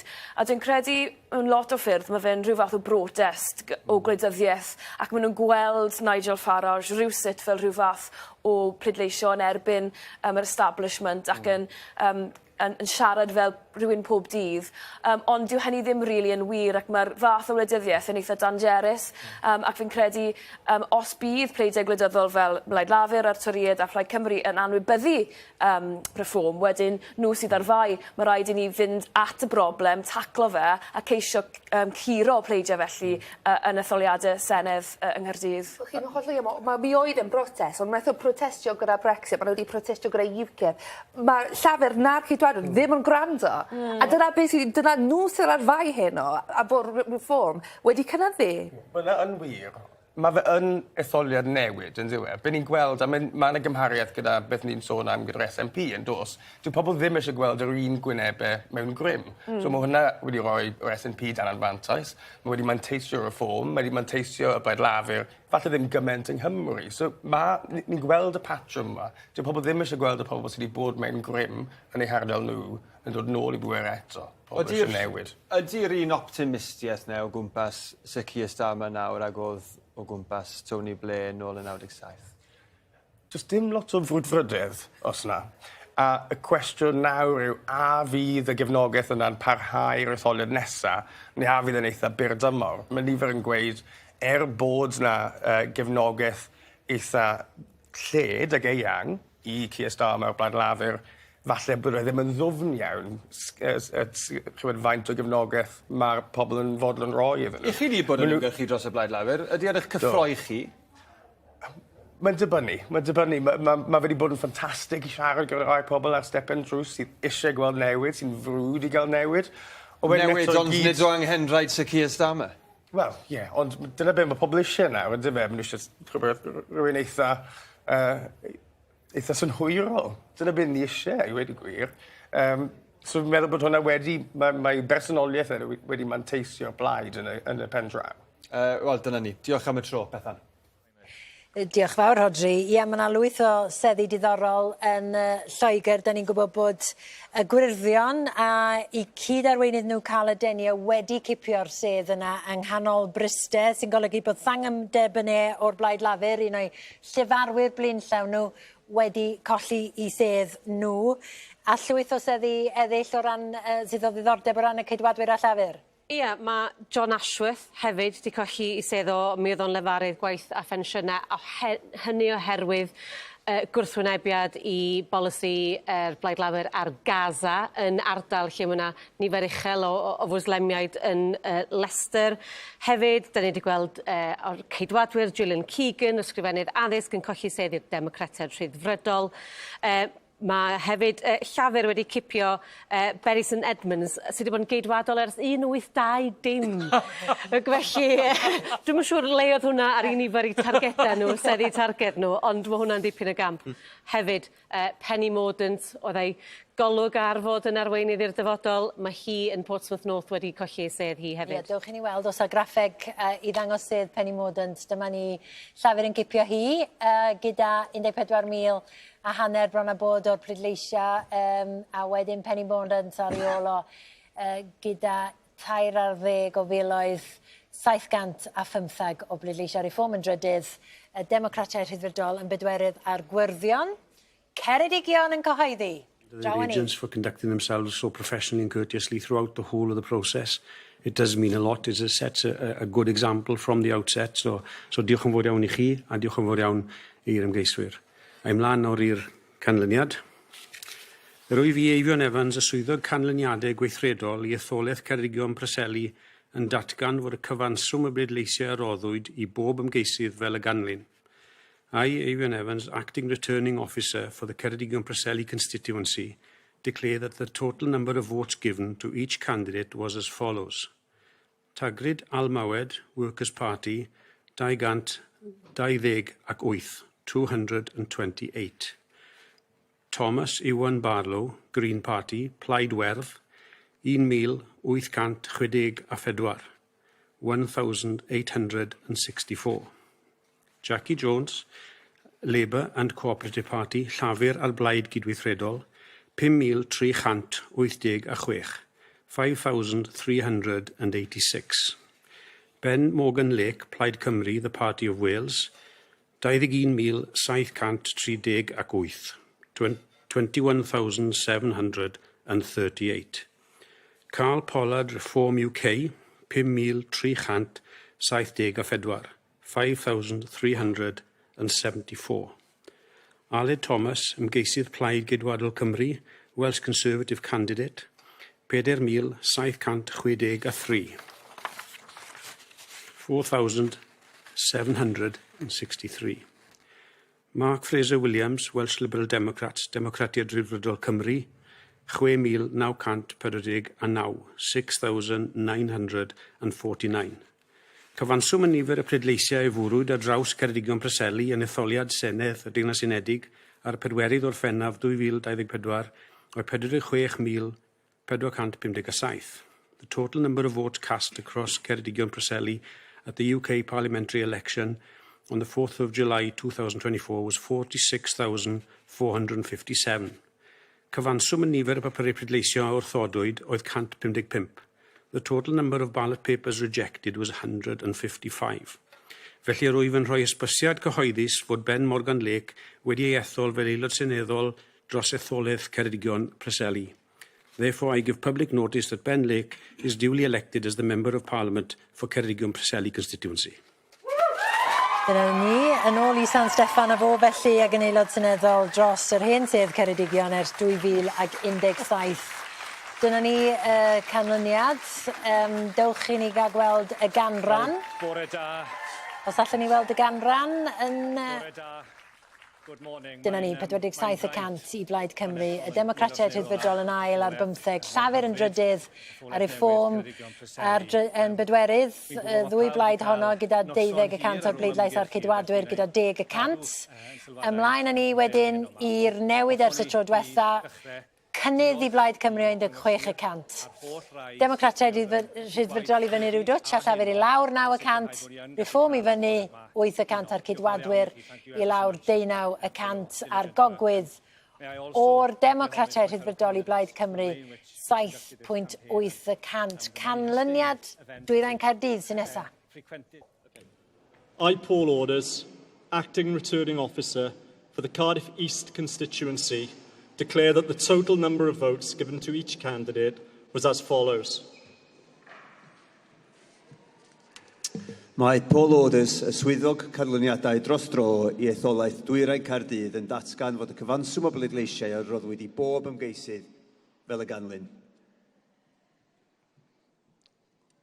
Berman, Rodney, Welsh Liberal Democrats, 6,736 votes. Berman, Rhodri, Democratiaid Rhyddfrydol Cymru, 6,736 o bleidleisiau. Brandon, Beatrice, Welsh Conservative Party candidate, 3,913 votes. Brandon, Beatrice, ymgeisydd Plaid Geidwadol Cymru, 3,913 o bleidleisiau. Canning, Lee, Reform UK, 4,980 votes. Canning, Lee, Reform UK, 4,980 o bleidleisiau. Coates, Sam, Wales Green Party, 3,916 votes. Coates, Sam, Plaid Werdd Cymru, 3,916 o bleidleisiau. Cadwyn, Ellery, Plaid Cymru, the Party of Wales, 3,550 votes. Skelly, Caderin Ellery, Plaid Cymru, 3,550 o bleidleisiau. Stevens, Joe, Welsh Labour, 15,833 votes. Stevens, Joe, Llafur Cymru, 15,833 o bleidleisiau.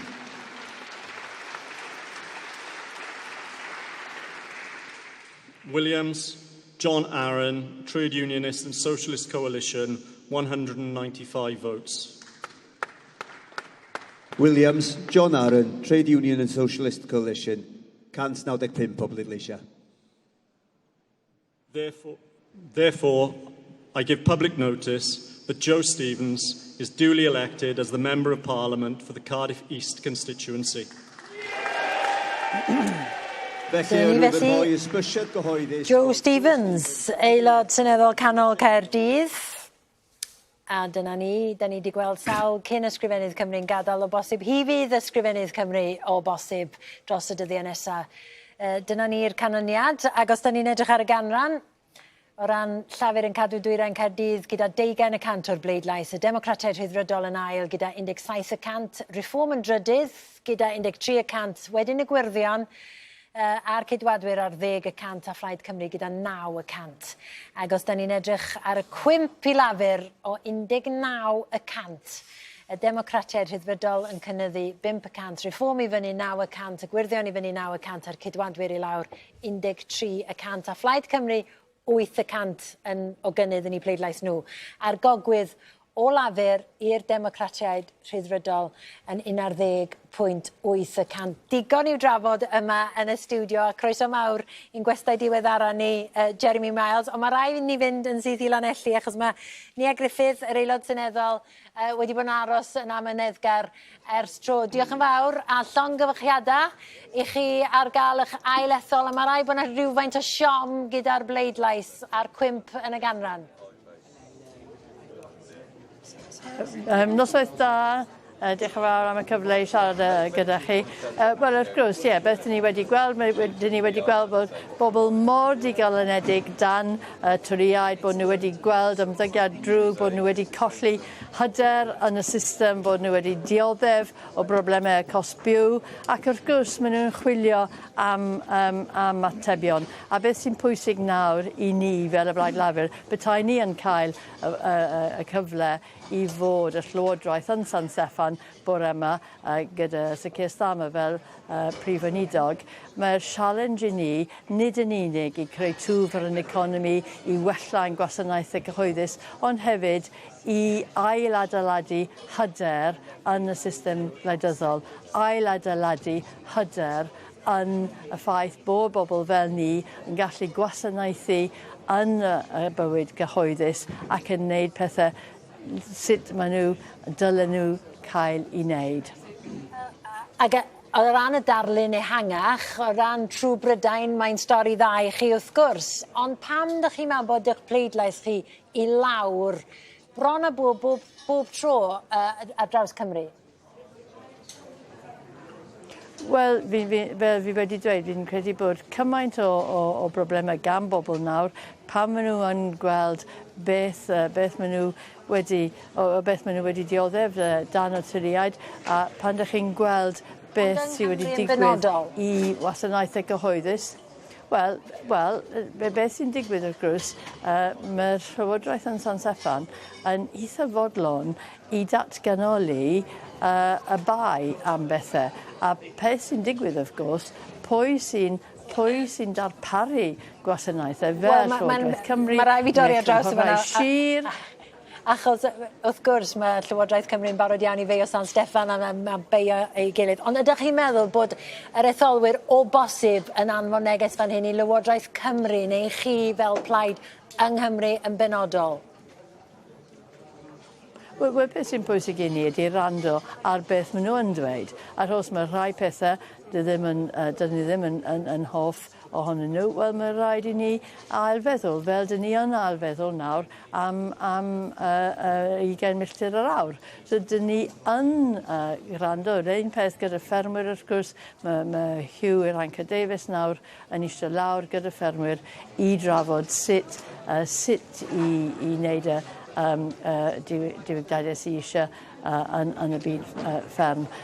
Beth sy'n pwysig nawr ydy dal ati i rando, dal ati i wella ein gwasanaethau yma yn Chymru ac yn cydweithio gyda Llywodraeth llafur os ni'n cael un yn San Steffan i sicrhau bod pethau yn gallu gwella yma yn Chymru.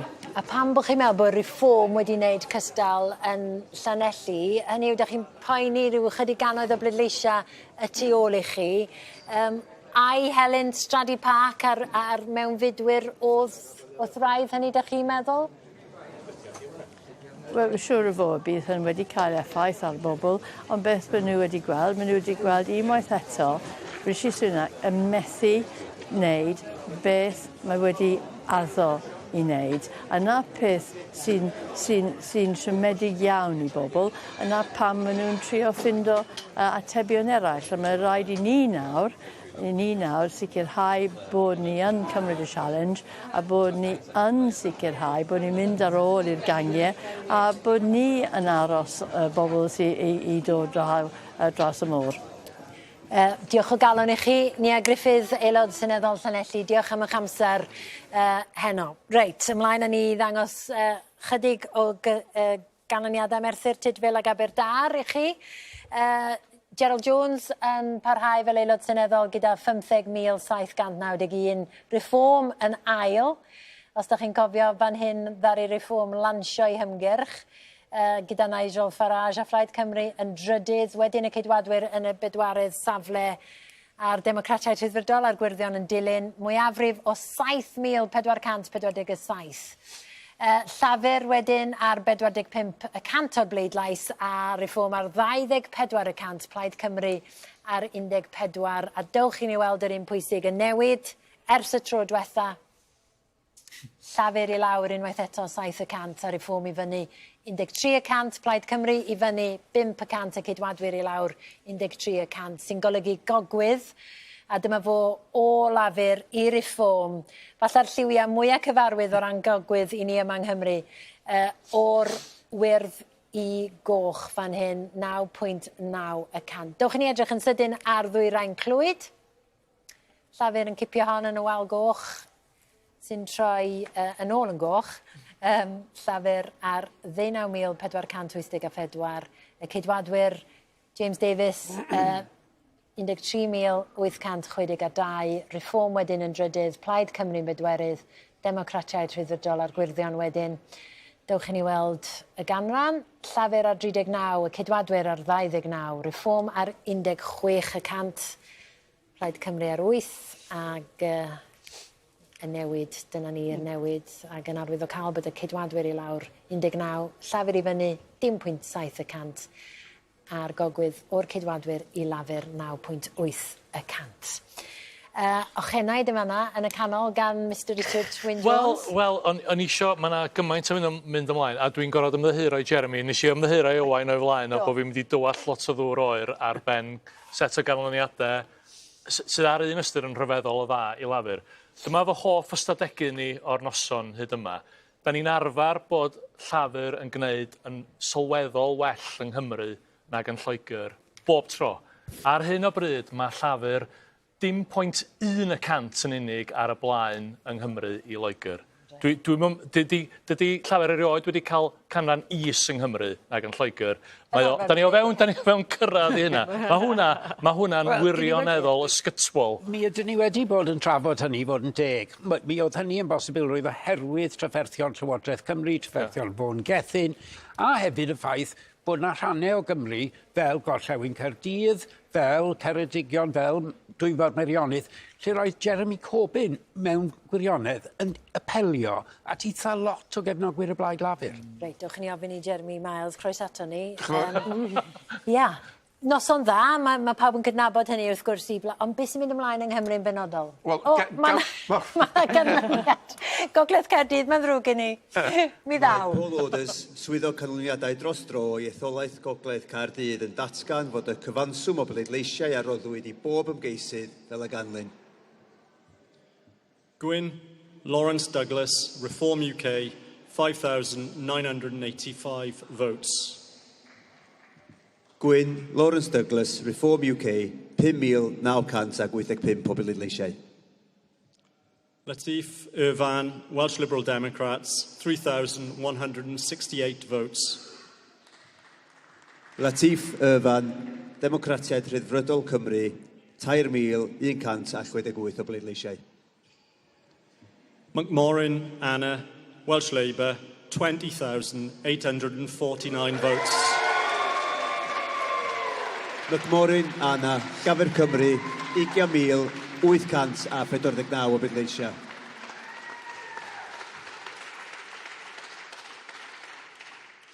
Phillips Malcolm, Plaid Cymru, the Party of Wales, 4,669 votes.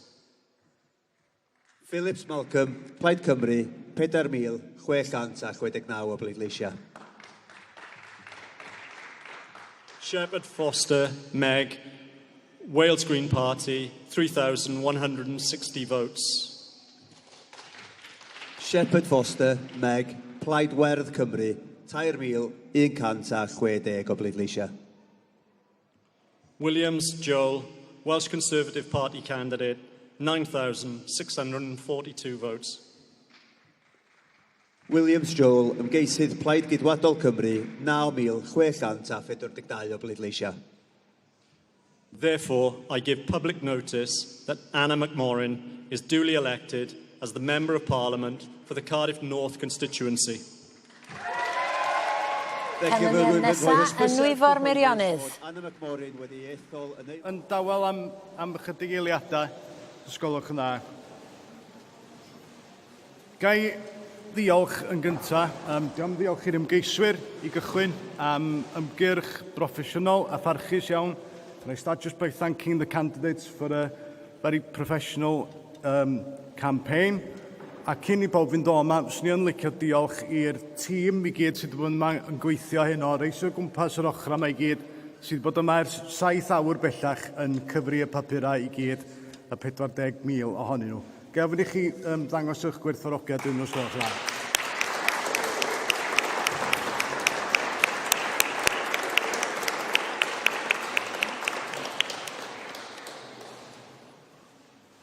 Symud ymlaen efo'r canlyniad felly. Yr i fi, Dafydd Gibbard, fel swyddog canlyniadau gweithredol yn yr etholiad a gynhaliwyd ar ddydd Iau 4 Orffennaf 2024, drwy hyn yn rhoi rhybudd fod nifer pleidleisiau a gofnodwyd dros bob ymgeisydd fel y ganlyn. I, David Gibbard, being the Acting Returning Officer for the election held on Thursday, the 4th of July 2024, do hereby give notice that the number of votes cast for each candidate at the election is as follows. Day Thomas Russon, Cydwadwyr Cymreig, Welsh Conservatives, 4,712. 4,712. Drinkwater Carl, Blaenau, Green Party, 1,448. 1,448. Ginsberg John, Heritage Party, 297. 297. Jenkins Phoebe Claire Rose, Welsh Liberal Democrats, Democratiaid Rhyddfrydol Cymru, 1,381. 1,381. Murphy Lucy Ann, Reform UK, 4,857. 4,857.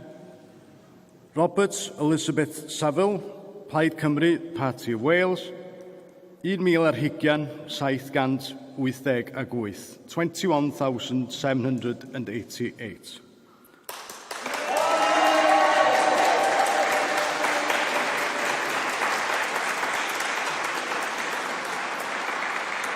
Stalad Joanna Eleanor Sully, Welsh Labour, Llafur Cymru, 5,912.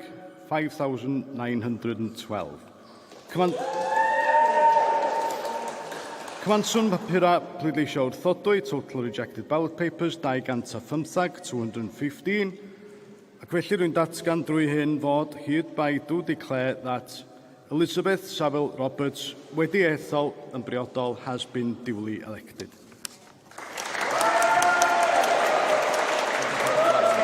Yn mynd nôl i San Steffan, arweinydd seneddol Plaid Cymru yn wreiddiol o Lundan. Ac yn hoff iawn o farchogaeth wedi bod yn blaenllaw iawn wrth gwrs yn ystod yr ymgyrch yma. Dewch i ni edrych ar y ganran felly 54% i Blaid Cymru, llafur ar 15, Reform ar 12, y Ceidwadwyr ar 12%, a'r newid ers yr etholiad diwetha. Plaid Cymru i fyny 8%, llafur i lawr 8%, Reform i fyny 7%, a'r Ceidwadwyr i lawr 15%, mwyafrif o 15,876 i Liz Saville Roberts. Ac da ni'n edrych ar y gogwydd o lafur i Blaid Cymru, 8.2%. Nôl â ni i fanylion, canlyniad Gogledd Caerdydd, Anna McMorrin yn mynd yn ei hôl i San Steffan, a dyna'r ganran, 44%. A Ceidwadwyr ar 20%, Reform ar 2 a wedyn os da ni newid i weld y newid, llafur i lawr 6%, Ceidwadwyr i lawr 15%, a Reform i fyny 10%. Plaid Cymru hefyd yn cynyddu i pleidlais. A'r gogwydd o'r Ceidwadwyr i lafur 4.9. Reit, dwi'n addo mynd at Mr Jeremy Miles rwan am y trydydd tro. Croeso nato. Diolch yn fawr eto. Didwch ffeicioch chi. Na, mae yna ddwy stori, does. Y stori ehangach yn dda iawn i lafur. Y stori yng Nghymru, sut ydych chi'n dehongli hi? Wel, gan bod fi newydd gyrraedd, dwi jyst eisiau dweud, mae'n o'n safbwynt ni, mae'n noson i ddathlu ar draws y Deyrnas Unedig. A ni'n clywed y Cymru Wladog, Mark Drakeford, yn dweud ar y radio gyne pa mor wahanol fydd e'n teimlo, a mae hynny yn wir o'n credu i gael o'n safbwynt i dwy lywodraeth yn gallu cydweithio. A mae cyfraniad sylweddol tuag at y canlyniad hynny yn dod o Gymru. Mae wedi bod yn gret i weld pobl wedi bod yn ymgeisio ymgyrchu gyda nhw yn ennill i seddi, chi bod yn y fro, amryw seddi yn y gogledd. Felly mae hynny wir yn galonogol o'n safbwynt ni. Ie, ac o ran y pleidleisio yng Nghymru felly, sut ydych chi'n dehongli, wel, y cwimp yn bob un bron a bod? Ond ddim bod yn credu yn y patrwm lle ni wedi ennill seddi, dyw hynny ddim wedi bod yn, wrth gwrs, yn wir. Mae hon wedi bod yn etholiad gymleth yn credu. Da ni just yn gweld lluniau o Rishi Sunak, ond carwch ymlaen i siarad. Mae hon wedi bod yn etholiad gymleth yn credu, achos wrth giro drysau, beth oedd yn amlwg i fi oedd bod gan bobl ffydd nawr yn y blaid lafur i bleidleisio drosti eto, ond hefyd synwyr bod yr heriau sy'n o'n blaenau ni yn rhoi sylweddol mawr, a dyw pobl ddim yn y mwd o deimlo yn obeithiol tu hwnt ac yn optimistaidd tu hwnt, oherwydd yn rhannol bod ni wedi bod yn onest gyda phobl am yr heriau ac am yr heriau fydd o flaen Llywodraeth Lafur hefyd. Felly, rwy'n credu bod hynny'n elfen bwysig yn hyn. A beth rwy'n credu ni'n gweld yn y canlyniadau lle mae reform wedi bod yn wneud yn dda, yw'r synwyr ehanga hynny o, chybod, bryder bobl yn y system etholaethol, wleidyddol, yn ehangach na hynny, ac os i chi fel i ni yng Nghymru mewn Llywodraeth, mae hynny'n rhan o'r darlun. Da ni yn disgwyl canlyniad yn Richmond and Northallerton, sef Rishi Sunak. For the Richmond and Northallerton constituency held yesterday, Thursday the 4th of July 2024, do hereby give notice that the number of valid ballot papers for each candidate was as follows. Jason Barnett, Independent, 27. Daniel George Callaghan, Liberal Democrats, 4,322. Angela Eileen Campion, commonly known as Angie Campion, Independent, 33. Louise Ann Dickens, Workers' Party of Britain, 90. Kevin Foster, the Green Party, 2,058. Rio Sebastian Justin Goldhammer, commonly known as Rio Goldhammer, Yorkshire Party, 132. Jonathan David Harvey, commonly known as Count Binface Party, 308. Graham Nichols, commonly known as Sir Archibald Stanton, the official Monster Raving Loony Party, 99. Nicholas Omolana, commonly known as Nico Omolana, 160.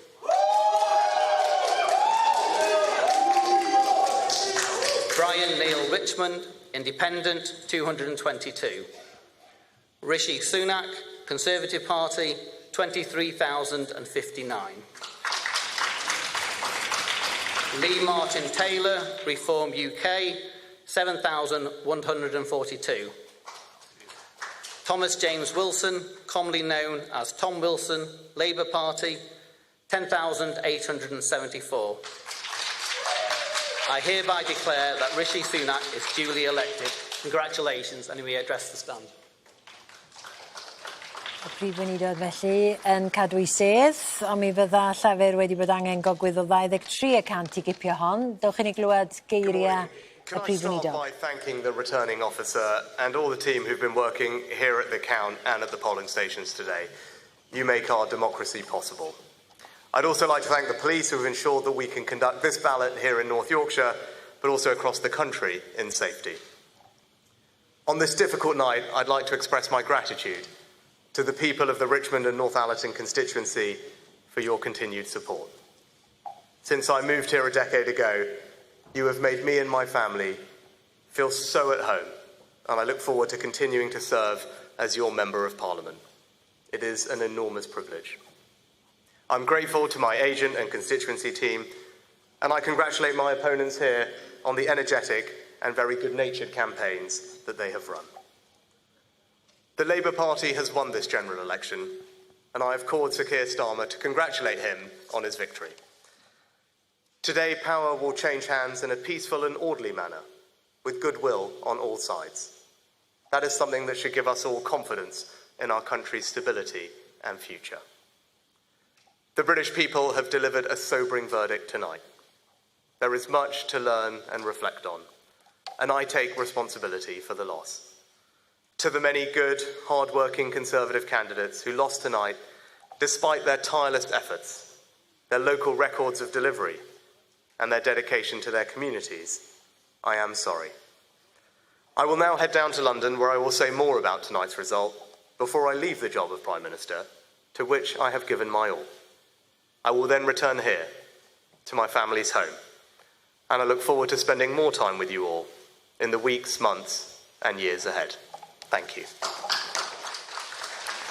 Rishi Sunak a'i araith lot fawr i'w drafod, gwersi i'w dysgu medda fo, ac yn cydnabod ac yn ymddiheuro i weithwyr y blaid. Dewch i ni fynd i ganlyniad Maldwyn a Glyndŵr. I, Catherine Silk, being the returning officer at the election of a Member of Parliament for the Montgomeryshire and Glyndŵr constituency held on the 4th of July 2024, do hereby give notice that the number of votes recorded for each candidate at the said election is as follows. Swyddog canlyniadau yn etholiad aelod seneddol dros etholaeth Maldwyn a Glyndŵr ac yn haliwyd ar y 4 o Orffennaf 2024 drwy hyn yn ysbysu bod nifer y pleidleisiau a gofnodwyd i bob ymgeisydd yn y dywededig etholiad fel y ganlyn. Jeremy David Bignell Thorpe, Green Party, 1,744. Jeremy David Bignell Thorpe, Blaid Werth, 1,744. Oliver Lewis, Reform UK, 8,894. Oliver Lewis, Reform UK, 8,894. Glyn Preston, Welsh Liberal Democrats, 6,470.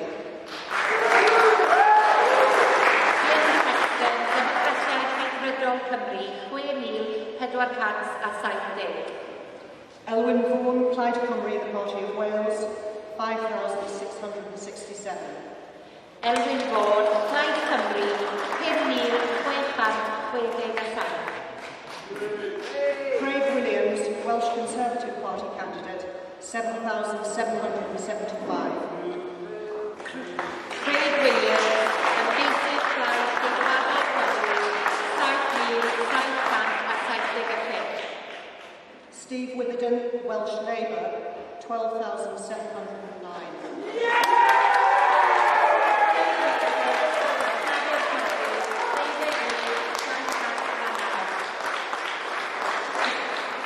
The total number of ballot papers rejected was 193. Cyfanswm nifer y papurau pleidleisio a wrthodwyd oedd 193. And I do hereby declare that Steve Witherden is duly elected Member of Parliament for the Montgomeryshire and Glyndŵr constituency. Ac yr wyf drwy hyn yn datgan. Steve Witherden, felly fydd yr aelod dros Maldwyn a Glyndŵr a dyma ni'r canlyniad o ran y pleidleisia. Craig Williams, wrth gwrs, yn sefyll dros y ceidwadwyr, ond wedi cael helynt yn ystod yr ymgyrch yma am fod yn wynebu honiadau ac am ymddiheiro am fetio ar ddyddiad yr etholiad yn symud i'r trydydd safle y tu ôl i Oliver Lewis o Reform. A wedyn os da ni'n edrych ar y ganran, Llafur ar 29%, Reform ar 21%, y Ceidwadwyr ar 18%, y Democratau Rhyddfrydol ar 15% a Phlaid Cymru ar 13%. Mwyafrif o 2,815 a Llafur yn cynyddu 5%, Reform i fyny 19, Ceidwadwyr i lawr 36. A'r gogwydd o y Ceidwadwyr i Lafur yn 20%, 20.1%. Reit, be newch chi o hynny? Awn ni nôl a Jeremy Miles a wedyn Vaughan. Wel, mae hwn yn gwbl hanesyddol yn dywe fel canlyniad. Felly, chi bod, mae'n syfrdanol a dweud y gwir i weld y swing o'r Ceidwadwyr. Mae'r ysymau penodol wrth gwrs wedi bod, ond gallu'r Blaid Lafur i gipio hwnnw'n sylweddol, newyddion sylweddol fydden ni'n dweud. Ie, wel, mae'n enwog yn fe Maldwyn yr unig etholaeth o ddim wedi ennill gan Llafur, ond mae'r etholaeth newydd yn cynnwys llefydd fel Rhos ac Acref Fair ac yn y blaen, lle mae yna draddodiad Llafur. Ond y cwestiwn fi eisiau gofyn a bydd rhaid i Richard gorchymyn i'w dwseni o'i finions ffind o hwnna. A hai tybed 29% yw'r canran isa o'r bleidles i ennill sedd syneddol yng Nghymru erioed? Mae'n isel iawn. Mae yna lot o... O'n i'n disgwyl mynd i fewn i'r noson, o'n i'n disgwyl i lefydd fel Caerfyrddin, Sir Fôn, alla fysa rhyw 31-32% falla'n ddigon i ennill. Ond mae yna gyfres o seddi ymylol. Da ni'n symud o gyfnod lle mae yna fwyafrifoedd anfarth fel arfer Llafur i sefyllfa lle mae'n hawdd iawn dychmygu os ydy'r etholwyr yn dal i gorddi yn yr un ffordd maen nhw wedi dros blynedd dwytha yma, fyna A cyntau'r felyn wrth gwrs sy'n achub sy'n golygu bod yni'r mismatch yma rhwng y canran o'r bleidlais a'r canran o'r seddi. Ond mae o'n creu... Ond mae'n 19 mis. Ond yn ddemocrataidd, mae llafur ar hyn o bryd, swn i'n dychmygu bod o'n mynd i gynyddu rhywfaint, ond maen nhw ar ryw 38%, 39% o'r bleidlais yng Nghymru, ac yn mynd i ennill bob sedd nam yn 5. Ond mae'n mynd i wneud 2026 yn hynod. Wel, mae hyn yw, ond hyn yw, mae gennym ni Senedd yn Llundain sy'n mynd i fod angenrheidiol iawn o'r trwch, barn trwch yr etholwyr. Rwan, wrth gwrs, mi fydd plaid lywodraethol gyfrifol yn dweud, wel, mae'n job ni ydi estyn allan, etc. Ond mae o'n anodd i wneud hynny, wrth gwrs, a mae yna garfanna mawr sydd ddim yn mynd i deimlo bod nhw'n cael eu cynrychioli yn y Senedd sy'n cael ei ethol. A mae hynny'n mynd i fod yn heri, Mr Stama? Wel, mae angen sicrhau bod ni'n edrych ar y canlyniadau, edrych ar y data, ond hefyd ar ysgyrsiau sy'n digwydd ar y stepen drws i weld beth sy'n tu cefn i'r patrwm newydd yma. Mae Gwleidyddiaeth Cymru'n fwy cymlaeth beth bynnag, ond dyw e, gyda ni blaid arall yng Nghymru o gymaru a San Steffan, felly mae'r darlun wastad yn fwy cymlaeth. Ond beth wy wedi darganfod ar y stepen drws yw bod pobl yn glir yn gwrthwynebu'r toried ac yn chwilio am y blaid oedd yn fwyaf tebygol o allu ymateb i hynny, ond hefyd y syniad yma o pobl a mae hyn yn wir ar draws y Deyrnas Unedig, wy'n credu, y syniad o oes rhywun yn gallu newid pethau gan bod yr heriau mor sylweddol. Ac ar hynny, oedd Vaughan Gething yn codi ar yr stepen drws? Wel, mae Vaughan wedi cael wythnosau anodd iawn, yn dywe. Ond i fod yn deg, mae wedi bod allan yn ymgyrchu ym mhob ran o Gymru ac yn wneud y ddadl dros Lywodraeth Lafur yn San Steffan. Mae wedi cael wythnos anodd iawn, ond a'i fos i ar fai am hynny? Na, cynwch, mae'n edrych ar y canlyniadau ar draws Cymru a data a edrych ar y sgyrsiau sy'n digwydd ar y stepen drws a bydd cyfle i wneud hynny yn yr wythnosau nesaf. Ond o ran y trafferthion i Lywodraeth Cymru o ran y ffordd mae o'n cael ei ystyried mewn pol opinion ag ati, a beth dwi'n trio ddeud ydy a ddyle fo ymddiheuro am ei gangymeriadau yn y gorffennol. Ddylech chi sefyll i ni erbyn o, a ddylech chi wedi dweud yn gwbl glir fyddech chi ddim wedi cymryd y rhodd yna 200,000 gan rhywun sydd yn gysylltiedig â chwmni oedd yn troseddu yn yr amgylcheddol. Hynny yw, a ddyle fo fod wedi dweud yn ystod yr ymgyrch yma, mae yna fai arna fi? Wel, dwi'n sicr ddim yn mynd ôl i gael y drafodaeth honno, ond ges ni hynny yn ystod yr ymgyrch arweinyddol. Mae drafodaeth dal yna, dydy? Ond, mae angen edrych ar bopeth yn ni'n clywed ar stepen drws. Ydw fel unrhyw blaid sydd o ddifri am ennill etholiad yn y dyfodol. Mae angen gwrando ar yr holl negeseuon, ond y darlun ehangach yng Nghymru heno yw bod canlyniadau da wedi bod i'n... A Vaughan Gething ydy'r dyn i arwain Llafur Cymru i 2026? Yn union, mae gyda ni wedi bod ar y blaen yn mynd i drafod gyda pobl ar y stepen drws. Gawn ni sôn am y data jyst yn gyflym iawn, achos dwi'n meddwl bod y werth dod nôl at y data.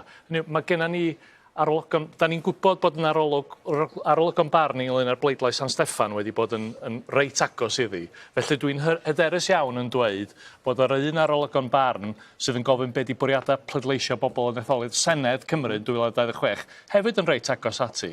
Ac mae hynny'n awgrymu bod Llafur yn mynd i gael etholiad ofnadwy o anodd yn 2026, a mae'r un data'n awgrymu yn eglur bod poblogaeth Cymru isio i Vaughan Gething fynd. Rwan, mae'n amlwg bod y Blaid Lafur ddim eisiau hynny ddigwydd, a mae'n wedi bod yn ddiddorol iawn gweld cymaint o lyniau. Richard, Blaenau Gwent Alumni constituency declare that the total number of votes given to each candidate was as follows.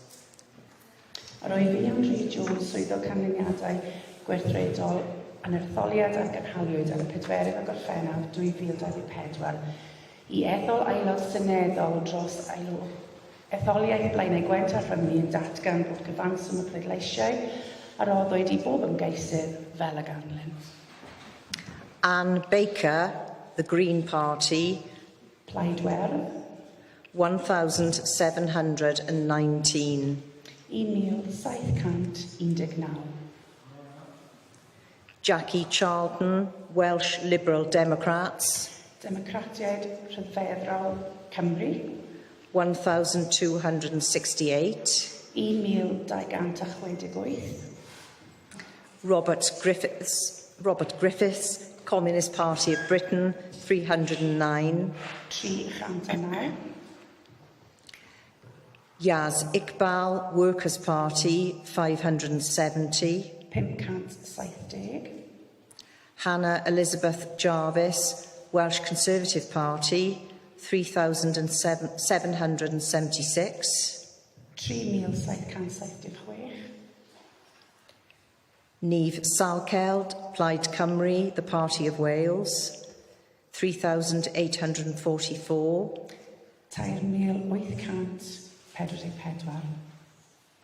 Nick Smith, Welsh Labour, Llafer Cymru, 16,027.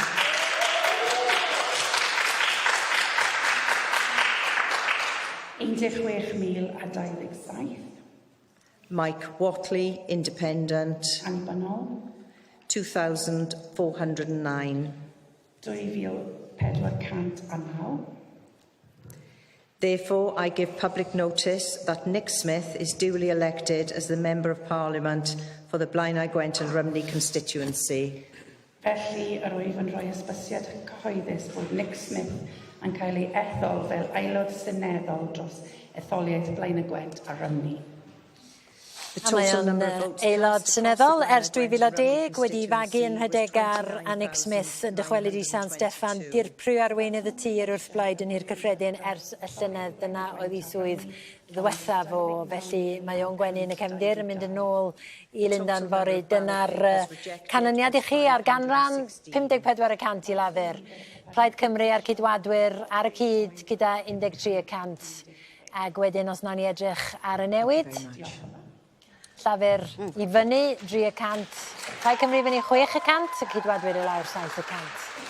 A'r gogwydd wedyn o lafur i Blaid Cymru 1.6%. Dewch ni edrych ar dde Caerdydd a Phenarth, y canlyniad ar manylion Stephen Doughty yn dychwelyd gyda 17,428. Y gwirdion yn ail, yr arweinydd yng Nghymru, Andy Slaughter? Anthony, wrth gwrs, ia. Mae'r bren yn dechrau mynd. Ac y ceidwadwyr yn drydydd.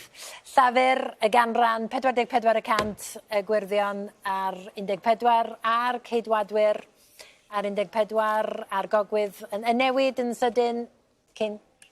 Os allan ni newid hwnnw, llafur i lawr 9%, y gwirdion i fyny yn ei Caerdydd a Phenarth, a'r ceidwadwyr i lawr, Reform i fyny, a'r gogwydd o lafur i'r gwrddion. Dewch ni edrych ar sedd Jeremy Hunt, y canghellor oedd o, wrth gwrs, yn cadw I sedd ac yn mynd yn groes i'r graen. Dyna fo 23%.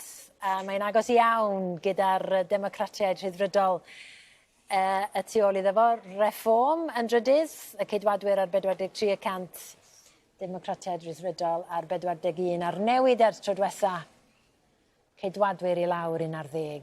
Ond mae o'n cadw I sedd, mi fydd y canghellor felly yn newydd ac yn... Dyma ni, da ni yn disgwyl Keir Starmer I siarad. Mae'r Rishi Sunak wedi cyhoeddi bod nhw wedi colli. Bydd o'n mynd nôl I Lundan yfory ac yn rhoi'r gorau fod yn brif weinidog. Mae o wedi wneud I araith gyntaf llawer mwy ddod fory siŵr o fod. A Keir Starmer yna ar fi'n siarad. Popeth yn ei le, a'r un slogan yna yn Devon, sef change, newid, ond, Jeremy Miles, faint o newid fydd yna mewn gwirionedd, achos da chi'n cadw'n dyn a da chi'n bod yn ofalus iawn I beidio addo unrhyw beth. Wel, bydd newidiadau yn sicr. Wy'n credu bod yr addewidion naethpwyd yn ystod yr etholaeth wedi bod yn rhai chybod specific ac yn rhai oedd yn ymateb I anghenion a blaenoriaethau pobl. Felly, bydd newid, ond chybod, ni wedi bod yn glir yn ystod yr etholiad bod y sefyllfa ariannol yn golygu na fydd newid yn digwydd yn syth. Ond chybod, beth sydd yn gret yw bod gyda ni lywodraeth sydd yn bwriadu cefnogi gwasanaethau cyhoeddus sydd moyn buddsoddi. Ond ddim gwario mwy, dim codi tresu i wario mwy? Wel, dros amser byddwn ni'n gweld pan bydd yr economi'n gwella bod hynny'n bosib. A mae gyda ni ymrwymiadau penodol iawn o ran buddsoddiad mewn dir ag ati. Byddwn ni ddim wedi gweld gan Lywodraeth Doriaidd. Felly, bydd newidiadau clir yn digwydd fi'n credu. Ac wrth i ni aros am Sir Stama, dir meddwch chi, tata, mae hynny ar rig y rhestr o blaenoriaethau'n sydd, dydy, ac fel gweinidog yr economi. Na, da ni'n mynd i Jacob Rhys Mogg, dwi'n gweld o, bob tro dwi'n gofyn cwestiwn. Jeremy Miles, dyna ni. Dewch ni fynd i North East Somerset. Paul MacDonald, Reform UK, 7,424. Dan Norris, Labour Party, 20,739.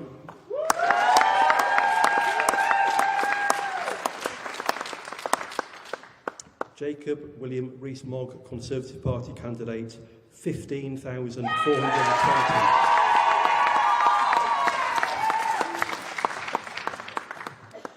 Dina Romero, Liberal Democrats, 3,878.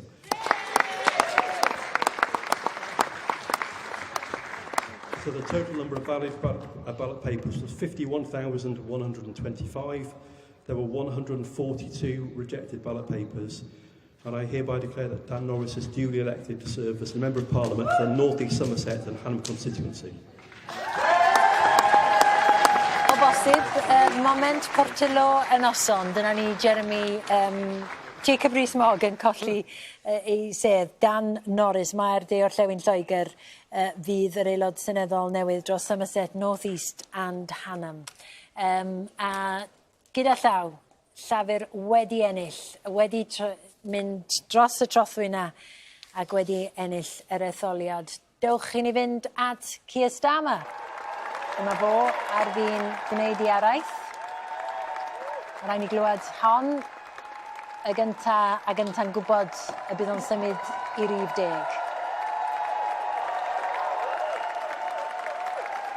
Wedi addo newid, ond wedi bod yn ofalus hefyd. Wedi ymgyrchu'n galed a rhyddad yn amlwg iawn ar ei wyneb o. A'r pwysau siŵr o fod yn drwm iawn hefyd. O bod y cyfrifoldeb ar dyletswydda a'r holl waith fydd yn dechrau'n syth. Mi fydd o'n gorfod mynd i NATO yr wythnos nesaf fewn dyddiau. Mi fydd o'n gorfod penodi i gabinet. A dyma fo.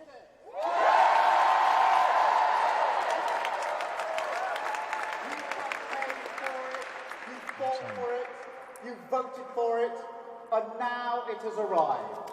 Change begins now.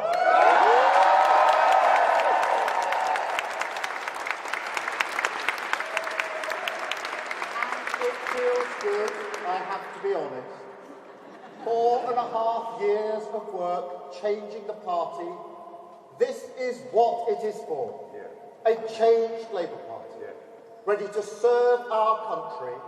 Ready to restore Britain to the service of working people.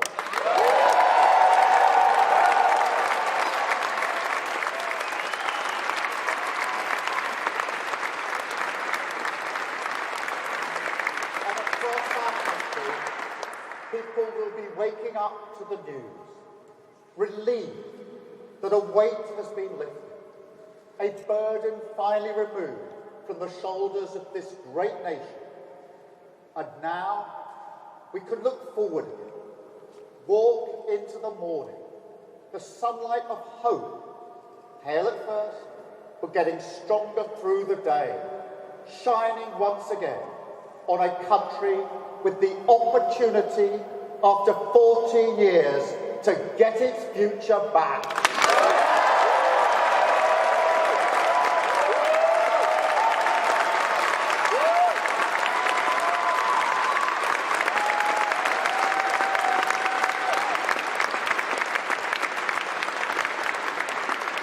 And I want to thank each and every one of you here for campaigning so hard for change.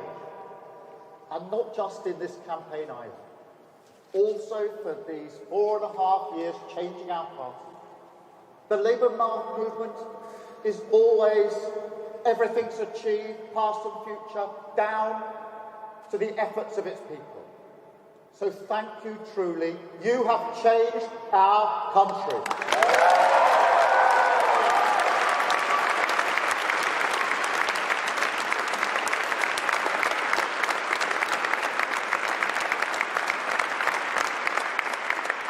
But a mandate like this comes with a great responsibility.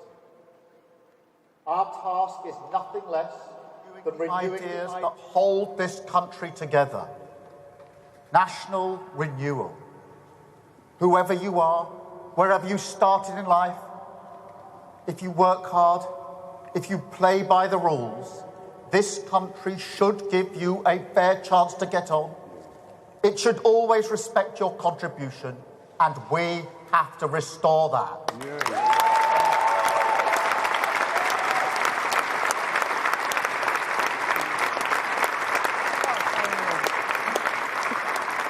And alongside that, we have to return politics to public service. Show that politics can be a force for good. Make no mistake, that is the great test of politics in this era. The fight for trust is the battle that defines our age. It is why we've campaigned so hard on demonstrating we are fit for public service. Service is the precondition for hope. Respect, the bond that can unite a country. Together, the values of this changed Labour Party are the guiding principle for a new government. Country first, party second.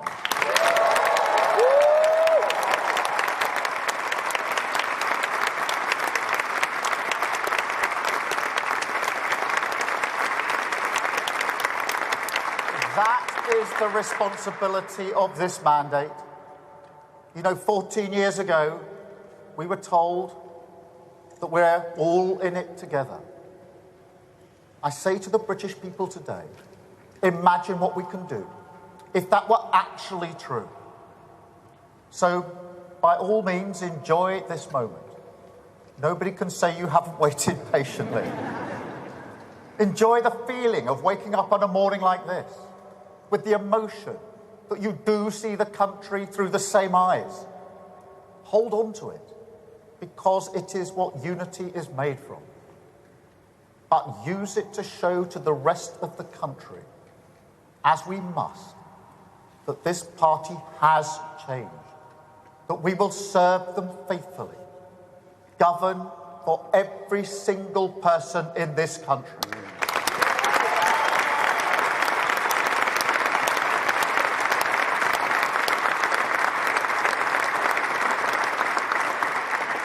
But also, don't forget how we got here. This morning, we can see that the British people have voted to turn the page on 14 years. But don't pretend that there was anything inevitable about that. There's nothing preordained in politics. Election victories don't fall from the sky. They're hard won and hard fought for. And this one could only be won by a changed Labour Party.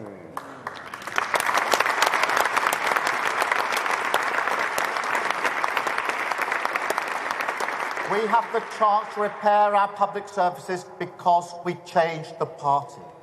We have the chance to make work pay because we changed the party. We have the chance to deliver for working people, young people, vulnerable people, the poorest in our society, because we changed the party.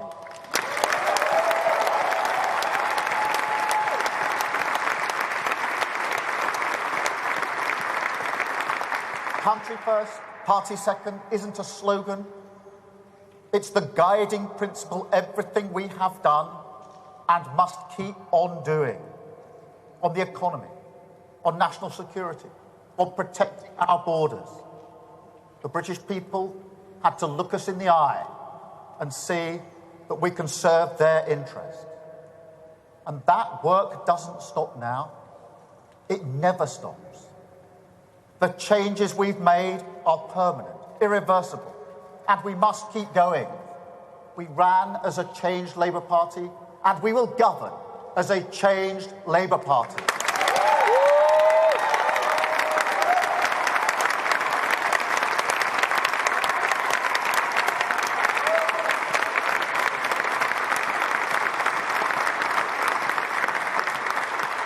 I don't promise you it will be easy.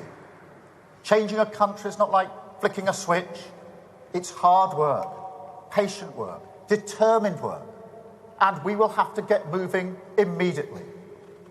But even when the going gets tough, and it will, remember, tonight and always, what this is all about. Now, I may have mentioned my parents a few times in this campaign, once or twice. But the sense of security we had, the comfort they took from believing that Britain would always be better for their children, the hope, not high-minded, not idealistic, but a hope that working-class families like mine could build their lives around. It is a hope that may not burn brightly in Britain at the moment, but we have earned the mandate to relight the fire. That is the purpose of this party and of this government. We said we would end the chaos, and we will. We said we would turn the page, and we have. Today we start the next chapter, begin the work of change, the mission of national renewal, and start to rebuild our country. Thank you. Keir Starmer, fydd y prif weinidog nesaf, dyna fo i araith gyntaf fo ers y cadarnhad i fod o wedi arwain i blaid dros y trothwy a llafur fydd yn ffurfio y llywodraeth nesaf. Rhaid parhau ar ôl ymgyrchu fel plaid sydd wedi newid, meddai mi fyddwn ni'n llywodraethu fel plaid sydd wedi newid. Fydd o ddim yn hawdd, bydd angen ymynedd, meddai, ond da ni wedi ennill y mandad i ail gynnar tân. Mae rai ni ffarwelio rwan a gwrandawyr Radio Cymru a diolch yn fawr am eich cwmni chi drwy'r nos. Wrth i ni barhau yma ar S4C i wylio Keir Starmer a'i wraig. Da ni hefyd wedi ffarwelio efo'n gohebydd ni Elliw Gwawr sydd wedi gorfod gadael a diolch am ei sylwadau hi drwy'r nos. Ond dyna nhw ar ei ffordd i Downing Street yn y pen draw y fori wrth gwrs a'r dorf yn croesawu a mae'r Llundain yma yn rhoi cwtch i wraig Keir Starmer. Da ni yma yn y stiwdio yn croesawu dau westau newydd. Tom wedi bod efo ni'n gynharach, Tom Gifford, aelod o'r Senedd o ran y ceidwadwyr. Mabon ap Gwynfor o ran Plaid Cymru yn wen o glyn ysdiglist ac yn hapus a pherfformiad y blaid. Andros o hapus, mae wedi bod yn gampus y noson i'r blaid, y noson o'r erioed, dwi'n meddwl mewn Etholiad San Steffan. Da ni wedi cael y canran mwyaf a'r niferoedd mwyaf o seddi, felly mae wedi bod yn noson lwyddiannus iawn i'r blaid.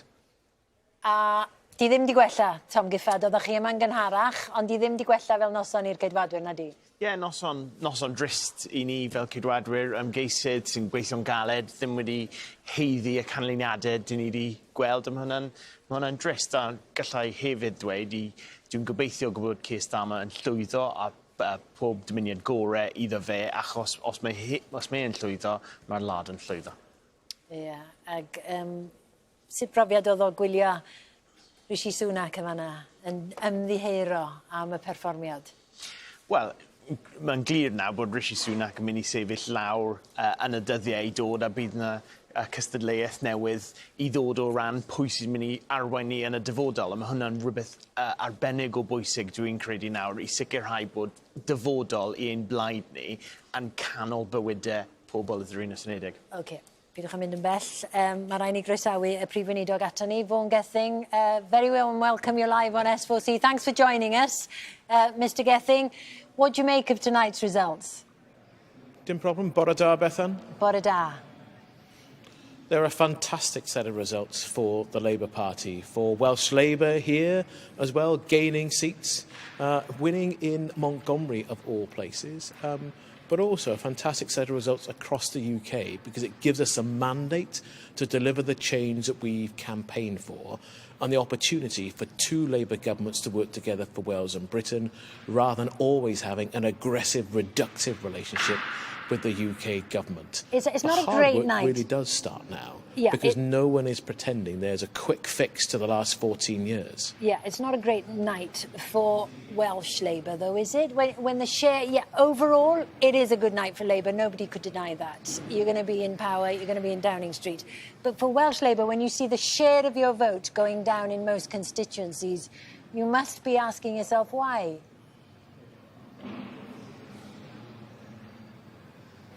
It's a fantastic night for Welsh Labour. We've won lots more seats than in 2019. We're a big part of how we've actually got a UK Labour government. Seats we had to win across the North Wales coast and South Wales. All those former Secretary of State for Wales who have lost their seat to Welsh Labour in Wales and, of course, to Heidi Alexander in Swindon.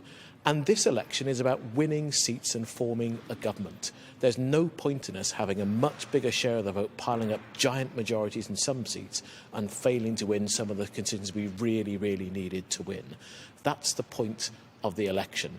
And of course there are challenges for all of us. The rise of reform, the number of people who stayed at home. There are challenges for everyone engaged in the business of politics. And in reasserting that the great majority of people in politics are here to try to make a difference. We disagree about how to do that. We should try to move away from some of the highly personalised difficulty and, frankly, the lack of honesty in some of the debates that have taken place in our recent past. There's lots for us to do to capture the moment we have, the mandate we have to change Wales and Britain, and I look forward to playing my part in doing just that. OK, and what sort of relationship do you and will you have with Keir Starmer? How much clout will you personally have with him when you ask for more powers, for more money? How much clout will you have?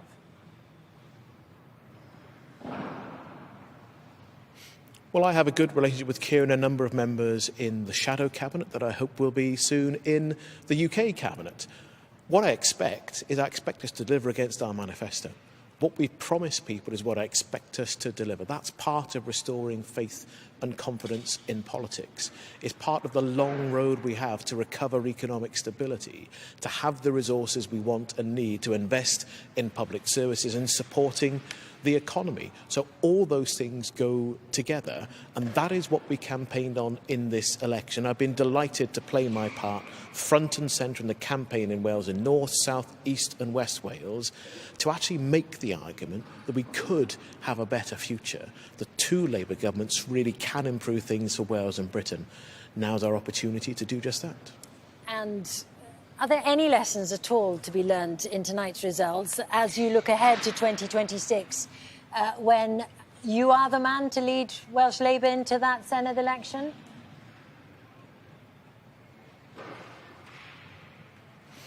Indeed, and actually what I found on the doorstep is a really warm and interested response from the people that I've spoken to in all of the different constituencies that I've been in.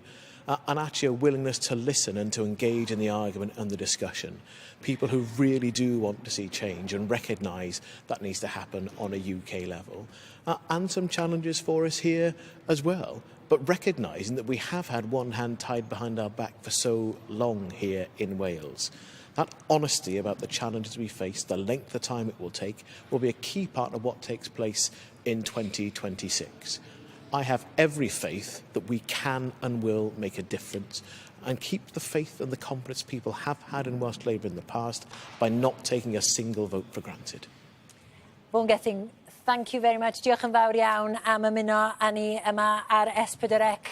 Cyn i mi gael ymateb y panel, mae rai fi ddangos canlyniad i chi Aberhonddu Maes Efyd a Chwmtawe. Y Democratiaid Rhyddfrydol wedi cipio hon gyda 13,736 sy'n golygu bod Faye Jones yn colli y sedd i'r ceidwadwyr a llafur yn y trydydd safle, Reform yn bedwerydd. A dewch i ni edrych ar ganran y bleidlais wedyn. Dyma ni y Democratiaid Rhyddfrydol ar 30%, sedd newydd wrth gwrs sydd wedi ymestyn yn ddadleuol i Gwmtawe i nifer fawr o bobl. Y ceidwadwyr yn ail, 26%, llafur ar 21 ar Reform ar 14 a Phlaid Cymru ar 5%. Ac os da ni'n edrych ar y newid, y ceidwadwyr i lawr 20, llafur i fyny 4%, Reform i fyny 12%. Mwyafrif o bron i 1,500 i'r Democratiaid Rhyddfrydol. Ac yn hermau brycheiniog am ei symud, mae hynny'n fwyafrif anferthol. 56 i 17 y tro nesaf. Dwi wedi bod yn edrych o'n i'n meddwl codi ar ryw bwynt, canoliadau'r Democratiaid Rhyddfrydol yng Nghymru wedi bod yn symol iawn drwydd i draw. A mae'n ddiddorol yn y sedd yna, di aros yn hunfan ma nhw, pleidlais y ceidwadwyr sydd wedi flannu ynda. A mi fydd Faye Jones yn siomedig tu hwnt. Oeddech chi'n disgwyl honna? Wel, yn anodd gweld, dwi'n gwybod bod hwn wedi bod yn noson sydd ddim wedi bod yn dda iddyn ni, a mae Faye Jones yr un diwethaf sy'n cael ei dalu lan yn hyn. Ond mae'n bwysig nawr i ein blaid ni, fel bod ni'n cael ymgeisydd fel Faye Jones, fel David T.C. Davies, yn y dyfodol yn sefyll eto, dwi'n credu, yn seddi fel hyn, oherwydd mae record lleol ganddyn nhw o wneud pethau ar ran y pobl maen nhw'n cynrychioli. Ie, da ni ddim wedi cael mynwy eto, na ddo, dwi'n wedi drysu, na ddo, da ni ddim. Dych chi'n clywed unrhyw sybrydion o fynwy? Wel, David T.C. Davies wedi dechrau'r nos yn dweud bod e ddim wedi ennill yn Sir Fanwy, a beth dwi'n clywed yw bod oedd e'n iawn, a dyn ni ddim wedi ennill Sir Fanwy. Felly, mae'n tata i Gymru. Wel, gewn ni weld dal canlyniad i dod, ond beth dwi'n clywed yw bod ni ddim wedi ennill yn Sir Fanwy. So Cymru di dorri fel y 1997 a 2001? Ie. Sydd yn, ti'n meddwl? Vaughan, arwyddocad hynny, ddim... Ni wedi gwneud y pwynt o'r blaen heno, mae yna disconnect enfawr rhwng canran llafur o'r bleidles a chanran y blaid lafur o'r seddi. Mae'r system cyntaf fel yma wedi stretcho hyd yr eitha yn diwedd. Mi fydden nhw wedi ennill rhywbeth fel 80-90% o seddi Cymru gyda rhywbeth fel 20% o'r bleidles. Ac mae rai gofyn y cwestiwn wrth i ni fynd mewn i etholiadau sydd yn llwyr gyfrannol ymhen 19 mis. Mi allasau llafur fod mewn trwbl. Oherwydd, dyn nhw ddim yn mynd i allu efelychu y buddigoliaethau yma yn yr etholaethau fel o'n nhw'n gallu gwneud o dan rhen system i ethol y cynulliad ac yna'r Senedd. Felly, mae'n noson arbennig o dda i lafur o safbwynt seddi, ond mae buddigoliaeth nhw yn fas iawn yn diwedd. Diwedd ddim yn mynd i unrhyw ddyfnder. Ac mewn cyfnod lle, mae Boris Johnson yn gallu ennill mwyafrif 80 a 5 mlynedd yn ddiweddarach i ni'n gweld hyn yn digwydd, dwi ddim yn meddwl y gall Keir Starmer gymryd na unrhyw o fewn y blaid lafur. Cymryd yn gyniataol na beth ddigwyddodd i'r ceidwadwyr heno yn digwydd iddyn nhw ymhen 5 mlynedd. Mae'r etholwyr yn chwitwat. Wel, ac jyst i chwanegu at y pwynt, os da chi'n edrych ymlaen i 2026, hynny yw, dim ond 2 blaid, deud y gwir, sy'n gallu edrych ymlaen yn weddol hyderus i 2026 ar y sail y canoliadau yma, sef Plaid Cymru a Reform. Chymod, mae'r ceidwadwyr efo andros o dalcan calad. Os da chi'n edrych ar profil i pleidleiswyr nhw, dyn nhw jyst ddim yn apelio at bobl iau. Mae gen nhw broblemau sylfaenol iawn. Mae llafur hefo y maen melyn yma, sef am hoblogrwydd Vaughan Gething. Mae'r data'n eglur, di llafur ddim eisiau gwynebu y ffeithiau ynglyn â'r data. Felly, o safbwynt 2026, yn amlwg mae yna gyfle i Reform adeiladu, ond does gen nhw ddim perianwaith. Mae gan Plaid Cymru perianwaith, mae gen nhw yr adnoddau, a dwi'n meddwl bod gen nhw'r momentum rwan. Felly mae 2026 yn edrych yn syndod o ddiddorol, a mae hynny, a dwi'n ymwybodol o'r paradox, mae hyn yng nghyd-destun chwip o ganlyniad i llafur yn herma faint o seddi maen nhw'n mynd i ennill. O'n i eisiau gofyn i chi ymateb i'r hyn oedd gan Vaughan Gething i ddweud, a Tom, mi oeddech chi yn chwerthin ar brydiau. Pam? Wel, y peth bwysig yw i fi, oedd Vaughan Gething yn dweud oedd yn moyn restore honesty and integrity into politics, neu rhywbeth fel hynny. A gallai awgrymu, mae'n goffod edrych yn y drych I wneud hynny, oherwydd mae wedi colli pleidleis hyder tua mis yn ôl a mae dal mewn swydd a dwi'n neb yn gwybod pam. Dyn ni'n gweld un prif weinidog yn dechrau tymor o ran Dyrunus Unedig a dwi'n gobeithio nawr dyn ni'n gweld diwedd prif weinidog arall yma yn Cymru. Reit, felly be fydd y dacteg? Da chi wedi cynnal un pleidlais o ddiffyg hyder. Be nesa? Wel, dyn ni'n cael y pleidlais diffyg hyder. Y peth nesaf dyn ni'n gallu wneud yw cael yr etholiad seneddol nesaf. Beth dyn ni wedi gweld... Dim byd cyn hynny? Mae Vaughan wedi sôn, just dweud hyn, mae Vaughan wedi sôn amdano nifer o bobl sydd yn pleidleisio am pob blaid. Mae'n glid heno bod ni'n mynd yn ennill nair. Ond hwnna ddim yn awgrymu bod ni'n ennill unrhyw sedd a hwnna'r system, ond y plaid cydwadol yw'r plaid mae'n edrych fel maen nhw'n mynd I cael yr ail mwyaf nifer o pleidleis yn Cymru. Reit, diolch o galon am y tro. Da ni am fynd at arweinydd y Democratiaid Rhyddfrydol yng Nghymru, Jane Dodd, sy'n ymuno ni noswaith dda, bore da erbyn hyn wrth gwrs. A mae rai bod o'n ryddhad y canlyniad na sydd wedi dod o Aberhonddu. Na, falle ddim yn clywed eto. Jane Dodd yn clywed? Helo, bore da, Jane Dodds. Na, chwarae teg, mae'n syllu i'r camera. Nôl â ni at Mabon, felly. Be allwch chi wneud am Vaughan Gething? Byddwch yn onest, mae'n siwtio chi I gael Vaughan Gething fel arweinydd ar gyfer 2026 ydi o? Mae Vaughan Gething yn arweinydd hynod am hyblogedd ac oedd hwnna'n dod ar y stepen drws. Oedd pobl yn siarad amdano ar y stepen drws. Felly mae o'n gwneud drwg o ran Democratiaeth Cymru, fod o'n anwybyddu llais pobl Cymru, a mae eisiau fo ystyried hynny. Ond mae eisiau ni fod yn glir fan hyn. Vaughan yn rhoi spin ar pethau fyna'n sôn pa mor dda ydi o I lafur. Pleidles gwrth geidwadol oedd hwn. Nid pleidles o blaid yn ryweledigaeth oedd gan y blaid lafur. Ac ystyried hynny yr hyn, y neges oedd y blaid Plaid Cymru'n rhoi mlaen yn un bositif iawn, oeddwn ni yn Rhydaman heddi yn sedd Caerfyrddin. Ac oedd y blaid lafur wedi lluchio bob dim at y sedd yna. Oedd enw oedd Jeremy Miles yna, oedd Torsten Bell yna I hun, ddim wedi bod I Abertawe, ond yn Rhydaman, a oedden nhw'n yn I dosinau, ond oedden nhw dal wedi methu a chipio sedd Caerfyrddin, achos oedd pobl ddim yn prynu mewn i'r neges oedd gan Keir Starmer, oedd ddim yn neges oedd yn ysbrydoli pobl. Ac mae hwnna'n rhywbeth, dwi'n meddwl, mae rhaid i'r llafur feddwl yn ofalus iawn am eu camau nesaf nhw, achos mi ydyn ni fel Plaid Cymru yn rhoi gweledigaeth ymlaen rwan, am y fath o Gymru da ni eisiau gweld, mae gyda ni raglen o bolisiau. Da ni am drio mynd at Jane Dodds eto. Ydych chi'n clywed ni tro yma? Bore da, Jane Dodds, arweinydd y Democratiaid Rhyddfrydol. Bore da I chi. Ie, a sut fore di hi ar ôl ennill Aberhonddu Maes Efydd a Chwm Tawe, dipyn o ryddhad siŵr o fod? Lyflu gweld a lyflu gweld y sedd yn dod yn ôl i'r Democratiaid Rhyddfrydol ac hefyd I ennill sedd yma yng Nghymru. I ychwanegu y seddau fel dwi'n deall sydd dros y Deyrnas Unedig da ni di ennill. Ie, mae'r arolwg yn darogan dipyn o lwyddiant I chi, rhyw 61 o seddi yn de. Un yng Nghymru, oes na rhyw faint o siom yn fanna bod chi methu torri drwad yn heibio hynny byth?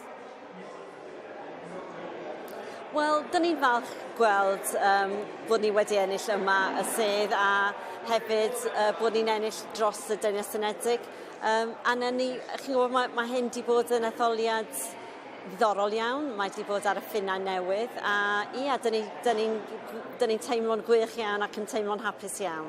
A falle bod chi'n meddwl mae ennill pleidleisiau ym Mhrydain, hyn da chi angen wneud, ydy disgyn i'r dŵr cwbl o weithiau, wneud bungee jump, ynde? Wel, dwi ddim yn siŵr fyddai'n gwneud hynny. Dwi'n meddwl bod Davy wedi gwneud, chi'n gwybod, wedi cael y wasg, a fydd o byth yn digwydd eto, dwi'n meddwl, fydd ddim arweinydd yn gallu gwneud. Diolch o galon, mae rai fi dorri ar draws I fynd I fynwy am y canlyniad. Diolch, Jane Dodds. 2024 yn 50,998. I, Deborah Hill Howells, being the Deputy Returning Officer for the Monmouthshire constituency, declare that the total number of votes cast in this constituency on the 4th of July 2024 is 50,998. Mae cyfanswm y pleidleisiau a fwriwyd ar gyfer pob ymgeisydd fel ag anlyn. The total number of votes cast for each candidate is as follows. Iwan Rhys Roberts, Plaid Cymru, the Party of Wales, 1,273. 1,273. Ian Chandler, y Blaid Werdd, the Green Party, 2,357. 2,357. David Thomas Charles Davis, Cydwadwyr Cymreig, Welsh Conservative Party candidate, 17,672. 17,672. June Davis, True and Fair Party, 255. 255. Catherine Ann Fuchs, Llafur Cymru, Welsh Labour, 21,010. 21,000.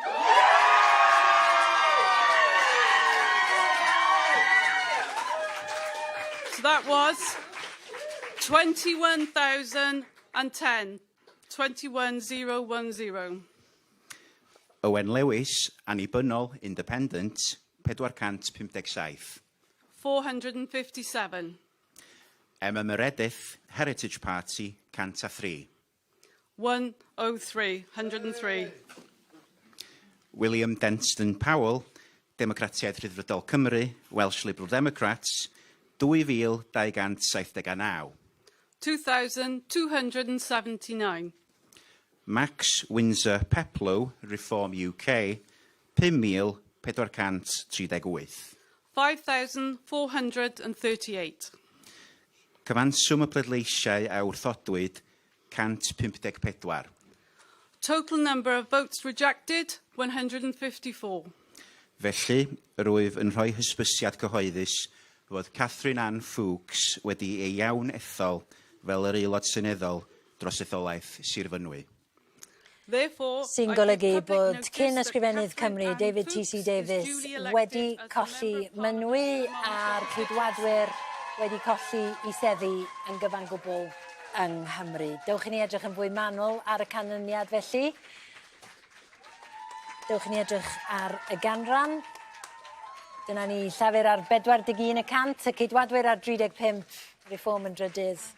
Ac os da ni'n edrych ar y newid ers y tro diwetha, llafur I fyny 10%. Y cydwadwyr I lawr 17%. Bore da. Reform I fyny 10%. Mwyafrif o 2,338. A'r gogwydd wedyn o'r cydwadwyr I lafur 13.5%. Catherine Fuchs. Falle canlyniad gorau llafur yng Nghymru o bosib, dwi'n meddwl. Mae hwnna'n ganlyniad da. A dweud I gwir, dyna'r math o ganlyniad o'n I wedi, pan o'n i'n dod I fewn i'r stiwdio heno, o'n i'n disgwyl gweld rhywbeth fel yna, yn ytrach na llafur yn syrthio nôl ac yn ennill. O'n i'n... Sy'n dangos pwysigrwydd efallai ymgyrchu ac ymgyrchoedd, oherwydd mae y blaid lafur a'r ceidwadwyr, mae'n ddim ymgyrchydd fel David T.C. Davies, mae'n dwlu ar ymgyrchu. A mae pobl yn yr etholaeth yna wedi gweld gwleidyddion mas, wedi cael siarad yna, wedi cael treflenni yn hytrach na'r ymgyrch ddirgel bron sydd wedi bodoli yn y rhan fwyaf etholaethau. Reit, mae rai ni fynd I Lundan ac i'r Alban. Dyna nhw, Catrin a Sara. Catrin yn gyntaf yn Downing Street. Ia'n wir, ras ddechreuodd fan hyn yn y glaw yn Downing Street yn diweddu. Mae'n ymddangos yn y glaw fan hyn yn Downing Street Cymraeg wedi dechrau glawio am unwaith eto, ond fe fydd na brif weinidog newydd yn camu drwy ddrws rhif 10 nawr. Mae hynny yn glir. We did it oedd geiriau Keir Starmer wrth siarad â'i gefnogwyr yng nghanol Llundain rhyw hanner awr nôl erbyn hyn. Wrth gwrs, mae cwbl o gamau ffurfiol I fynd drwyddyn nhw erbyn hynny. Fe fydd yn rhaid fynd I weld y brenin I ddechrau datgan I fwriadau ffurfio llywodraeth, ond ni yn wedyn disgwyl clywed wrth Keir Starmer fan hyn yn Downing Street fel y prif weinidog maes o law, a wedyn mae'r gwaith I gyd yn dechrau ffurfio I gabinetau'n swyddogol. Ac oedd e'n cydnabod yn iaraith na i'w gefnogwyr bod na waith I wneud, bod na heriau I flaen nhw. Un o'r heriau mawr sydd o'i flaen yw ailennill hyder pobl mewn gwleidyddiaeth, a mae hynny yn sicr yn thema heno. Ond tipyn o gamau o flan Keir Starmer fyna, ond mae yna gwestiynau i'r ceidwadwyr yn dilyn hyn oll. Ni wedi wrth gwrs clywed gan Rishi Sunak yn ymddiheuro wrth yr holl geidwadwyr na aelodau ceidwadol ymgeiswyr sydd wedi gweithio yn galed. Oedd e'n cydnabod wrth gwrs na fydde fe yn brif weinidog wedi hyn, bod e wedi llangyfarch Keir Starmer eisoes. Doedd dim gair ganddo fe ynglyn â'r arweinyddiaeth pan nath e siarad o'i etholaeth yn gynharach, ond awgrym y bydden ni yn clywed rhagor am hynny maes o law, achos mae'n siŵr y clywn ni ragor wrtho fe fan hyn yn Downing Street yn ystod y bore hefyd. Ond cwpl o enwau diddorol yn y ras na nawr. Ni'n gwybod na fydd Penny Mordaunt mewn na, ond ni'n gwybod hefyd bod Suella Braverman wedi bod ei llygad ysbel ar yr arweinyddiaeth, a hefyd Kemi Badenoch yn sôn yn ei haraeth hi wrth ennill i sedd hi yn ôl bod na heriau i'r blaid geidwadol. Y ddwy na'n sôn o fel sy'n nhw'n meddwl am ti beth fydd siap cyfeiriad y blaid geidwadol wedi hyn. Ond yn ddiddorol wrth gwrs, Jeremy Hunt wedi cadw i sedd wyneb yr her anferth na gan y Democratiaid Rhyddfrydol, a lle fe fod yn mynd am yr arweinyddiaeth eto. Mae gennych chi ystod fyna o gyfeiriadau gallai'r blaid geidwadol fynd yn ddi o'r canol y ffordd na i'r dde dan Suella Braverman. Y cwestiynau hynny i gyd yn pentyrru nawr o bod Blaenau o ran y canlyniadau etholiadol yma a bod Keir Starmer yn mynd i fod yn rhif deg. Dyna'r darlun, dyna'r cwestiynau fan hyn yn Downing Street, a ni lan i Glasgow nawr at Sara Esyllt.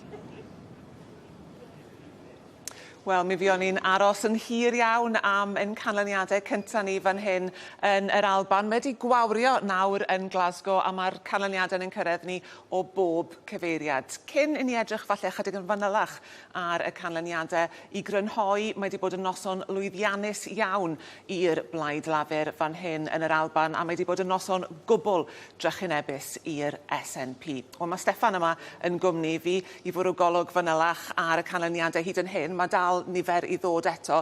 Lle'n union dyn ni arni, Steff? Ie, oes wir, y canlyniadau wedi dod yn un llif yn dod yn ystod yr oriau diwethaf, wedi bod yn rhai trawiadol, fel chi'n sôn, Sara. Llafur yn cipio etholaethau ar draws yr Alban oddi ar yr SNP. Llafur a 37 o seddi yma yn yr Alban ar hyn o bryd. Yr SNP wedi colli 32 o'i hetholaethau nhw hyd yma. Yr hyn sy'n taro rhywun yw bod llafur yn cipio seddi oedd yn cael ei ystyried yn rhai fydde'n fwy o her, yn fwy uchelgeisiol, os ddefnyddiwn ni Kilmarnock yn Lawdon i ddechrau fel un esiampl i'r de o'r llewn o leini ar hyn o bryd yn Glasgow. Llafur yn dod o'r trydydd safle yn fyna i gipio'r sedd oddi ar y SNP a gogwyd o 22%. North Ayrshire and Arran, llafur eto yn dod o'r trydydd safle i gyr o'r SNP. East Renfrewshire gogwyd o 25% yn golygu bod y sedd honno hefyd yn troi yn goch. Chydig o gysur yr SNP yn Aberdeen yn llwyddo dal i gafel ar dde a gogledd y ddinas bod i mwyafrif nhw wedi lleihau. A fe oedd na Sion yn gynharach yn y noson y bydde eu harweinydd nhw, yr SNP yn San Steffan, dan fygythiad yn fyna yn Aberdeen, ond mae wedi llwyddo dal i afel ar y sedd. Ac yn gwneud araith trawiadol yn fyna yn dweud drwchwch mae'r SNP yn profi heno rhywbeth dyn nhw ddim wedi profi ers tro i ni wedi'n curo, medda fe, a wedi'n curo'n dda. Mae rhaid ni'n gadael hi fanna am y tro. Steffan, diolch yn fawr. Nôl atoch chi yng Nghaerdydd, Bethan. Diolch yn fawr, Sara, a diolch i Catrin hefyd yn Downing Street. Lot fawr i'w drafod. Vaughan, y sefyllfa yn yr Alban, yn wahanol iawn i lafur yn yr Alban o'i gymharu â Chymru? Ie, ond mae'r Alban yn rhyfedd yn dweud oherwydd, chymod, beth sydd dychu yn fyna yw roedd llafur lawr i un sedd yn San Steffan. Felly, gyda llywodraeth geidwadol yn San Steffan a llywodraeth SNP yng Nghaeredin, a'r ddwy lywodraeth yna o dan ymysodiadau am lygredd posib, bob math o dorri rheolau a'i record nhw ar bethau fel iechyd ac yn y blaen. Mi oedd sefyllfa llafur yr Alban yn wahanol iawn i lafur Cymru. Wi'n meddwl bod pobl Cymru wedi llwyddo i wahaniaethu rhwng etholiad i ddewis Llywodraeth y Deyrnas Unedig a'r hyn y gnawn nhw mewn etholiad i ddewis Llywodraeth Cymru ym mhen 19 mis. A dwi'n meddwl falle dyna yw'r gwahaniaeth. Oedden ni'n sôn yn gynharach bod dim aelod ceidwadol yng Nghymru erbyn hyn gyda'r map yn llawn. Wel, mae cyn ysgrifennydd Cymru David T.C. Davies sydd wedi colli mynwy wrth gwrs wedi bod yn siarad. Dewch i ni glywed pwt o'r hyn gafodd ei ddweud. Well, ladies and gentlemen, firstly, may I congratulate the new Member of Parliament. And I realise that for some of us in the other parties, of course, it's a disappointing day. But the reality is we live in a democracy and we absolutely accept the results that have come out across the country tonight, including in Monmouthshire. And we must all be proud to live in a democracy and in a country where we are happy to follow the will of the people and never, ever to try and impose our wishes upon them. May I also thank the police and the returning officer, Paul Matthews, and his deputy, who, as always, have done a superb job, and we certainly wish you well in the future, Paul. Very quickly, may I thank my wife and family, who have put up with rather a lot, I have to say, over the last 25 years, and may have slightly mixed feelings about all of this. To the Monmouthshire Conservative Association, who have also put up with me for a very long time, with my little foibles. Thank you very much to each and every one of you, and all of those who are in the office. And two other thanks I want to make, actually, which you may not hear from many people in my position. Firstly, to the journalists of Wales, who I think I've complained about them so many times. You know, people like Will Hayward and Martin Shipton and Vaughan Roderick, and all of them. And I have to say, I think sometimes the complaints were justified, but actually you do a superb job of holding each and every single one of us to account. And I think we're lucky to have journalists of the calibre that we actually have in Wales. The other thanks I want to make, actually, is Wel, dyna ni, Vaughan. Oedda ti'n disgwyl hynny? Wel, o'n i wedi talu ffaith. O'n i ddim yn disgwyl beth yn wneud. Na, doedd i ddim yn disgwyl hynny. A dwi yng nghwmni Will Hayward a Martin Shipton. Di hwnna'n beth da? Mae hwnna yn banthio yn Bethan. Mae'n banthio. O'n newyddiadurwyr gwleidyddol. Na, chwarae teg. Da iawn. At newyddiadurwr arall sydd ddim yn cael mensch fatha fi, Rhodri. Na, wi mewn cwmni da. Diolch, Bethan. Wel, mae wedi bod yn arbennig o ddiddorol. Ers tocyn 10 o'r gloch i fod draw yn yr ystafell fyw fan hyn yn trafod gyda'n holl westeion ni, ac yn ystod yr awr ddiwetha yma, y pictiwr yn dod yn gwbl glir. I ni'n clywed Rishi Sunak, y prif weinidog yn ildio ac yn ar araith yna gan Sir Keir Starmer yn blaeniaru'r tir ar gyfer yr hyn sydd I ddod, ac mae'n panelwyr ni yn dal yma, Kai a Melanie, ond mae Dafydd Tristan yn ei ôl hefyd, Steffan Evans o Sefydliad Bethan. Sawl awr ers I chi fod yma, Dafydd, eich argraffiadau chi o'r cyfan sydd wedi digwydd? Wel, oedd yr arolwg, yr exit poll greiddiol yn gywir yn sylfaenol. Mae'n fuddugoliaeth hanesyddol I blaid Sir Keir Starmer. Mi fyswn I yn awgrymu efallai bod canlyniadau Cymru ychydig yn fwy diddorol, achos mae'n ymddangos fod llawer heb wneud, ar bapur, wrth gwrs, mae yna lot fawr o goch ar y map. Ond, wrth graffu ar y canlyniadau, mae yna nifer o fannau lle mae llawer wedi cwmpo yn ôl ychydig, ac mae Reform wedi gwneud yn dda, mae Plaid Cymru wedi gwneud yn well nag oedd unrhyw un yn ei ddisgwyl, gan ynghynnwys I am 10 o'r gloch neithiwr, canlyniad rhagorol yng Nghaerfyrddin, canlyniad da iawn I Llunos Medi yn Ynys Môn, ac ambell fan arall, o'n I wedi bod yn ymwneud gyda'i chydig yng Ngorllewin Caerdydd, yn gosod seiliau cadarn iawn I 2026. Felly mae yna bethau diddorol iawn wedi digwydd yng Nghymru, sydd efallai ddim mor amlwg wrth graffu ar map gyda lliwiau coch llachar ar draws y wlad. Ac oes yna un reswm penodol am yr holl straeon bach yna, neu hynny'n mynd wahanol ym mhob ardal am hwnni a phob beth? Wel, ges I deimlad rhyw fis yn ôl. Un o'r pethau fel ystadegydd gwleidyddol, dwi'n hoffi gwrando ar be mae pobl yn ei ddweud ar stepen y drws neu mewn caffis neu beth bynnag am yr etholiad. A ges I deimlad rhyw fis yn ôl, nad oedd yna frwdfrydedd gan gefnogwyr llafur I gael gwared ar y ceidwadwyr, ond oedd yna ddim rhyw frwdfrydedd enfawr heintus dros y Keir fel ag yr oedd dros hwn I Blair yn 97. A bues i'n myfyrio I fi fy hunain yn dawel bach, tybed be mae'r bobl yna'n neud pan mae gyda nhw papur pleidleisio I blaenau nhw, a bod e'n gwbl sicr bod Keir Starmer yn mynd I fod yn brif weinidog. Ydyn nhw'n benthyg eu pleidlais nhw, neu ydyn nhw'n dewis pleidleisio dros blaid efallai, maen nhw'n agosach ato o ran eu polisiau. Mae'r hyn, mi welwn ni hwnna gyda Plaid Cymru, efallai hefyd gyda Reform mewn ambell fan, a hefyd y gwiryddion yn neud, canlyniad, bys ni'n tybio mewn etholiad seneddol, canlyniad gorau'r gwiryddion yn ei Caerdydd a Phenarth, yn hanes y gwiryddion yng Nghymru. Cefnlen yr etholiad, Steffan, yr argyfwng costau byw yma. I chi'n treulio'ch bywyd gwaith yn astudio hyn. Ydy pethau'n newid?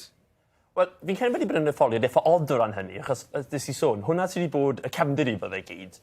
Arolygwn barn i gyd wedi bod yn gweud hwnna beth mae bobl yn poeni mwy amdano. Ond mae'n gwirionedd, dyn ni heb really cael lot o bolisi wrth unrhyw blaid yn gweud beth maen nhw'n wir am wneud yn hilch ar gyfwng na. A mae'r arolygwn sydd gyda ni i gyd yn crybwyll bod pethau ddim wir yn mynd i fod lot yn well y geia yma a beth oedd y geia diwethaf. Da ni data o dechrau'r flwyddyn le mae tua 1 ym mhob 8 person yn Nghymru weithiau neu'n aml yn cael un anodd i hyfforddio pethau hanfodol yna i gyd. Felly mae yna bwysau mawr yn mynd i fod ar y llywodraeth newydd yma nawr dros yr wythnosau'r misoedd nesaf i weld nhw'n mynd i beth maen nhw'n wir am wneud i fynd i'r afr ar herfa nifer y deuluodd yn gwynebu. Achos maen nhw'n addo newid, y gair mawr. Beth all newid yn fuan?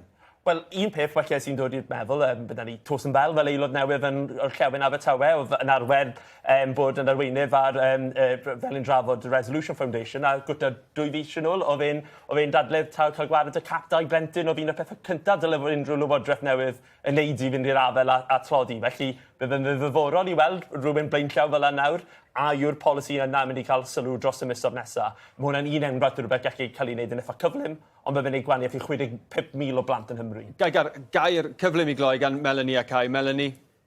Wel, mae wedi bod yn noson enfawr i Blaid Cymru, ond mae her enfawr nawr i lafur. Fel wedwch chi, mae bobl wedi pleidleisio jyst llafur achos maen nhw wedi cael digon o triau, dim achos bod nhw'n caru Keir Starmer. Felly mae her anferthol dy fe nawr.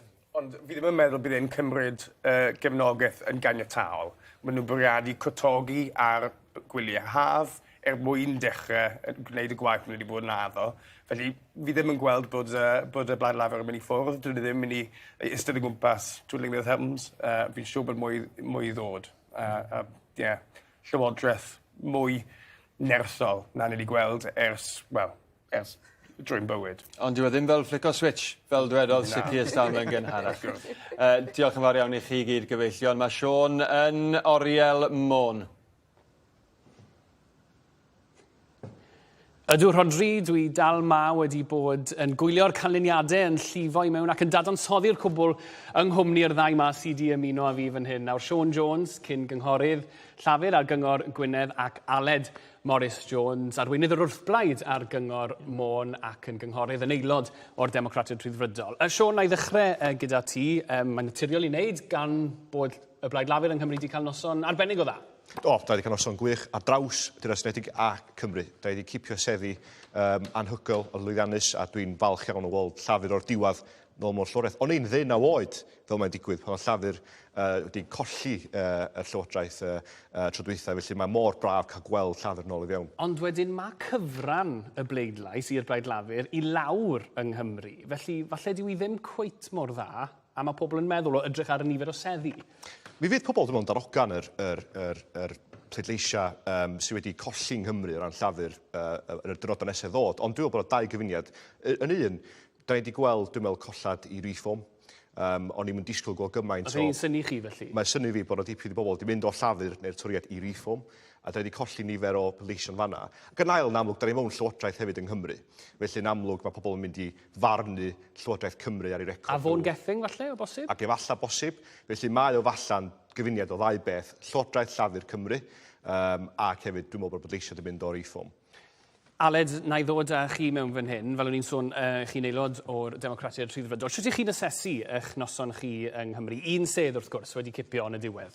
Ia, ond mae'n un sedd da ni wedi gael nôl. Da ni nôl rwan yn San Steffan fel y tîm Democratiaid Rhyddfrydol ar draws y Deyrnas Unedig. Da ni wedi cymryd seddi yn yr Alban, yma yng Nghymru, ac wrth gwrs yn Lloegr. Mae hi wedi bod yn noson dda i ni. Mae Syr Defi wedi rhedeg campaign brwdfrydig. A deud y lleia.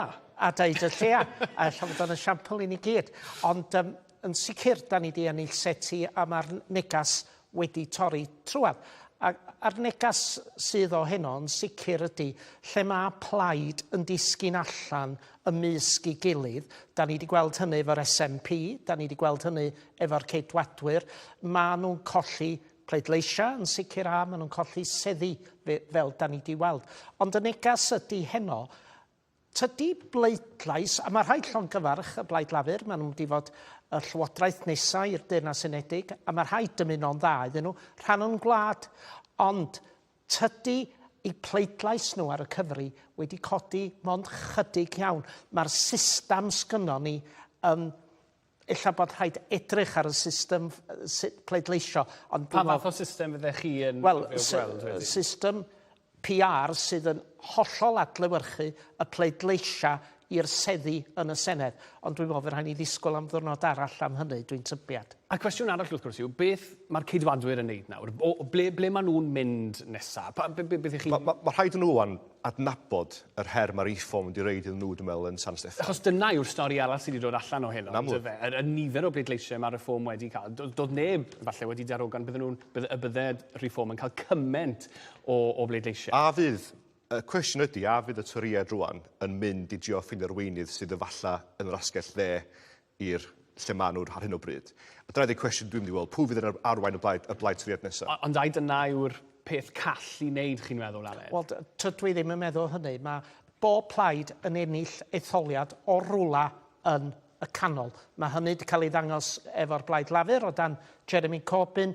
Da ni wedi gweld y ceidwadwyr cyn heddiw yn mynd i'r eitha, a dydy hynny ddim wedi gweithio iddyn nhw. Wedyn gan i weld beth sy'n mynd i ddigwydd. Mae rhaid chi gofio, mae Reform wedi costio nifer o seddi i'r ceidwadwyr yn Lloegr ac yma yng Nghymru. Wel, dyna ni, diolch yn fawr iawn i chi'ch dau yn fanna. Bethan, diolch yn fawr iawn am eich cwmni chi yn ystod y noson. Dyna ni, wrth fi fan hyn, yn Oriel Môn, na i ddweud nos da, neu bore da, falle. Bore da, mae wedi gwawrio. O Sion, diolch o galon, a wneith di addo dod â llun yn ôl i ni, felly dwi'n gobeithio'n fawr y byddi di'n troi fyny yma fori efo rhyw lun hyfryd o Oriel Môn. Diolch yn fawr iawn. Wel, da ni tynnu tu ar terfyn. Mae wedi bod yn noson hir i bawb, mae wedi bod yn noson gyffroes. Richard yn dal i wenu. Dewch i ni ddechrau efo'r, wel, i grynhoi. Noson hanesyddol am gymaint o resyma, Richard. Ie, lle da ni'n dechrau? Ti eisiau cychwyn ar y lefel Prydeinig neu yng Nghymru? Beth am orffan gyda Chymru, felly y darlun mawr i ddechrau. O ran y darlun mawr, canlyniad ysgubol i Lafur, trychinebus i'r ceidwadwyr yn amlwg. Da iawn i'r Lib Dems, fel oedd Vaughan yn dweud yn gynharach, adfer y tir a gollwyd yn sgil y glymblaid rhwng Clegg a Cameron.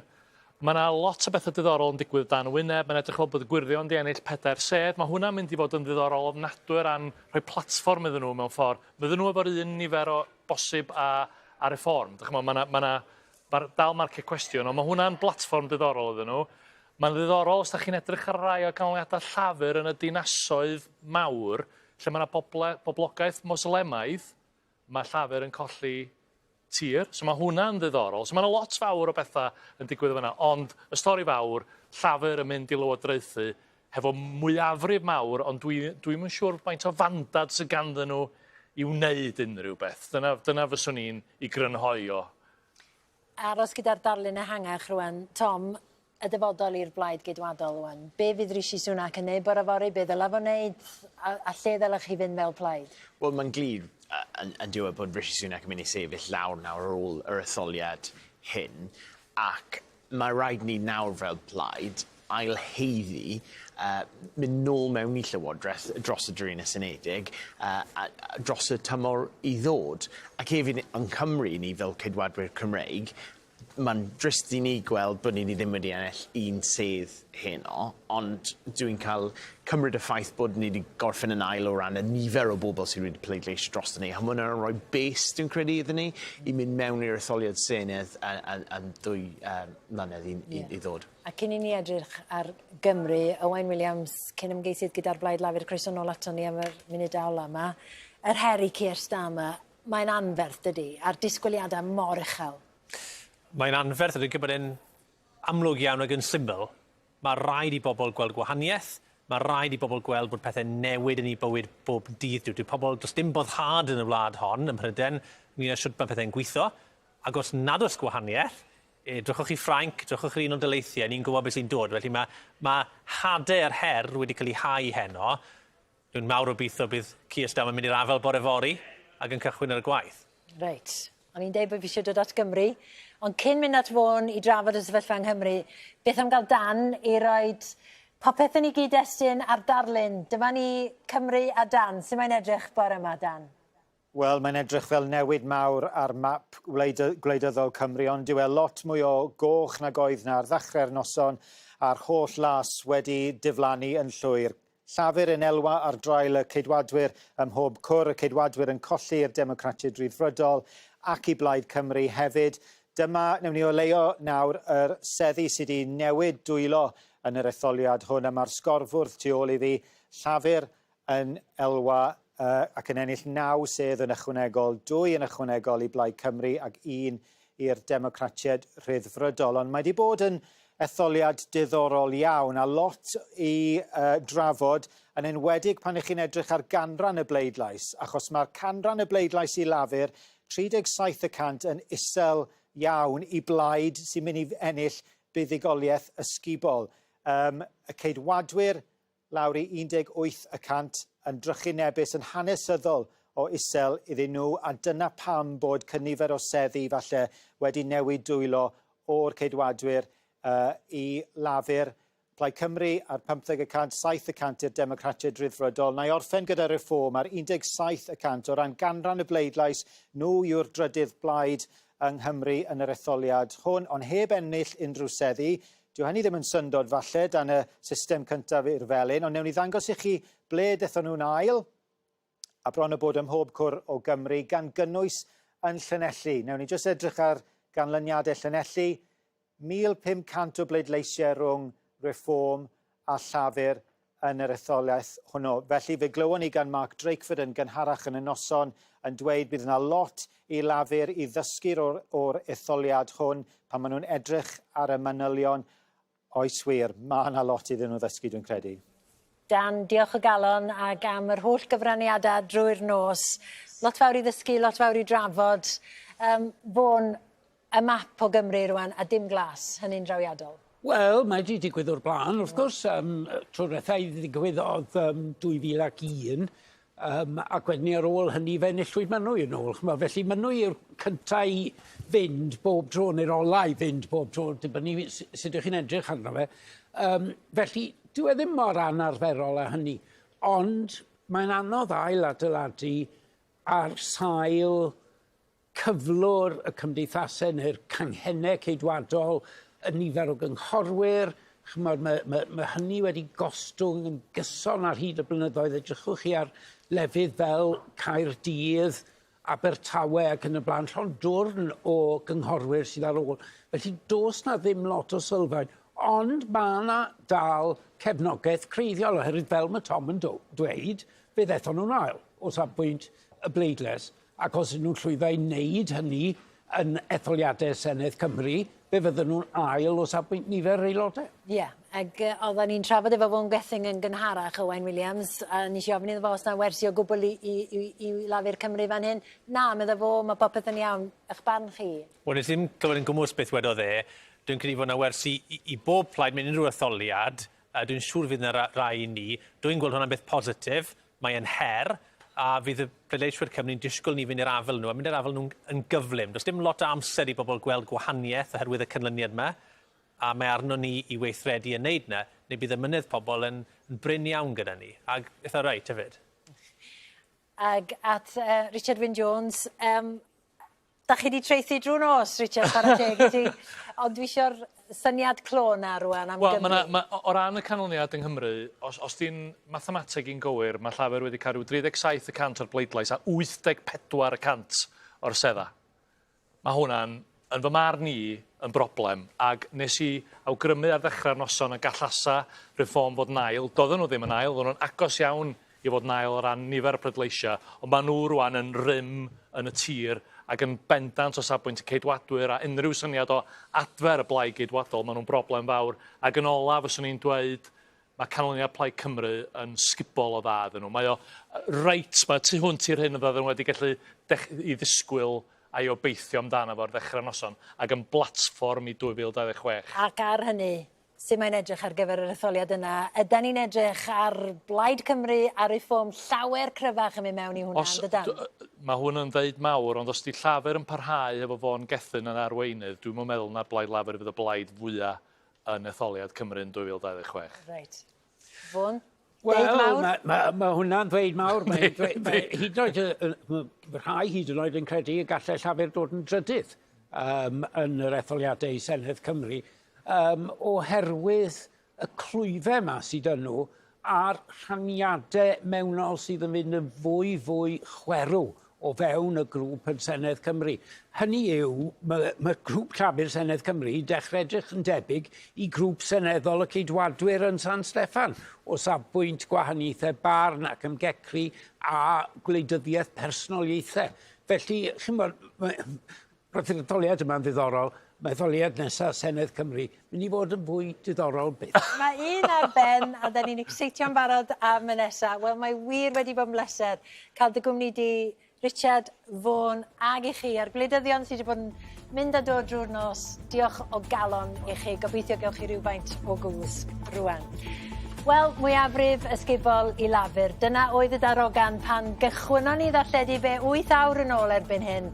A da ni'n gwybod y bydd na newid yn Downing Street ac yn San Steffan. Llwyddiant llafur a chwimp y ceidwadwyr, dim un sedd ar ôl yng Nghymru i blaid Rishi Sunak. Roedd hi'n noson lwyddiannus i blaid Cymru a'r Democrataidd Rhyddidol ac mae gan reform aelodau seneddol am y tro cyntaf gan gynnwys yr arweinydd Nigel Farage. Wel, mae yna ragor o mateb ar ap a gwefan Newyddion S4C. Mi fydd y bwletin nesaf efo'r diweddara am hanner dydd ac byddwn. Mi fydda i, Rhodri, Richard a Vaughan nôl am hanner awr wedi 7 heno ar gyfer rhaglen arbennig yn edrych ar holl ddatblygiadau'r etholiad yma. Gan bawb yma, diolch am eich cwmni a bore da i chi.